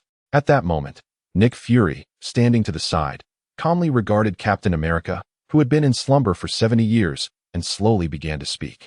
"I shall reiterate. Where exactly are we? And who are you?" Observing the unfamiliar environment and strangers, Rogers was filled with trepidation, reluctant to trust anyone. "Ha ha ha. Could you please refrain from using that large stick against my backside while you speak? Also, would you kindly release me? My neck is numb from your grip. Can't you see that I am an injured man?" At this juncture, Tony Stark, pinned to the hospital bed by Rogers, expressed his exasperation with a face of utter resignation. Having been thoroughly bested by a silver-haired woman the previous night, his situation was already dire. Now, still unwell, he found himself restrained by a man who, to his dismay, was pressing against him inappropriately. The sensation was truly unbearable. "Be quiet." At that moment, Rogers was in no mood for Stark's dark humor. "This is a secret base of S.H.I.E.L.D., and I am Nick Fury, the director of S.H.I.E.L.D. The individual you have pinned down like a flounder is Tony Stark, son of your old friend Howard Stark. By lineage, he ought to address you as Uncle Rogers." As Fury gestured for Rogers to ease up, he calmly elucidated the situation. Upon hearing his words, it is uncertain whether Rogers felt at ease. Yet Tony Stark certainly grew anxious. "Wong Defa, do not falsely associate me with anyone. I have no such uncle in the ice cream business." "The son of Howard Stark? No, that is impossible. I knew Howard before he had children." "Indeed, for your acquaintance with him dates back 70 years, Captain. It is now 70 years later. And you have remained in slumber." Upon hearing Nick Fury's words, Stephen Rogers was momentarily taken aback. Simultaneously, fragments of memories, long relegated to the recesses of his mind, surged forth like a tide. These recollections ultimately culminated in the image of him piloting a plane into a frigid, unforgiving sea, after which he could recall nothing. He gradually released Tony Stark, standing motionless, his gaze imbued with a myriad of complex emotions. "Captain, are you all right?" Noticing Rogers had regained his composure, Nick Fury inquired with a furrowed brow. "Yes, I am fine. It's just, I have an appointment." "An appointment? Oh, what a pity. After 70 years, your date is likely." "I apologize. I did not mean to dampen your spirits, but this truly is a tremendous regret," Tony Stark remarked, gently twisting his neck, which had grown sore from Stephen Rogers' grip, his expression laden with regret. Though his tongue was often sharp, he would not jest at another's misfortune during such moments. "It is indeed a lamentable situation, yet it is not beyond redemption." Nick Fury stood to the side, speaking with a significant tone. "Reconciliation? What does that mean?" Upon hearing Fury's words, a glimmer of hope reignited in Captain America's eyes. "You must be referring to Peggy Carter, right? She's still alive, albeit a bit older." As Fury spoke, he discreetly gestured to Natasha, who promptly handed a note to Stephen. "This is the address of the hospital where she has been waiting for you ever since your accident. To be honest, we were unaware of the details between you and Miss Carter. She reached out to us upon learning of your situation and provided us with this address." Accepting the note from Natasha, Stephen nodded with a complex expression. "Thank you. No need for thanks. It is our duty. Now, hurry to meet the appointment you have missed for 70 years. Natasha added, "I'll accompany you." After a long slumber of 70 years, it may take him some time to catch up with this era. "Certainly." Natasha nodded, preparing to escort Captain America out. However, at that moment, a blaring alarm echoed throughout the S.H.I.E.L.D. secret base. Simultaneously, the lights in the room flickered off, indicating that the power had been shut down. "What is happening? Is there a power shortage after 70 years? Captain America inquired, puzzled. "It's not a power shortage. Our network system has been compromised. This marks the 5th time this month. Just get used to it," Natasha replied with a hint of resignation. As she switched on a flashlight she had prepared in advance and activated the backup power system. Alas, the fifth time? Today seems to be the 5th of this month. Does it not? Once a day? Who could be so despicable? Tony Stark was taken aback, convinced he had misheard. Besides that damn scoundrel, Loren, who else could it be? For heaven's sake, must this continue incessantly? As the jarring alarm blared, Nick Fury seethed with rage, his thoughts turning murderous. At that moment, a guard rushed in, breathless. Sir, there is trouble. Our base has been robbed. The shield you instructed me to prepare has suddenly vanished. What? Damn that Loren. I'll make him pay for this. Nick Fury fumed. A shield? What shield? Listening to Nick Fury's torrent of curses, Captain America furrowed his brow, confusion etched on his face. The adamantium shield you used previously. Natasha sighed, exuding a sense of exasperation. What? Chapter 65. A World of Chaos. The Hulk emerges. The following morning, in Nick Fury's office. Aside from our base being invaded yesterday, the National Museum was also breached. 2 artifacts made of vibranium were stolen, employing a modus operandi identical to ours. All surveillance equipment was hacked, and the power system was compromised. Shortly thereafter, the items were pilfered. Natasha stood before Nick Fury's desk, reporting in detail, her expression somewhat peculiar. So, no photos or videos were captured at all. Nick Fury frowned, visibly displeased. Indeed, the surveillance system within a 10-mile radius of the National Museum has been completely compromised, capturing nothing of significance. However, there are several eyewitnesses present at the scene. Unfortunately, due to the disruption of the power supply, they were unable to discern the thief's appearance, only noting that the individual was a woman, reputedly possessing an alluring figure and long, straight black hair. Damn it, are you certain they couldn't see anything? It seems to me they were far too preoccupied with admiring her physique. A mere congregation of individuals easily swayed by distraction, utterly pathetic. Nick Fury slammed his hand on the table in frustration. While he had a strong suspicion that this incident was likely linked to Loren, he had been unable to procure any concrete evidence. He yearned to grasp even a minor incriminating detail, yet he understood that even if he did, it might prove to be of little consequence. As the director of SHIELD, it was intolerable that an adversary could infiltrate their base with such ease, as if it were merely a homecoming. If he did not take decisive action soon, how could he maintain his dignity as a leader? Sir, although we have no photographic evidence of the assailant, the eyewitness accounts, combined with the heavy iron door that has been brutally dismantled at our base, strongly suggest that Loren is responsible. After all, in this world, there are few women with such formidable prowess who can vanish like a ghost, and they are undoubtedly the 2 female assassins under Loren's command. That damned scoundrel has previously made off with 20 kilograms of vibranium from us. This time, they audaciously aim to steal Stephen's shield.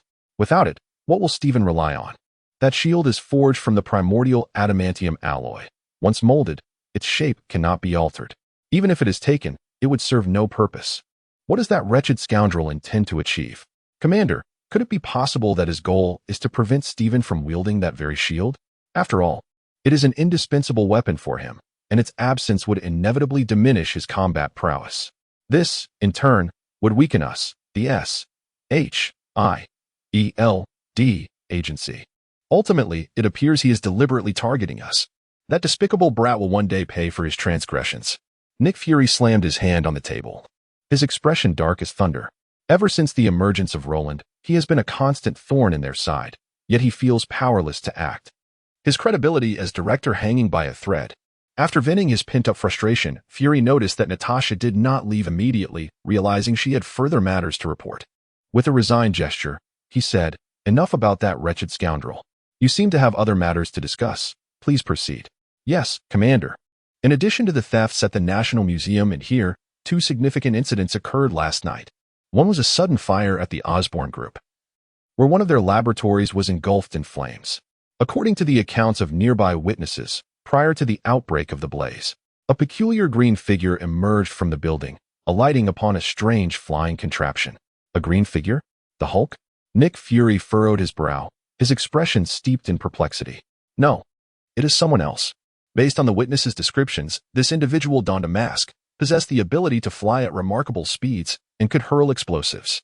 Consequently, he has been dubbed the Green Goblin," Natasha explained, shaking her head. "The Green Goblin? Yet another individual with extraordinary abilities has surfaced?" This world is indeed becoming increasingly chaotic. Aside from knowing his moniker, have we uncovered any more detailed information? Nick Fury's fingers gently tapped the surface of the table with a pen, deep in contemplation. Due to the suddenness of the incident, we have yet to gather any other useful information. However, Director Coulson has already assigned Barton to investigate this matter, so we can expect new intelligence shortly. Indeed, they must expedite their efforts. This world is growing more tumultuous, with various fiends and creatures emerging incessantly. We must swiftly discern which of them can be allied with and which must be eradicated. The expansion of the Avengers must be accelerated. Understood, sir. By the way, didn't you mention there were 2 significant events? What is the other one? Sir, the other incident is related to the Hulk. The Hulk. Have we apprehended him? Upon hearing the mention of the Hulk, an expression of excitement immediately lit up Nick Fury's face. It is not the case. Rather, Dr. Banner has returned from Brazil and is currently in pursuit of an individual known by the codename Mr. Blue. General Ross has already set a trap, and an apprehension is imminent. We should receive news within the next few days. That madman Ross exhibits an excessively aggressive stance toward Hulk. His incessant provocation of Hulk may not yield successful results. The matter demands intervention from SHIELD. Otherwise, the repercussions could be dire. Natasha, I implore you to attempt to privately reach out to Dr. Banner and engage him in a sincere discussion to convey our goodwill. When dealing with such a formidable being, it is preferable to avoid the use of force whenever possible. Nick Fury stated solemnly. Sir, this may prove challenging. The last time General Ross intervened unexpectedly, it resulted in Dr. Banner losing trust in me. I have been attempting to contact him these past few days, but to no avail. He is deliberately evading us. That old fool Ross is nothing but a reckless brute. Were it not for him, we would have already brought Hulk into our fold. Upon hearing Natasha's words, Nick Fury sighed, growing increasingly dissatisfied with General Ross. Sir, the responsibility of capturing Hulk has rested with General Ross for years. Our sudden involvement has already provoked his extreme displeasure, and he has lodged several protests with Congress. Should we recklessly intervene again? It is not inconceivable that he might take direct action against us, Natasha cautioned. He dares. If he truly resorts to violence, I shall not hesitate to respond in kind. Nick Fury replied, his expression dark and his tone frigid. At that moment, Coulson abruptly rushed into the room. Director, Hulk has appeared. Chapter 66, Monster Mayhem, this time. You can unleash your full strength. Where? Upon hearing Coulson's words, Nick Fury immediately rose, his excitement barely contained. For Hulk was the second most formidable entity he had ever encountered, the first being a woman he had met several decades ago. Yet, even though Hulk's might did not quite match that of the woman in his eyes, it remained unparalleled, incomparable to any other he had witnessed thus far. Not even the silver-haired woman who had tormented them in recent days could hold a candle to him. It was precisely this realization that fueled his eagerness to bring Hulk under his command. In his view, acquiring Hulk would be tantamount to possessing a trump card capable of challenging the likes of Roland. Thus, how could he not be exhilarated? In Central Avenue, a fierce battle was raging against a newly emerged yellow monster. The destruction wrought upon Central Avenue rendered it akin to a hellish landscape, with countless casualties. The exact numbers impossible to ascertain at present. Reports from the front indicated that General Ross's daughter, Betty, had also perished in this unforeseen conflict. What? Upon hearing of General Ross's daughter's demise, Nick Fury's expression changed dramatically. Without uttering another word, he sprinted towards the base's helipad. Betty was the apple of Ross's eye. His relentless pursuit of Hulk over the years stemmed from his desire to form a super squad composed of super soldiers to defend their homeland. The second reason pertains to his daughter, Betty, who is in a romantic relationship with Dr. Banner. However, Ross vehemently disapproves of their union, leading him to engage in extensive psychological manipulation of Betty over the years, all to no avail. Consequently, his animosity towards Hulk has intensified. If Betty were to perish because of Hulk, it is likely that Ross would descend into madness, leaving everyone uncertain of his potential actions. Immediate preparations for a helicopter are underway. This time, we must intervene directly. Additionally, summon Tony and Steven, as they have their first mission ahead of them. Understood, sir. Coulson nodded and promptly began mobilizing the team. Meanwhile, within the serene confines of Morgan Manor, where Lauren resides, a contrasting scene unfolds. Hey, no good. 2. No good. Royal flush. Tifa, are you cheating? How come all the high cards are in your hand? Observing the poor hand before him, 2B furrowed his brow. filled with skepticism. Sister 2B, this isn't fair. You laugh when you win and cast doubt when you lose. I refuse to play with you any longer. Don't be upset. I was merely jesting. Let's play another round. This time, victory will be mine. You claimed the same in the last round. Yet you have now lost 6 times in a row. All the lollipops you had for bedtime this week are now mine. Your funds have run dry. Let this be the end. In response, 2B shook her head in reluctant denial. Do not worry. I can continue to overdraw for next week. I refuse to believe I cannot win against you, Alice. Deal the cards. However, 2B, it seems you will not be able to deal any cards, as an unexpected incident has occurred near Central Avenue. The severity of this event has escalated to an A level, as designated by the boss, which means a new mission is likely on the horizon. Just as Alice's voice resonated, Lauren, who had been engrossed in research within the laboratory, emerged with palpable excitement. Boss, what is happening? Is there a problem? Upon noticing Lauren's sudden appearance, both 2B and Tifa promptly abandoned their cards, their expressions fraught with tension as they approached Lauren. It was well known that once their boss immersed himself in an experiment, he seldom reappeared until the research was complete. This time, however, Lauren had only been in the laboratory for less than 2 hours. Such a brief period was certainly insufficient for their boss to accomplish any new research tasks, particularly as he was endeavoring to create an entirely new version of a versatile combat robot. It was worth noting that when he had originally crafted them, it had taken over a week. Thus, the process of upgrading and modifying a versatile combat robot would undoubtedly require even more time. Yet, Lauren had remarkably emerged from the laboratory earlier than expected, indicating that something of significant importance had transpired. Hearing this, Lauren nodded silently, her eyes betraying an undeniable joy. 2B, you must head to Central Avenue immediately. A fierce duel between the green and yellow monsters is currently underway. Have you not always sought a worthy adversary? Those two formidable beings present an excellent challenge, and their power even surpasses your own. Therefore, this time, exercise utmost caution. I merely require you to engage in their battle. The outcome is inconsequential. Winning would be splendid, but losing matters not. After all, participation is what truly counts. Moreover, you are permitted to unleash your full strength this time. Is that so? May I eliminate them? You have free reign with the yellow one. However, the green one must be preserved for future use. He cannot be slain just yet. Yet, with your current capabilities, it would not be a simple task to vanquish him. Once he descends into madness, he becomes exceedingly formidable. Therefore, as a precaution, take this supernerve toxin with you. Should you find yourself at a disadvantage, this substance will induce a state of slumber in him. As Loren spoke, he tossed a specially designed syringe filled with supernerve toxin to Miss 2B. It is worth noting that this toxin's potency is 100-fold greater than that of the standard nerve toxin. While it may not be lethal to Hulk, he is confident it can induce paralysis or sleep. Very well, I shall set forth. Receiving the supernerve toxin from Loren, Miss 2B wasted no time. With a graceful leap, she soared out of Morgan Manor and sped towards Central Street. Boss, given the perilous nature of this mission, allow me to assist Sister 2B. Upon witnessing 2B take flight, Tifa cast a glance at Loren, her expression tinged with a hint of concern. She will be fine, with her vibranium physique. Even if she cannot prevail, she can effortlessly retreat unscathed. My intention in saying this is merely to encourage her to take things more seriously. This girl has had it too easy along her journey, and it is time to set her straight. Ah, I see, boss. If Sister 2B were to discover your thoughtful intentions, she would likely cling to you all night, came the reply. I am aware, which is why this must remain confidential. Now, you and Alice should closely monitor 2B's situation. Should any issues arise, do not hesitate to call upon me. However, if it is something you can manage on your own, please refrain from disturbing me for the time being. I must return to the lab to continue my research on nanotechnology. With that, Loren retreated into the laboratory, resembling a mad scientist consumed by his work. Chapter 67. A chaotic assembly. Central Avenue, also known as Fifth Avenue, is a bustling hub in Manhattan, New York.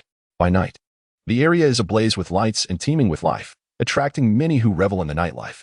Unfortunately, this evening, what should have been a serene locale transformed into a scene of inferno due to the emergence of the Hulk and Abomination. Flipped cars lay strewn across the streets, alongside innocent lives lost in the chaos of battle. The entire tableau resembled a hellish nightmare, tragic and terrifying. Hulk, witnessing the devastation, Dr. Banner, now transformed into the Hulk, let out a furious roar that echoed through the night. Though he is transformed into the Hulk, a green monstrosity in the eyes of the world, He has always upheld his own moral code. He would never harm innocent civilians nor attack those who pose no threat to him. Unfortunately, the abomination standing before him possesses no such ethical boundaries. He revels in chaos and will resort to any means necessary to secure victory. The catastrophic casualties occurring at this moment are solely attributable to the malevolence of the abomination. Is this what incites anger? This is merely the beginning. Observing Hulk's furious countenance, the abomination merely smirks, unfazed by the situation. Not only does he dismiss the lives at stake, but he also seizes a nearby car and hurls it at Hulk with ferocity. Inside the vehicle, a family of 4 is screaming in terror. He shows utter disregard for human life should the car strike Hulk. It would not only inflict harm upon him, but also likely seal the fate of the innocent family within. Determined to prevent such a tragedy, Hulk, rather than employing his usual brute force to deflect the vehicle, astonishingly catches it in an attempt to save the family. However, he is caught off guard when the abomination lunges forward, delivering a colossal punch to Hulk's chest with overwhelming force. The sheer impact sends Hulk soaring several meters, colliding with a multitude of cars along the way. You wish to play the hero and save lives? I shall not allow you to succeed. I intend for all these inferior beings to perish. With a furious roar, the abomination seized the small car of the family of 4 and hurled it once more, intent on extinguishing their lives. At that moment, however, a shadowy figure emerged, simultaneously unleashing a strand of web from her hand. This web quickly formed a net, securely catching the vehicle of the family. The newcomer was none other than Gwen, transformed into Spider-Woman. Another fool seeking death. Abomination scoffed upon seeing the unexpected arrival, his eyes brimming with disdain. The abomination's humanoid form belonged to the notoriously arrogant Blonsky, who had dared to provoke Hulk even in his human state. Now, having transformed into a creature even larger than Hulk, he regarded Spider-Woman with utter contempt. As he spoke, he again grasped a nearby car, preparing to hurl it at Spider-Woman. Yet, before he could launch his attack, a thunderous roar resonated from afar. Without waiting, Hulk leaped into action, delivering a powerful kick that sent Abomination flying. He soared through the air like a rag doll, crashing into the wall of a building and creating a sizable crater upon impact. But Hulk's onslaught did not cease there. He leaped once more, positioning himself directly in front of Abomination. His massive fists rained down upon Abomination's face in a relentless barrage, aiming to send him to the depths of despair. However, Abomination was no mere pushover. After enduring several blows, he seized an opportunity to retaliate, kicking Hulk away with force. Meanwhile, he swiftly turned over, irritatedly wiping the blood from the corner of his mouth, his expression replete with disdain. Is this truly all you are capable of? Hulk, you have profoundly disappointed me. As he spoke, he charged towards Hulk once more. Instantly, the two engaged in a fierce exchange of blows, akin to 2 frenzied beasts, neither gaining the upper hand for the time being. Observing this scene, Gwen refrained from intervening in their battle. Instead, she focused her attention on rescuing the surrounding civilians, for saving lives was of paramount importance. On the other side, General Ross cradled his daughter's lifeless body, his eyes filled with unparalleled fury. Just moments ago, a shard of shrapnel had pierced her heart, and she was now devoid of life. The tragedy was a direct consequence of the Hulk's actions, as that very fragment had been propelled from the explosion of the helicopter Hulk had smashed. Although Hulk did not act with malicious intent, the outcome was nonetheless his doing. Thus, the burden of vengeance was naturally placed upon him. Hulk, I will kill you. General Ross's eyes blazed with rage, his overwhelming wrath rendering him devoid of reason. He set his daughter's body down, swiftly climbed onto a nearby armored vehicle, and began unleashing a torrent of gunfire from the heavy machine gun aimed at Hulk. The powerful bullets rained down upon Hulk like a deluge, catching even him off guard with this sudden assault. While the bullets could not penetrate his skin, they nonetheless inflicted considerable pain upon him. He bellowed as he raised his arms to shield himself from the onslaught of bullets, inadvertently providing an opportunity for the abomination. With a swift motion, the abomination wrenched a fire hydrant from the pavement and brought it crashing down upon Hulk's face. The sheer force unleashed was terrifying, warping the hydrant upon impact. Even Hulk, under such a tremendous assault, found himself dazed and flung backward, unable to rise for a considerable time. Ha ha, old man Ross. You truly are an excellent assist. I shall avenge your daughter, but first, I will send you to hell, the abomination sneered, casting a derisive glance at Ross before hurling the deformed hydrant toward him. Ross, upon witnessing this, was struck with horror and instinctively attempted to evade. However, Before he could move, a powerful shockwave surged forth, intercepting the hydrant and sending it flying away. In that instant, a figure clad in red, gold, and blue descended from above, landing firmly in front of General Ross. Simultaneously, a tall man leaped from an armed helicopter hovering above, landing steadily before the abomination. Dressed in a form-fitting costume adorned with the stars and stripes of the American flag, the fabric accentuated his muscular physique with striking definition. Particularly notable was his well-defined posterior, which seemed capable of holding a glass of water. And who else could this be but Captain America, the bearer of the nation's might? Chapter 68. I can play to my heart's content. Oh, this damn tight suit is quite the eyesore. Tony Stark hovered before General Ross in his Iron Man suit. Yet his gaze remained fixated on Captain America. He found it difficult to avert his eyes from the latter's well-defined physique. To his surprise, Captain America had chosen to don a skin-tight suit today, a sight that proved rather hard for Tony to digest. Tony, could you possibly keep your mouth shut for once? Captain America retorted, irritation evident in his voice through the earpiece. Unfazed, Tony shrugged and replied, very well. I shall refrain from commenting, my comrade with the admirable posterior. As for Captain America, he noted the arrival of two more foes, exclaiming, what a lively day it is. Before him stood Captain America and Iron Man. And rather than feeling intimidated, the abomination only grew more exhilarated. Having just been injected with Hulk serum from Mr. Blue, Blonsky had transformed into a formidable being. Overflowing with confidence, he believed that even the Hulk was no match for him, let alone anyone else. You repugnant monster, you seem rather cocky. Abomination jeered. Tony Stark frowned at the taunt, his expression darkening. At that moment, Nick Fury descended from an armed helicopter, sliding down a rope to confront General Ross. Ross, this situation has escalated beyond your control. You must retreat. We will take over from here. General Ross's face darkened as he glared at the sudden interloper, fury blazing in his eyes. Nick Fury, the feud between Hulk and me requires no meddling from anyone else. You should promptly instruct your men to vacate the premises, or else I shall not hesitate to act. You, my friend, we came to rescue you. Had I not intervened moments ago, you would have met your demise by now. Tony expressed with discontent. I do not require your assistance. I intend to personally eliminate Hulk, General Ross replied, devoid of any gratitude, his eyes reflecting only the anguish of loss and madness. As he spoke, he continued to fire upon Hulk, who had managed to regain his strength during the brief respite.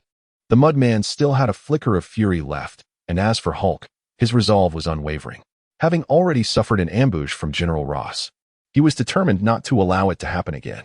With bullets raining down upon him, he rose and approached a nearby car, lifting it with sheer strength and hurling it towards General Ross with ferocity. Oh crap! Tony Stark exclaimed as he witnessed the car hurtling through the air. He swiftly grabbed General Ross and Nick Fury, propelling them across the street. Just as he set them down, a manhole cover was flung by Hulk, striking his iron suit with tremendous force. The impact sent him careening backward, and he lost his balance, crashing down from the air. He plummeted into a passing bus, eliciting a chorus of screams. You green behemoth, you seek your own destruction. Tony Stark fumed, igniting the thrusters beneath his feet, launching himself like an arrow from the bus. He charged fiercely towards Hulk, intent on colliding with him. However, what he did not anticipate was that Hulk had somehow procured a manhole cover. With a swift motion, he swung it with force, resembling a game of table tennis, propelling him once more into the air. Damn it, you colossal brute. Where do you keep finding all these manhole covers? Are you some sort of manhole hero? Tony Stark, visibly exasperated, rose from the rubble, his mouth filled with complaints. Yet before he could voice his grievances further, Hulk leaped towards him, akin to a grasshopper, landing mere meters away. Subsequently, a fist the size of a cauldron came crashing towards his face. If struck, it would surely result in death or severe injury. Fortunately, his armored suit instinctively executed an evasive maneuver. His head swiftly jerked to the side, narrowly avoiding the potentially lethal blow from Hulk. Damn it! Don't you adhere to the rule of striking the body, not the face? Tony continued his tirade while activating the thrusters beneath him. Instantly, a powerful thrust erupted from the soles of his armor, propelling him like an eel from beneath Hulk.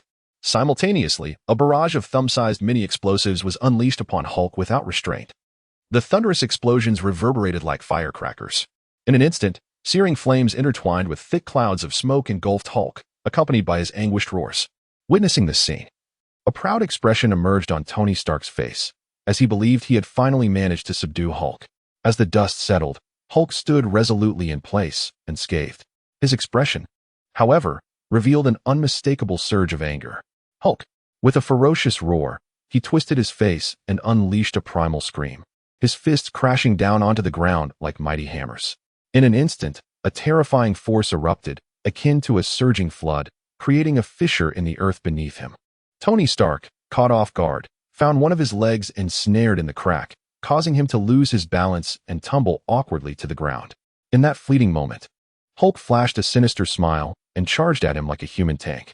Faced with the ferocious advance of Hulk, panic washed over Tony Stark's face. He struggled to free himself, hurling every explosive within his suit towards Hulk. However, these bombs proved utterly ineffective against the Titan, only serving to intensify his fury. In the blink of an eye, Hulk loomed before him, his colossal fists raised high, preparing to strike down upon him.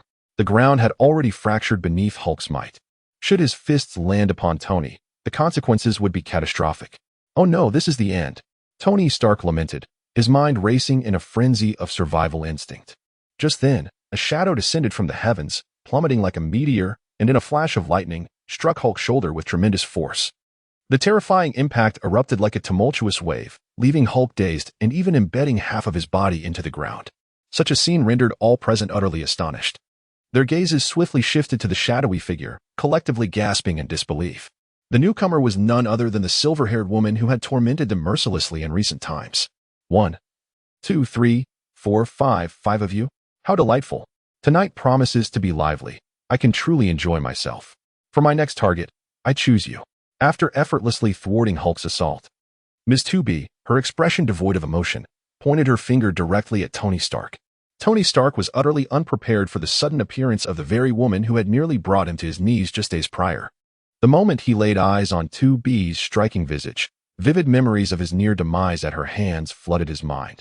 The mere sight of her now instilled a deep-seated psychological terror within him. Particularly alarming was the moment 2B pointed at him, declaring her choice. Hey, why have you suddenly chosen me?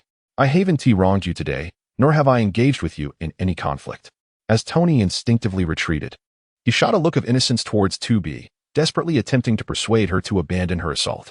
However, 2B paid no heed to his attempts at explanation. She swiftly advanced and delivered a powerful kick in his direction. Although the kick appeared unremarkable, it possessed an astonishingly formidable force. With just that one blow, he was propelled through the air like a mere ball, rolling across the ground for several meters before finally coming to a halt, utterly disheveled. Yet, this was far preferable to being struck by Hulk's fists. At most, he was just in a state of disarray. Had he not evaded Hulk's assault moments earlier, he would likely have met his demise. Thus, in a sense, Miss 2B had inadvertently saved his life. Nevertheless, her behavior was exceedingly tyrannical and unreasonable. He had not provoked her in any manner that day, yet she chose to attack him. This was truly excessive, and he could not fathom her motives. After dispatching Tony Stark with her kick, 2B's attention shifted to Gwen nearby. In her eyes, Gwen represented a significant threat.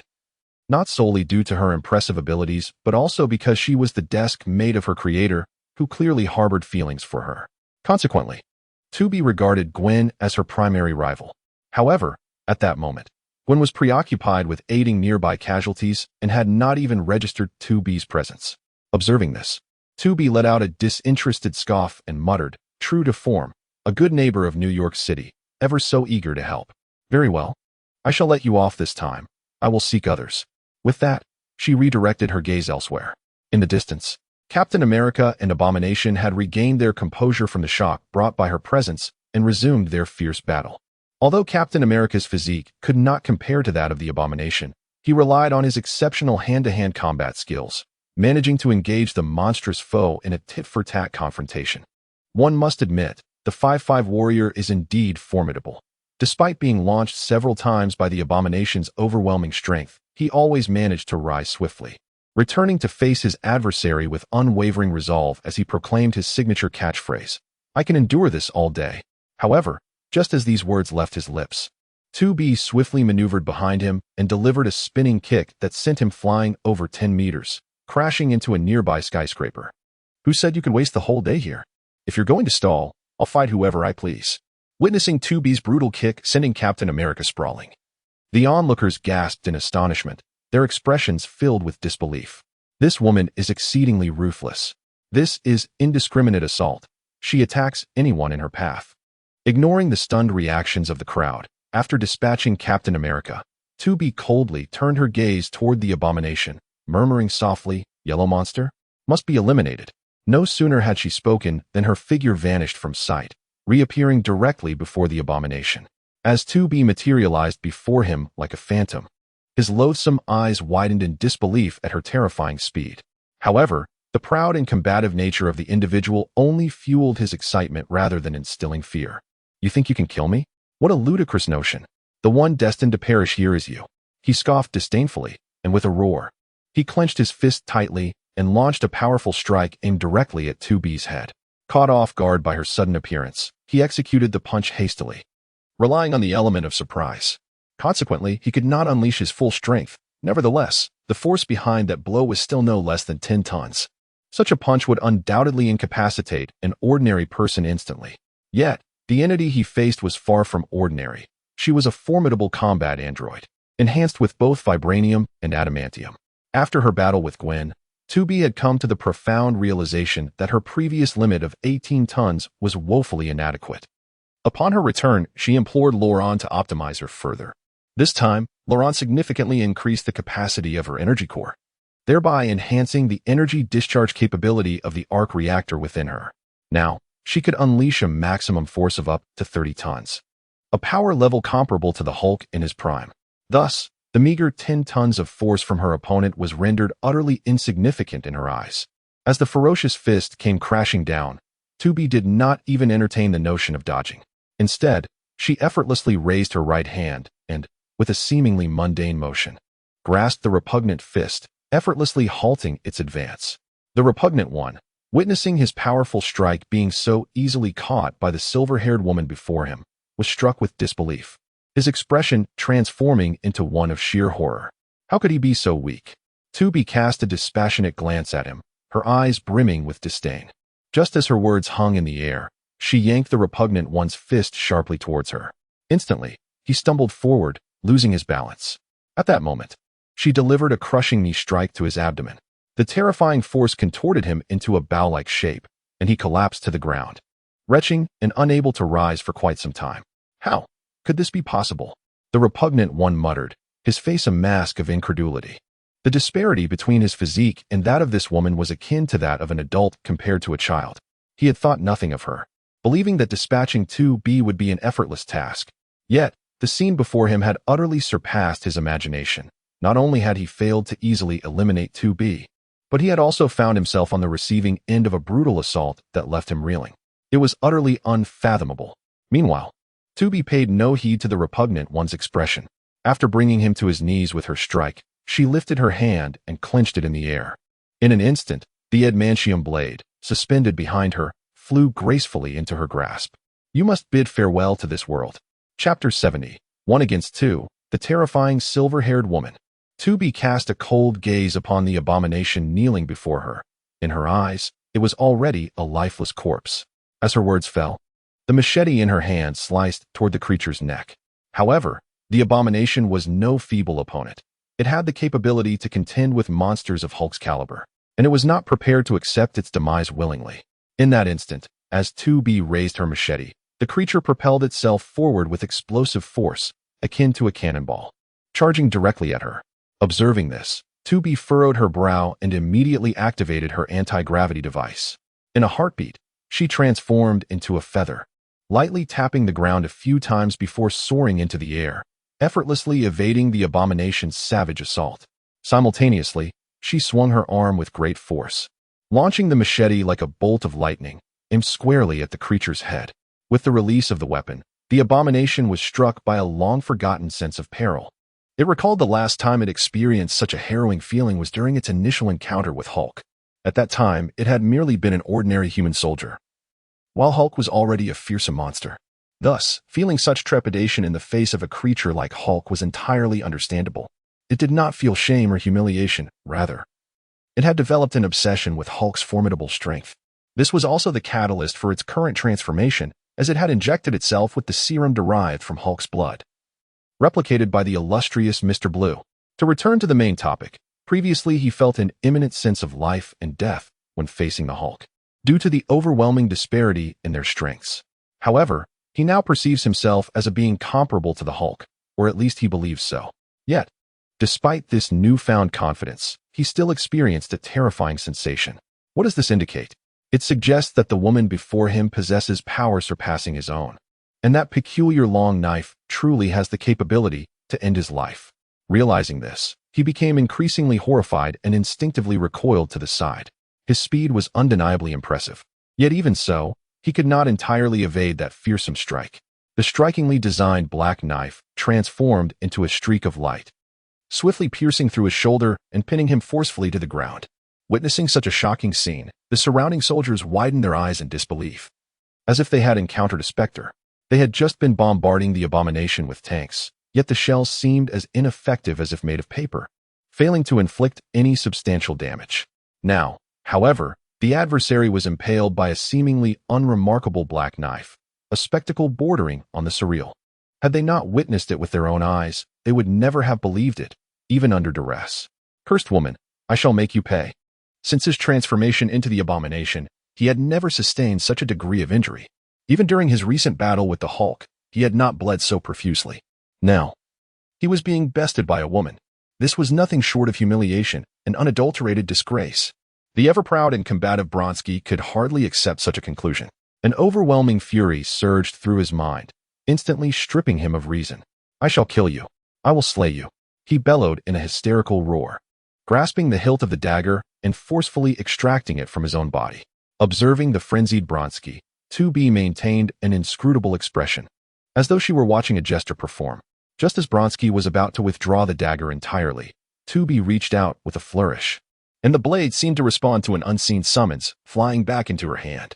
Without hesitation, she hurled it once more, piercing through Bronski's other shoulder and pinning him to the ground anew. How could this be? Bronski exclaimed, his disbelief mirrored by the onlookers. Neither he nor the spectators anticipated such a sudden turn of events. Just a moment ago, Bronski was howling threats at 2B like a rabid dog, instilling terror in everyone present. In the blink of an eye, he found himself once again impaled by 2B's swift strike. A stunning reversal that left him at a loss for words to articulate the chaotic turmoil within his heart. At that moment, the recently downed Hulk, having been sent crashing into the ground by 2B, roared as he lunged forward once more. Hulk, akin to a human grasshopper, exhibited an extraordinary ability to leap. His prowess defied the laws of Newtonian physics. A casual jump of several hundred meters was as effortless as breathing, and with a slight exertion, he could soar over 1,000 meters without difficulty. In certain parallel universes, the Hulk is capable of interstellar travel through sheer leaping prowess. It is utterly absurd, one might say. An outrageous spectacle. Although the Hulk before us is not quite so ludicrous, his ability to leap from the ground where he was just struck to stand before 2B is astonishingly swift. Witnessing the rapid recovery of the Hulk, 2B is momentarily taken aback, yet her resolve for battle intensifies. For she has been clearly informed by Lauren that this very Hulk is her foremost concern. His combat prowess escalates with his fury. Thus, it is imperative to subdue him swiftly, lest the consequences be dire. In that fleeting moment, the Hulk is already upon her. His colossal fist, akin to a cauldron, hurtles toward her with overwhelming force. Rather than retreat, she tightens her own fist and counters with a punch of her own. Instantly, their fists collide like two cannonballs, unleashing a tremendous shockwave that reverberates through the air. The ensuing explosion of sound and force resembles a tumultuous tempest, sending shockwaves in all directions. The terrifying impact shatters the glass windows lining the streets in an instant, while the nearby civilians, hiding in fear, are rendered unconscious by the sheer force of the blast. Such formidable power generates an equal and opposite reaction, causing both 2B and the Hulk to be propelled backward several meters. However, due to her ability to fly, 2B soared skyward, flipping gracefully before regaining her composure with ease. In stark contrast, Hulk was far less fortunate. His body, having just leaped, came crashing down violently towards the ground. With a thunderous roar, he left an enormous crater in his wake. This spectacle left everyone in a state of shock, particularly the agents of S, H, I, E, L, D, and military personnel, who stood in stunned disbelief. They could scarcely fathom that the silver-haired woman could single-handedly contend with the likes of Abomination and Hulk, all while maintaining her poise, an utterly inconceivable feat. Chapter 71. How many seconds can you endure? It is worth noting that prior to this, they had frequently encountered Hulk, especially General Ross, who had devoted his life to capturing him. Thus, no one understood the sheer magnitude of Hulk's strength better than he did. A single punch could leave the ground cracked and shattered. In their attempts to subdue Hulk, even the slightest brush with him could result in severe injury or death. Yet here stood a woman, whose stature appeared almost childlike in comparison to Hulk and Abomination, possessing strength that rivaled their own. How could they not be astonished? This was no mere surprise. It was an outright violation of logic. Not only were the onlookers taken aback, but even Hulk himself was equally astonished. Known for his unparalleled might, he found himself unexpectedly hurled backward by a single punch from a woman. This is truly perplexing. He cannot comprehend the reason behind it. The more he struggles to understand, the angrier he becomes, and with each surge of anger, his strength amplifies. The more defiant he feels, the more he yearns to strike. As expected, after smashing the ground into a deep pit, he shows no sign of retreat. Instead, he springs back to his feet with the agility of a carp and charges fiercely towards 2B, fists clenched and ready to strike. Observing this, 2B also does not falter. She tightens her fists and retaliates with equal fervor against the Hulk. In that instant, their fists collide once more. And 2B distinctly senses that Hulk's strength has escalated since their last encounter. This revelation astonishes her. Her creator's words ring true. This formidable green giant truly grows stronger with his fury. It's no wonder her boss harbors such keen interest in him. This ability is indeed extraordinary. Should their boss manage to harness such power, his foothold in this world would be significantly fortified. After their fists clash, both combatants stagger backward a few steps. Yet, almost simultaneously, they charge at each other once more. One punch, two punches, three punches. Their fists rain down upon one another like a torrential downpour, each strike landing with palpable force. Any other individual would have surely crumpled under such relentless assault. However, both 2B and Hulk stand resolute like statues, enduring the onslaught of each other's might with unwavering fortitude, until the two were once again repelled by the formidable recoil. This frenzied exchange of blows came to an end. Due to 2B's absence of a pain receptor system, the strikes landed upon her did not inflict any discernible harm. The sole predicament lay in the increasing magnitude of Hulk's strength. She was beginning to struggle against it. Her body involuntarily retreated under the sheer force of her opponent. And if this trend continued, she would inevitably find herself at a disadvantage. Conversely, Hulk, despite roaring in response to 2B's relentless punches, suffered no fatal injuries. In fact, the intense pain only fueled his anger further. The more enraged he became, the faster his strength escalated, culminating in an increasingly terrifying display of power. In terms of endurance in combat, it is likely that no one in this world could rival Hulk. Even Captain America, who could endure a whole day against an opponent, would eventually tire, while Hulk could sustain his efforts for a month without issue. Hulk's persona resembles that of a child with limited intellect, repetitively uttering a few phrases and resolutely engaging in combat. While his raw power is undeniably formidable, his techniques are alarmingly simplistic, relying heavily on brute force to overcome any adversary. Such a fighting style poses no challenge against those weaker than himself. Yet encounters with equally matched foes become considerably more complex. For instance, in the cinematic universe, Hulk was decisively overpowered by Thanos, resulting in his transformation back into Bruce Banner. At present, the formidable 2B possesses sufficient power to rival him, rendering any hope of swiftly defeating her through brute force utterly futile.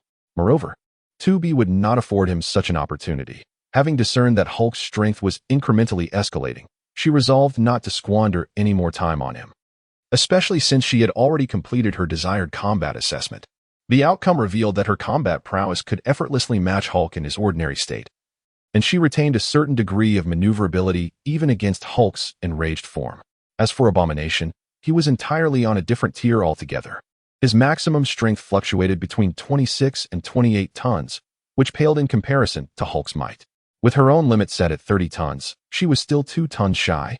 At their level, even a mere half a pound could serve as the proverbial straw that breaks the camel's back, wielding decisive significance, particularly as they were strength-oriented warriors. The value of this power was amplified exponentially. Having arrived at her conclusion, she deemed it unnecessary to prolong her engagement with them. With this thought, she raised her hand, summoning a vial of super neurotoxin from a small box, which promptly flew into her grasp. Simultaneously, she pointed at the still-drawing Abomination in the distance. Upon noticing 2B's sudden gesture directed at him, Abomination instinctively raised his hand in a defensive motion, his face awash with terror. Observing this, 2B smirked derisively and remarked, "Prepare yourself, for once I have dealt with Hulk, I shall return to claim your life." Having spoken, she reached out into the void, and a surge of mysterious energy erupted with a thunderous roar. In an instant, the adamantium alloy spear returned to her hand. After preparing herself, 2B calmly fixed her gaze upon Hulk. "How long do you think you can endure? 5 seconds? Or perhaps 10? As she spoke, she launched another attack on Hulk. However, this time she was not empty-handed. She wielded the adamantium spear, striking in her most formidable form. As her words resonated, the tip of her foot lightly pressed against the ground, causing it to cave in, forming a crater. In the blink of an eye, 2B vanished from her original position, reappearing before Hulk in a mere breath. Her speed had become imperceptible to the naked eye, and high-speed, agile close-quarters combat was her forte. In that fleeting moment, the spear in her hand transformed into a shadowy streak, slicing past Hulk's chest. Immediately, a spray of green blood erupted forth. Before Hulk could react, 2B swiftly plunged a pre-prepared super neurotoxin into the wound. Having accomplished this, she elegantly tapped her toes and walked away, not glancing back towards the Abomination. As she walked, she muttered a countdown to herself. 1, 2, 3, 4, 5. Boom. Upon reaching the 5th second, Hulk's towering form collapsed like a dilapidated structure. Without a hint of warning. Just 5 seconds, and it was all too easy. Chapter 72. Do you wish to die? As they beheld the Hulk suddenly collapse and begin to shed his green giant form, all present were left in stunned silence, their expressions a blend of astonishment and bewilderment. They were utterly oblivious to the events that had transpired, having merely witnessed 2B strike the Hulk with a blade at lightning speed. Though they were astonished that the blade in 2B's hand could pierce the Hulk's formidable physique, they could not fathom how a creature of such extraordinary strength could be felled so abruptly, as if electrocuted. The incredibility of this scene was akin to the national football team of Longwa unexpectedly winning the World Cup. Surely, this could not be real. It had to be an illusion, a mere act. This was the predominant speculation swirling in the minds of the onlookers, for they could conceive of no other explanation. A hulking behemoth, capable of withstanding artillery fire, was now rendered incapacitated by a woman's long blade? How could this be? Unless the blade possessed some arcane quality, perhaps causing a man to instantly lose his vigor upon being struck, plunging him into a state of weakness. Otherwise, why had the woman inexplicably initiated a countdown? Her remark of just 5 seconds, nothing more seemed to mock those who succumbed too quickly.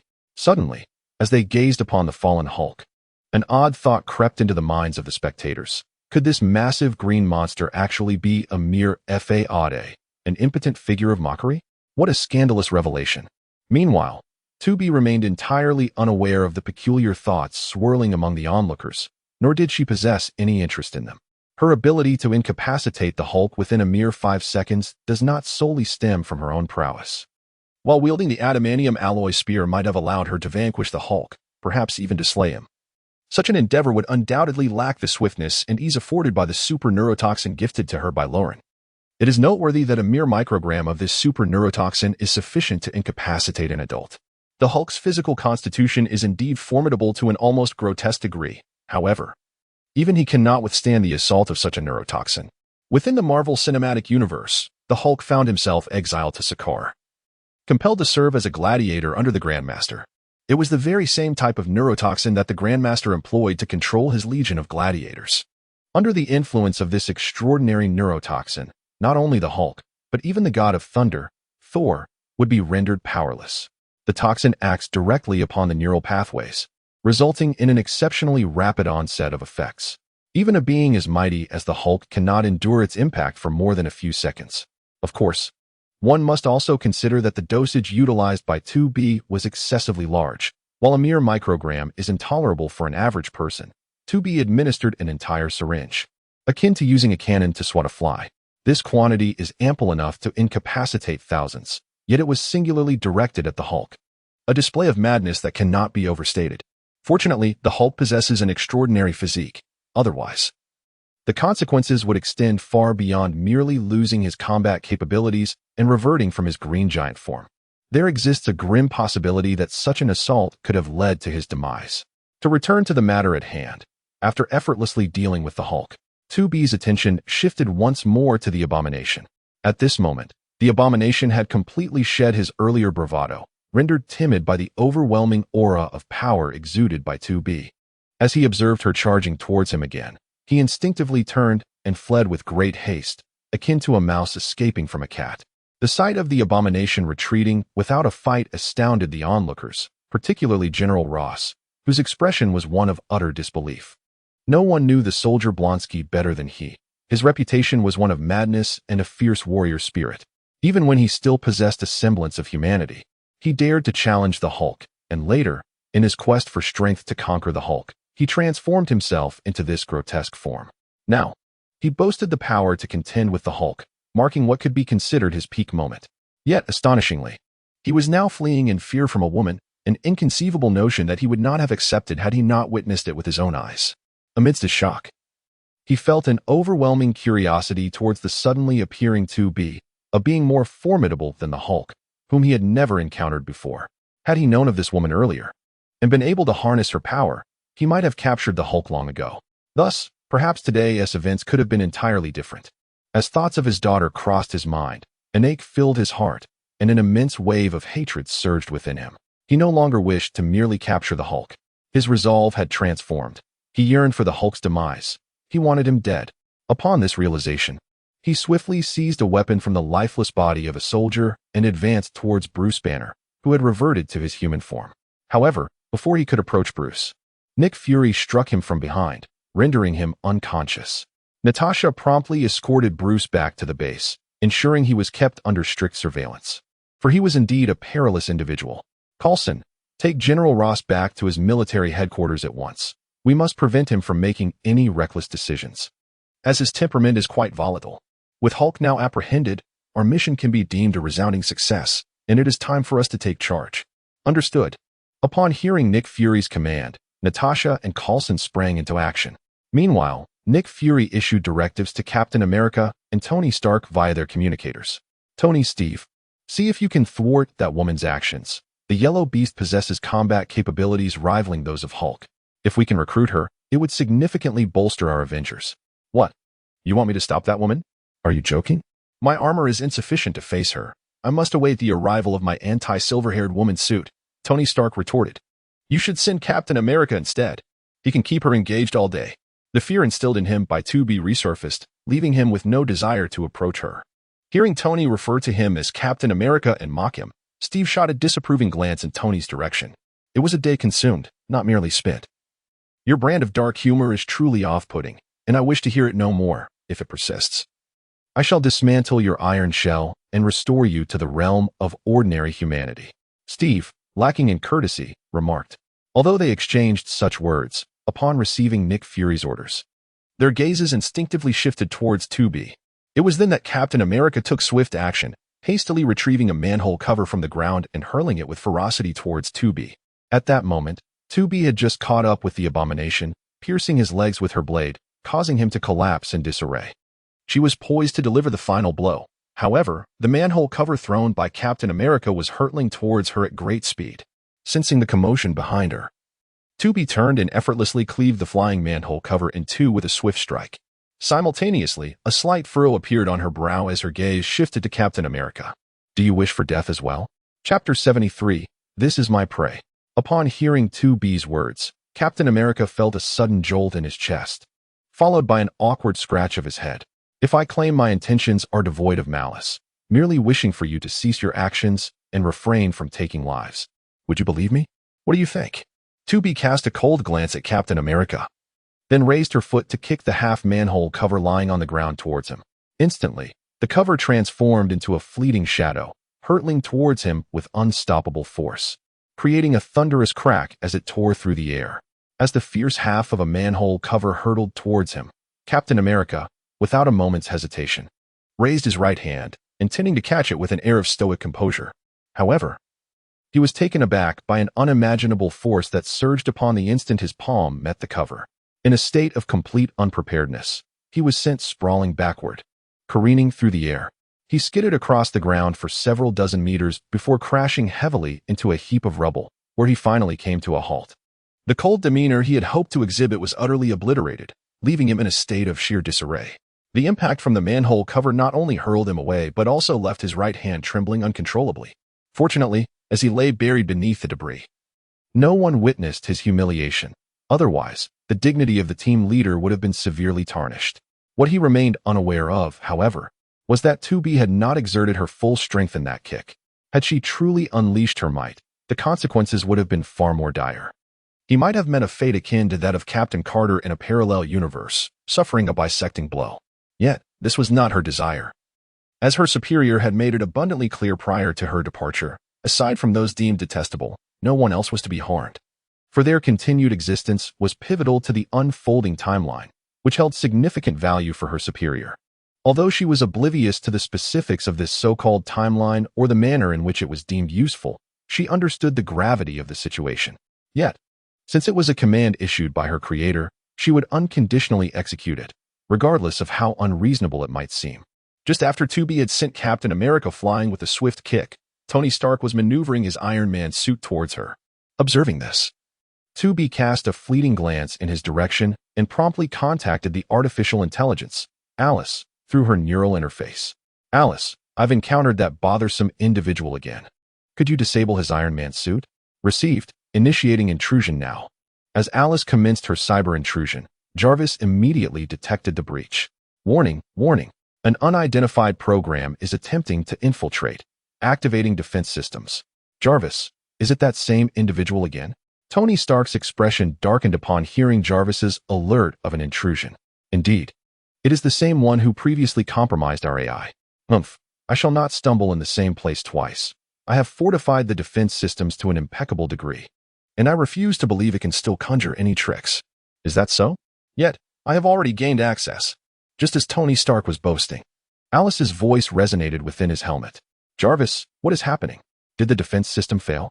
Mr. Stark, it did activate, but only for 5 seconds. Well, that is a slight improvement over last time. The defense program has been reinforced adequately, yet there remains room for further enhancement. We shall strive to exceed 10 seconds next time. Very well, Mr. Excrement. I shall now take complete control of the iron armor. In 3 seconds, I will deactivate your power system, allowing you to descend freely. Do you have anything to say? Alice's voice, tinged with mockery, echoed within Tony Stark's helmet, leaving him feeling as though he were being soundly struck. Listening to Alice's taunts, Tony Stark felt as if the sky itself were collapsing around him. Renowned for his technological prowess, he had never anticipated that the artificial intelligence he had meticulously crafted would be subjected to repeated intrusions. To make matters worse, the last attempt had resulted in his AI, Jarvis, being abruptly shut down. To counter this, he had implemented a dual failsafe mechanism, incorporating a manual reboot device into his subsequent suits. Yet now, instead of merely shutting down, the intruder had seized control of Jarvis, commandeering the iron armor. This was utterly outrageous. Hey, Jarvis, what is happening? Counterattack, quickly. Mr. Stark, I fear I am powerless. The intruder has deciphered your encryption algorithms entirely, and I cannot retaliate. Warning, warning, the artificial intelligence Jarvis is entering sleep mode. Power propulsion systems are shutting down how I'm using. Hey, Miss Alice, please do not proceed in this manner. I harbor no ill intentions. I did not come here to fight. I merely wish to fly for pleasure. If you are dissatisfied, I shall turn back at once. I'm turning around right now. Realizing that he was no match for Alice, Tony immediately began to feign weakness, attempting to buy some time to devise a strategy. However, his ruse was swiftly perceived by Alice. I'm sorry, but the power system has been shut down. Farewell. Unfazed by Tony Stark's pretense, Alice promptly disabled the power system of the Iron Man suit. In an instant, Tony plummeted from hundreds of meters in the air, crashing to the ground with a resounding thud that sent dust flying. Damn you, Loren. I won't let this go.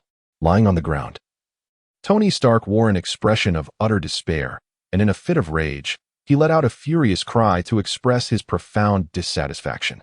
Just then, Alice's voice rang out once more. How dare you show disrespect to my boss? You seek your demise. Activate the headless chicken mode immediately. Wait, no. Before Tony could finish protesting, the thrusters of the Iron Man suit reignited, sending him careening like a headless chicken, crashing repeatedly into nearby buildings. In no time, he was left dazed, devoid of any temper. Meanwhile, the villain still attempted to struggle and retaliate, but 2B offered him no such opportunity. Instead, she swiftly executed him, severing his head from his body. Thus, the villain met his end. The entire spectacle was witnessed by Gwen from a distance, who, after the harrowing encounter with Ironmonger, had engaged in deep reflection. Initially, her overwhelming compassion led to a sudden counterattack from the Iron Tyrant, resulting in Peter losing his right arm. She has since been engulfed in guilt, causing her to adopt a more indifferent perspective on many matters. Her vow to abstain from killing is a personal creed, not imposed by others. Thus, as long as she adheres to it, she feels no need to intervene in the affairs of 2B. Observing that Gwen had not caused any disruption, 2B cast a surprised glance in her direction, murmuring, "Not bad, she has made some progress." Just as she executed the abhorrent slaughter, Natasha and her team, who had intended to capture Bruce Banner, fell to the ground as if struck by lightning upon nearing him. This unexpected sight startled Nick Fury, who was nearby, his face instantly clouded with gravitas. In response, 2B scoffed, "The Hulk is the prey of my boss.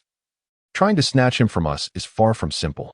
Chapter 74. The Perfect Hulk Serum has arrived. As she spoke, 2B calmly approached Bruce Banner. The reason Natasha and her companions collapsed was due to inhaling a trace of super neurotoxin. Although the toxin had been injected into the Hulk's wound, it remained unhealed, allowing some of it to evaporate into the air. Consequently, Natasha and her team, being in close proximity to Bruce, inhaled this airborne toxin, which is potent enough that just 1 microgram can render an adult incapacitated. Thus, it is hardly conceivable that Natasha and her companions could contend with such a formidable presence.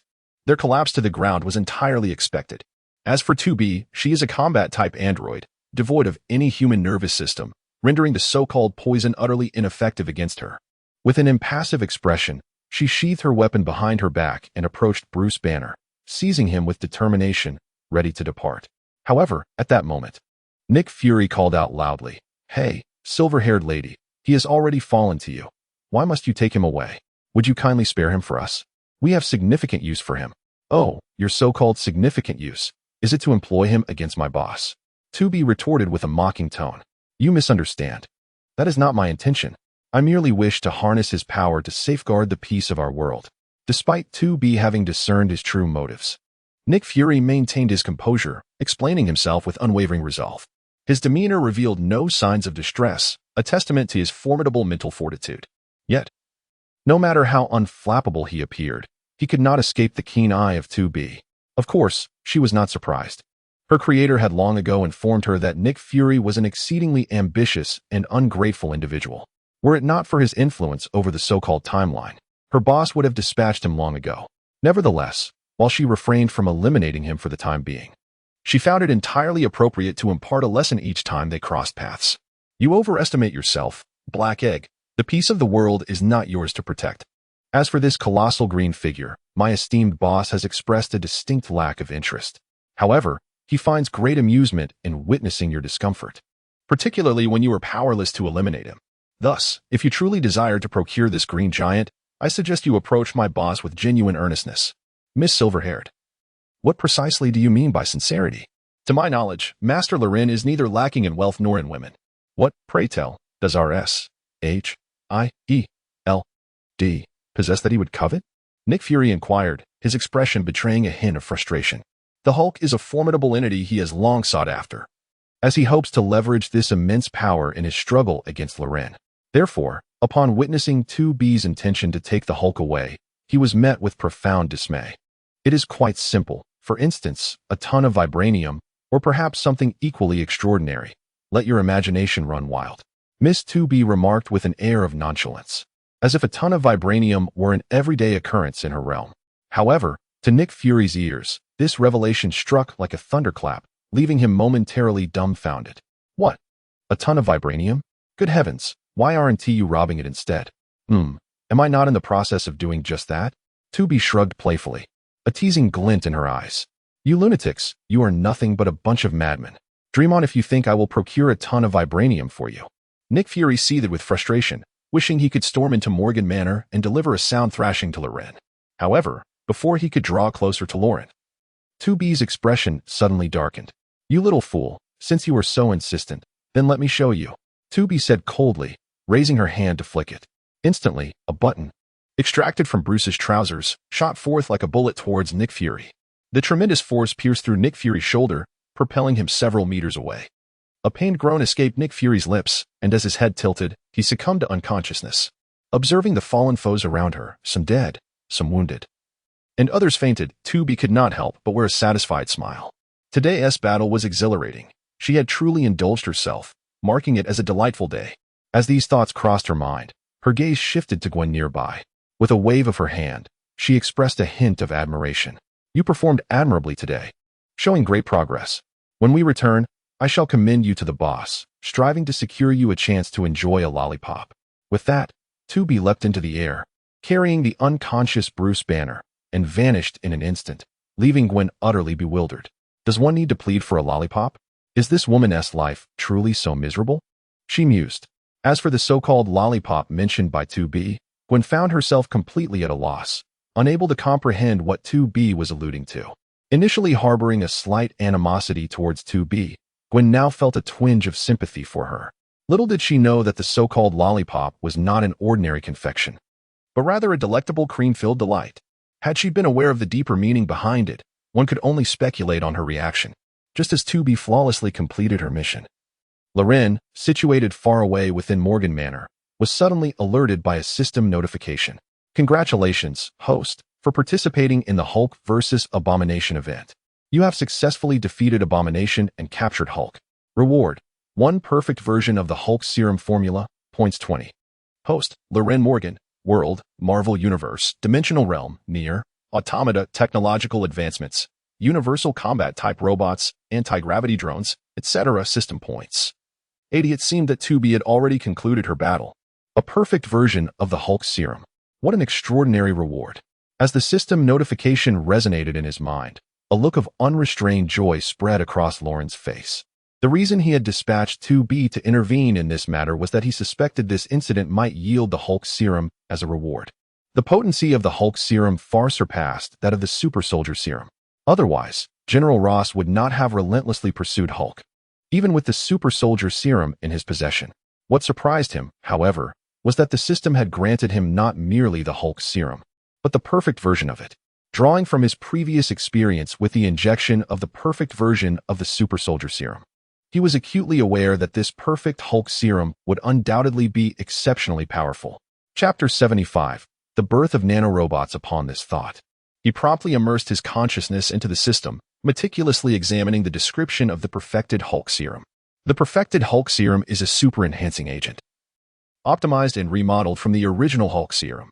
Its stability and enhancement effects surpass those of the original, bestowing the injector with 1.5 to 3 times the strength of the Hulk. The most significant advantage, however, lies in the fact that it does not transform the injector into a terrifying monster, while still allowing them to possess the ability to grow stronger with increasing anger, to possess strength greater than that of the ordinary Hulk without undergoing a monstrous transformation, and still retain the capacity to become more formidable with rage. What an extraordinary elixir this is. The urgency to create it is palpable. As he absorbed the system's introduction, Loren felt a surge of excitement within, yearning to commence the development of the perfected Hulk serum immediately. Yet, it was evidently impossible at this moment, for his energy and time were to be devoted to the creation of versatile combat nanorobots and nanoarmor. Thus, the development of the perfected Hulk serum would have to wait until the completion of the nanoarmor, which would not take long at his current pace. He anticipated finishing both the nanorobots and nanoarmor within a month. Moreover, his robotic legion was also in full production, ensuring that in a month, his overall influence would undoubtedly experience a meteoric rise. When the perfected Hulk serum is developed on this foundation, it would indeed be a double blessing. Upon this reflection, he could not help but feel an intensified anticipation, subsequently channeling all his energy into the creation of nanorobots. Time flew by, and before he knew it, over a month had elapsed. During this period, New York remained tumultuous, beset by numerous events. Each day, the front page of the New York Times reported a variety of criminal incidents and peculiar occurrences involving superhumans. Among these, the city's beloved neighbor, Spider-Man, and the increasingly notorious Green Goblin frequently captured headlines.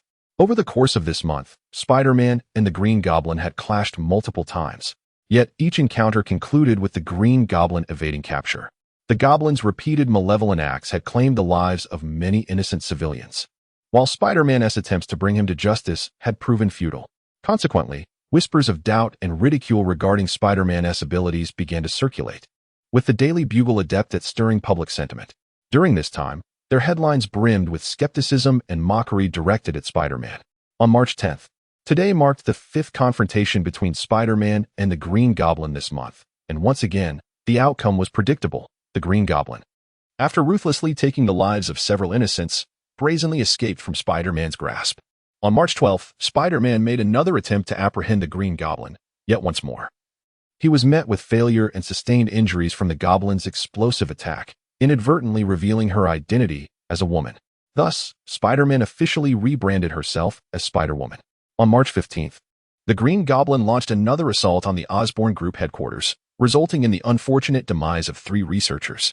It is speculated that Miss Spider was delayed due to her monthly cycle and consequently arrived late to the scene. On March 19th, Miss Spider donned a striking new ensemble adorned in a black, white, and pink palette, intending to make a fresh start while embracing her femininity, showcasing her admirable physique.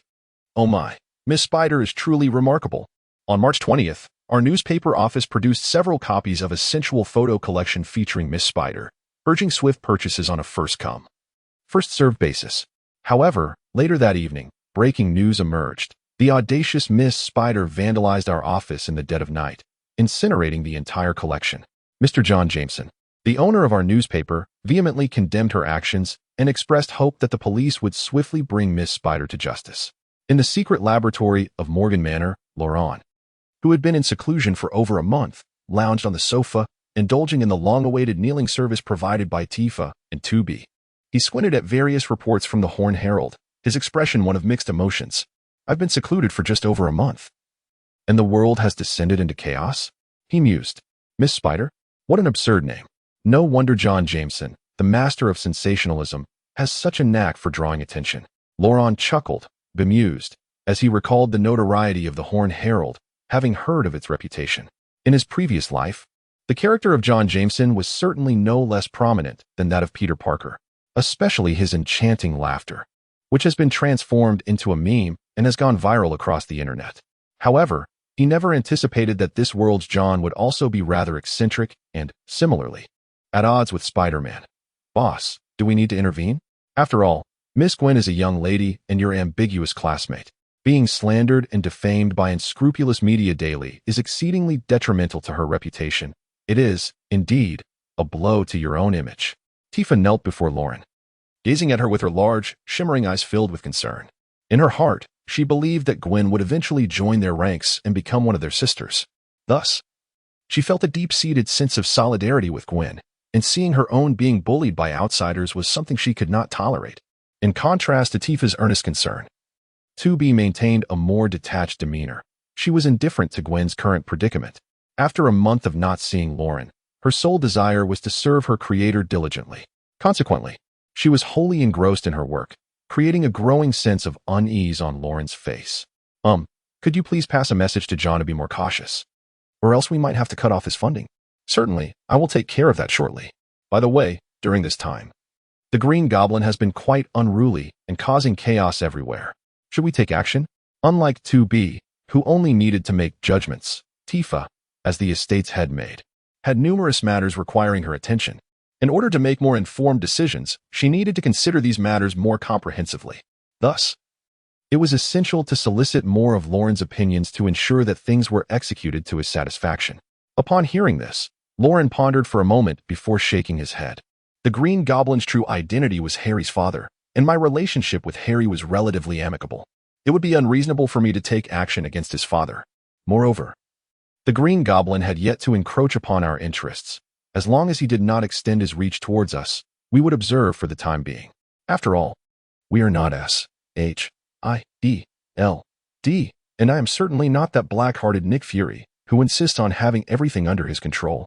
A bit of chaos in this world could actually work to my advantage. When genuine trouble arises, we can act then. Besides, the Green Goblin is merely a trivial matter and unlikely to stir significant upheaval. Lauren gently closed his eyes, a look of contentment on his face. Understanding this, Tifa nodded and returned to her collaboration with 2B. Just then, the voice of the artificial intelligence Alice suddenly resonated. Boss. The assembly and disassembly tests of the nano-general combat robots have successfully passed. Miss A2 has awakened and is currently in the process of assembly. Shortly after Alice's announcement, a peculiar black mist surged forth from the laboratory's manufacturing chamber. The mist swiftly coalesced, and in an instant, a strikingly beautiful woman appeared before Lauren. Chapter 76, United Sisters.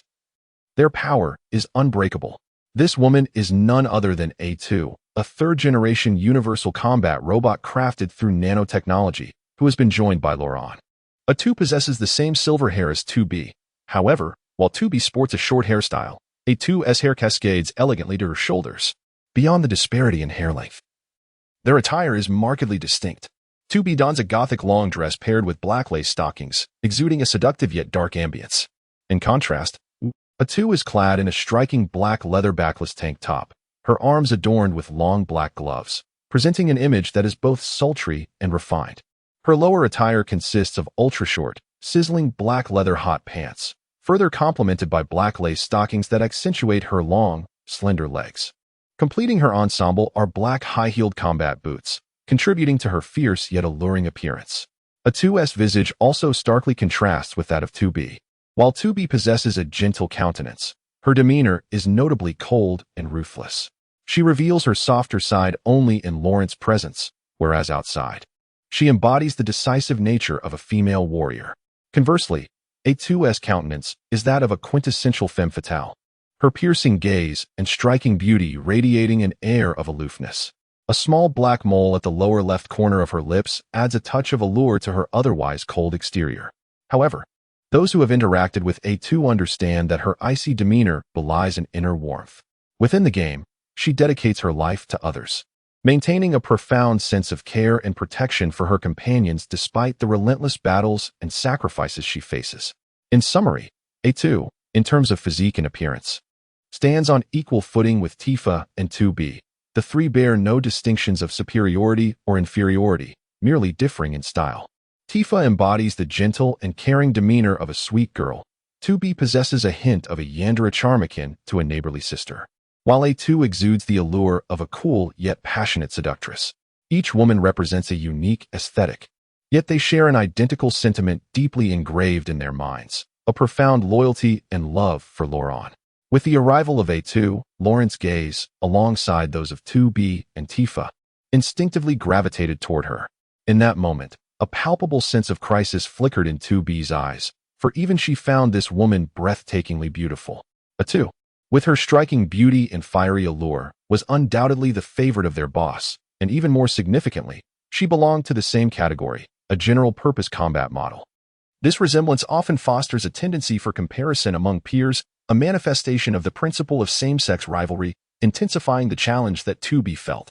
A2, perceptive to the subtle hints of jealousy and competitiveness emanating from 2B, chose not to display any hostility. Instead, she offered a gentle smile. You must be the 2B and Tifa who were created before me. Greetings, I am the general-purpose combat model, you're a Type A2.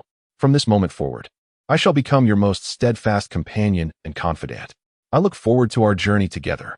As A2 approached 2B and Tifa, she wore a warm smile and extended her hand in a gesture of goodwill. Upon hearing this, Tifa eagerly rose to her feet, reciprocating the smile as she shook A2's hand, her joy evident as she began to chatter animatedly. Sister A2, we have been eagerly anticipating your arrival.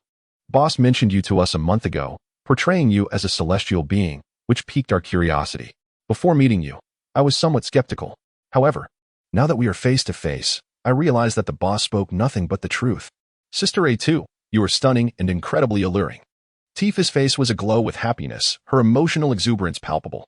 Upon receiving such compliments, A2 chuckled softly, covering her mouth in a manner reminiscent of a genuine human woman, exuding charm and grace. Meanwhile, 2B, standing nearby, let out a nonchalant huff, muttering, I don't see what the fuss is about. Her figure and face are not significantly superior to mine. Ah, but of course, Sister 2B, you are indeed a goddess among women. In this world, finding someone who can rival your beauty is a formidable challenge, let alone someone more exquisite. Tifa, being a management-type robot, instinctively sought to harmonize the interpersonal dynamics around her, which was part of her responsibilities. Hearing Tifa's praise, 2B's expression softened slightly. With a resigned smile, she remarked, "Oh, Tifa, you always know how to flatter. Can't you let someone pretend to be a little upset for once?" "Sister 2B, it would be best not to engage in such behavior, as feigning anger can indeed harm the bond between sisters," Tifa remarked with a smile. "I know. How annoying," 2B replied tersely, then slowly rose to extend her hand towards A2. "Welcome to our family. From now on, we shall be as close as sisters." Upon hearing this, A2's smile grew ever more gentle, and she reached out to clasp 2B's hand. "Thank you. I look forward to your guidance. No need to wait. I can offer my advice right now." As 2B spoke, her gaze shifted to Laurent. The sudden appearance of Sister A2 was entirely unexpected for Laurent. He had assumed that A2's testing would extend into the evening, and thus intended to wait alone for her emergence. He certainly did not anticipate that the testing process would conclude ahead of schedule and that A2 would materialize before him. Moreover, the current situation was somewhat awkward. His zipper had not even been fastened. He had long since grown accustomed to the collaborative enforcement of Tifa and 2B, so he felt at ease in their presence. However, A2 was newly born. Despite her body being of his own design, their prior lack of deep interaction rendered the atmosphere slightly stiff and uncomfortable. As he beheld her sudden arrival, a wave of bashfulness washed over him, prompting an instinctive attempt to cover himself. Yet before he could act, A2 approached him with a playful smile. "Creator, there is no need for you to feel shy. We exist because of you. It is our honor to identify and fulfill the needs of our Creator. Sisters, let us embark on our inaugural collaboration today." As A2 spoke, she gradually removed her vest. Witnessing this, Tifa and 2B, reluctant to be outdone, followed suit. United as sisters, their strength is formidable. Chapter 77. The Powerful Yet Simple-Minded. Although 2B, Tifa, and A2 were all constructed using universal combat robot technology, after numerous upgrades and modifications, they have transcended mere metallic forms. Their bodies have been infused with abundant bionic materials, closely resembling human flesh. Coupled with a temperature regulation system, they can simulate approximately 80% of human sensations. Particularly notable is Tifa, a management-type robot whose combat capabilities are not highly advanced. As a result, she incorporates the most bionic materials, making her the robot closest to human tactile perception. It has become exceedingly difficult to discern authenticity through mere observation and touch. 2B, being a judgment-type robot, is equipped with an Edmund alloy skeleton, while her inner skin layer is composed of vibranium. Consequently, her tactile sensation is slightly inferior to Tifa's.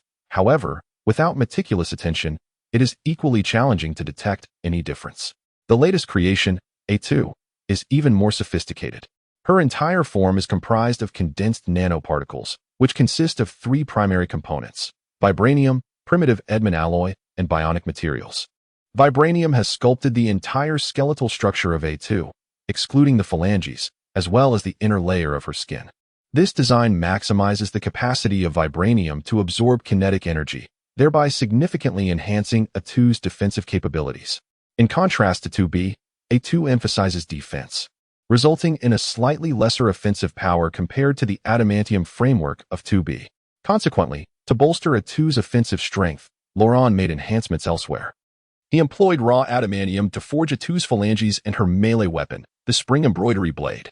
This enables her to rely on the remarkable hardness and sharpness of raw adamantium to vanquish foes during combat. Moreover, the remaining components of A2 are entirely composed of nanotechnology-based bionic materials. The application of nanotechnology transcends merely crafting a humanoid exterior.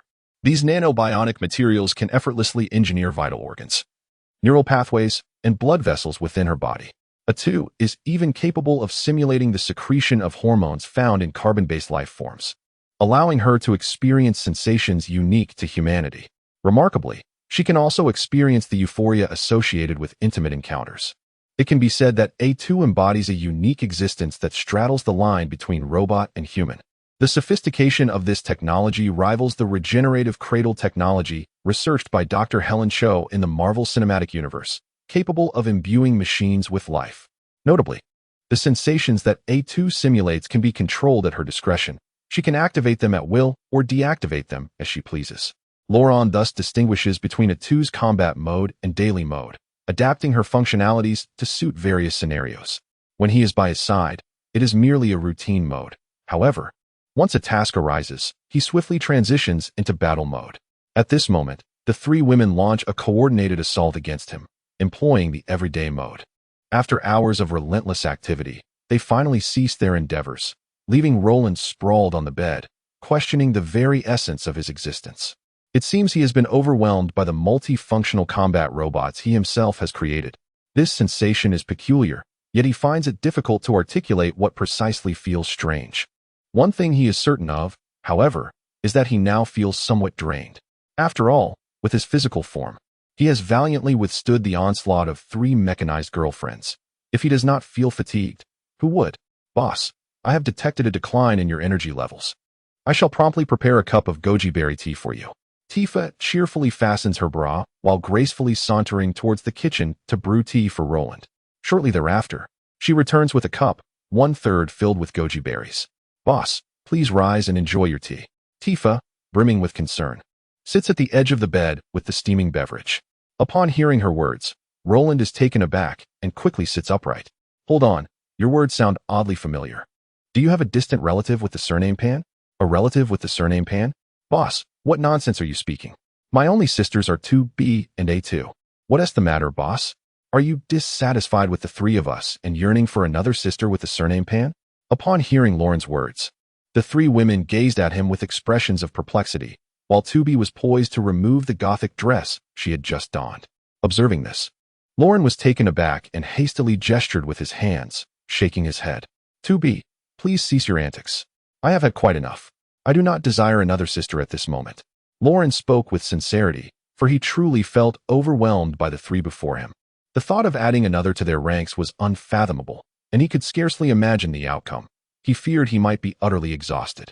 That is more than sufficient. 2B responded with a gentle smile, shifting her gaze to A2. Sister A2, I presume you have yet to undergo the combat assessment? Not yet. Why do you ask? A2 replied, shaking her head with a hint of curiosity. As fate would have it, our base is housing a large green creature. He serves as an excellent practice target. While the boss is engrossed in perfecting your skills, I often seek out that green monster to engage in battle, merely to pass the time. Oh, is that so? If he is worthy of your practice, he must possess considerable strength. Indeed, his physical prowess is formidable, surpassing my own. However, his intellect is somewhat lacking, bordering on the dull-witted. A powerful yet dim-witted being? Your description only piques my curiosity further. Come, let us go see him. Very well, let us proceed. As 2B and A2 continued their conversation, making their way toward the cell that housed the green giant, Lauren could only smile wryly at their exchange. He wondered how Bruce Banner would react upon hearing their dialogue. As a distinguished PhD in physics, it is rather disheartening to find oneself transformed into what others deem a fool. Upon mentioning Bruce Banner, Lauren promptly rose to change into a suitable outfit. Over the past month, he had been diligently crafting A2 and his own nano armor, thus he had yet to visit Bruce. Now, it was indeed time to pay him a visit and procure a sample of his serum to aid in the creation of the perfect Hulk serum. Of course, he could start from scratch using the formula, but that would require considerable time, and he was eager to grow stronger without delay. Therefore, efficiency was paramount. Before long, he and the 3 women arrived at a large glass window. Through this transparent barrier, they could distinctly see a somewhat scholarly man meditating in a cross-legged position. This man was none other than Bruce Banner, the one capable of transforming into the Hulk. At first glance, one would never suspect that this man could metamorphose into the fearsome green giant when enraged. Boss, is this the so-called green behemoth? He appears quite ordinary to me. A2 remarked with a hint of confusion. Indeed, when not provoked, he was an entirely normal individual, but once angered, he would transform into a colossal green creature. Does anger trigger his transformation? What a peculiar ability. I would very much like to witness his metamorphosis. A2 continued. That is simple enough. Just go in and provoke him. And while you're at it, help me extract a vial of his blood. It will be of great use, Lauren commanded A2. Upon hearing Lauren's command, A2 nodded and astonishingly passed through the glass, entering the cell where Hulk was imprisoned. Tifa and 2B were taken aback, their expressions reflecting sheer astonishment at A2's ability to walk through walls. Boss, how is she able to do that? Such is the extraordinary prowess of nanotechnology. A2's form is composed of countless nanoscopic particles. Each particle contains a CPU and a power source, which A2 can manipulate at will. She can instantaneously coalesce into a singular entity or disperse into individual components. This implies that A2 can freely regulate her density, allowing the nanobots to traverse molecular gaps, thereby achieving the ability to penetrate solid matter. However, due to the formidable forces present between molecules, penetrating these gaps is no trivial feat and demands considerable energy. Under normal circumstances, I would advise against A2 employing such abilities. Nevertheless, since we are currently assessing combat capabilities, it is only fitting that each power be tested.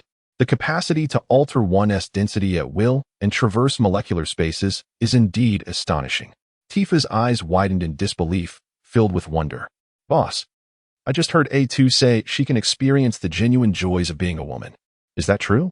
At that moment, 2B interjected, her gaze brimming with anticipation. Upon hearing this, Loren felt an unsettling premonition arise within him. He wished to shake his head in denial, yet his subtle expressions were instantly perceived by 2B.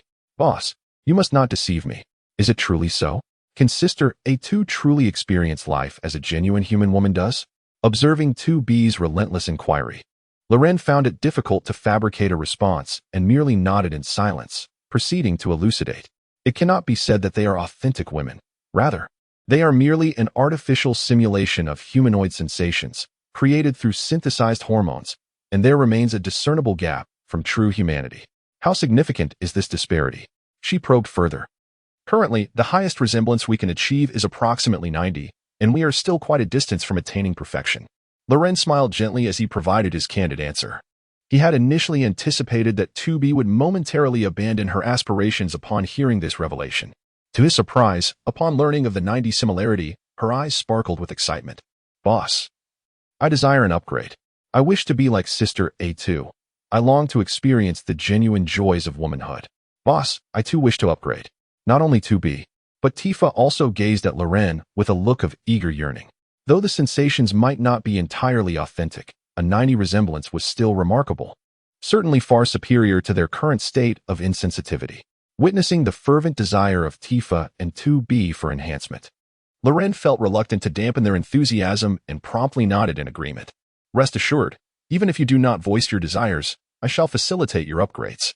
However, the creation of your new bodies will require some time, so you must exercise patience. No problem, as long as we can upgrade. We are willing to wait for as long as it takes. 2B and Tifa were quite elated at the prospect of advancing humanity while ensuring that their own combat prowess would remain intact. They were more than eager for such an opportunity. Just as they were discussing the upgrades through a glass barrier, A2 approached Bruce Banner. From the moment A2 appeared within the confines of the cage, Bruce opened his previously half-closed eyes and fixated on her intently. Ever since he lost consciousness due to the mysterious silver-haired woman on Central Street, he had been imprisoned here. Initially, he was filled with resistance and fury, willing to transform into the Hulk to escape. However, each time he attempted to do so, a cloud of green gas would materialize within the cage. The moment he inhaled even a trace of it, he would feel his body paralyzed, as if struck by electricity, rendering him immobile. Thus, not only was escaping impossible, but even basic movements became unfeasible. After several attempts, he gradually relinquished that thought and ceased his plans for a forcible exit. Yet, from that point onward, the very silver-haired woman who had once defeated him began to frequently enter, deliberately provoking him into transforming into the Hulk. Over the course of more than a month, he had lost count of how many times she had visited. He had grown somewhat numb to it. Initially, he believed her intentions were to kill him. But as her visits became more frequent, he realized that she regarded him merely as a toy to pass the time. When she grew bored, she would come to spar with him, and once she had enough, she would release the green gas, rendering him unconscious once more.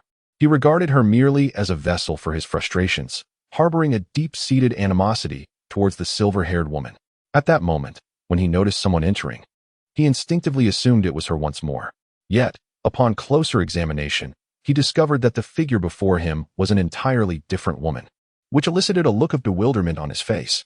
Are you Hulk? I've heard you're formidable. Let us engage in a match. If you triumph, you may leave this place. However, should you fail, you must yield a vial of your blood to me, A2 stated coldly, her gaze fixed on Bruce Banner with an unwavering authority. Upon hearing this, Bruce furrowed his brow, irritation evident as he regarded A2. Why should I trust you? All of you here are mad. I have no interest in playing your games. Bring out your leader. I wish to meet him. You shall not have the privilege of meeting my boss until you have defeated me, A2 replied, raising her hand with a dismissive gesture. In an instant, a striking black Xiao Chun Dao, forged from nanoedmund alloy, materialized before her. Thanks to the prowess of nanotechnology, A2 could conjure any weapon, and the Xiao Chun Dao was merely one of her options. However, due to her boss's fondness for traditional Chinese weaponry, she had developed an affinity for it as well. Recognizing that further words would be futile as A2 brandished her weapon without hesitation, Bruce let out a roar directed at her, and in an astonishing transformation, his body began to expand at a visible pace.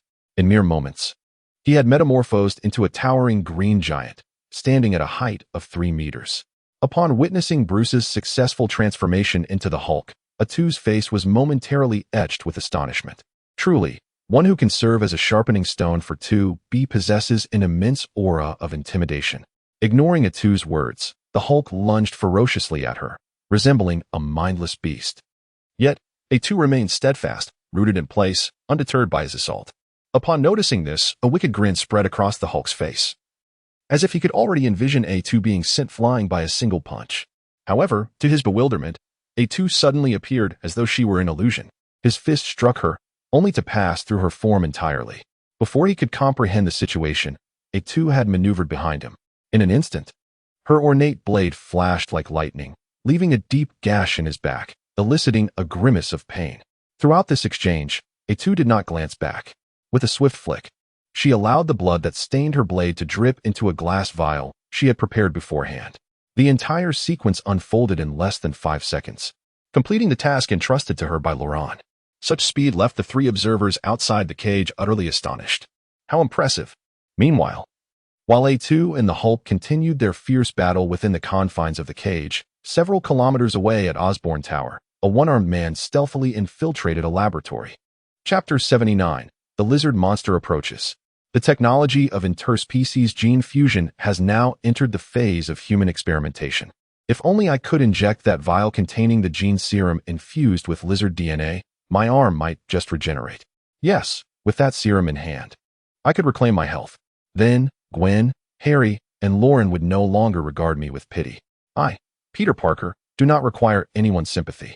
In the dimly lit corridor, Peter Parker hastened toward the laboratory, muttering to himself with an air of agitation. His expression was twisted and terrifying, resembling that of a madman, evoking fear in those who might glimpse him. If his 3 friends were present at that moment, they would scarcely recognize him. The original Peter, while not overly optimistic, at least harbored dreams of a brighter future. He diligently engaged in academic research, striving to extricate himself from his current circumstances and ascend to the ranks of the elite. However, since the loss of his right arm, his life had plunged into a living hell. Even the simplest tasks, such as brushing his teeth or washing his face, had become insurmountable challenges. Writing, conducting research, these endeavors were entirely out of reach. Of course, if he were willing to practice using his left hand, he might eventually adapt. But the process would be excruciating and tormenting. He had tried, but his resolve faltered. Deep within him lay an intense sense of unwillingness. He could not accept the harsh reality of becoming disabled for the rest of his life. Thus, for over a month, he had been consumed by thoughts of how to restore his body to its former state. The only solution that came to his mind was to inject himself with the interspecies genetic serum developed by his mentor, Dr. Kurt Connors. This serum, which incorporated the DNA of a lizard, held a significant promise of enabling the recipient to possess the extraordinary regenerative ability to regrow lost limbs, much like a lizard. Thus, he could restore his severed right arm through this remarkable power. As this thought crossed his mind, his gaze intensified with fervor and anticipation. He envisioned himself regaining his right arm and acquiring superhuman abilities that would allow him to remain inseparable from Gwen, the Spider-Woman, transforming into an unparalleled combat partner. Gwen is Spider-Woman, and perhaps I can become Lizard Man, Peter Parker murmured, a rare smile gracing his face, as he felt that his life was on the verge of a significant transformation. While lost in these thoughts, he arrived at the entrance of the laboratory, ready to unlock the door with his access card. However, to his astonishment, he discovered that the laboratory door, which usually required both a card and a fingerprint to open, was ajar, revealing a narrow gap. Through this opening, he glimpsed a man in a white lab coat busily tinkering with something inside. To his surprise, it was none other than Dr. Curt Connors himself. The doctor's eyes gleamed with fervor as he gazed at a vial of green serum in his hands. Peter instantly recognized it as the lizard serum they had been diligently working on. Given the complexity of its formulation, only this single vial had been successfully produced thus far, serving as their sole candidate for human experimentation. Observing Curt Connors' fervent expression, a sense of foreboding washed over him. At that moment, Curt Connors unexpectedly injected the vial of lizard serum into his severed arm. In the blink of an eye, his lost limb began to regenerate, reminiscent of a lizard's tail. Gazing at his newly formed arm, Curt Connors was overwhelmed with exhilaration, unable to suppress his joyous laughter. It worked. I have succeeded. Ha ha. In stark contrast to Curt Connors' ecstatic delight, Peter found himself spiraling into despair. No. Realizing that the only vial of lizard serum had been seized by Dr. Connors, Peter Parker burst through the door in a frenzy. Peter, what are you doing here? Curt Connors exclaimed, panic evident on his face as he instinctively concealed his newly grown arm behind him. The syringe containing the lizard serum clattered to the floor, shattering into countless shards. No. That's mine. It belongs to me. Peter, noticing the broken syringe, immediately knelt down, attempting to piece it back together. However, the syringe was utterly shattered, and the vital lizard serum had already been injected into Curt's body. Even if the syringe had remained intact, it would have been of no consequence. Realizing Peter's fervent obsession with the lizard serum, Curt quickly grasped Peter's intentions. Suddenly, a feeling of shared suffering blossomed in his heart, compelling him to empathize with his ambitious little assistant. Peter, I am all too familiar with the burden of physical inadequacy. It is one thing to endure life's inconveniences, but to constantly face the peculiar gazes and pity of others, even to be derided as worthless, is a torment that few can comprehend better than I. However, you are more fortunate than I. The lizard serum has been validated through my own trials. It is viable and successful. Thus, once the funding is secured, I shall be able to develop more of this serum. At that time, you will not only regain your arm, but also ascend to wealth. Our brighter days are on the horizon. Curt Connors, while helping Peter to his feet, offered him fervent words of encouragement. Upon hearing Connors' reassurances, Peter indeed regained his composure, a flicker of hope rekindling in his eyes. Dr. Connors, is what you say true? Can more lizard serum truly be produced? Can I, like you, regrow my arm? Peter Parker gazed at Curt Connors with a heart brimming with anticipation, as all his hope rested upon him. Of course, look at my hand. What has happened to my hand? Curt Connors presented his newly grown arm before Peter, intending to inspire him not to relinquish hope. Yet, he was utterly unprepared for the sudden and alarming transformation that befell his newly regenerated limb. In an instant, he transformed into a creature adorned with emerald scales, as his entire being began to undergo a startling metamorphosis. His physique swelled at a pace visible to the naked eye. In the blink of an eye, he had morphed into a towering lizard-like beast standing over 2 meters tall. What in the world? Peter Parker sat frozen in terror on the ground as he beheld the monstrous transformation of Dr. Curt Connors.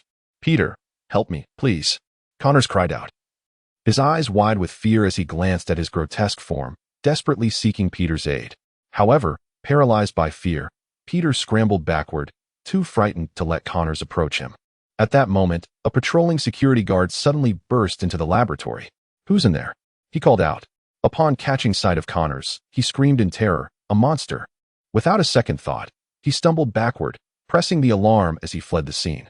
This provoked Connors, who, in a fit of rage, leaped across several meters, intercepting the guard with alarming speed. Without hesitation, his sharp lizard claws instinctively slashed through the air, severing the guard's neck and killing him instantly.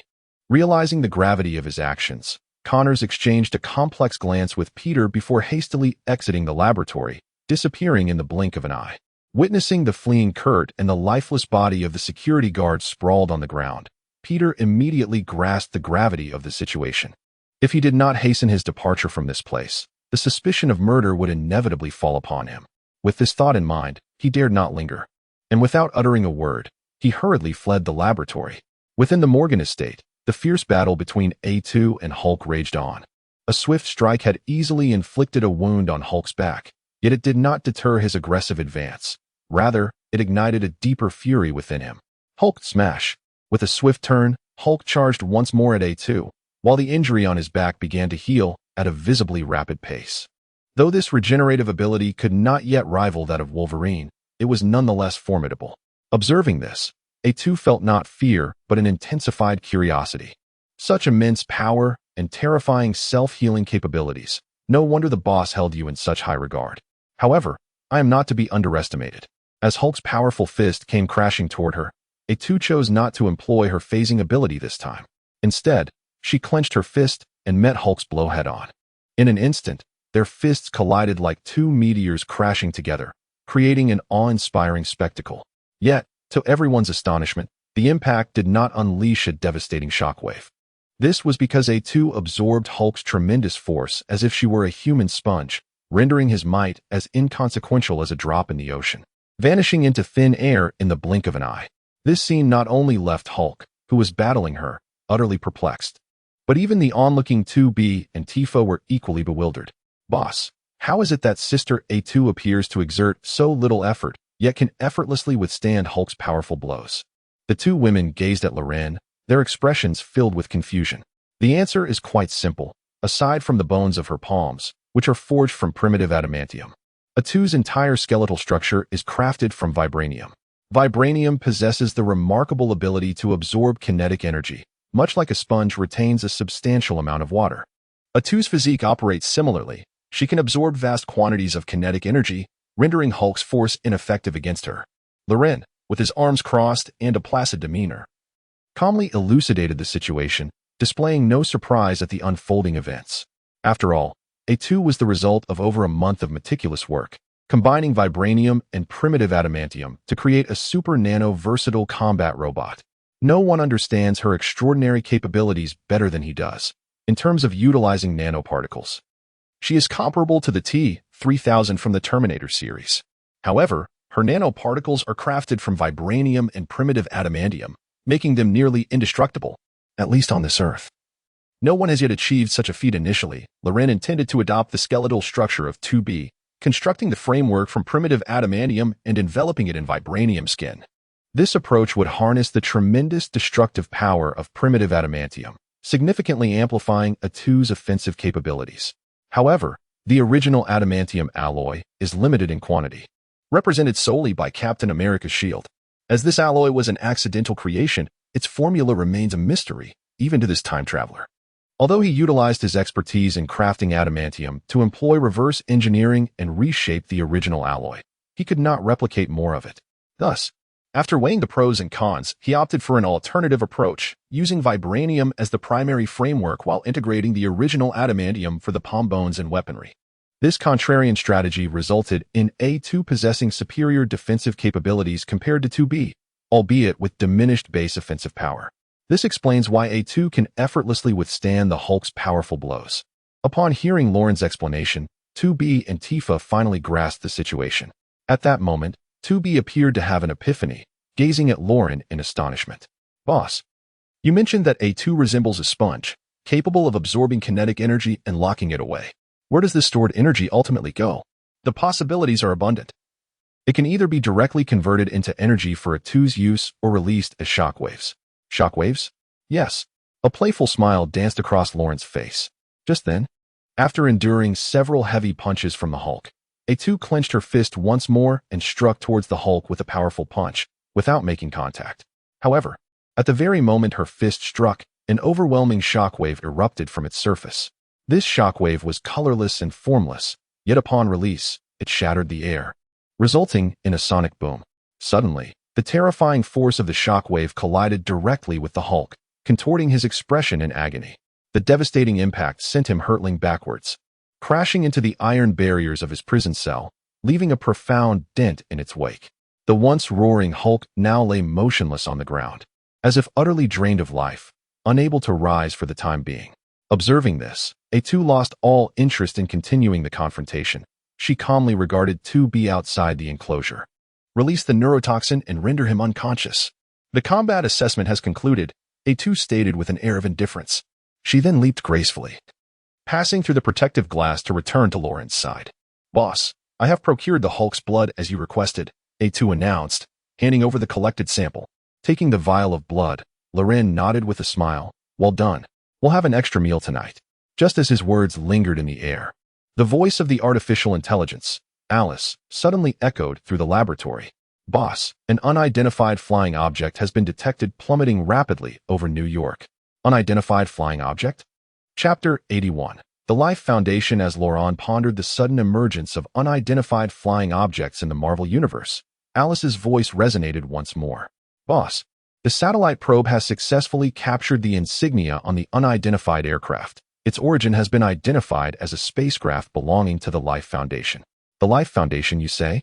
Immediately infiltrate their network system and unveil the internal circumstances, Laurent inquired, stroking his chin with curiosity. Understood. Initiating the breach into the Life Foundation's network system. Ding. Access granted. Retrieving real-time footage from their spacecraft control room. Retrieval successful. The holographic image is being generated now. Generation complete. As Alice concluded her statement, a holographic image materialized within the laboratory. The display revealed a group of researchers clad in white lab coats, anxiously operating various instruments within the Space Command Center. Their faces were etched with fear and confusion, while at the highest vantage point in the command room, a notably young man was unleashing an enraged roar. What on earth is happening? Wasn't the spacecraft functioning properly just moments ago? How did it spiral out of control? Mr. Carlton, according to the last message transmitted by the spacecraft, a glass vessel containing a symbiote has suffered a breach, thus. So, the individuals inside are all dead? That is highly probable. Damn it. Dispatch someone immediately to the location where the spaceship is about to crash. We must ensure the safety of the symbiote. It represents the greatest treasure of our Life Foundation and is pivotal to humanity's evolution into a higher life form. Do you understand? Understood. Our personnel have already headed towards the anticipated crash site, and I believe we will receive news shortly. As he observed the unfolding events in the holographic image, a flicker of intrigue crossed Laurent's face. Have the symbiotes appeared? This world is indeed growing ever more fascinating. Boss, what exactly is a symbiote? The three women gazed at Laurent with a hint of curiosity. It is a unique extraterrestrial organism that can only survive by parasitizing other living beings when existing independently. It is merely a mass of waste. However, when it merges with a compatible host, it bestows unparalleled combat prowess upon the latter, making it a most intriguing life form. Intriguing? Then, boss, allow me to help you reclaim them at once. Upon hearing Laurent describe the symbiotes as fascinating, 2B immediately sensed his desire and prepared to act. However, before she could proceed, Laurent shook his head calmly and replied, "Not just yet. The timing is not right." Timing? Boss, are you referring to that so-called timeline? 2B, having been with Laurent the longest, had encountered this notion more than once. To him, it seemed that the trajectory of the timeline held greater significance than anything else. In order to preserve the integrity of the timeline, one must refrain from eliminating those who ought to be spared and avoid actions that are meant to be taken. Frankly speaking, there are moments when she truly struggles to comprehend such behavior. Little does she know that what truly concerns Laurent is not the timeline itself, but rather the rewards bestowed by the system. It is only when he engages in significant events within the Marvel Universe that the system bestows upon him bountiful rewards. Although he is capable of orchestrating certain events himself, he has discerned through his research that the rewards derived from his own contrivances pale in comparison to those gained from direct involvement in the grand events of Marvel. A critical point is that the points he earns from his own schemes are meager, sometimes even non-existent. These system points are the sole means to unlock the next dimensional realm. Without them, he is condemned to remain eternally unable to access a second dimension. This is certainly not a prospect he wishes to entertain, for the realm of Neil alone cannot satisfy him, nor can it grant him a firm foothold in this world. He yearns to unlock more formidable dimensional realms and acquire the extraordinary advanced technology they contain. Given all these factors, safeguarding the normal trajectory of the timeline becomes paramount. This is the primary reason he frequently engages in actions that are perplexing to 2B. Laurent is acutely aware of 2B's confusion, yet he chooses not to elaborate, merely nodding in silent affirmation. Indeed, this is the essence of it. The timeline resembles a vine. Only by following its path can one discover the abundant fruits that dangle at its end. Therefore, there is no need for haste. When the time comes for you to take action, I shall undoubtedly signal you to do so. My primary objective now is to create the perfect Hulk serum to enhance my own strength. Whether it is the bat suit or my latest nano armor, they are merely external tools. True power lies in the fortitude of one's own body. Physical strength is paramount. This way, I can better contend with the three of you enchanting beings, preventing you from draining me dry. Upon hearing Lauren's words, the three women immediately displayed a hint of embarrassment on their faces. Boss, we did indeed go a bit overboard earlier. Next time, we will certainly exercise more restraint. We can simply limit it to 1 turn each, they suggested. Enough. 1 turn each, for 2 hours, is it? Even my ironclad body cannot endure that, Loren exclaimed. All right, no more distractions. It is time for me to resume my seclusion and focus on my research. Once I grow stronger, you will see how I manage to outpace you. With unwavering confidence, Loren prepared to delve into the creation of the perfect Hulk serum. However, upon hearing that he intended to seclude himself once more, 2B, Tifa, and A2 revealed expressions of reluctance. Boss, you have only just emerged from seclusion, and it hasn't even been a full night. Indeed, boss. No matter how crucial research may be, it cannot surpass the importance of your well-being. You exerted yourself significantly just now. Perhaps you should rest for a few days. Yes, let us tend to your needs and ensure you get a good night's sleep. The three women gazed at Loren with genuine concern, resembling 3 delicate maidens. Seeing them so caring, Loren truly felt a bit fatigued. Perhaps it was indeed time for him to indulge in a restful slumber. Very well. Listening to you. I'll rest first and engage in research once I've had enough sleep. As Roland spoke, he returned to his bedroom and took a shower. However, upon his emergence, he found 3 alluring figures clad in seductive nightwear on his bed. What is the meaning of this? He asked, bemused by their presence. Boss, you require rest, and we are here to assist in lulling you to sleep. Let us 3 soothe you together. As one of them spoke, she transformed into a wisp of dark mist and gently guided him onto the bed. The other 2 flanked him, enveloping him in their warmth, and began to sing lullabies as if he were a cherished infant, attempting to coax him into slumber. Yet, the delicate, enticing fragrance wafting from the 3 made it impossible for him to drift off. Instead, his desire was stirred. Noticing the change in Roland, the trio exchanged triumphant glances. Boss, it seems your sympathetic nervous system is rather stimulated. Under such circumstances, sleep eludes you. Allow us to help you relax your sympathetic nervous system. With that, they nestled beneath the covers. Wait, to relax the sympathetic nervous system, isn't a head massage required? What are you doing down there? Indeed, we are administering a head massage. Roland. Chapter 82. I am Venom. In the pitch-black night, Peter Parker hurriedly fled from Oscorp Tower, taking a less traveled route home to evade surveillance cameras. The narrow path, though concealed, led him to the outskirts of a small grove, extending his journey by an additional half-hour compared to the original route. As he entered the thicket, intent on continuing towards home, a sudden crimson blaze illuminated the sky. Before he could comprehend the unfolding events, a colossal spacecraft plummeted nearby. The impact of its crash unleashed a violent explosion, and the shockwave surged forth like a tidal wave, engulfing him in an instant. Before he could grasp the situation, he was violently hurled away. To make matters worse, debris and splintered wood rained down upon him, piercing his body. He collapsed to the ground, on the brink of death, feeling the suffocating grip of despair. At that moment, a mass of dark substance swiftly crawled towards him from the direction of the explosion, rapidly enveloping his face. As Peter, gravely injured and teetering on the edge of life, felt the moist, slick entity against his skin, his eyes stared vacantly, resigned to the impending arrival of death. His mind began to reel, memories flashing before him like scenes from a film. Visages of his long-forgotten parents resurfaced, alongside recollections of being bullied in elementary school, called a bastard for lacking parents. He recalled the torment in middle school, the ridicule as a socially awkward bookworm in high school, and a cascade of harrowing memories flooded his consciousness. This torrent of recollections ignited a fierce anger and a sense of injustice within Peter, causing him to clench his fists tightly, his eyes ablaze with fury and resentment. No, I cannot simply perish. There remains an abundance of tasks yet to be accomplished. I must survive, I must endure, Peter Parker murmured, his eyes ablaze with an intense desire for life. Fueled by this fervor, he astonishingly managed to lift his body. At that moment, a voice, rich with mockery and allure, echoed within his mind. Oh, poor Peter Parker, your willpower is remarkably tenacious. With such resolve, your earlier existence should not have been so lamentable. Yet fear not, for now. You possess me. I can elevate you. I can grant you all that you desire. Who is speaking to me? startled by the voice resonating in his mind. Peter glanced around, but saw nothing. The voice returned, "No need to search. I reside within you. From now on, I am you, and you are me.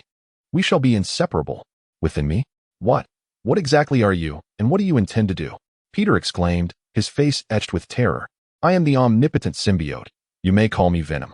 As for my intentions, that is for you to determine. Eliminate those who torment you. Devour those who look down upon you.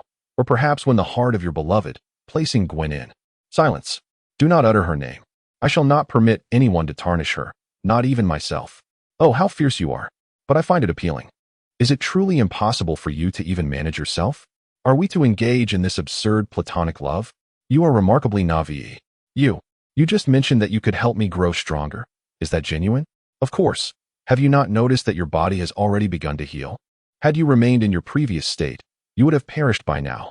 Upon hearing Venom's words, Peter indeed recognized the anomaly just moments ago. He felt disoriented and believed his end was near. Yet, at this moment, he found himself vibrantly conversing with the entity within his mind, devoid of any sensation of pain. Moreover, he was astonished to discover that his severely injured body, ravaged by the explosion, was mending at a visibly rapid pace. In the blink of an eye, the wounds inflicted by sharp debris and shattered wood had vanished entirely. It felt as though none of the preceding turmoil had transpired, akin to a vivid dream. However, the roaring flames nearby incessantly reminded him that this was all stark reality. At that moment, he suddenly recalled his deepest desire. With a glimmer of anticipation, he gazed at his severed arm and inquired, "I wish to regrow my right arm. Can you accomplish this? To regrow an arm? Oh, you certainly know how to pose a challenge. How could such a feat be possible? I am no deity, unable to do it." Upon hearing Venom declare it impossible, Peter's heart sank with disappointment. Yet, before he could wallow in despair for long, Venom broke into a sinister grin. "Though I cannot grant you the gift of rebirth from the loss of your arm, I can become your new limb. And this arm I offer is far superior to the one you once possessed." As Venom spoke, he transformed into a black arm that seamlessly attached itself to Peter Parker's severed limb. This new appendage, aside from its color, bore an almost identical resemblance to Peter's former arm, allowing him to wield it with the same ease and control. Upon realizing that Venom had indeed bestowed upon him a brand new arm, Peter was overwhelmed with joy. He instinctively clenched his fist, and in that moment, an unprecedented surge of ferocious power coalesced within his palm, instilling in him the illusion that a single punch could shatter the very earth beneath him. It is no wonder he felt such a sensation. After all, Venom's normal state boasts a staggering limit of 70 tons of strength, a force formidable enough to dominate the majority of superheroes on this planet. Even the Hulk would only stand a chance against him when enraged. Moreover, with Venom's unique ability to bond with other living beings, even a confrontation with the Hulk would prove to be exceedingly challenging. Is this the essence of becoming stronger? How exhilarating. I, too, can become a superhero like Gwen. What folly is this? With such an immense power at my disposal, you wish to aspire to be some trivial superhero? Have you lost your mind? Do you not recall those who tormented you, those who belittled you? Do you not yearn to exact revenge upon them? Venom was decidedly displeased upon hearing Peter's aspirations of heroism, holding his thoughts in utter disdain. Upon hearing Venom reference his past misfortunes, Peter's countenance immediately darkened, his eyes ablaze with a fervent hatred. Those wretched beings, I shall not spare a single one. I yearn to slay them all. Ha ha ha. Indeed, this is what I long to hear. Kill them, and then feast upon their heads. I desire to consume a multitude of them. Ah, fortuitously, a delectable group approaches. It seems I shall indulge in a sumptuous banquet today. Venom's keen hearing quickly detected a flurry of footsteps advancing towards them. Instantly, he seized control of Peter's body, revealing his complete form, a monstrous creature with a maw full of sharp fangs, before swiftly charging towards the source of the sound. Chapter 83. The Price of Heroism. Today's mission is classified. Irrespective of what you may witness or hear, you are forbidden from disclosing any details. Do you understand? A mercenary leader clad in specialized combat attire, accompanied by a contingent of soldiers and several researchers in lab coats, hastened towards the site of the spacecraft's descent. Throughout their march, he earnestly impressed upon them the gravity of their task, fearful that his subordinates might falter and commit grievous errors. Understood. At the man's directive, the soldiers nodded in unison, silently trailing behind him towards the fallen vessel. However, At that moment, a shadow darted past them, and in an instant, one soldier vanished without a trace, not even a whisper escaping his lips. The sudden turn of events left all present in a state of shock. What on earth was that? A group of individuals exchanged anxious glances, their faces etched with terror. Instinctively, they tightened their grips on their weapons, beginning to scan their surroundings back to back. It must be noted that the combat proficiency of these dozen or so individuals was quite remarkable. Despite the suddenness of the incident, their reactions were swift and professional, clearly indicative of trained special forces. Encountering such skilled fighters would spell doom for an ordinary person, yet, unfortunately for them, the shadow they faced was no mere human. It was the formidable Venom, the symbiote that had recently fused with Peter Parker. Delightful, truly delectable. In the darkness, Venom licked his lips with his long tongue, his malevolent visage alight with pleasure. As a symbiote, he had an insatiable appetite for raw flesh, and the human skull had become the most exquisite delicacy he had savored in recent times. Almost all the humans aboard the spacecraft had fallen prey to him, which was a primary reason for the vessel's catastrophic descent. Suddenly, upon hearing Venom's sinister voice, every individual present instinctively aimed their weapons toward the source of the sound, bracing for confrontation. It was at this moment that Venom's towering figure slowly emerged from the shadows, appearing before them like a dark deity.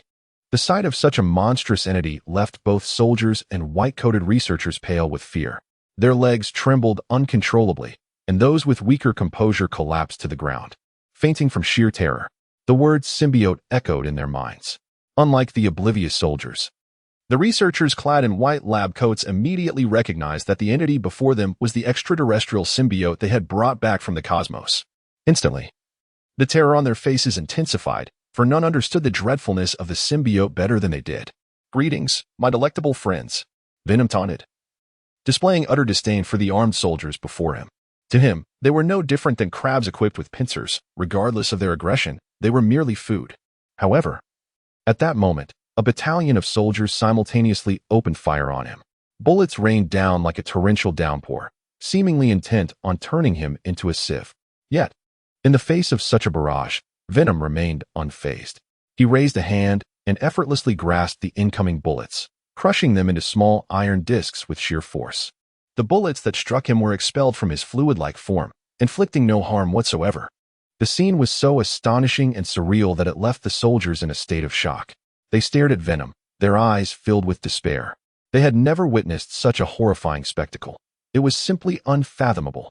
Just then, Venom took a swift step forward, appearing in front of one of the soldiers in an instant. Then, with a gaping maw, it viciously bit down, severing the head of the unfortunate soldier. Such a gruesome spectacle cast a profound psychological shadow over all present, compelling them to instinctively flee. Observing this, Venom became increasingly arrogant, darting through the thicket, claiming lives with each passing moment. Within a mere short span, half of those gathered had succumbed to its voracious appetite, a testament to the horror of its methods. However, in the midst of its triumph, a researcher suddenly hurled an object resembling a speaker. Instantly, a piercing noise erupted from this small device, causing Venom's form to writhe violently, akin to boiling water. Simultaneously, a soldier brandished a flamethrower, unleashing a torrent of crimson flames in its direction. Under the dual assault of sound and fire, Venom let out a frightened screech and retreated rapidly, vanishing in the blink of an eye. Deep within the forest, a shadow sped towards Peter Parker's abode like a bolt of lightning. "Damn it! Why did you consume them without my consent? This method is far too bloody. It is not what I desired. Moreover, your actions will attract the attention of those superheroes, especially Gwen. I have no wish to be adversaries with her." At this moment, Peter Parker felt an overwhelming sense of frustration. He had never anticipated that Venom would so brutally decapitate someone upon its emergence. This was utterly terrifying and entirely contrary to his expectations. What does this mean? Is it my fault? You yourself declared your intent to eliminate those who torment you. Since you were set on dispatching them, I see no harm in consuming their heads. It would be quite efficient, after all, Venom remarked with a sardonic smirk, his tone laced with mockery. You are aware that I refer to those who bully me, yet I am unfamiliar with the ruffians you encountered moments ago. If I do not devour them, they will surely turn their aggression towards you. And what is more, they would not hesitate to end your life. I am merely saving you. Such a flimsy excuse. Had you refrained from approaching them, they would have never noticed you. You did so with the intent to feast upon them, Peter retorted in exasperation. I will not allow it, from now on. You are forbidden to indiscriminately gnaw on anyone's cranium without my consent. Do you understand? Peter expressed his frustration, though deep down he yearned to be a force for good, despite his somewhat twisted nature. Enough of your prattle. Surely, I may consume their lesser heads? Lesser heads? Good heavens, you're revolting. You are prohibited from consuming any part of them unless under extraordinary circumstances. Defeating the enemy is sufficient. Blast it, you fool. Do you genuinely aspire to be a superhero? Let me enlighten you. Heroism comes at a price, and when that moment arrives, do not weep. As Peter and Venom hastily departed the thicket, they engaged in light-hearted banter. Despite Venom having taken several lives, Peter had never felt such elation as he did at that moment. His life was progressing towards the realization of his dreams, and what once seemed a bleak future now shimmered with hope. Chapter 84. Commander, perhaps it is best you refrain from cursing in the dead of night. Within the clandestine laboratory of the Life Foundation, the symbiotic samples recently retrieved by the Special Operations Team from the wreckage of a fallen spacecraft lay before him. Damn be it. There were initially 4 symbiotic samples, yet only 2 remain. Where have the others vanished? Dr. Drake, one of the black symbiotes, has fused with a human host, subsequently claiming the lives of several of our soldiers. Our personnel are currently in pursuit, while the whereabouts of the other silver-gray symbiote remain shrouded in mystery. With no information to be found, a pack of useless imbeciles. Initiate a comprehensive search at once. A symbiote cannot survive long without a host. It cannot have fled far. As for the individual successfully merged with the symbiote, I demand he be found, even if it requires digging through the very earth itself. Our researchers conducted numerous experiments aboard the spacecraft, and no organism has survived being parasitized for more than 10 minutes. Yet this individual has achieved a perfect symbiosis, unleashing a plethora of extraordinary abilities. He stands as the sole successful amalgamation thus far, and crucially, he is human. It is imperative we capture him. This may well be the key for humanity to evolve to a superior tier of existence. Carlton Drake gazed frantically at the symbiote within its glass vial, his human form a continual source of frustration due to its inherent frailties. Since embarking on his journey into the realm of life sciences, he has relentlessly sought methods to accelerate the evolution of humanity into a more advanced life form. Unlike other scientists who focus their attention on physical enhancement potions, he has directed his gaze towards extraterrestrial life. It was during an unintentional exploration of space that he stumbled upon the symbiote. Since that moment, he has devoted himself to its study, vowing to return it to Earth. Consequently, the establishment of their Life Foundation can be attributed to this singular purpose. Their entire institution exists for the symbiote. Now, he has successfully brought the symbiote back to Earth. Yet, the coveted entity now consists of only 2 specimens, igniting his fury. He is resolute. I will unearth that individual responsible for this. He has slain so many of my people, and I shall personally seek retribution. Your vendetta does not concern me, but that individual must be captured alive, for he is my subject of experimentation. Should he suffer even the slightest harm, your men will not merely face death as a consequence. I shall ensure that you all descend into the depths of despair. Dr. Drake declared with fierce intensity, his eyes ablaze with a terrifying fury. Even the seasoned mercenary leader was rendered speechless by his ferocity, acutely aware that this man was capable of such actions. For the sake of symbiote research, he would spare no expense, viewing human life as the most trivial of commodities. I understand. I will ensure he is captured alive to face you. The mercenary leader nodded respectfully and withdrew from the laboratory. Watching the mercenary leader depart, Drake's expression darkened, his brow furrowed, lost in contemplative thoughts. At that moment, a piercing scream of anguish emanated from the adjacent glass laboratory, causing his countenance to darken further. Another failure? Indeed. Dr. Drake, yet again a failure. This one lasted a mere 3 minutes before all vital organs succumbed to failure. Damn it. How did that fellow in the grove manage to endure for so long? Continue with the experiments. There must be something we have overlooked. But, Dr. Drake, we have exhausted our human test subjects. There is no one left to experiment on. People are not hard to find.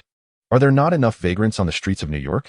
Just offer them a little money, and they will willingly accompany you. However, there are no buts in this matter. We are striving for the betterment of all humanity.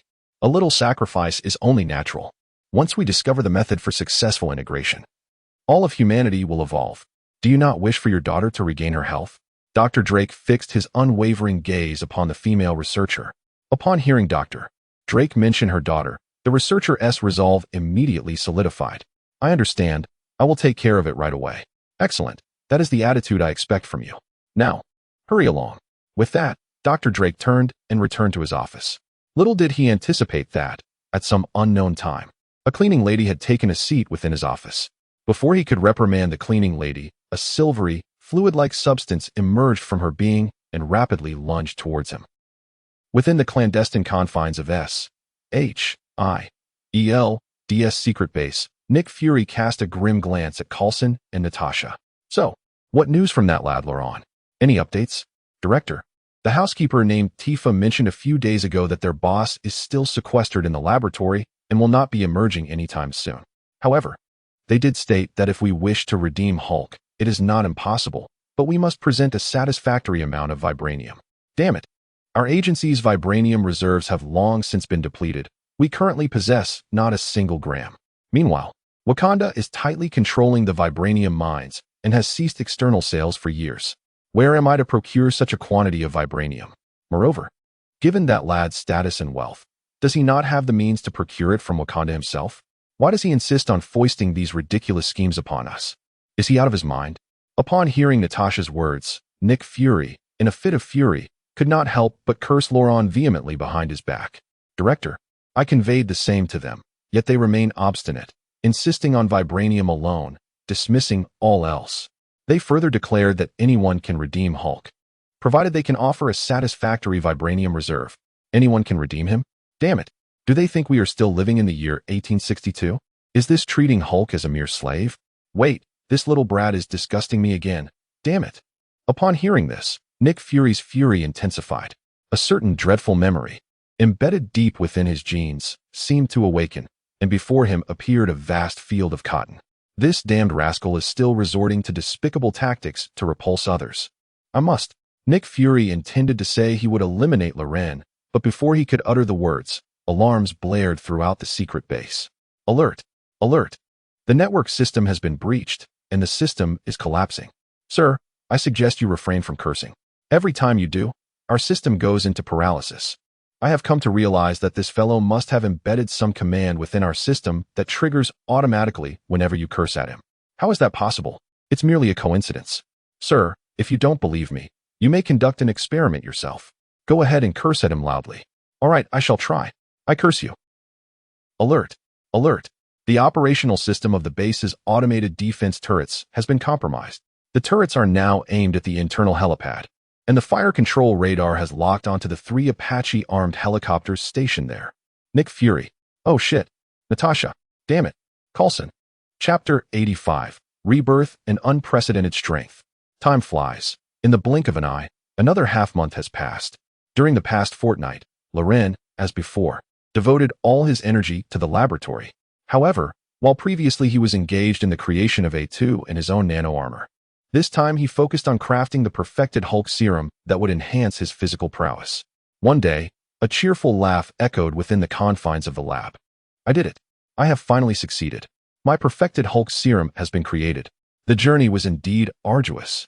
In his hand, Loren held a vial of a mysterious, crimson potion reminiscent of flames. This was the perfected Hulk serum he had forged. According to the system's description, this variant of the serum could bestow upon its recipient a terrifying strength, surpassing the normal Hulk by 1.5 to 3 times. The extent of enhancement would vary from person to person. Most crucially, upon administering this serum, one would not only grow stronger with increasing anger, akin to the Hulk, but would also avoid transforming into a monstrous entity, rendering it an unparalleled value. Hearing Lauren's exclamations of excitement, Miss 2B and A2, his loyal companions, promptly opened the laboratory door and approached him. Boss, what has happened? What is going on? A2 inquired, her expression one of confusion.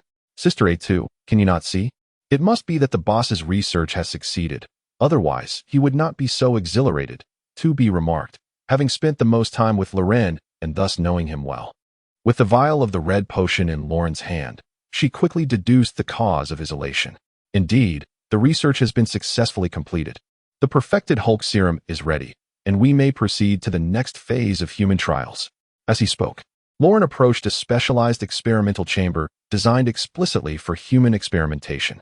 This chamber is entirely controlled by Alice, an artificial intelligence, ensuring comprehensive monitoring throughout the process, thus providing utmost protection during the experiment. Pouring the crimson elixir into the chamber's glass apparatus, Lauren shed his garments and stepped into the experimental pod. Observing his bold decision to use his own body for the trial, both 2B and A2 exhibited expressions of concern. "Boss, this new enhancement serum lacks any human trial data, and you're participating in the experiment directly. This is exceedingly perilous. We strongly advise against it." "Indeed, boss. You took the same risk when you injected the super soldier serum last time. This is quite irresponsible toward your own health." In response, Lauren merely smiled dismissively and replied, "Do not worry, I will be fine." Little did they know, his confidence stemmed entirely from the fact that the formula for the perfected Hulk serum was a reward granted by the system. In this realm, he could afford to doubt everyone else, but never his own golden finger, a cornerstone that would elevate him to the pinnacle of existence, irreplaceable by any other. As he continued speaking, Lauren stepped further into the experimental chamber. The glass door of the pod then began to close slowly, and Alice's voice echoed through the air. "Boss, should we commence the injection of the perfected Hulk serum immediately? You have 5 seconds to ponder. There is no need for hesitation. Commence the injection of the perfected Hulk serum without delay. I have awaited this day long enough. Let us begin." Very well. The enhancement project for the perfected Hulk serum is officially underway. As Alice's words echoed, restraints crafted from a unique material swiftly bound Lauren's body. This precaution was taken because, during the enhancement process, the outcomes remained uncertain. Thus, securing the test subject was deemed the most prudent course of action, ensuring the safety of both the experimenter and any bystanders. Once Lauren was restrained, a syringe unexpectedly plunged into his spine. Instantly, Lauren's face contorted in agony, and he could not suppress a cry of torment. Hearing his anguished cries, 2B and A2, outside the experimental chamber, were engulfed in worry. Their expressions were so distressed that they seemed on the verge of tears, yet being robots, they were devoid of such emotion. Otherwise, they would undoubtedly have been 2 weeping maidens. "Boss, can you endure this? If not, let Alice halt the procedure. We shall protect you from now on." "Indeed. Why endure such suffering? With me and my sister A2 by your side, no one can harm you." Listening to the 2 women, Lauren, within the experimental chamber, gritted his teeth and roared, "A phoenix must endure the flames of rebirth to rise anew. I am no different. Alice, do not cease. Continue to administer the entire potion. I can still endure." "Very well, boss. The energy levels of the gamma rays are persistently escalating, and the potion is continuously infused, currently at 70, 75, 85, 99. As the energy levels of the gamma rays and the infusion of the potion intensify, Lauren feels as though his entire body, bones and flesh alike, is being crushed and reassembled, only to be crushed and reassembled again. This cycle repeats endlessly, until the pain becomes so overwhelming that he is on the verge of losing consciousness. Gradually, his body seems to acclimatize to this torment, plunging him into a state of numbness where he can no longer perceive the agony. Then comes the rebound. Once the pain dissipates, it is replaced by a warm sensation akin to soaking in a hot spring. It is at this moment that both the infusion of the potion and the energy levels of the gamma rays reach a full 100. Suddenly, the lights in the entire laboratory begin to flicker incessantly, followed by the flickering throughout the entire estate, and eventually, the entire area is engulfed in strobing lights. Finally, with a resounding crash, the entire region encompassing Lauren's estate plunges into darkness. However, within Morgan Manor's secret laboratory, the chamber where Lauren resides is alive with flashes of electricity, as if some extraordinary treasure is emerging. This spectacle leaves the onlookers, A2 and 2B, utterly astonished. Wasn't this merely the administration of a reinforcing potion? How could it cause such a power outage? Is this contraption truly so energy-intensive? Just as they stand in shock, a pair of crimson eyes ignite within the darkened laboratory. Suddenly, with a resounding crash, the sturdy door of the laboratory was forcefully flung open. A fully nude Loren emerged, radiating a brilliant crimson glow.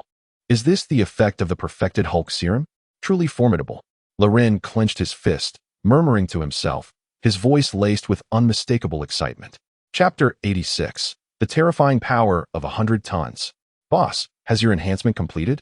As Loren stood there, Bare and exposed, 2B approached slowly, her fingers delicately tapping against his body. She could feel the incredible resilience of his muscles. Even with her strength, she struggled to press down. And she was made of vibranium. I believe so. Loren nodded and promptly commanded Alice to restore the power system. Instantly, the previously dim laboratory was illuminated once more, revealing Lauren's physique fully to the two women. Both of them found themselves wide-eyed in astonishment. Boss, does your potion have an aphrodisiac effect as well? How is this possible? So powerful. 2B couldn't help but shift her gaze, taking in Lauren's bulging muscles and fearsome visage. In such a state, a single strike would surely be exhilarating. Hey, where are you looking? Focus on my robust muscles. Seeing 2B's unwavering stare, Loren felt exasperated. Why did she always fixate on such trivial matters? Boss, I'm merely admiring your physique. Well, enough joking around. Boss, I am utterly astonished. You are truly remarkable, far more powerful than before. 2B chuckled, covering her mouth, her eyes ablaze with excitement. Boss, it's quite strange. You seem to have shrunk a bit. I recall you standing at 188 centimeters before. A2 curiously interjected. Indeed, I feel the same. Although your physique appears more robust, your height seems to have diminished. Upon hearing this, Loren was not surprised. For the perfected Hulk serum was meticulously crafted by him, and no one understood its effects better than he did. This enhanced potion would automatically refine the physique of the injector, forging their body through an arduous process akin to blacksmithing, ultimately rendering them increasingly formidable. This was the reason he felt as though his body had been crushed and then reassembled. The result of this transformation was a perceived overall reduction in height, rendering him more muscular in appearance. However, this was not a true decrease in stature, but rather the elimination of bodily impurities, leaving only the essence behind. Previously, after administering the super soldier serum, his height had reached 188 centimeters. Now, however, his height had not only failed to increase, but had instead decreased to 183 centimeters. Yet, despite this 5-centimeter reduction, the aura and pressure he emanated had surged to an entirely new level. This was due to his current combat prowess. Even the Hulk would find himself outmatched. He raised his hand and clenched his fist, producing a cacophony of cracking sounds, as if the very air were being shattered by his grip. To comprehend the Hulk's capabilities in his normal state, one must recognize that his strength is approximately 30 tons, only surging to between 70 and 100 tons when provoked by anger. Should his fury persist, the magnitude of his strength could transcend 100 tons, reaching an unimaginable peak without limits. However, the perfected serum crafted by Loren has endowed him with strength that exceeds the standard Hulk's by threefold. In his current state, he can unleash over 90 tons of force, and when enraged, that figure surpasses 100 tons. If he were to remain in a state of relentless rage akin to the Hulk, the power he could unleash would be beyond comprehension. Consequently, the aura of intimidation he exudes becomes even more formidable. Height may be of little consequence. What truly matters is the magnitude of one's strength. Loren clenched his fist, exuding confidence as he spoke. Upon hearing this, 2B immediately retrieved the spear that floated behind her. Boss, strength cannot be merely proclaimed, it must be tested. Allow me to conduct a combat assessment right now. I concur with 2B. Practice is indeed the sole criterion for validating truth. Let us engage in a battle. At that moment, A2 raised her hand, summoning the primal adamantium blade, its edge glinting ominously, instilling a sense of dread. Loren, are you certain you wish to fight me? Absolutely. I shan't hold back. As Loren spoke, his form flickered and vanished from sight, reappearing directly in front of 2B. Such incredible speed. Witnessing Loren's astonishing speed, 2B was taken aback and swiftly retreated. However, it was already too late. Loren had launched another attack. Black Tiger's Heart.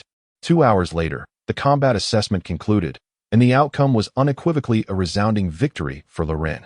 With such formidable prowess, it was clear that not only 2B and A2, but even if Tifa were to join, he would remain unperturbed, effortlessly subduing them all.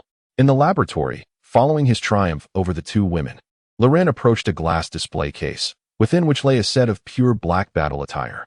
This ensemble bore no resemblance to the bat armor he had previously crafted, which exuded a mechanical essence and a sense of raw power. In contrast, the garment before him appeared to be an ordinary fabric, devoid of any imposing features. Beyond the difference in material, The design was entirely distinct from the bat armor, lacking any emblem of a bat. This was not bat armor at all. It was a nanosuit crafted by Loren himself, composed of condensed nanovibranium. This nanosuit possessed the remarkable ability to alter its form at will. With a mere thought, it could transform into formal attire, and in the face of battle, it could instantly morph into battle armor. This capability was far swifter and more convenient than the transformation sequences of a Saint Seiya donning their armor. The key lies in its defensive capabilities and combat potential, which are no less formidable than those of the preceding bat suits. However, given his current prowess, the necessity of donning the suit has become trivial. It merely facilitates his ability to soar through the skies. Come now, let me adorn myself. Gazing at the nanosuit within the glass cabinet, Loren opened the enclosure and extended a finger to press against the suit.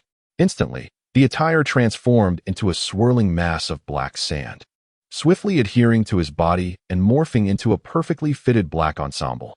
From an outward perspective, there was not a hint of abnormality. This wondrous spectacle, however, had long since become mundane for 2B and A2, who regarded it with no surprise. 2B, with a playful tone, remarked, "Boss, soon you won't even need to remove your clothes. You could simply make your pants disappear." Loren, exasperated, rolled his eyes at 2B.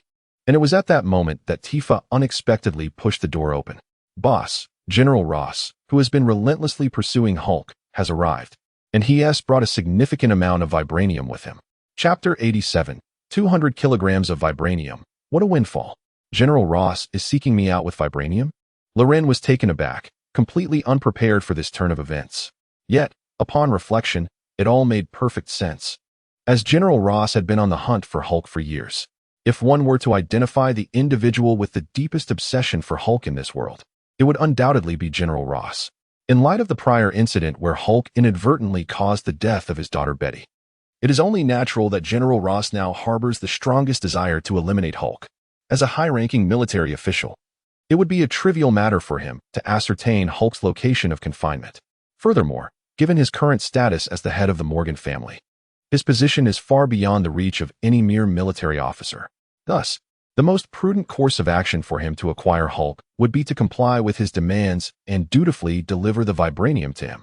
However, he finds himself pondering the sheer volume of the vibranium in question and its origins. To his knowledge, all accessible vibranium from S.H.I.E.L.D.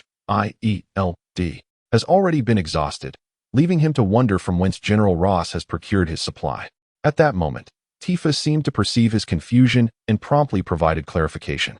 "Boss, General Ross has brought with him 440 pounds of vibranium that the military secretly accumulated since World War II.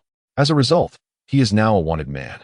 No longer a general, but the military's most wanted criminal, facing the prospect of a military tribunal." What? 440 pounds of vibranium? That equates to 200 kilograms. Valued at $2 billion.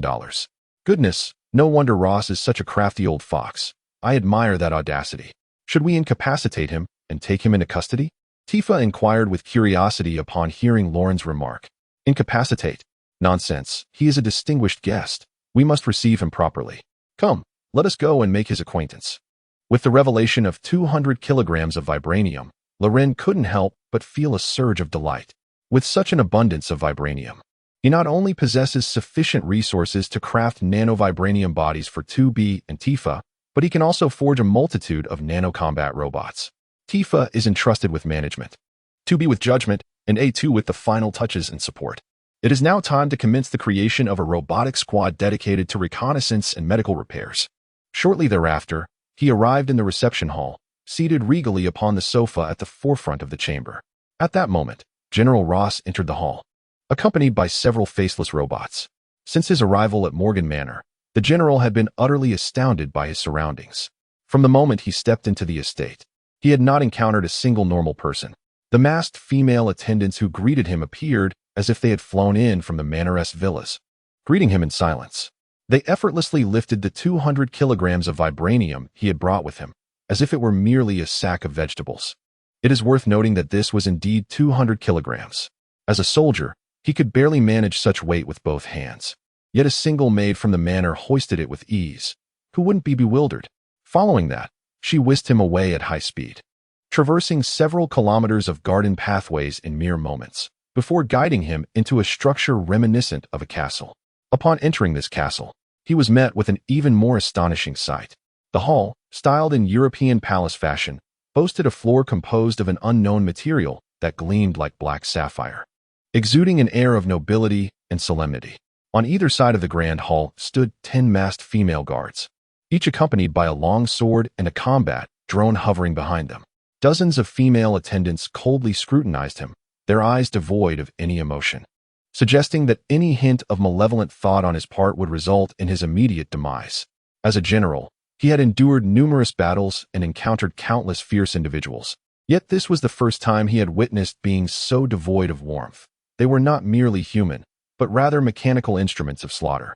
Unbeknownst to him, the figures before him were the universal combat robots crafted by Loren, known as the IA Core. Each of these faceless entities possessed combat capabilities rivaling those of the first-generation 2B units. They could unleash over 3 tons of force, fly at supersonic speeds, and were equipped with tactical drones for remote fire strikes. One such faceless being was equivalent to an entire squad of human soldiers, with 20 stationed there. Not even General Ross could withstand their might. Even if he summoned his entire legion, they would be crushed effortlessly. Under the leadership of the Faceless Ones, General Ross approached Loren. Before he could utter a word, one of the faceless beings swiftly kicked him to the ground, forcing him to kneel before Loren. Observing this, General Ross glared furiously at the faceless being, contemplating resistance, but the thought of his ulterior motives compelled him to suppress his anger. At that moment, Loren smiled and remarked, "What is the matter with this female guard? How could she treat our esteemed guest with such rudeness? Come, assist General Ross to his seat." Upon hearing Loren's words, the Faceless One promptly spoke and proceeded to bring a chair for General Ross to sit upon. As a general, Ross was certainly aware that Loren was deliberately making a point. If he truly wished for the female guard to treat him differently, he could have conveyed his wishes beforehand, rather than feigning politeness at this moment.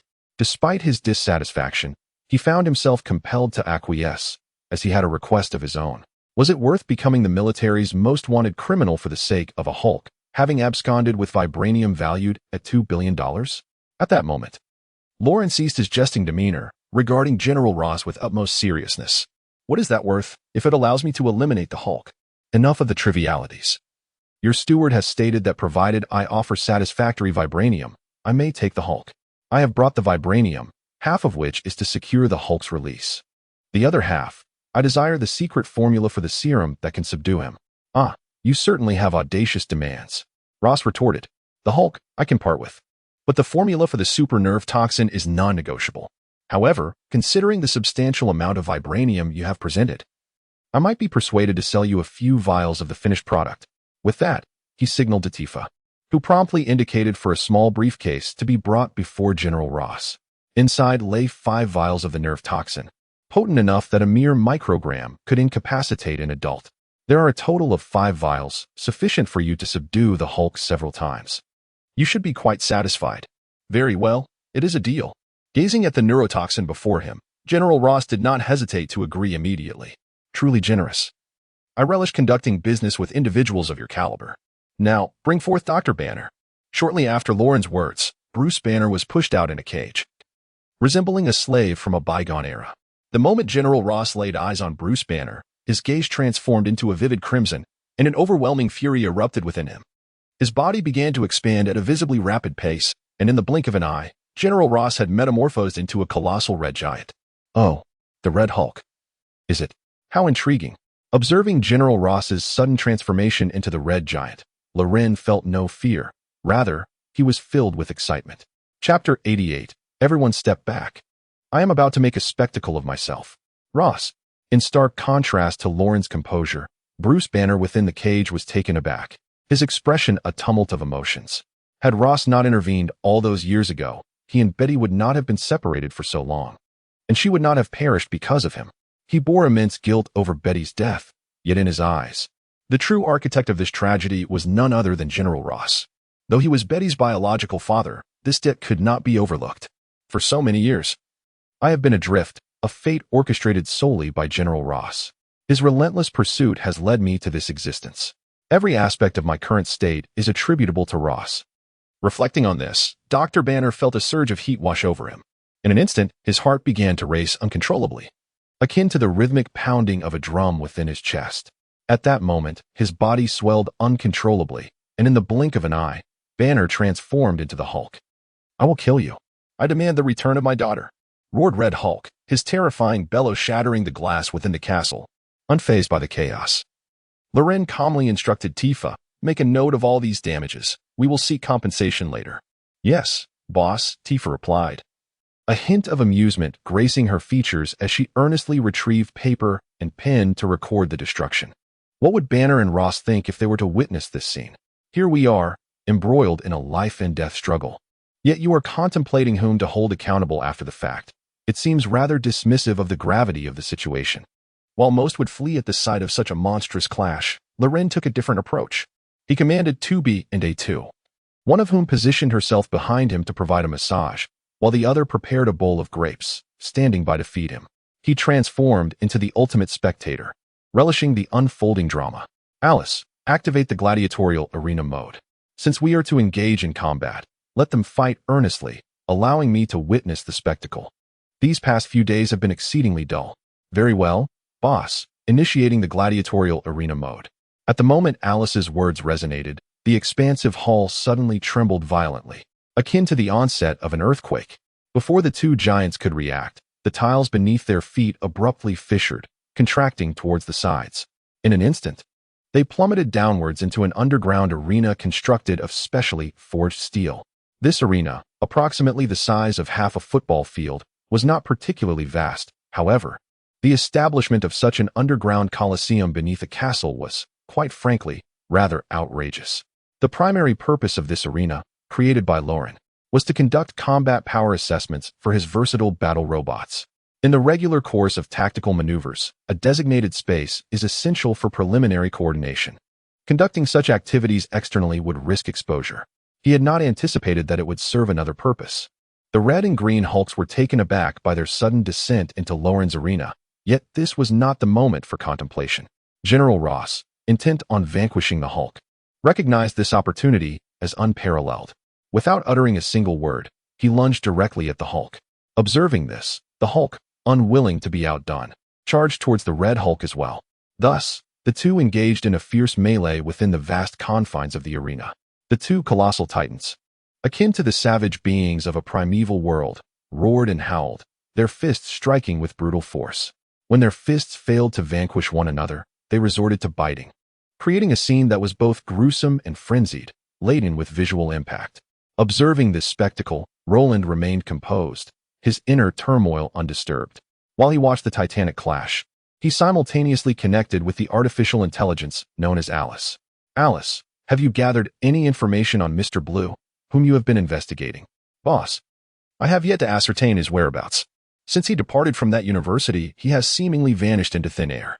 That individual's brain has been enhanced to an extraordinary degree by the Hulk serum, and given his intellect, it is likely that he has already sensed someone is pursuing him. Consequently, he has probably abandoned all forms of electronic communication, which accounts for your inability to locate him. However, do not despair. There are no secrets that remain hidden forever. Immediately investigate General Ross's movements over the past month. He would not transform into Red Hulk without reason. I suspect he has likely met with Mr. Blue in private. Moreover, the transformation he has undergone is likely orchestrated by Mr. Blue, who, while a remarkable talent, also poses a significant threat. If I can recruit him for my own purposes, that would be ideal. If not, he must be eliminated swiftly to prevent future complications," Roland declared, his eyes brimming with lethal intent. As a time traveler, he understood precisely who Dr. Blue was, one of the supervillains of the Marvel Universe, whose true name was Samuel Stearns. Due to the influence of the Hulk serum, his intellect has experienced a remarkable enhancement, increasing by a staggering thousandfold within the Marvel Universe. However, in this world, he remains oblivious to many things. Yet, it is precisely this lack of understanding that compels him to unravel the mysteries surrounding this individual as swiftly as possible. In stark contrast to the Hulk, who possesses boundless strength and fury, Dr. Stern embodies an insatiable thirst for knowledge and composure, characterizing him as an intellectual adversary. Thus, should he succeed in persuading this individual to align with him, it would greatly facilitate the expansion of his technological prowess in the future.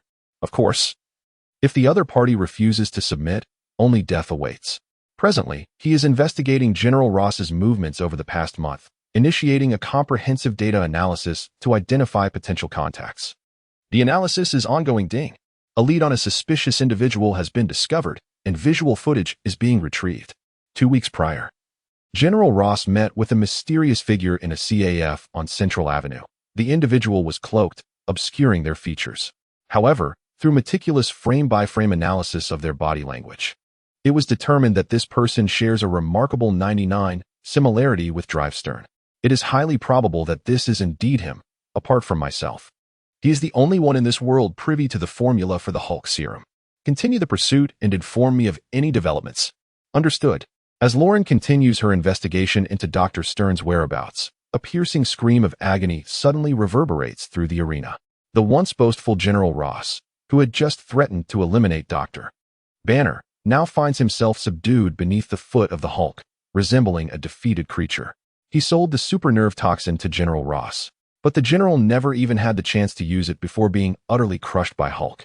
What surprised Loren was that Hulk did not kill the defeated General Ross, but instead turned his gaze upon him. In that instant, their eyes locked, and Loren could clearly see the immense rage burning in Hulk's eyes. At that moment, Hulk suddenly leaped toward him, delivering a powerful punch against the bulletproof glass. The sheer force created a large spiderweb crack in the glass. Observing this, 2B and A2 immediately drew their weapons, preparing to confront Hulk. However, Loren slowly stood up, raised his hand to press down on the weapons in the women's hands, and calmly said, "Step back. I am about to make a grand entrance." Chapter 89. The Crimson Beast's overwhelming dominance over Hulk. Reward: flight armor technology. With that, Loren pointed a single finger at the already cracked bulletproof glass and applied pressure. Instantly, the tremendous penetrating force easily punctured a small hole in the glass. With the emergence of this small hole, the large bulletproof glass shattered into countless shards.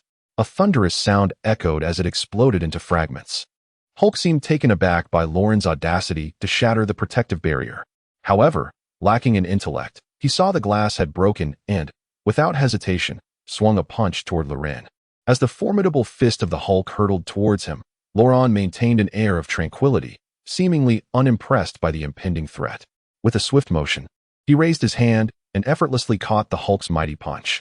In a moment of disbelief reflected in the Hulk's eyes, Loren seized the giant's fist, executed a pivot, and with a powerful fling, sent him crashing down into the arena below. The ground shook with a thunderous impact, producing a jarring sound as a massive crater formed in the arena floor. The Hulk lay stunned within it, momentarily unable to comprehend the situation. It was astonishing that such an overwhelmingly powerful being could be so easily dispatched in a single encounter. This incredulity was not lost on the 3 women observing from the sidelines, who wore expressions of shock. It was worth noting that the Hulk had recently battled the Red Giant, and his fury had been at a peak. At this moment, the force he could unleash with a single punch was undoubtedly over 70 tons, possibly even reaching 100 tons. After all, he had previously shattered thick, bulletproof glass with ease. Yet, under these circumstances, he had been effortlessly thrown aside by Loren with just one exchange. What then could be said about Loren's own strength? The 3 women found themselves grappling with the implications, realizing that when Loren had confronted them earlier, they had felt as if their very forms might be dismantled by his sheer power. They had presumed he had exerted considerable force then, but it now appeared that their boss had shown remarkable restraint. Had he unleashed his full might, even their bodies might not have withstood the onslaught. After all, their bodies are not entirely composed of vibranium. Many parts are constructed from bionic materials. Given this, how could they possibly endure such relentless onslaughts of power for an extended period? It is truly terrifying. Is this really the extent of human potential? Even as versatile combat robots, they pale in comparison. It is no wonder their superior was so obsessed with the perfected Hulk serum. The results are indeed remarkable, even causing a twinge of envy among them. After flinging Hulk aside, Loren's nano armor instantly activated its anti-gravity mode.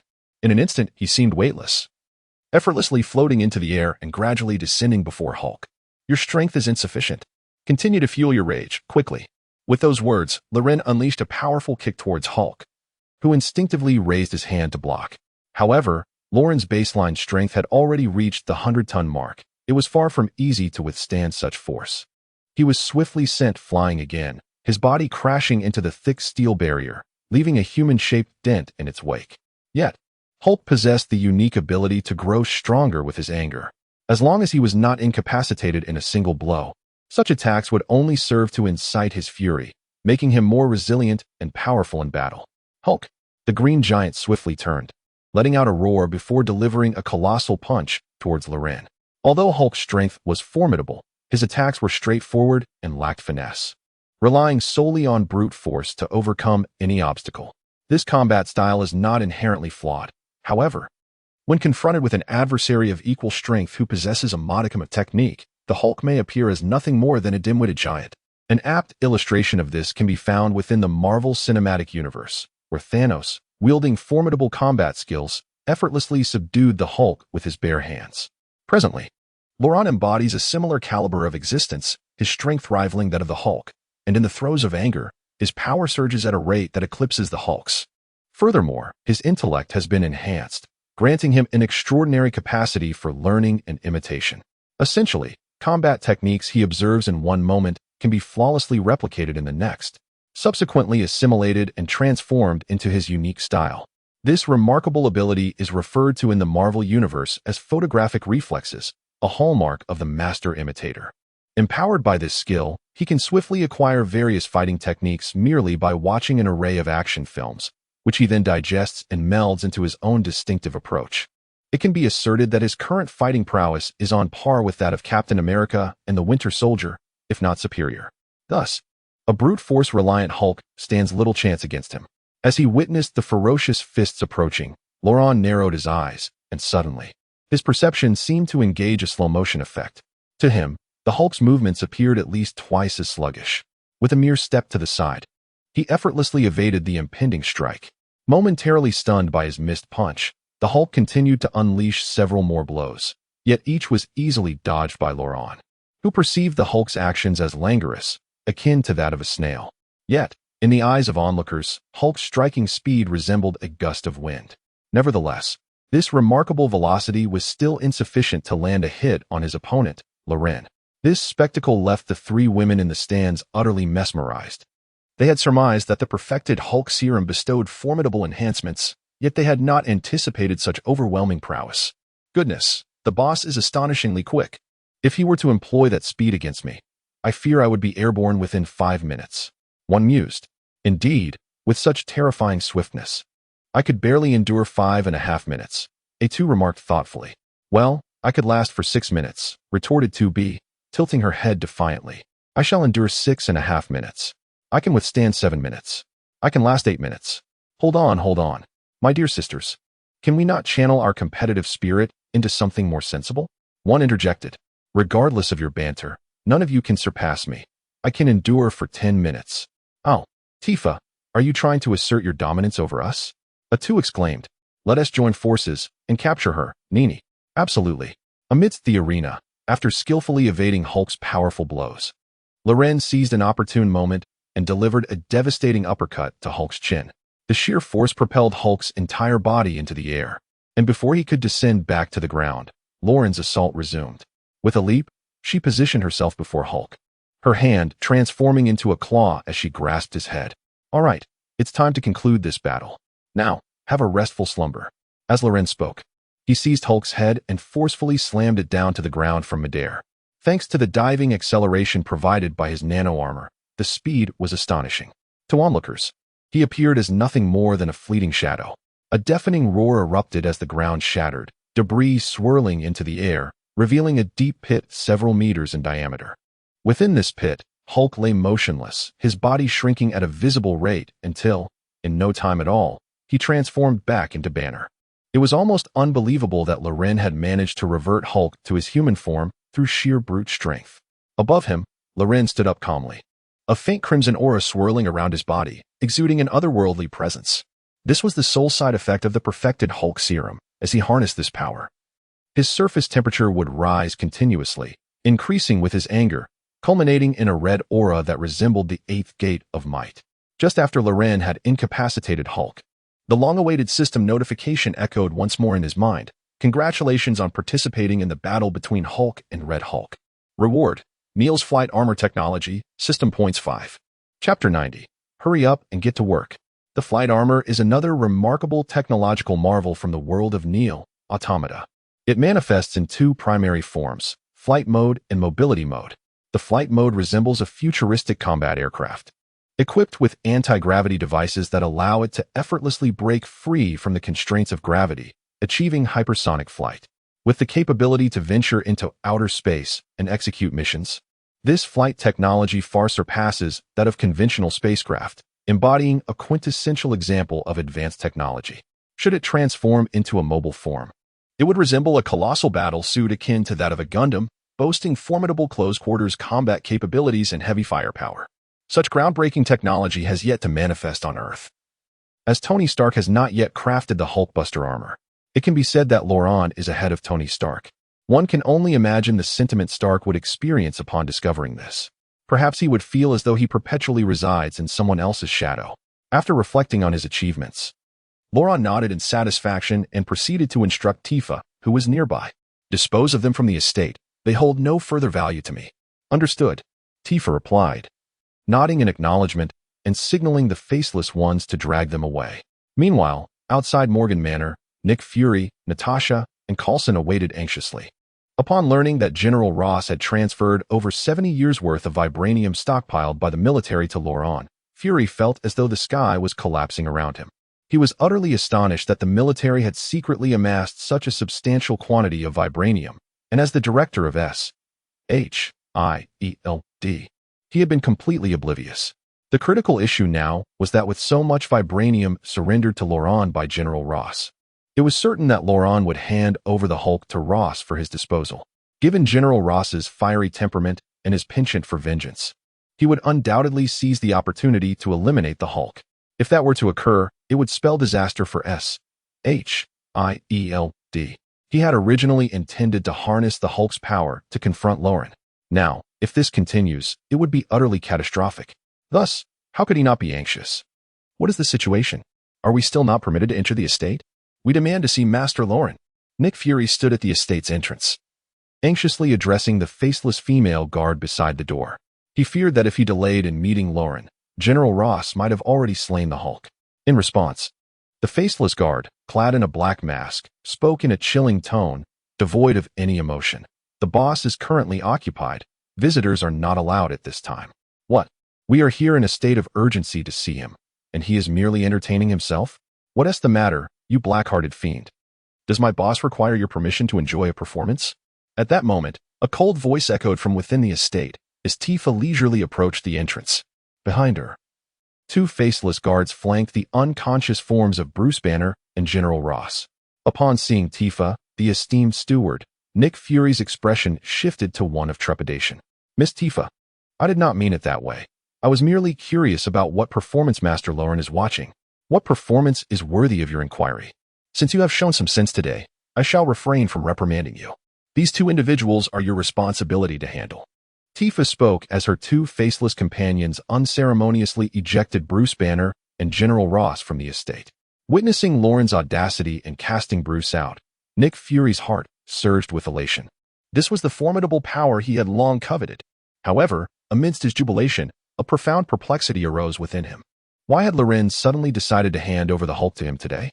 From his understanding of Loran, this individual harbored a deep-seated racism and would never extend such a favor to someone like him. When events deviate from the norm, there is often a hidden agenda, and he suspected that there was trickery afoot. With this thought, he cast a questioning glance at Tifa. Miss Tifa, may I inquire why your boss has suddenly deemed it appropriate to entrust the Hulk to SHIELD? Is there some special reason behind this? You truly are insatiable, Tifa retorted, her tone laced with sarcasm. You begged for this, and now that it is granted, you continue to pry. It seems you are in need of a lesson. With that, she produced a whip from behind her, and, catching Nick Fury entirely off guard, struck him soundly. Oh, what the? The lash sent Nick Fury spiraling back to 1862, leaving him utterly stunned. Dare to complain? Off you go to work. Go work. As Tifa suddenly whipped him, Nick Fury immediately grasped the situation, his expression turning as dark as a stormy sea. Meanwhile, Coulson and Natasha stood by, utterly bewildered, rendered speechless by the unfolding drama. However, the two dared not utter a word, merely shielding their eyes with their hands and turning their faces away. unwilling to meet Nick Fury's gaze. Although Fury was seething with anger, he felt powerless. Gritting his teeth, he dragged Bruce Banner away. At that moment, General Ross, lying nearby, slowly opened his eyes, clearly having regained consciousness. Yet before he could utter a word, Nick Fury delivered a heavy kick to his head, immediately plunging him back into unconsciousness. Coulson, Natasha, damn it, this is all your fault, Fury spat. If you wish to awaken, dream on. Turning to Tifa, he added, this man is unfamiliar to me, and I have no desire for him. Dispose of him as you see fit. With that, Fury disregarded the expressions of those around him and prepared to leave with Bruce Banner. It was evident to all that Fury was venting his frustration on Ross. Yet no one dared to speak up. Just as he was about to depart, Tifa spoke coolly. Black Egg, who permitted you to leave so easily? Our boss has said that while Hulk may be yours, you need not provide vibranium. Yet there is something concealed on you that must be surrendered. Something? What are you referring to? I do not comprehend your words. Upon hearing Tifa's statement, Nick Fury furrowed his brow, a sense of foreboding creeping in. But at that moment, Tifa ensnared his neck with a whip and forcefully pulled him closer to her. Before Nick Fury could respond further, Tifa reached into his pocket and retrieved a uniquely shaped beeper. Give that back to me. Quickly, return it. Upon seeing Tifa produce his only means of contacting Captain Marvel, Nick Fury immediately panicked. This device was his sole link to the formidable Captain Marvel, and if it fell into the hands of Loran or was damaged, the consequences would be dire. Captain Marvel was, in his estimation, the most powerful being he had encountered thus far, even surpassing the Hulk. Alongside his anxiety, he was also filled with disbelief. The fact that he could use this beeper to reach Captain Marvel was a secret known only to the two of them. No one else should have been aware of it. Yet, it seemed that Loran was privy to this information, which was utterly inconceivable. Being so anxious over a mere beeper indicated that the boss had hit the nail on the head. It truly held significant importance for him. No, Miss Tifa. My anxiety stems from the fact that this device was a keepsake from my deceased father. A keepsake from your father? You must be jesting. Where would a slave acquire a beeper? If he were to leave you a token, it would likely be cotton. Miss Tifa, racist jokes are hardly amusing. It is not my fault, for you initiated the jest. Henceforth, refrain from employing such pitiable excuses to deceive, as they do not suit you. Moreover, you have misjudged your audience. My boss is acutely aware of the purpose of this device. Otherwise, he would not have permitted its retrieval. As Tifa spoke, she casually flicked her hand, sending Nick Fury flying, and then tucked the beeper into her pocket. My boss has declared that one cannot have both fish and bear's paw. Since you are so eager to acquire the might of Hulk, this item shall be kept in his custody for the time being. When you are prepared to offer something of greater value, perhaps the Tesseract or similar, my boss will naturally return this object to you. Having concluded her remarks, Tifa paid no heed to Nick Fury's reaction and leaped away, transforming into a streak of light that swiftly vanished. Observing Tifa's instantaneous disappearance, Nick Fury slumped to the ground, a visage of despair, as if his very soul had been extracted. The beeper. My beeper. Damn you, Lauren. I shall have my revenge. Fury's anger ignited, compelling him to charge towards Morgan Manor. Yet, before he could act upon his impulse, Coulson and Natasha hastily restrained him. A forceful intrusion would surely spell their doom. While they could not speak for others, they knew Lauren would not hesitate to act. This 18-year-old man was the most nefarious villain they had ever encountered. And the most frustrating part was that there was little they could do about it. Director, do not act rashly, I implore you. It is merely a beeper. Indeed, Commander. It's not necessary, truly not necessary. Tomorrow, I shall procure a new one. Unaware of the truth, Natasha and Coulson earnestly consoled Nick Fury, hoping he would not act foolishly. Nick Fury, buy your mother a new one. Do you have any idea whom this beeper can contact? Fury scoffed at Coulson's suggestion of acquiring a new device. Who? Your deceased father? What? Is it that powerful? Can this beeper communicate between the realms of the living and the dead? Motherf, you too. I suddenly feel inclined to disband S.H.I.E.L.D.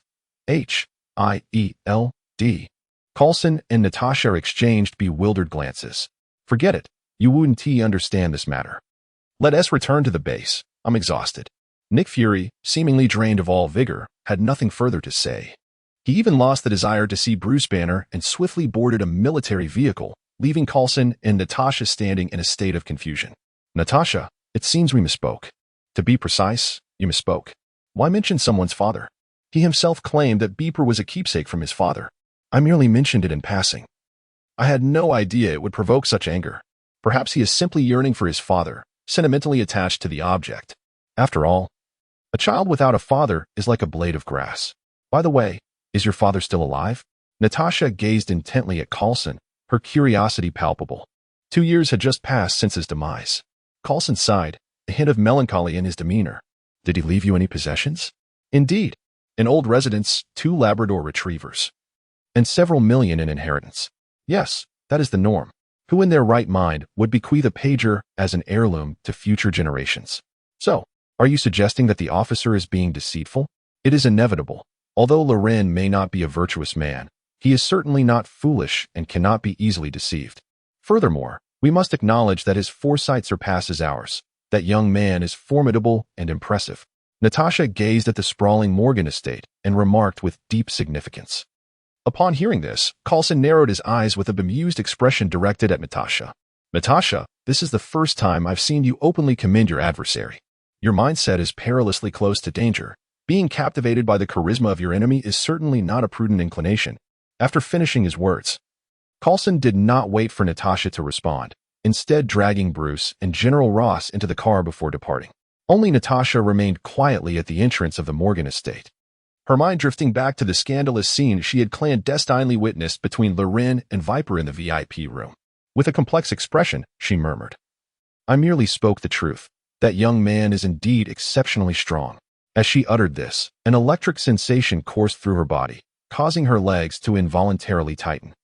Inside the estate, Loren toyed with the pager that Tifa had snatched back for him, a broad smile adorning his face. That black egg fellow must be in quite a tizzy, I imagine, upon witnessing my audacious seizure of his beeper. He was so incensed that he nearly attempted to storm our estate, only to be thwarted by his 2 subordinates.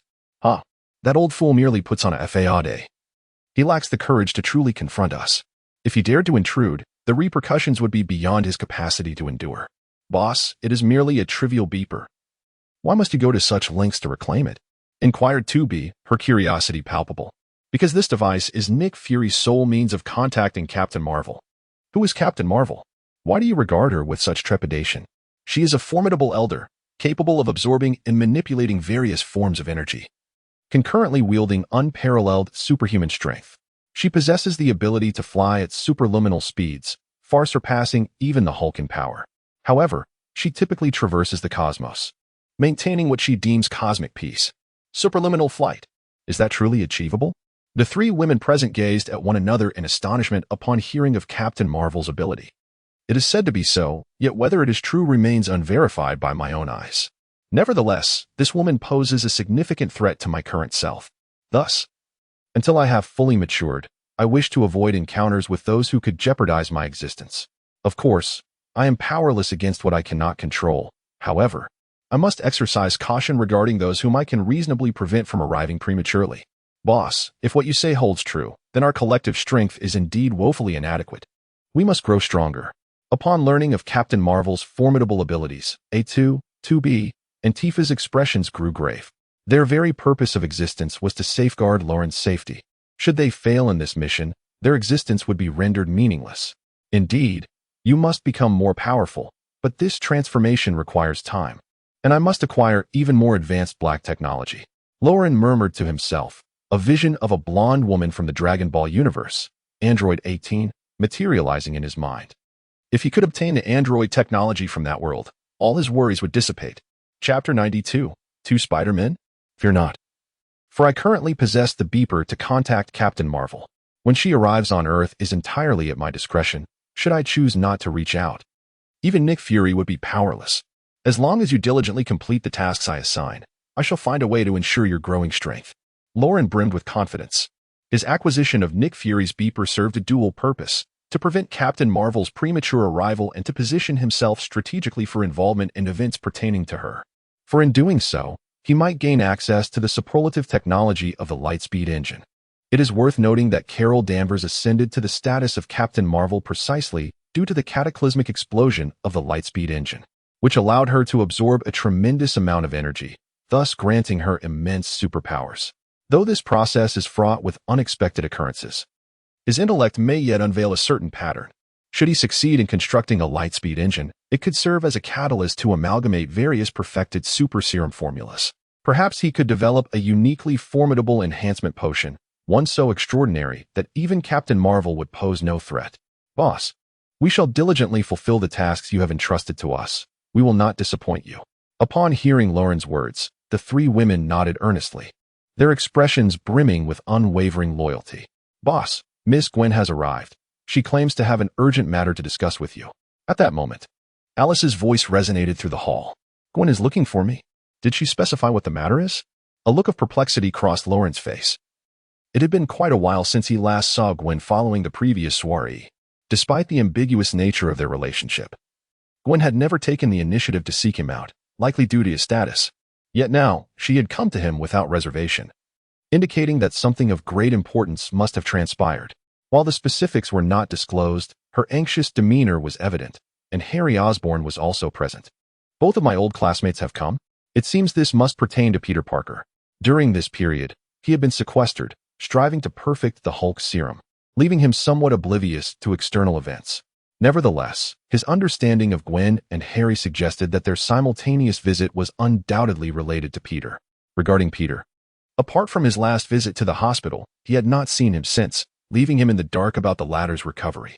Contemplating this, he promptly instructed his aides to admit them, while his consciousness activated the transformation of his nano armor into a tailored suit. The greatest advantage of this nano armor was the elimination of the hassle of changing attire. One could simply manifest any desired outfit. However, it was not without its drawbacks, as wearing it without an inner lining could lead to a rather chilling experience. Unlike encounters with others, the meeting with Gwen and Harry was arranged in a cozy living room, reflecting their familiarity as old classmates.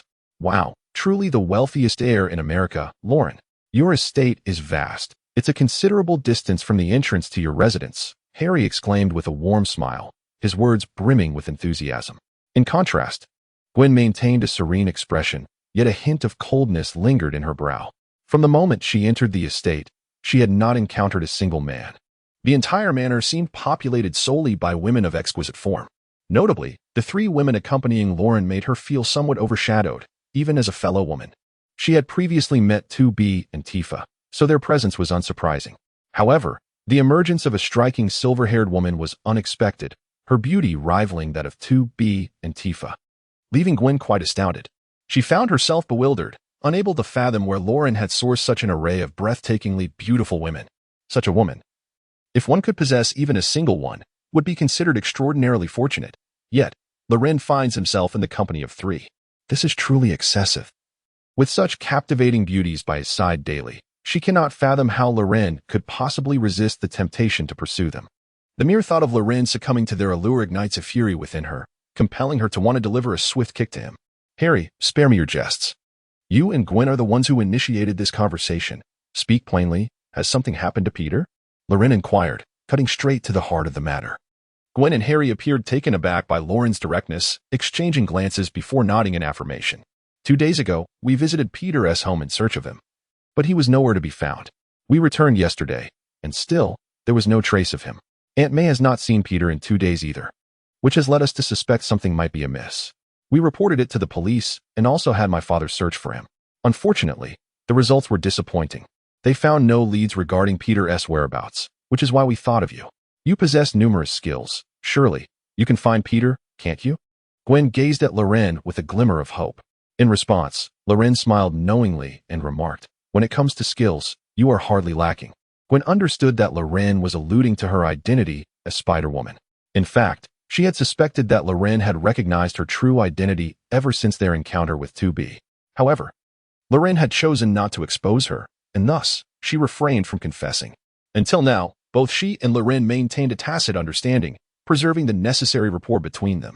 One remains silent while the other refrains from inquiry, rendering everything as if no incident ever transpired. What I employed was merely a trivial stratagem, utterly ineffectual. Gwen cast a sidelong glance at Lauren, a hint of a smile gracing her lips. I understand now. Peter is also my classmate. Should any misfortune befall him, I cannot turn a blind eye. I shall initiate a search at once. Please remain seated for a moment, Lauren declared, rising from the parlor and retreating to her clandestine laboratory, entrusting the task of locating Peter to Alice. With her formidable computational prowess, Alice swiftly infiltrated the entire video surveillance network of Queens, and within mere minutes, she uncovered Peter's whereabouts. However, the initial footage captured by Alice did not feature Peter Parker himself, but rather a man donned in a sleek black suit, a figure clad in a glossy, obsidian spider costume. In the footage obtained, this individual exhibited the extraordinary ability to traverse the urban landscape with the same agility as Spider-Man. Witnessing such a scene left Lauren momentarily bewildered. When did this world come to accommodate two Spider-Men, one of whom is clad in black? Chapter 93, Venom Spider-Man? So this fellow is Peter Parker? Lauren murmured, her expression a tapestry of emotions. Indeed, the footage confirmed that the masked man in black was Peter Parker, as the subsequent video revealed his unmasked visage, providing unequivocal proof of his identity. Has Peter Parker also transformed into Spider-Man? This seems implausible. Alice immediately magnified the lens. Please analyze the fabric of his black attire. Furthermore, investigate the organization of those he fought against. Loren furrowed his brow as if a thought had crossed his mind. As a traveler across realms, he was acutely aware that within each Marvel parallel universe, there ought to exist only one Spider-Man. The likelihood of two Spider-Men coexisting was exceedingly slim. Should such a phenomenon occur, it would likely signify a merging of parallel universes. If that were indeed the case, it would pose a significant dilemma. However, if the fabric of parallel universes had truly unraveled, the Ancient One of Kamar-Taj would have intervened long ago, leaving no room for him to engage in battles with others outside. Understood, boss. The analysis is currently underway. Upon completion, the analysis revealed that the black garment worn by Peter Parker did not belong to any textile. Rather, it appeared to be some form of organic entity. The identities of the individuals who clashed with Peter Parker had also been uncovered. They were affiliated with the Life Foundation. An organic entity? The Life Foundation? It seems my suspicions were correct. This individual has likely been parasitized by a symbiote.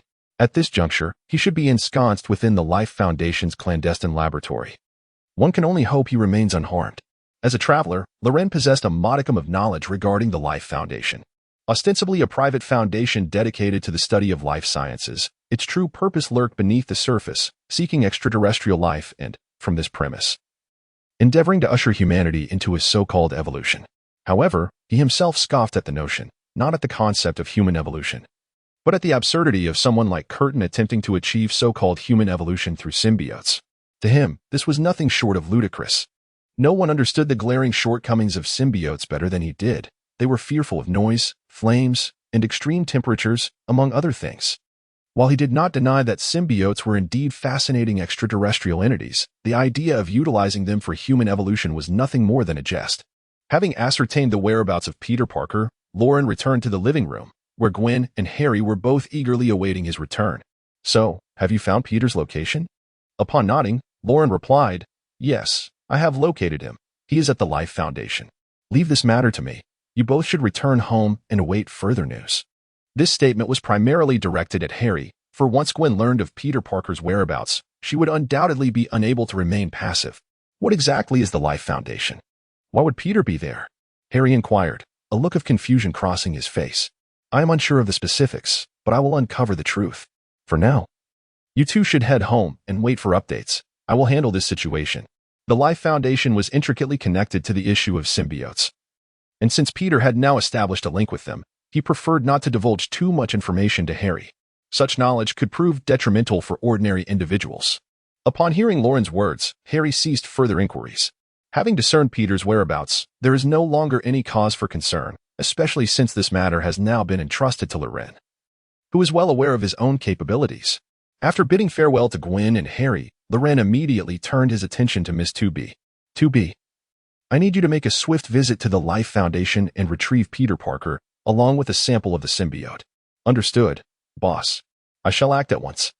Following Lauren's command, 2B did not hesitate for a moment. She leapt into action, racing towards the location of the Life Foundation.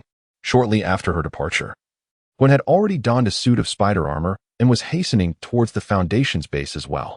Loren observed all of this, fully aware that Gwen would never stand idly by. However, with 2B's involvement, he felt no apprehension.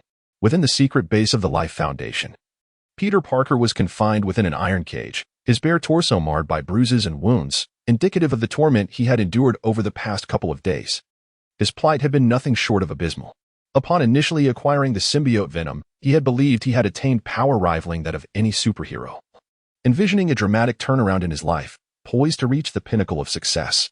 To embody this transformation, he had taken on the guise of the Black Spider-Man, combating crime in New York under the moniker of Venom Spider-Man, aspiring to become a superhero akin to Miss Spider and Iron Man. He was utterly unprepared for the shocking turn of events that unfolded within merely a month of his heroic endeavors. To his dismay, he found himself ambushed by a cadre of elite soldiers. Under normal circumstances, his current prowess would have easily dispatched ordinary special forces. However, he was taken aback to discover that these soldiers possessed an intimate knowledge of the symbiote's vulnerabilities. Consequently, during their confrontation, he encountered insurmountable challenges, ultimately leading to his capture rather than his triumph. From that moment onward, his harrowing nightmare commenced. Upon his capture, they swiftly extracted the symbiotic venom from his body. Stripped of this potent power, he was reduced to a mere shadow of himself, akin to a one-armed cripple. In such a weakened state, he stood no chance against these highly trained operatives, let alone ordinary individuals. Aware of his plight, his captors treated him with utter disdain, relegating him to the status of a mere guinea pig. Countless syringes were incessantly thrust into his body, drawing blood or injecting bizarre concoctions, subjecting him to a torment worse than death. Within the span of a mere 2 days, his existence had become a torturous eternity. Were it not for his indomitable will, he would likely have succumbed to madness. At that moment, outside the confines of his iron cage, a strikingly handsome young man regarded him with an expression devoid of emotion. His voice laced with fervor. "Peter Parker," he proclaimed, "to contribute to the evolution of all humanity is a privilege of the highest order. I am the one who bestows this honor upon you. You should express gratitude rather than regard me with such disdainful eyes. Such actions will inevitably lead to my disappointment. And disappointment comes at a price, ha ha ha." Before him, Peter's eyes gleamed with a bloodthirsty intent as he frantically kicked and battered the iron cage in a desperate attempt to break free. At that moment, a thunderous roar erupted, shaking the very foundations of the building, as a dark figure crashed through the floors of the Foundation's edifice, landing directly before Peter. Chapter 94, The Clash with the Riot. "Your weaknesses are glaringly apparent. Who is it?" Carlton was taken aback by the sudden appearance of someone descending from above. In an instant, a silver-gray symbiote enveloped his entire form, transforming him into a grotesque creature. This was the Riot. Following the crash of the Life Foundation spacecraft, only 2 symbiotes managed to escape. One of them, Venom, had taken residence within Peter, while the other was the Riot. Unlike Venom, however, the bonding process for the Riot was fraught with difficulty. Initially, it struggled to find a suitable host, eventually settling on Carlton after a series of trials. Carlton was chosen not merely for his compatibility with the symbiote, but primarily due to his position as the chairman of the Life Foundation. He possessed the authority to dispatch spacecraft back into the cosmos, thereby enabling the Riot to summon its fellow symbiotes to Earth, with the ultimate aim of conquering the planet. This alliance would also facilitate Carlton's vision of what he termed the evolution of humanity as a whole. Throughout this period, they have been diligently working toward the fulfillment of this objective. Today, another spacecraft from the Life Foundation has reached its readiness, poised for launch this evening to receive the incoming symbiotes. However, prior to this, they must first address the rejection reaction between the symbiotes and humanity. Only then, when the symbiote army descends, can they achieve a harmonious integration, allowing humanity to complete its evolution. At this moment, Peter Parker stands as their prime subject, the very reason for his abduction. Yet, just as events unfold, an unexpected twist arises, inciting both astonishment and fury among them. Their gaze fixates upon a dark figure, an enigmatic woman clad in a flowing black Gothic gown. It is truly bizarre. They find themselves in the Life Foundation's most clandestine laboratory, fortified with the highest level of security. This place is not only heavily guarded but also boasts impenetrable defenses, with a meter-thick brick wall reinforced by 10 centimeters of steel plating.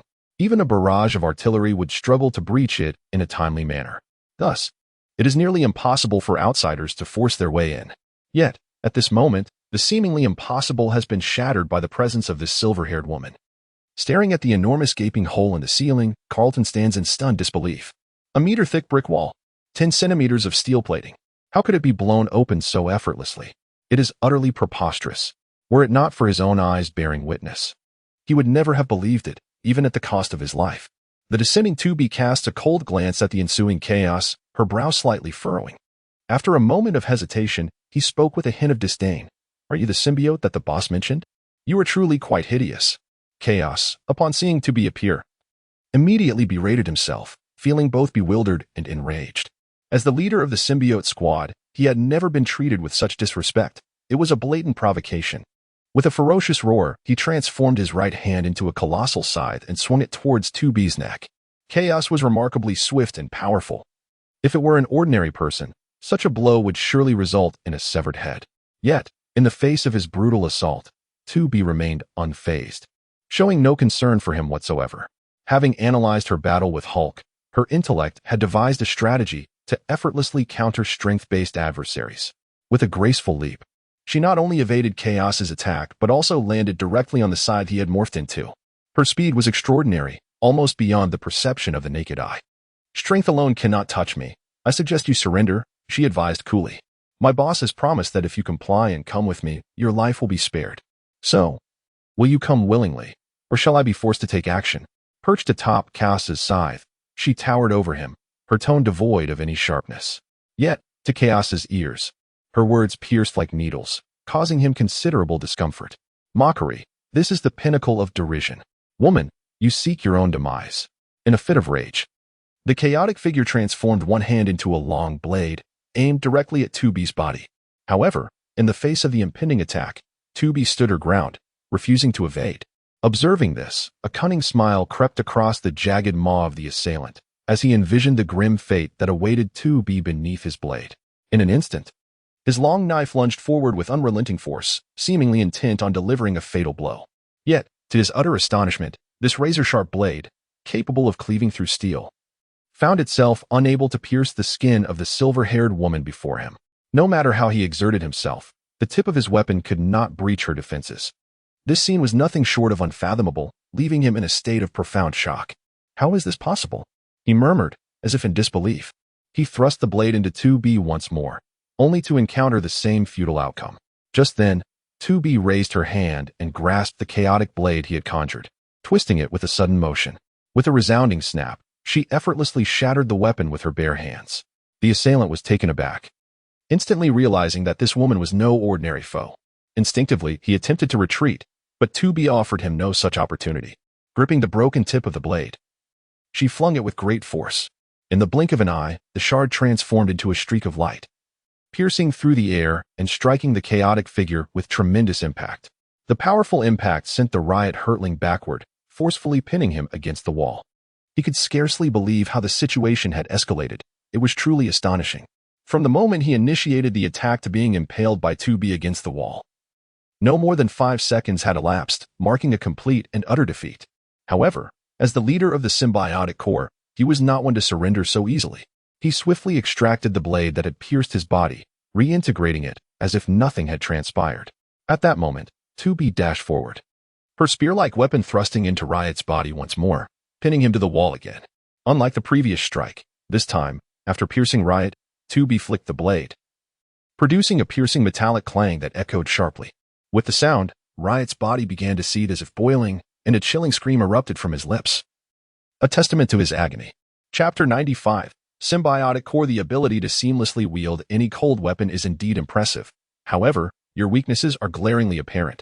You require the enhancements of my boss. With my boss's capabilities, you could be perfected. Perhaps, in due time, you could become a formidable weapon in our hands. Observing the beleaguered Riot, 2B mused thoughtfully. A weapon? As the esteemed commander of 500,000 symbiotic soldiers, you dare to regard me merely as a weapon? Woman, you underestimate others far too much. Listening to Miss 2B, the entity known as Chaos felt an overwhelming sense of humiliation within the ranks of the symbiotic army. He held a position of great esteem and had never before endured such an affront. This ignited a frenzy within him, although the high-frequency sound waves inflicted immense pain. They were not lethal in the immediate moment. As long as he drew breath, a chance for redemption remained, and he would never surrender his resistance easily. In that instant, he pressed both hands against the spear piercing his body, halting its vibrations. Simultaneously, he forcefully shifted his body to the side, disregarding the agony of his flesh being torn, and liberated himself from the spear's grasp. Free from its constraints, Chaos regained his audacity, transforming one of his hands into the shape of a curved blade, which he swung fiercely towards 2B's head. Yet, 2B did not flinch. She allowed the strike to connect. The razor-sharp edge collided with the crown of her head, not only failing to inflict any harm but shattering upon impact. Damn it, what manner of body is this? How can it be so resilient? Realizing he could not breach 2B's defenses, Chaos swiftly retreated while shattering other glass vials containing symbiotes within the laboratory. Over the past month, Carlton had utilized the symbiote's ability to reproduce asexually, cultivating several new specimens. However, these symbiotes had previously been mere subjects of Carlton's experiments, prisoners confined within his laboratory. Akin to the venom of the symbiote itself, having now witnessed the terrifying prowess of 2B, the Riot came to the sobering realization that his solitary strength was insufficient to vanquish her. Thus, he recognized the necessity of allies. At this moment, the identities of experimental subjects or prisoners became inconsequential. His singular goal was to rally them to confront the formidable woman before him, to alleviate the pressure he faced. As the glass vial shattered, a kaleidoscope of symbiotes instinctively sought proximity, bonding with the surrounding personnel. In the midst of this chaos, Venom seized the opportunity to escape, swiftly making his way toward the confines where Peter Parker was imprisoned.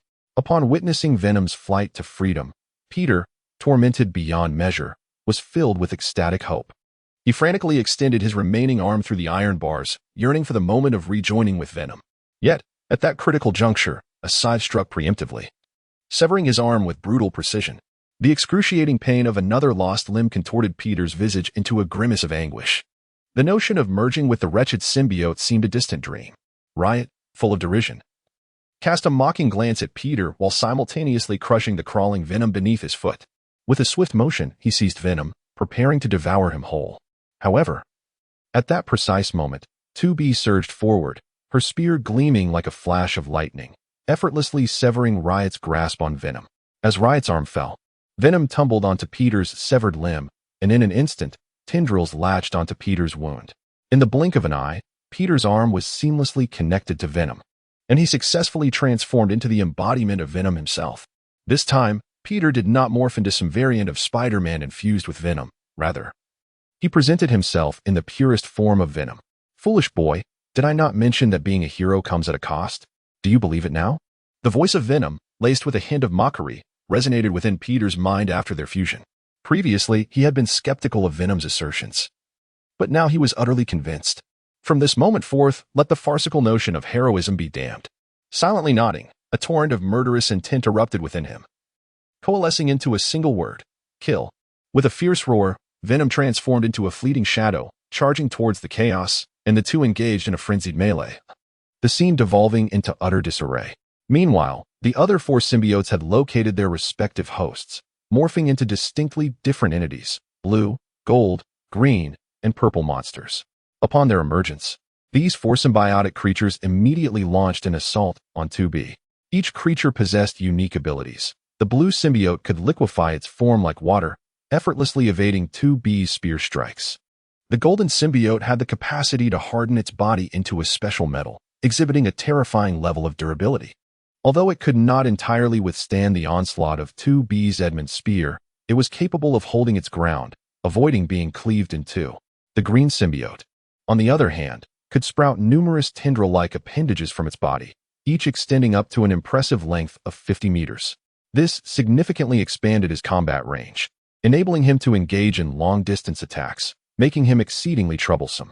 Among the most formidable was the purple symbiote, which could unleash a burst of speed akin to the speed of sound in the blink of an eye. Even 2B's ground speed could not match it, and naturally, she was unable to strike it. The combat prowess displayed by the four symbiotes was quite remarkable, and even 2B found it challenging to subdue them in a timely manner. She had initially intended to capture the Riot first, but now, besieged by the four symbiotic monsters, she could not afford to divert her attention to the Riot. However, just as she was being attacked by the four symbiotic creatures, Miss Spider, clad in a hood, arrived. She landed directly beside 2B and positioned herself back-to-back with her. "I never imagined you would face a siege yourself. Now you know the taste of hardship," Gwen remarked with a hint of mockery, her previous hostility towards 2B gradually dissipating with each encounter. "When have you seen me struggle? A mere handful of symbiotic creatures cannot possibly threaten me," 2B retorted defiantly. "Is that so? Then I wonder why you seem to be fighting so desperately. Your bravado is amusing," Gwen quipped as she engaged two of the symbiotes in combat. Upon hearing Gwen's jibe about her bravado, 2B immediately responded with indignation. "Be quiet. You're the one with a sharp tongue. Boss always says my lips are soft and smooth. And he adores them. Chapter 96. The fusion of cutting-edge skins, nanotechnology, and symbiotic entities. What are you rambling about? I cannot comprehend a word of it. No worries. You are still a fledgling. It is perfectly natural not to understand. In due time, the boss will enlighten you, my dear sister. Sister? What on earth are you talking about? Who is your sister? Do not attempt to forge a connection with me. Never mind, you truly are as innocent as they come. Perhaps that is why the boss has been so preoccupied with you. Preoccupied with me?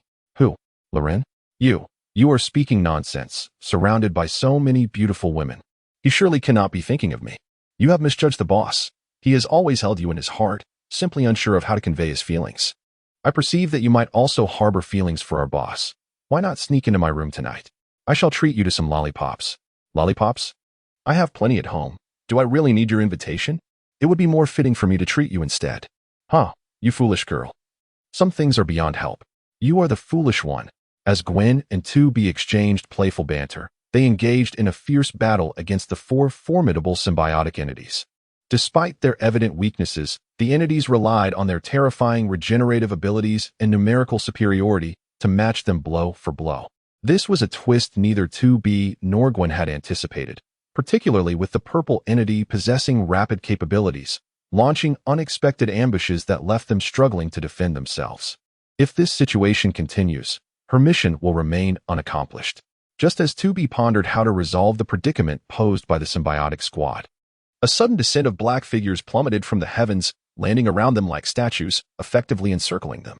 The unexpected spectacle startled everyone present, however, upon recognizing the newcomers. A look of delight graced 2B's face. The attire belonged to the Faceless Ones, under the command of her sister A2. A2 had arrived. As soon as 2B's words fell, a strikingly beautiful woman with cascading silver hair alighted gracefully atop a nearby iron tower, resembling a feather drifting through the air. It was none other than A2, sent by Loran to provide assistance to 2B. A2, what brings you here? 2B inquired, a hint of confusion evident in her expression. Alice sent a message indicating that you were encountering some trouble, so the boss dispatched me to lend support. It seems your difficulties are indeed considerable. The sudden emergence of so many symbiotes suggests that more reinforcements were necessary to handle the situation effectively. As A2 spoke, she promptly instructed Alice to emit high-frequency sound waves. Instantly, a series of piercing sonic waves resonated from a specialized device affixed to the Faceless Ones. Surrounded by a multitude of these figures, the symbiotes found themselves cornered, leaving them no avenue for escape. Immediately, anguished cries of pain erupted from all the symbiotes present, with the exception of the purple symbiote possessing rapid abilities. Before the sound waves had even been emitted, it had sensed the impending danger and swiftly escaped through the gaps of the Faceless Legion. Observing this, A2 furrowed her brow slightly and immediately activated her anti-gravity mode. In an instant, she transformed into a streak of light, pursuing the symbiote. On the ground, A2 and 2B's speed could not match that of the purple symbiote, but in the air, the scenario was quite different. The rapid capabilities of the purple symbiote bore a resemblance to Quicksilver, yet its velocity was not comparable to the true speedster. According to Alice's calculations, its maximum speed on the ground was merely around twice the speed of sound. Naturally, during short-distance maneuvers, it could barely reach that velocity, at most achieving Mach 1. Its apparent swiftness stemmed from its ability to accelerate instantaneously from a standstill to supersonic speeds. This was where its strength lay, however, in terms of long-distance travel. It could never rival A2 and 2B. Both of them were equipped with anti-gravity devices, allowing them to soar effortlessly and surpass speeds of Mach 3, with a terrifying maximum velocity reaching Mach 5. In such circumstances, how could a mere symbiote hope to compete? If it sought to flee from my grasp, it would not be so simple. Stay put. A2, soaring through the air with cold determination, gazed down at the fleeing purple symbiote. Raising her hand in a commanding gesture, she summoned a long spear crafted from primordial Yudman alloy, coalescing it from nanoparticles. With the spear firmly in her grasp, A2 let out a disdainful huff and hurled it with force toward the rapidly retreating purple symbiote below. With a swift whoosh, the lance sliced through the air, its piercing sound akin to resplendent thunder, shattering the darkness. In a fleeting moment, it impaled the symbiote's body and forcefully pinned it to the unyielding concrete ground. The metallic clang of the lance upon impact elicited a mournful wail from the violet symbiote. At that very instant, Sister A2 descended from the heavens, positioning herself before the anguished creature. Raising her hand, she summoned nanoparticles that coalesced into an iron box. "Will you enter voluntarily, or shall I compel you?" A2 stated, her expression impassive, her tone brooking no dissent. In response, the violet symbiote not only refused to comply, but unleashed a furious roar. Suddenly, it detached from its original host and lunged directly at A2, seemingly taken aback by this unexpected move. A2 had no time to react as the symbiote enveloped her entire form, cascading down her arm. In an instant, her body was cloaked in a layer of organic matter resembling a second skin. Then, to her astonishment, the violet symbiote manifested a strikingly beautiful feminine visage. With a voice laced with fear and confusion, it exclaimed, "You are not an organic life form. You are a robot. How is this possible?" As the female symbiote spoke, she attempted to escape from A2's body, for symbiotes, too, require energy. Thus, they must parasitically inhabit organic life forms capable of sustenance, allowing them to derive energy from their hosts. The current entity, A2, evidently fails to fulfill this requirement, and consequently, the parasite tethered to A2 is destined to perish from starvation, a fate it desperately wishes to avoid. However, to its astonishment, just as it prepared to flee, it discovered that its body was rendered immobile. In that moment of terror, it realized that the nanoscopic particles residing within A2 had proactively invaded its own cells. Moreover, in an astonishing manner, these particles began to fuse with its cells, a process that caused its consciousness to wane. If this continued, its awareness would be entirely extinguished by the woman before it, leading to its ultimate obliteration. As for its symbiotic physical form, it would inevitably become the possession of that woman. The mere thought of this filled it with escalating dread, prompting desperate attempts to struggle. Yet, all was futile. Within moments, darkness enveloped its vision, and it plunged into oblivion. Meanwhile, A2 wore a look of perplexity, for this transformation was not a conscious decision on her part, nor did she comprehend the unfolding events. It appeared that her nanoscopic particles had engaged in a subtle amalgamation with the cells of the symbiote. This phenomenon endowed her with the capabilities of nanomachines while simultaneously bestowing her with the characteristics of organic life. At that moment, her intelligence core issued a command. Instantly, a distinctly carbon-based, flesh-like black battle suit enveloped her body, rendering her appearance both eerie and irresistibly alluring. Is this the tactile essence of organic life? How marvelous it is. Boss will surely adore this. Gently caressing her brand new skin, A2 murmured to herself, yet her first thought was whether her boss would appreciate it, which is rather peculiar. Chapter 97, A New Research Direction, the Superbody? As the saying goes, one who associates with the crimson will become red, and one who associates with the dark will become black. After spending considerable time with a boss like Lorenz, she, along with 2B and Tifa, has also become increasingly unconventional. However, those who are peculiar do not perceive their oddities. Instead, they recognize kindred spirits and find joy and exhilaration in their camaraderie. A2, what do you think? Do you like this entirely new skin? At that moment, the voice of the artificial intelligence, Alice, resonated in A2's mind.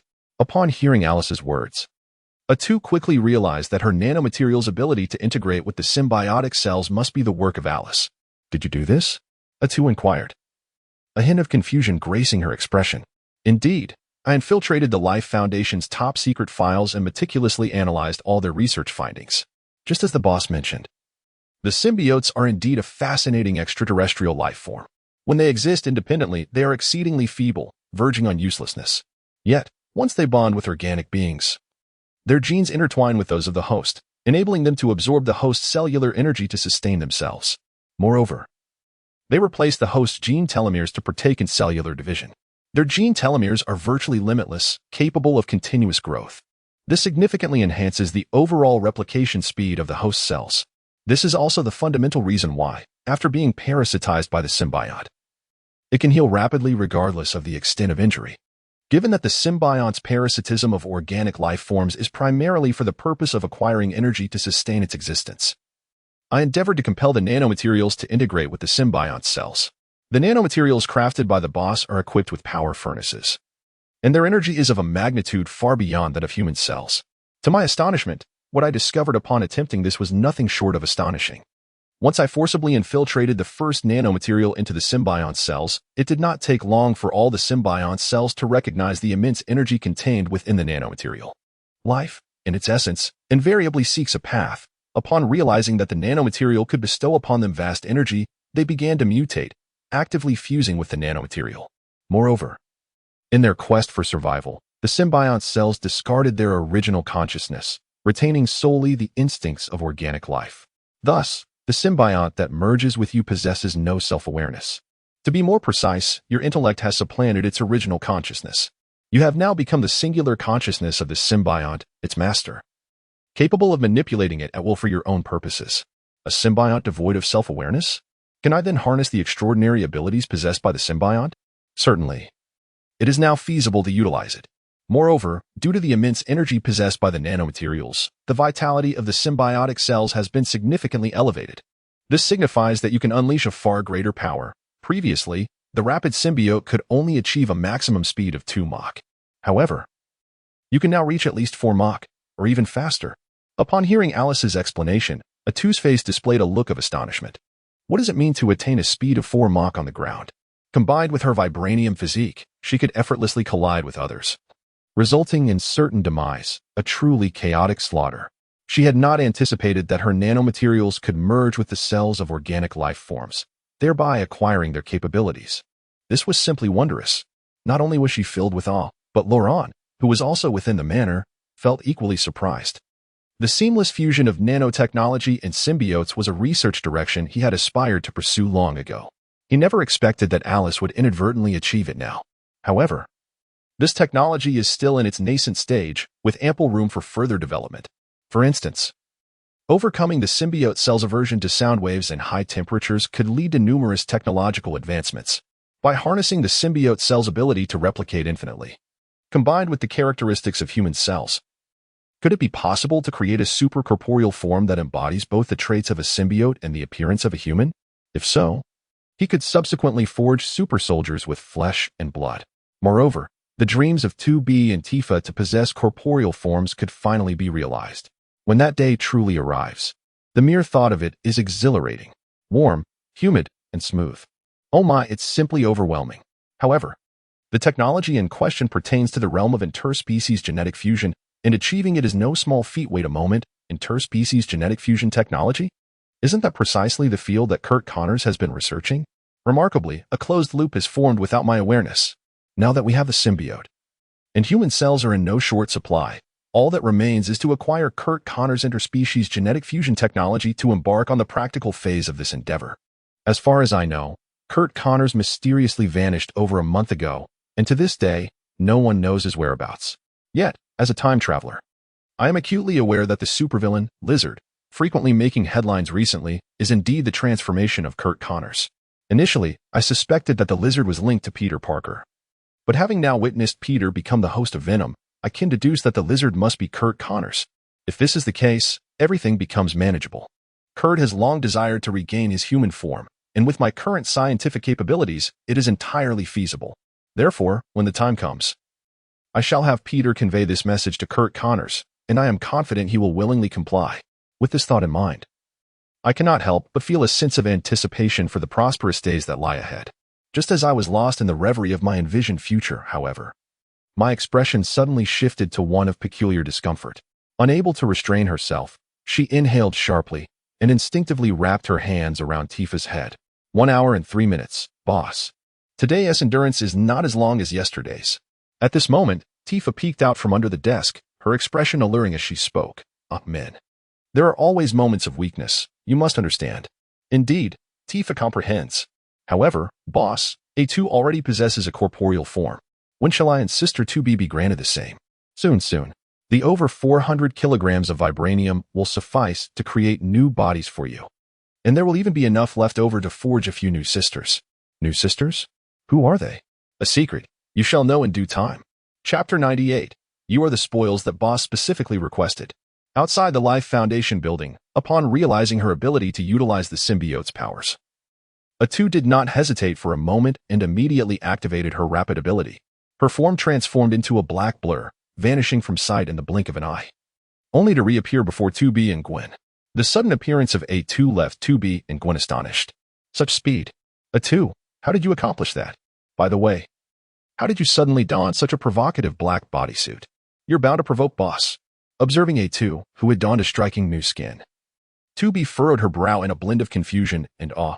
The allure of Atu's symbiotic attire was simply breathtaking. It clung to A2's form, accentuating her already alluring curves with an even more seductive charm. The two contours at her chest and hips resembled golden ratio divides, showcasing the most exquisite aspects of her physique in their optimal form. The upper half bore the shape of a luscious peach, while the lower half mirrored an even grander peach. Indeed, a delightful fruit, both visually captivating and deliciously sweet. Witnessing her sister A2 in such an ensemble, even 2B felt a twinge of inadequacy, her face betraying an unmistakable envy. "Fear not, I can manipulate this new skin at will. Just watch," A2 proclaimed, as the symbiotic leather seamlessly melded into her body, vanishing in an instant. "How remarkable! How did you achieve that?" "I desire it as well."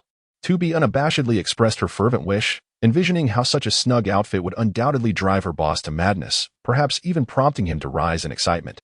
"While I would love to lend you this attire, it seems impossible, as it has fused with my nanoscopic particles," A2 explained. "This is not merely clothing. It is a novel creation born from the fusion of symbiotic cells and nanomaterials, endowing me with the capabilities of nanobots alongside the traits of an organic life form. Now, even without activating simulation mode, I can experience this world as a human does. Cold, hot, humid, dry, delicious, fragrant. These words that once eluded our understanding can now be experienced viscerally. The sensation is truly marvelous. Sister 2B, it seems your dream is on the verge of realization." A2 earnestly began to explain to 2B, knowing that she had long desired a corporeal form, a desire to serve her boss as a normal human woman would. Yet, as the universal combat model robot that had accompanied Lore on the longest, 2B had not achieved this dream. Instead, it was A2, the newcomer, who was poised to fulfill it first. If she did not clarify this, it would undoubtedly lead to disappointment and sorrow for 2B. As comrades who had weathered battles together, she did not wish to cause her sister any distress. What? To possess the abilities of nanomachines while also embodying the characteristics of an organic life form? Is this truly the case? Of course, it is true. There is no need for deceit. Currently, the boss is crafting a nanoscopic form for you and Tifa. All you need to do is capture these symbiotic entities, and then you too shall have a body like mine. All right, I will capture them all right away. Upon hearing that the symbiotic entities had this function, 2B's eyes sparkled with fervor. She longed to return with them immediately and create a new body for herself. With a dozen faceless unleashing sonic assaults, the three surrounded symbiotic entities were directly shaken loose from their hosts.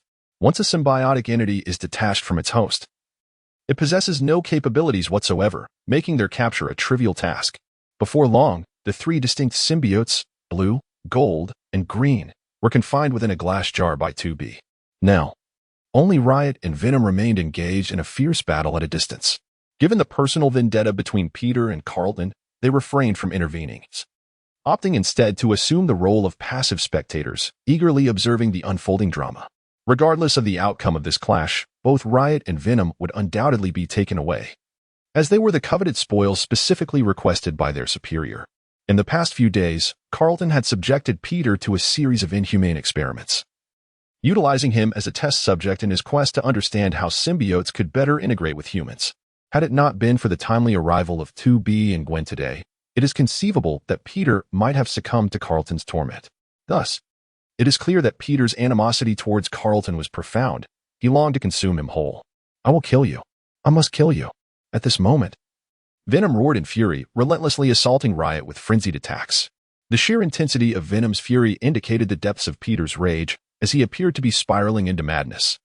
However, Riot was no mere pushover. As the leader of an army of 500,000 symbiotes, its combat prowess far surpassed that of Venom, who was regarded as a weakling among symbiotes. In the face of Venom's ferocious onslaught, Riot not only handled the attacks with ease, but also utilized its ability to morph into various cold weapons, systematically pushing Venom back. Ultimately, it was through a symbiotic spear that had transformed that Venom was forcefully impaled against the wall of the Life Foundation building. Beneath him, a fierce blaze raged, and as the flame seared, Venom emitted a cacophony of anguished cries. However, before he could lament for long, Riot leaped before him, seizing his throat with a vice-like grip. He began to tear at Venom's essence, attempting to extricate the symbiote from Peter's body. "Venom, you are not merely the detritus of our symbiotic kin. You are a traitor. Now, prepare to join your equally worthless human host in my belly." Riot's assault was not only physical but also a brutal assault on the dignity of both Venom and Peter through his taunts. Listening to Riot's derision, Peter Parker, as the host felt his eyes burn with fury. Son of a bitch, I'll fight you to the end. Seizing the moment while venom had not fully severed from his form, Peter gritted his teeth and forcefully extricated his pierced body from the spear. Then, he clung tightly to Riot as they plummeted toward the inferno below, and in an instant, the searing flames engulfed them, causing them to cry out in agony. Yet, the fire, though intense, was not sufficiently vast to claim their lives immediately. Fortuitously, this allowed both to escape the clutches of the flames. However, Venom, having previously been in a position of weakness, could no longer sustain its form after being scorched by the flames. The extent of its endurance was merely sufficient to carry Peter out of the inferno. At the very moment it escaped the fire, it seamlessly merged into Peter's body, falling silent. Meanwhile, although the rampage was also gravely injured, it managed to maintain its ferocious form. Fueled by rage, it approached Peter and, with a fierce stomp, intended to deliver a fatal blow. Yet, just at that critical juncture, a silver-haired woman appeared like a bolt of lightning, effortlessly lifting him as one might a mere chick. It was indeed a thrilling spectacle of combat, but it ended there. This individual cannot be harmed, for the symbiote within him is a coveted prize designated by our boss.